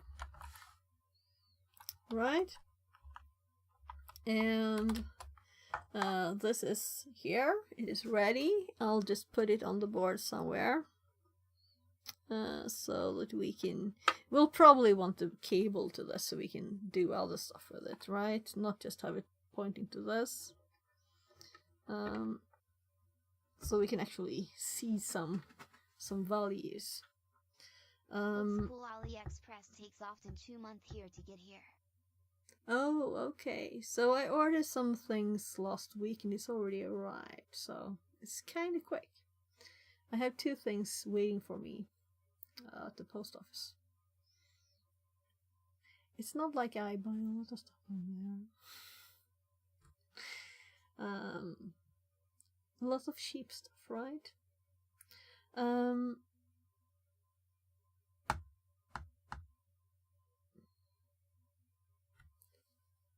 Maybe it was with an EU, then it takes shorter, but that is pretty rare. Okay. So for me, it's not that rare. 2 months, I haven't seen that in 10 years. I don't know. Duku says. Yeah. AliExpress usually 2-3 weeks. 2 to 3 weeks. Yeah. That's probably good. I am also in DK. Yeah. So I haven't seen 2 months. Maybe it's just one company. I often buy from Mail Supply. Okay. I don't know. It's probably a Danish company. Maybe. So what do you think about time?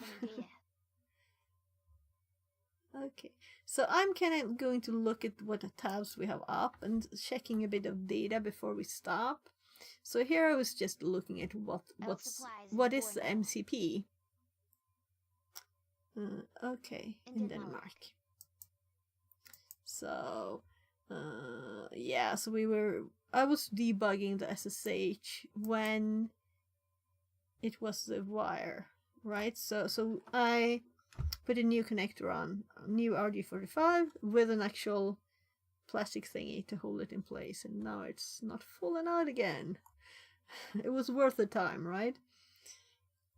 So here we just have a few images, but let's see what this is. I just clicked a few of the images to get, but I started with the one from actually Raspberry Pi, and we continued from there. We haven't needed to look anywhere else. So this is for an Arduino. We can accept those cookies. Okay. Yeah, so there's of course stars in Sweden, but they're usually, we have ElectroKit, for example. So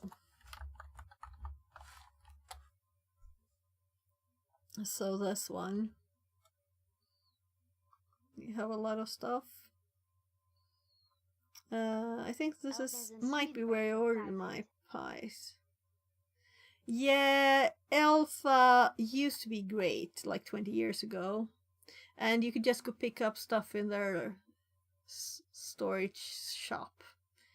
But now it's just a mess, it seems. There's pages a mess. Messy. I'd rather wait a bit from AliExpress. It was where I got my Arduino from in Sweden. Ah, nice. Yeah, so Raspberry Pi Pico 99. So let's just compare now. Raspberry Pi Pico from AliExpress, right? Maybe we can copy the name so I don't have to type it. I'll have to click it first. So we want to check this exact thing, and it should be short enough. Oh, this is annoying when that pops up. So 99, 112. She stopped, so I have to get my component elsewhere. Oh, old lady in the city. That's nice. So apparently this one was kind of good, right? So we can see here 85, but there's no freight charge here. And it will probably be expensive. Here's free shipping for 74. So it is cheaper here, right? But also if we click this, we don't know exactly if we're on the right one. So we have to click something to see. She was also over 90 years before she stopped. So actually this one seems to be more expensive than this. So maybe these actually... Also, there's like Christmas prices, right? On Black Friday, these were doing like... Every day, they lowered the prices for a certain number of products. So it got lower and lower and lower. That was kind of fun. Though, I didn't want to buy any of the things, So... by the way, let's actually... The most common repair fix component not for specialist hobby. Yeah, so I bought before from Shell & Company, you know, that store, like kits of different random components, and lots of it I never used, and lots of it was just trash, so, like, lots of different screens, and they had no ships, some of them, and just, like, pins, yeah, old stuff. But there were also, like, kits of capacitors, you know? And kit of, so it's more like normal things that you could possibly use.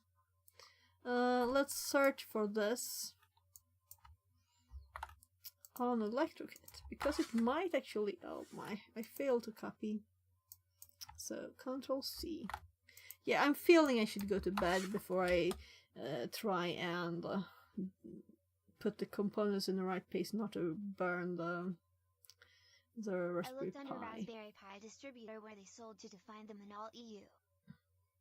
So you can see they're 55 in Sweden. If I just want to buy one, I probably have to pay freight too here. So it would cost 84, right? So if I buy one from here, let's click, let's do free shipping. And let's do kind of low price. Oh, it's these. That also means that I have other things that I might want to click on the same order. So here you can get them for... almost run China price. Okay. Yeah, so I guess if you have a low number of products, you could just buy, like Arduinos. You can buy a lot of them kind of cheap. So we could buy 2 of these here, for example, and add something else. So I've got like, these could be Christmas presents for the kids. I don't think I need that. Actually, I think I have that already, so I don't know why I put it here. It just looks cheap. And we don't need that either. But this looked kind of cool. The only problem was it's only male. The females were out. So this looked like useful, right? So, but I would want both. Are they back in? Ew. They're also the other than DigiKey. It start with M. Okay.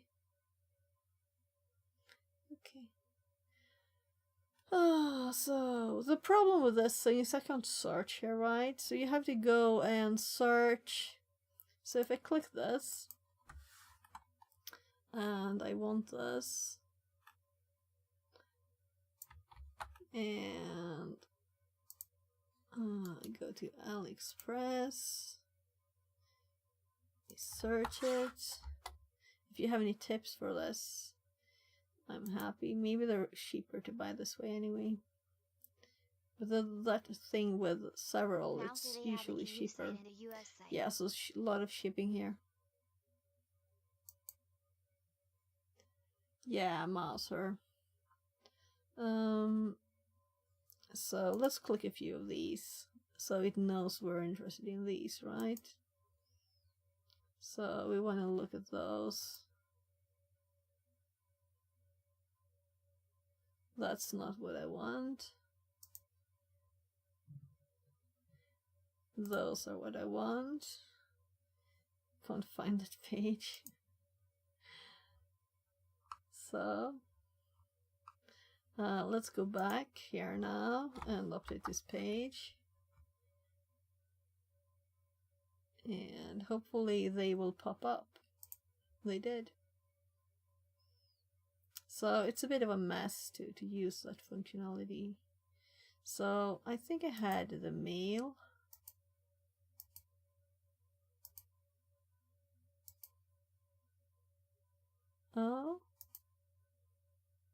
where's the information? So add to pics and USB mail. So you ended up in my shopping here, and this one kinda looks like a female, but it's both. I don't think it's both actually, right? So, but if I order both of these alternatives from this one. Oh, so this one is 22 and this is 39. This is one piece of type A, male, female. To be lucky, not all chip works. They sometimes scam chip by removing number and put other number on top.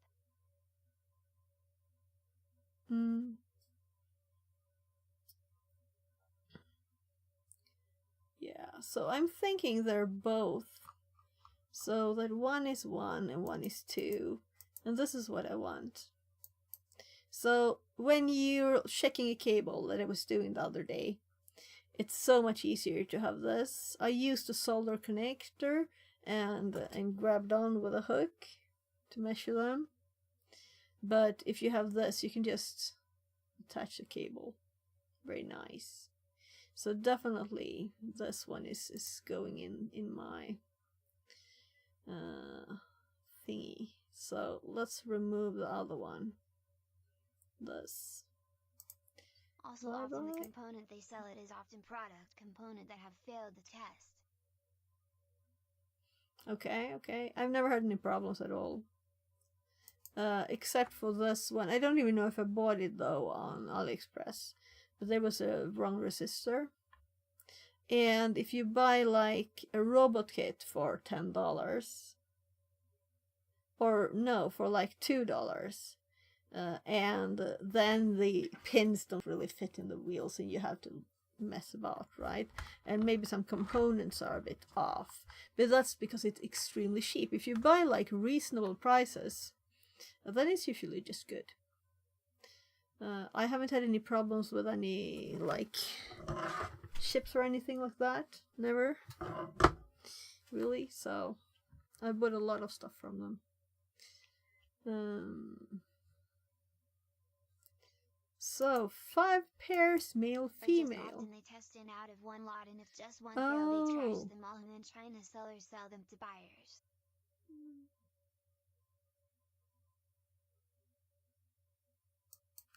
Oh, whatever. So, if that's your experience, that's sad. But that would kind of mean they're like bad people. I don't really think so. Though, it's of course, the quality is not as good on some things. Some other things are just, you know, people like in Sweden in the store, they have so many other things. They have to pay for the rent for the expensive store and things. Oh. FixerBot says, welcome in. S1 Ren official brought 23 friends to the party. Go drop them a follow. Woo. Thanks for the raid. Now I can't stop. Now I have to continue, right? TMKVK says, Dick, translated from Dutch. So, thank you very much for the raid, Siren. Thank you so much. And we have been playing with Raspberry Pi. And everybody follow Siren if you're not already. Great streamer. Great hacker. Yeah. So, we were looking a bit at AliExpress here. Kind of running off the stream, about to stop, and now I have to show you what we've been doing. So, we have got this Raspberry Pi here. This is a Raspberry Pi 4B with 8 gigs memory. We have this connected just to check the values here. So, it's on. We were going to do a project with this next time. Currently, we've been running this program. When I started, I didn't know how would we communicate from Raspberry Pi OS that I never run because I only run Kali on my Pis. And I just got this cable. So we've connected it yesterday here to the Pi through a little hole to this little board thingy with where we have all the pins here. Let's see. So we can zoom, so we can see all the connectors here very nicely. GPIO IO extension board. So, and we've been looking at this little project here. Let's move this up a bit so we can see a little more. So, focus. There. So, that's what we've been doing. So, we learned that there's this thing GPIO 0 for Python that's installed by default. And the default user also is member of a group called GPIO that has permissions to do this. So we didn't do much. We just started Python. We first added a LED, and then we just checked the values with the multimeter to see that it changed the value. And then we added a button, and then we added also this PWM LED. So we just start here an infinite loop. We check if this button is pressed. And if it is pressed, actually this is like reversed, but that's the way it is.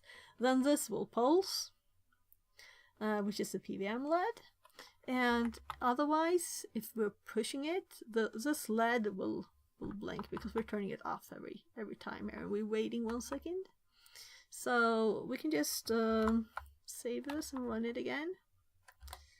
And now we can see the pulse. It's a very soft, nice pulse, right? And if we now push the button, we see this one doing a more digital blink. So 1 second, and we'll also see, depending on where I'm actually doing. Now I'm checking the value of the button, right? So let's check instead let's do the pulse. So we can see the values going up and down here. This is just a power LED. So let's put it on the other one that's more digital. So we can see I've been like explaining all the electronics, how it works, pull up and pull down resistors, all the things. If you want to go check the VOD later, it's also on YouTube. So let's click this now. So we have 0 now on this, and now we'll see this be more on off. There. Trusty Ape says, it would look cool on analog voltmeter. Yeah, should we get one? I might have one. I don't know. I have an analog over there. Yeah, I do. I think so. Let's see. So there's like a knitting machine in the way here. Yeah.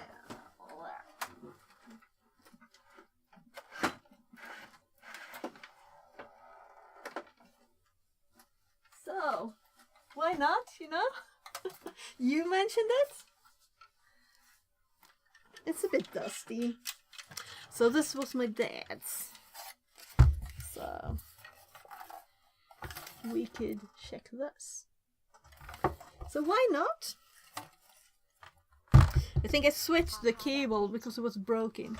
Yeah, that's ancient. And I have an even more ancient just amp meter.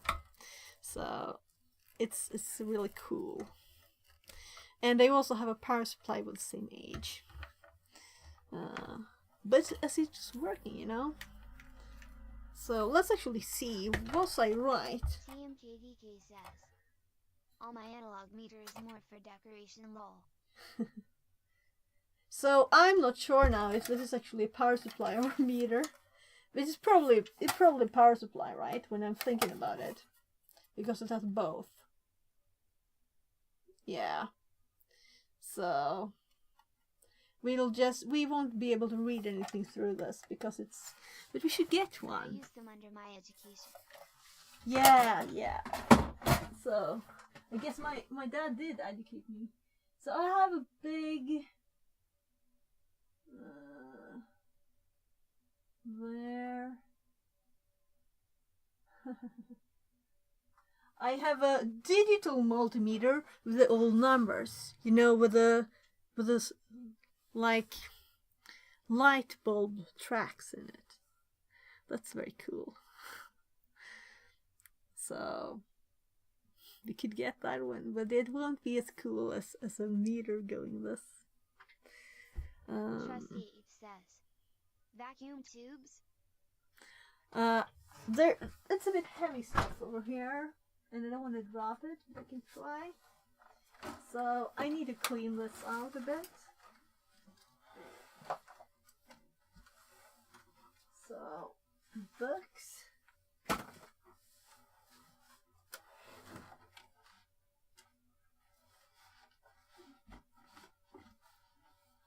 Books leaning towards this. And let's see if I can grab this. So, this is what I need. But I still use my analog and digital oscilloscope because analog is just faster for something when you know what you are looking for. So, this is what it looks like.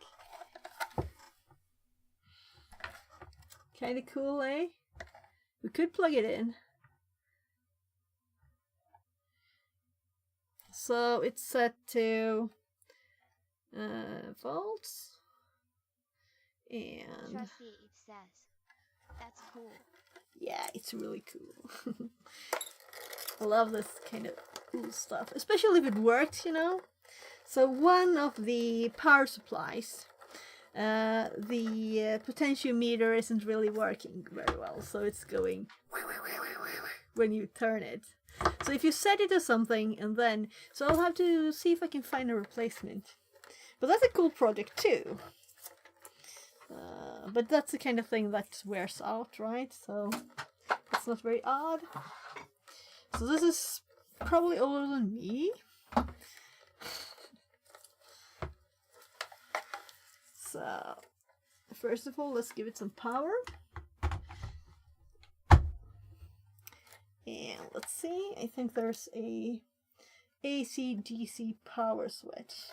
There's so here we have AC and DC. Fixerbot says, DC supply. M3 and B7E. Less than 3.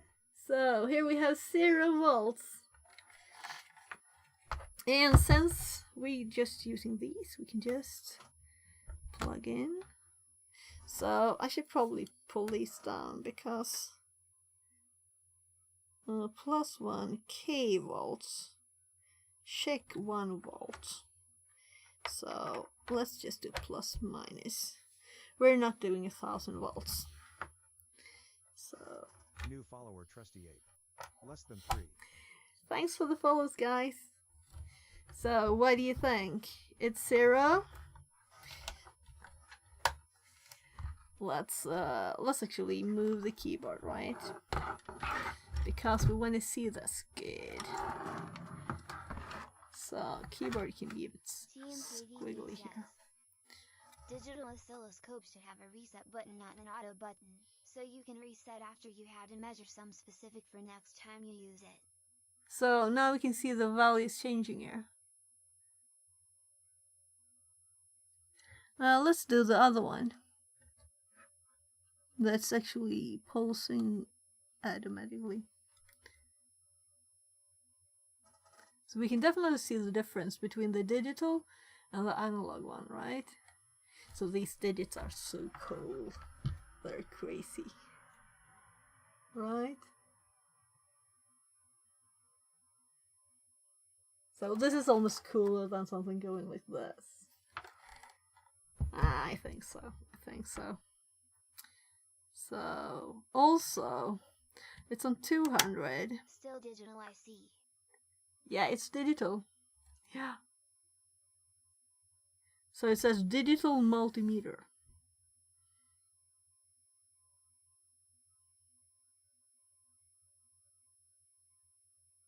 And I can see the height changing. I don't know if you can do that. So if you look at it from the I side, was thinking you was showing the scale. can you see how the digits are in different heights. So, what do you want to do? Trusty, We could do something else. I almost can smell it. Reminds me of school lol. Oh, school. This kind of thing in school. Some multimeter have a scale in the bottom. Oh, yeah, so here's the scale on this one. So, 200 millivolts to 20. So I clicked it from 200 to 20 now, and it's changed. So I'm thinking if I put it on 2, we'll have it like this instead. I mean, so scale.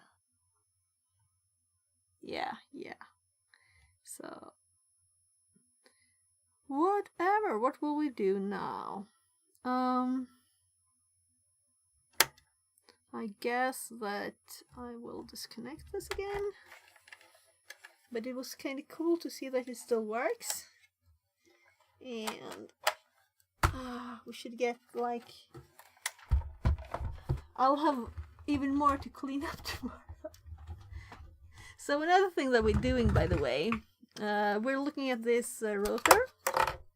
And we've collected USB to TTL here, and we've started it. We've managed to abort the boot process and started looking at stuff, but I haven't managed to find anywhere in memory where we can like read stuff out, because it says a memory address, and when we like dumped that data out, there was like nothing there. Maybe I just have to dump a lot, because this is kind of a new thing. And it's a lot of data. So I don't know how much it was. If it was... Yeah, I don't remember. So it was kind of a lot. So we'll have to explore that one more and see. So otherwise we've been doing Advent of Cyber earlier. Doing a lot of different things. But it's always fun to play with electronics, because you actually, it's still building Legos, right? Of all these things. So, and we also have, see if I can not drop this. So we have, this is an ESP32 cam. So we're going to have to make like a program for it to put it somewhere, like by the door maybe, or whatever we want to do. And maybe we'll make some like smart home thingies. And then we have, this is another ESP. We have lots of them. And then, what else do I have? We have the soldering station here. Yeah. So... I'll just put this somewhere safe. There. So, yeah, so I put it on the honeypot we're making. So, it's just got Debian so far. So we're going to install, probably we'll do Teapot on it to start with. And then we'll see what happens from there, too. It's like just a ready-built bunch of different honeypot thingies. So... yeah. So maybe what should I do something more before I get to sleep? What do you think? The UHF generator at AF home was with radio tube that had to be calibrated every time I was planning to build in PLL, but I sold it before I got that made. The same model was even in the ALF TV show in the 80s. Oh. Yeah. So calibrating things doesn't sound very fun. So this is still on, by the way. So maybe we should stop the program. What should we do? So like the last thing, we were looking at AliExpress stuff. Partly I wanted like a few things. So we were looking for this.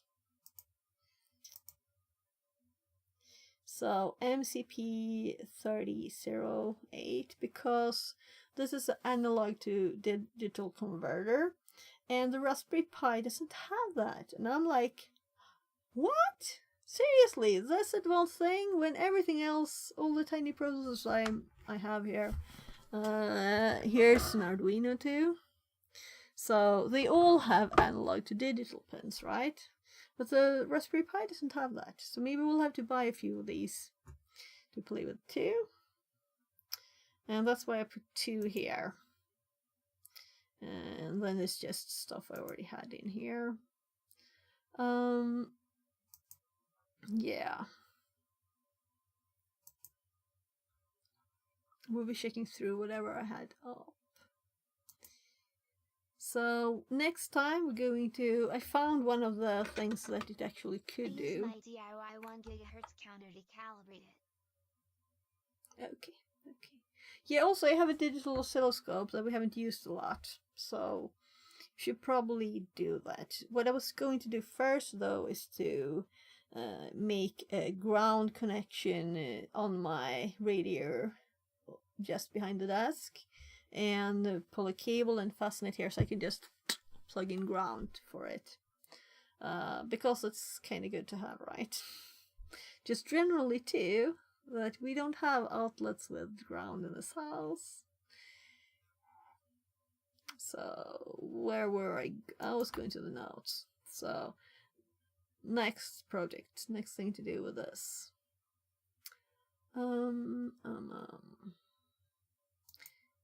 And here's the only sensors that it really has stuff for. So the GPIO 0 seems very cool, but it's also limited in this. Ground in kitchen and bathroom. Yeah. Ground in the bathroom. So those plugs we only in Sweden, we only have the 2 and it's like 110 instead of 230 volts there. So it's a special outlets. Anyway. So I'm thinking maybe we can use the output device, not these, you know? And instead of PWM LED, we can use PWM output device. Though there's a servo here too, that's kind of what I was thinking about otherwise. And here we only have these sensors, but smooth inputs in that device. Okay, yeah, so of course we have ground in some, right?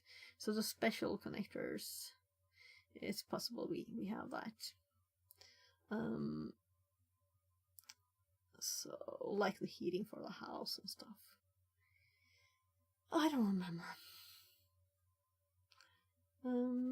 And also we definitely haven't connected to the box because you have to be an electrician to that and made our own outlets in that room at all. So you know we haven't done that, right?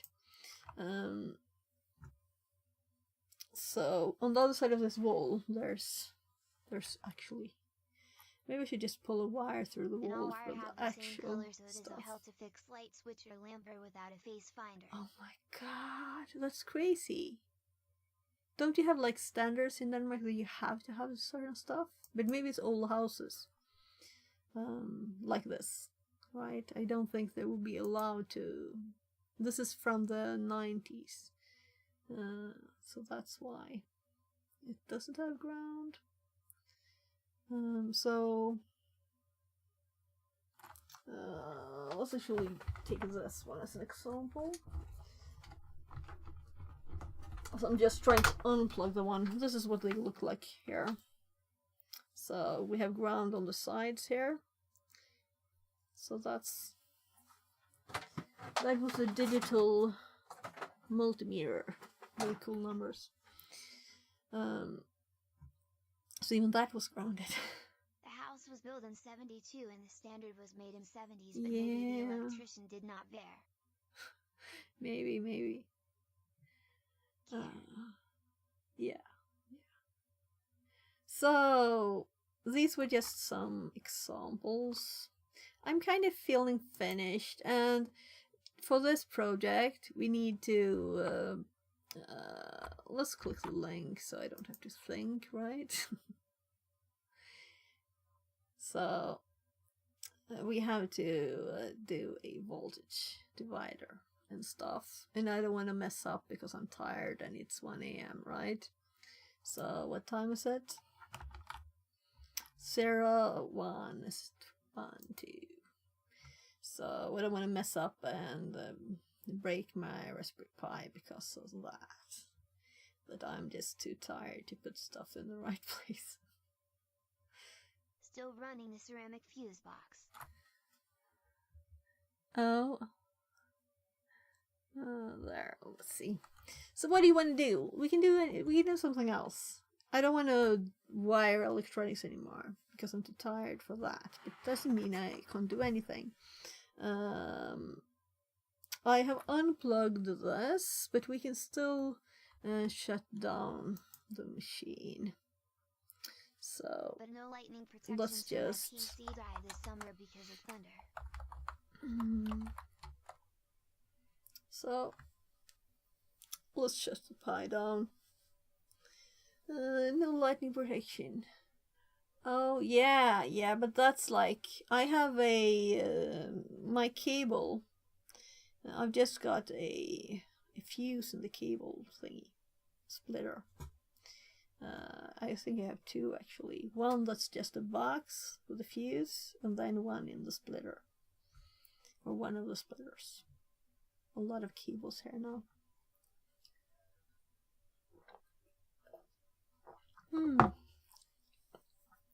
So I should probably like turn off the microscope, right? And desktop, and this is just our normal Often they have all the Kali. protection in the electric box outside, but sadly not this time. So now it's sleeping, and we can turn off the power to there. So I saw the power go down of the network, so it's sleeping. So I have to. It's a bit annoying that I have to click off and on, but I saw that the Raspberry Pi 5, so they have an actual button connector, so you can actually have an actual power button. No, I'm awake. Let's see. What can we do? So, am I too tired to do Advent of Cyber today's day? So, before, when I started stream, I did the first one, and I've been streaming for 10 hours and 44 minutes. So, maybe it's time for the next one, right? So, let's see. Probably I'm too tired, right? This is not the room. If I don't even know where to click. But we also had over 30 lightning over this small city. Oh. That's a lot of lightning, but maybe not for... Nah, maybe not. So, yeah, so today is web timing attacks. Nice. No, I've done this one. I was like, is it another one with the same thing? So the only reason this is not marked as done is because I didn't click complete on the last one. Where balances shifts and numbers soar, look for an entry in open door. So this one we want to look at, so I don't want to forget about it. So WebSocket is the next one. It came without buffering. It came without lag. So what do you think? Am I up for this? Am I tired enough? If you say you're tired enough, then maybe you're not up for it. What do you think? We will just do it. It's not like I'm worried about thinking. I'm worried about recording a video and I look like this. That's what I'm worried about, you know? Wow, let's do it, right? Have you all done it already? Let's see. So we have it's not a split screen, making me very happy.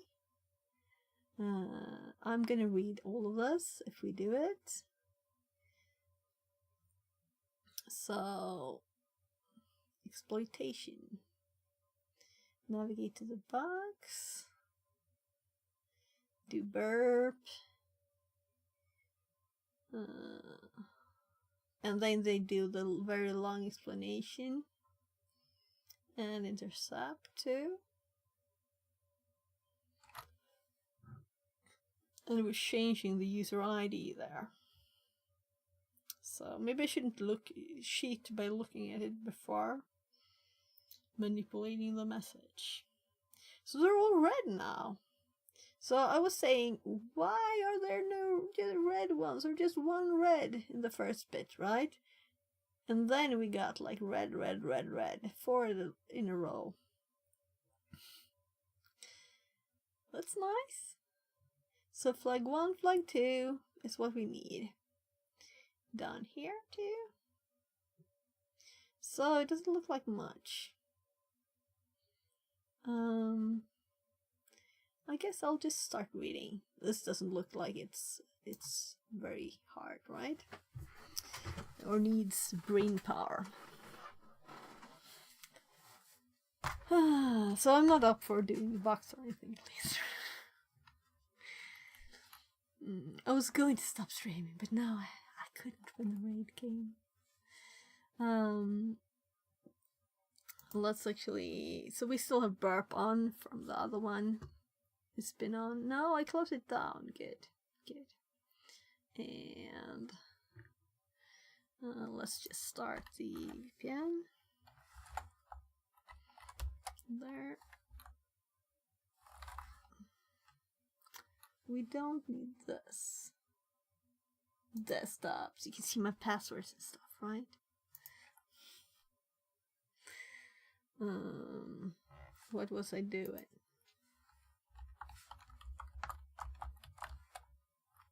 So I'm just starting Firefox and burp because it takes some time to get started.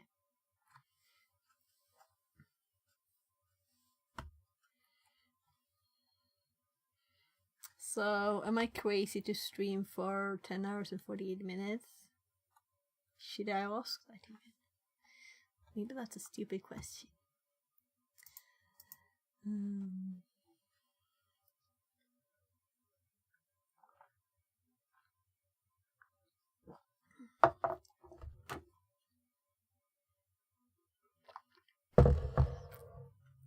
So I want to have something to drink with all the reading. So burp is up, Firefox is up. They just waiting for that IP later. So D13 WebSockets. It came without buffering. It came without lag. The story: the Sockbus was packed with exploits and hacking. Today treat an app which allows where's car tracking. May your malware adapt? Well, that's their suspicion. For Glitch and Mixkitted, the proof was their mission. Wares are all about security. The Glitch discovers that an app is illegally tracking the cars in Wareville. Not many car thefts in the city warrant such an extreme measure. He reaches out to Mixkitty to investigate. Investigate and identify how the application is tracking them and leaking users' possessions. Yeah, you're all welcome to join the Discord. I saw that it popped up there in chat. Learning objectives. Learn about WebSockets and their vulnerabilities. Learn how WebSocket message manipulation can be done. And connecting to the machine. Before we move forward, review the questions in the connection card below and start the machine button. 3 minutes at once, right, to get the website up. So let's just start reading. So, introduction to WebSocket. WebSocket let your browser and the server keep a constant line of communication open. Unlike the old school method of asking for something, getting a response, and then hanging up. WebSockets are like keeping the phone line open so you can chat whenever you need to. Once the connection is set up, the client and server can talk back and forth without all the extra requests. WebSockets are great for live chat-ups, real-time games, or any live data feed where you want constant updates. After a quick handshake to get things started, both sides can send messages for an hour. This means less overhead and faster communication when you need data flowing in real time. Traditional HTTP request versus WebSocket. When you use a regular HTTP, that was the IP pairing. Hop, right? So let's just copy it. While we're there now, I'll probably be further down. All the way there. So let's just get started again. Where were I? So, when you use regular HTTP, your browser sends a request to the server and the server responds, then closes the connection.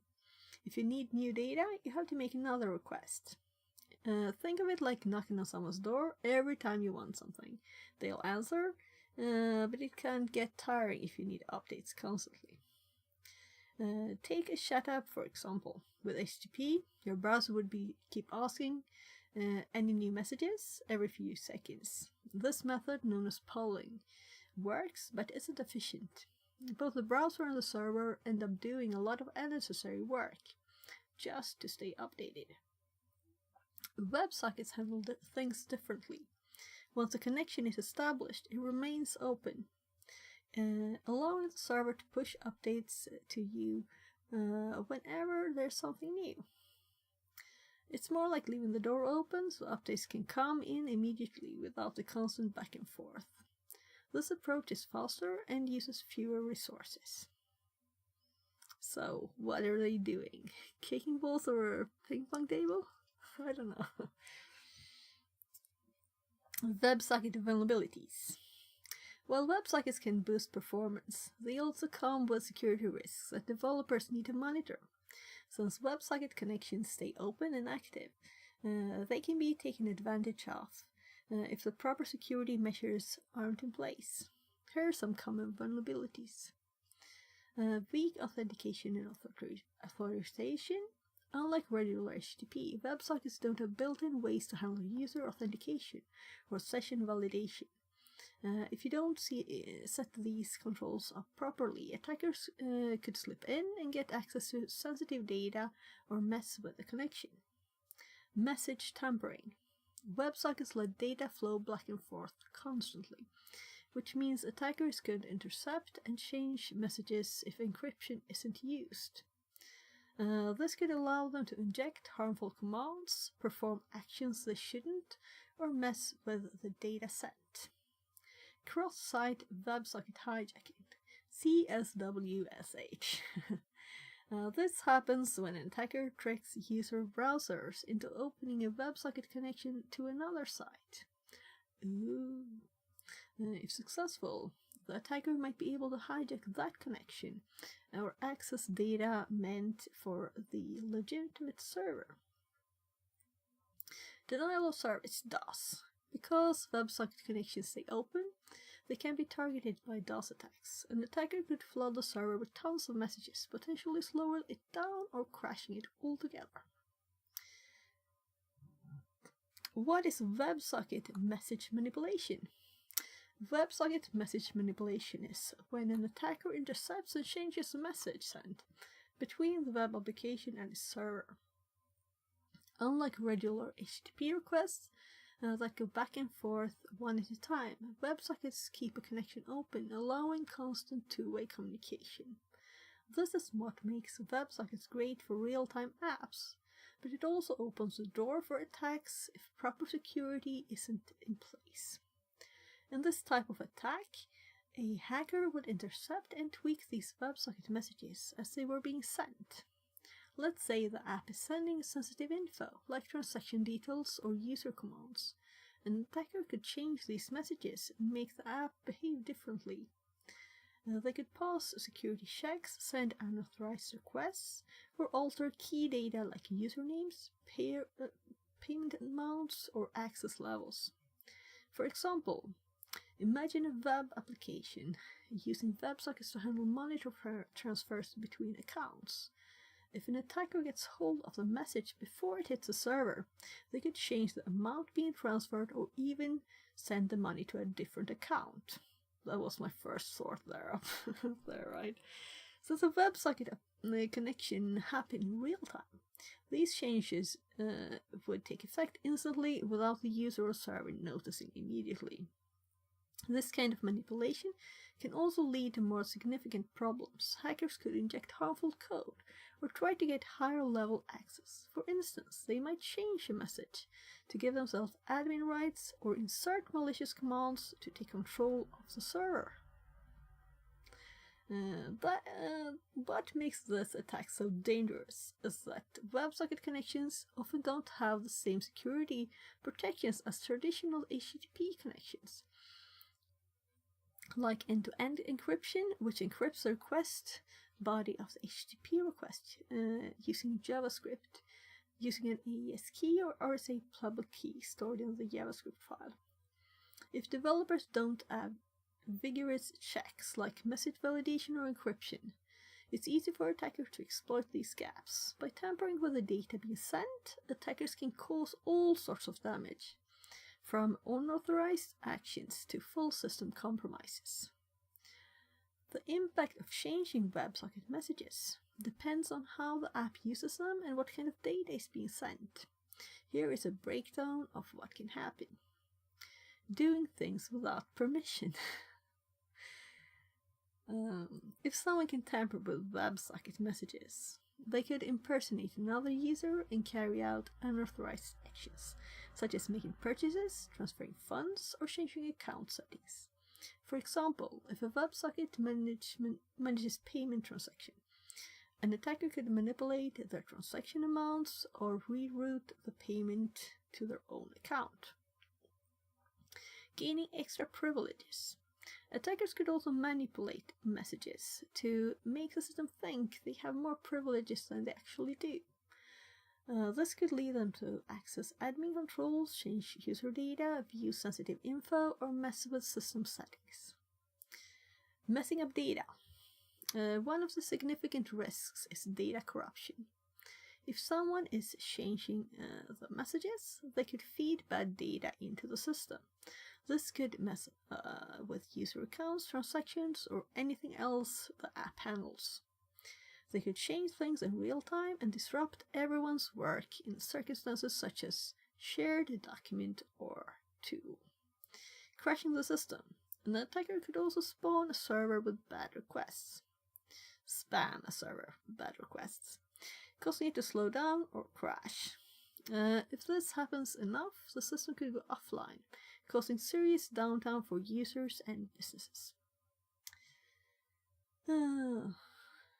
Without good security checks, this kind of message tampering can lead to anything from unauthorized actions to the downloading of an entire service. Exploitation. Navigate to. So let's copy the link. And we have Where Will Car Tracker.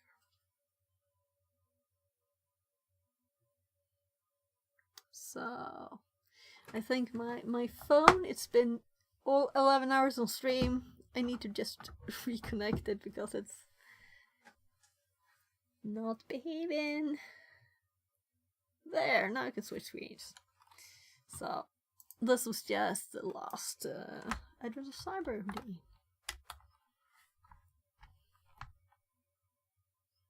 So, Where Will Car Tracker? Your vehicles. Glitches car track. Community reports. McSkitty, the city center traffic is looking good. Come visit. And we can send stuff. Oh look, stuff is happening here. Going through Santa ST, all clear here. My reindeer stopped to eat some grass. It's been 2 hours now. Well, it's fine at least, right? So, I'm moving really slowly today. Also, SC Street. Okay. So, Santa Street and another car accident. Cool. So we got an ad in here even, making it realistic, right? Alright, so we have malware too, but I guess I can't read all those, right? We will be stuck all day. So, if you're using the attack box on your browser, yeah, so we can just skip a bit here on burp. Yeah, so let's go to proxy. And let's not do that because we're not in the attack box. So we need to intercept, I think they wanted us to.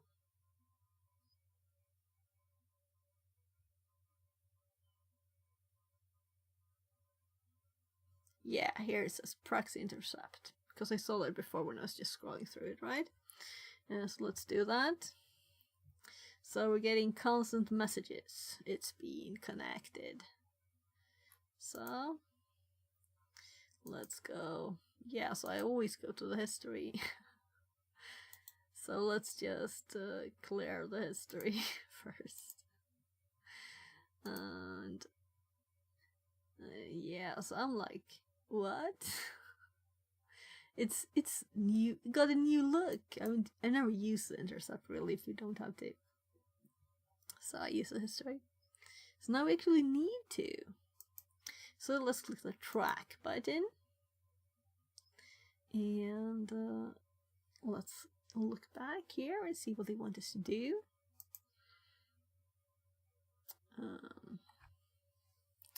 I'll just there. So sorry, I had these in my ears for so many hours. I'm actually gonna switch ears. So this is so the TTS won't get an echo. That's why I have these. So right. So go to your browser, click the track button. So we did that. Burp proxy will intercept the WebSocket traffic as shown below.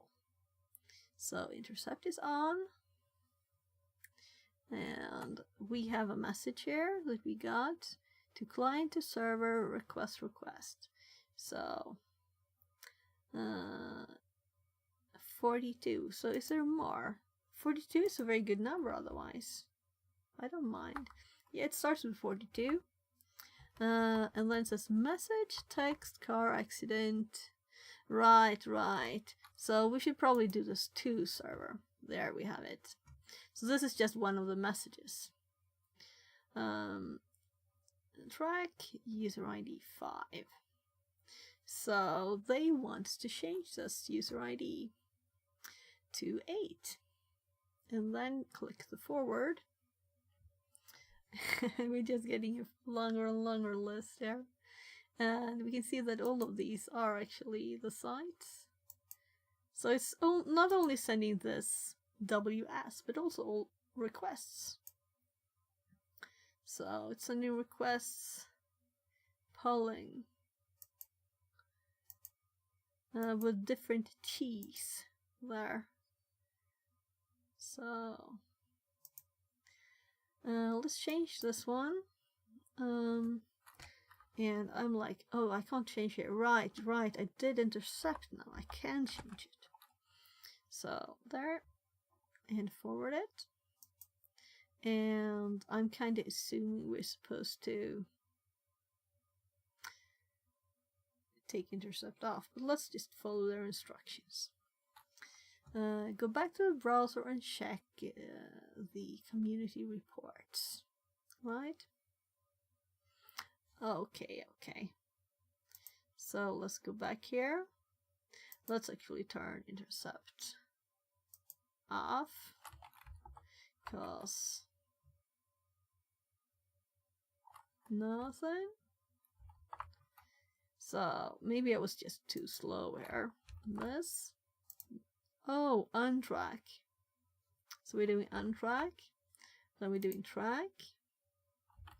And we're intercepting. So this message to server. Oh, it's not sent. So we need to send that first. Let's forward that. Here, track user 8. There. And then we forward this. Let's forward that too, otherwise. We probably won't get anything, right? So, 2 client, 2 server, 3. Yeah, this is just the normal messages. So we're not getting any special message here. Go back to your browser and check the community reports. I think someone is tracking my car.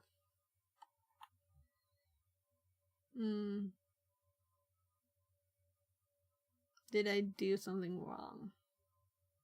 I don't think so. I didn't actually read the text. I just skimmed it. So let's actually read it.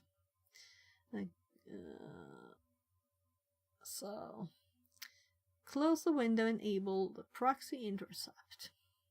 Go back to your browser and click the track button. Bird proxy will intercept the WebSocket traffic as shown below. And here, change the value of the user ID from 5 to 8. And click the forward button. It only looks a bit different now. Go back to your browser and check the community reports. And we're getting messages, right? Though only if we forward them. So, oh, there it is. So we just had to wait for a bit. It was a bit slower.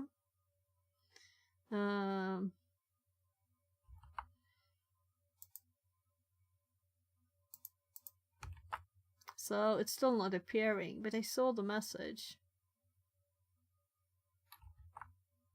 So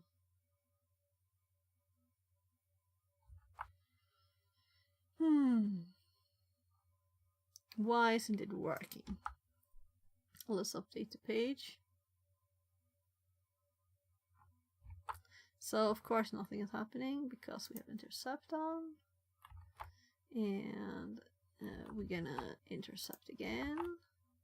And we can read it here, of course, but it's like a bit annoying. And maybe it's like a timing thing that we need to turn intercept off at once and they didn't mention. So let's forward this one and actually read the messages here now. So McSkitty, here's the thing we want. So let's copy it from here instead. Flag 1. And we forward that too. And here it's saying, I think someone is tracking my car, style, color to client. And I click forward. And then we do transport polling. Tracking update time. So I'm just gonna paste that that flag while I still have it, so I don't forget. Let's see what it says more. Go back to your browser and check the community reports, which it didn't appear.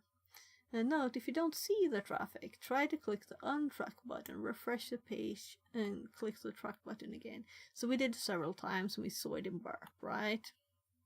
So it was my 3rd time now when I actually copied it. So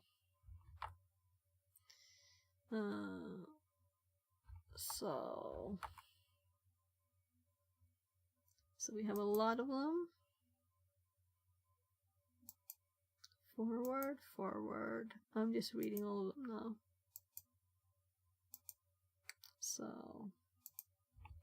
So let's untrack and keep this going. So we saw that it got the message, right? To probe. So when we're doing this, if we turn intercept off quickly, I think they will appear, right? So just another try. The intercept breaks it. Track, send an 8, and forward intercept off, and then we get it, right? So intercept is breaking it. And we can actually track his car now.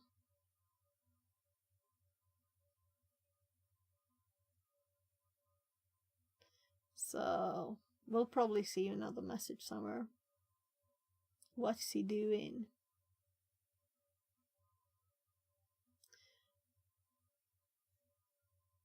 Where's my car? So we can send a message here too.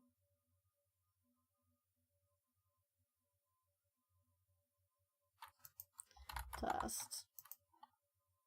Where the glitch.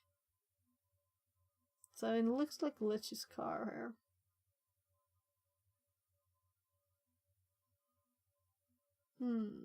So we can't see this here, but I'm kind of assuming we can see these in the history. WebSockets history. And here we can see all of these messages. We could have just went here to copy the message. And I've never looked at this, so it's new to me. That's kind of cool. Nice. So I've seen this exists. That's why I knew it was there. So what was I thinking? Right, what's the other part? So to server. To server. There. So the other one says track. What if we do something else on track? Like stop. Right? Maybe it can control the car. So it's just keeping track here. There was a hint. I'm gonna go look at the hint because I'm curious. So exploit the application and send a message to Mayor Malware while capturing the traffic. Okay, so we're going to capture sending a message maybe then. As Mayor Malware. Yeah. So we're gonna do it again with the send message. Yeah, I thought it was kind of something with this, so that's why I sent the test. But of course it will also be done through this. So I will try to tab, it just looked like the wrong thing there. So let's do intercept on. Let's I'm the bad guy. And let's click send on that. And Mayor Malware's messages, we don't have any up. But let's send that one on. Here, sender 5. Now we know it's 8, so we don't have to type his name. I was worried there for a second. And now we're going to forward and put this quickly, right? So let's see.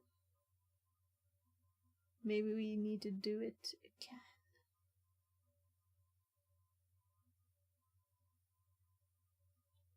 I hate parking meters.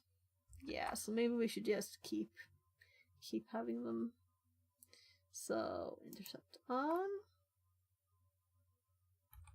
And hi.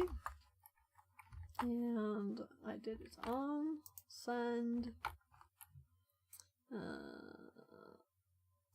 Forward. And sender 8. And let's forward and keep forwarding, right? So we will see the data, if there's any data.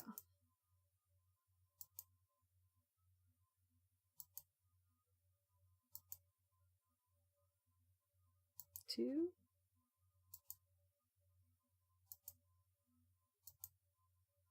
So we're getting the tracking data there too. 3 probe. 5.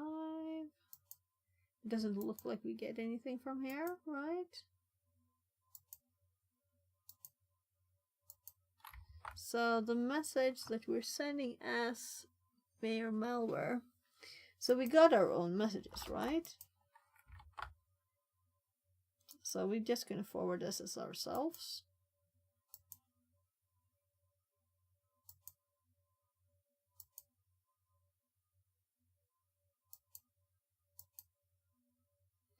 Yeah, let's test. So we get them back, right? So it should arrive even if it was ours. So if we intercept again, we do another test, and we send it, we change the data, and we forward intercept off. There, now we were quick enough. Just get it here. So, there.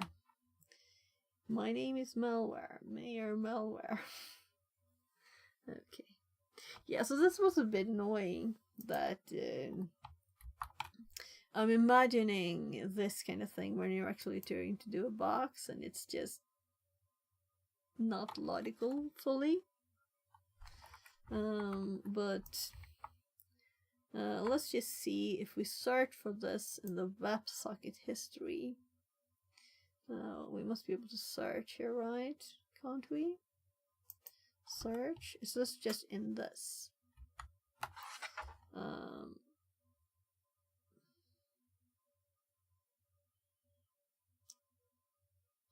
So I guess I will do this. There must be a better way than this. Maybe I'm just blind or tired. Filter. Filter by search item. Let's just do THM, right?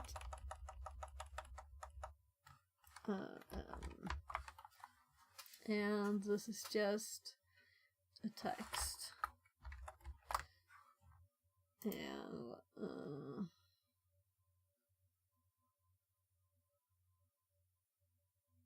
so we can kind of like hide outgoing. And let's see if we look at that. No. Maybe it's just all the keys here, or all the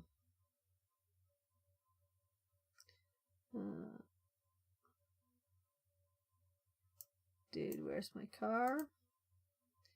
Dude, where's my car? Dude, where's my car? My name is Malware, Mayor Malware. Yeah, so we can find it here. Both of them.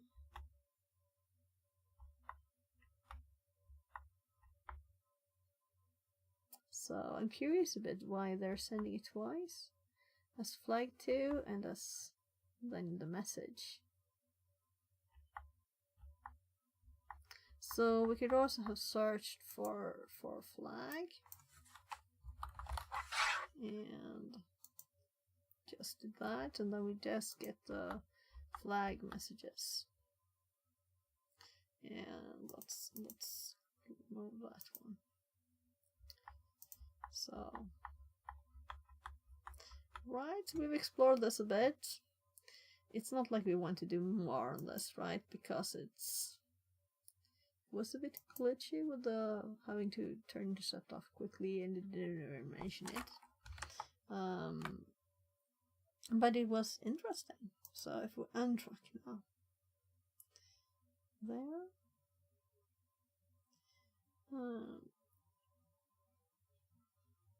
So I would be interested in looking at all of the data though. So if we remove this filter again, there, And we have all of the things. So if you just start at the very start of it, right? It's at the start. That's the tart. 2 probe, 3 probe, 5. We have time steps under ID. This is how we get those messages. And the message. And then we have 2 client, then 2 server, 3. So client sends 2, server sends 3. Client is 2 clients, or well, so, I should say to client message, to client message, and then to client again, and then it answers 3 messages, 2, 3 messages, 2, 3. Where is the position of the car? So it's probably not in here yet. Let's go to the bottom. We didn't turn on tracking. At the end we had tracking on, right? So let's just check. It is still appearing stuff. Let's go back a few minutes. All right, we can see the amount of data here. Tracking update. XY. Yeah, this is what I was looking for. So here we have a lot of tracking updates going all the time. So there's that data. And then there's a message, tracking data. So there's like 3 kinds of communication. We have the 1, 2, 3, we have the tracking updates and the messages. So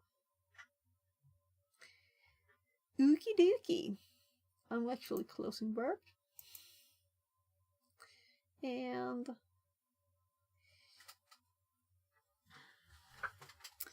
if you enjoyed this task, so well, the Burp Suit one, so I've done that already long ago.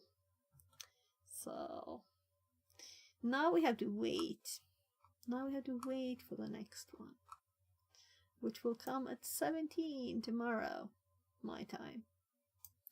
So it's currently almost 2. So I think I will have to read and get some sleep.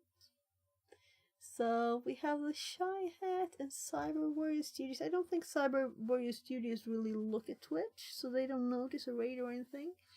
Shy Hat is probably doing like educational stuff, right? So science technology, education technology beginner. So it's very beginner stuff.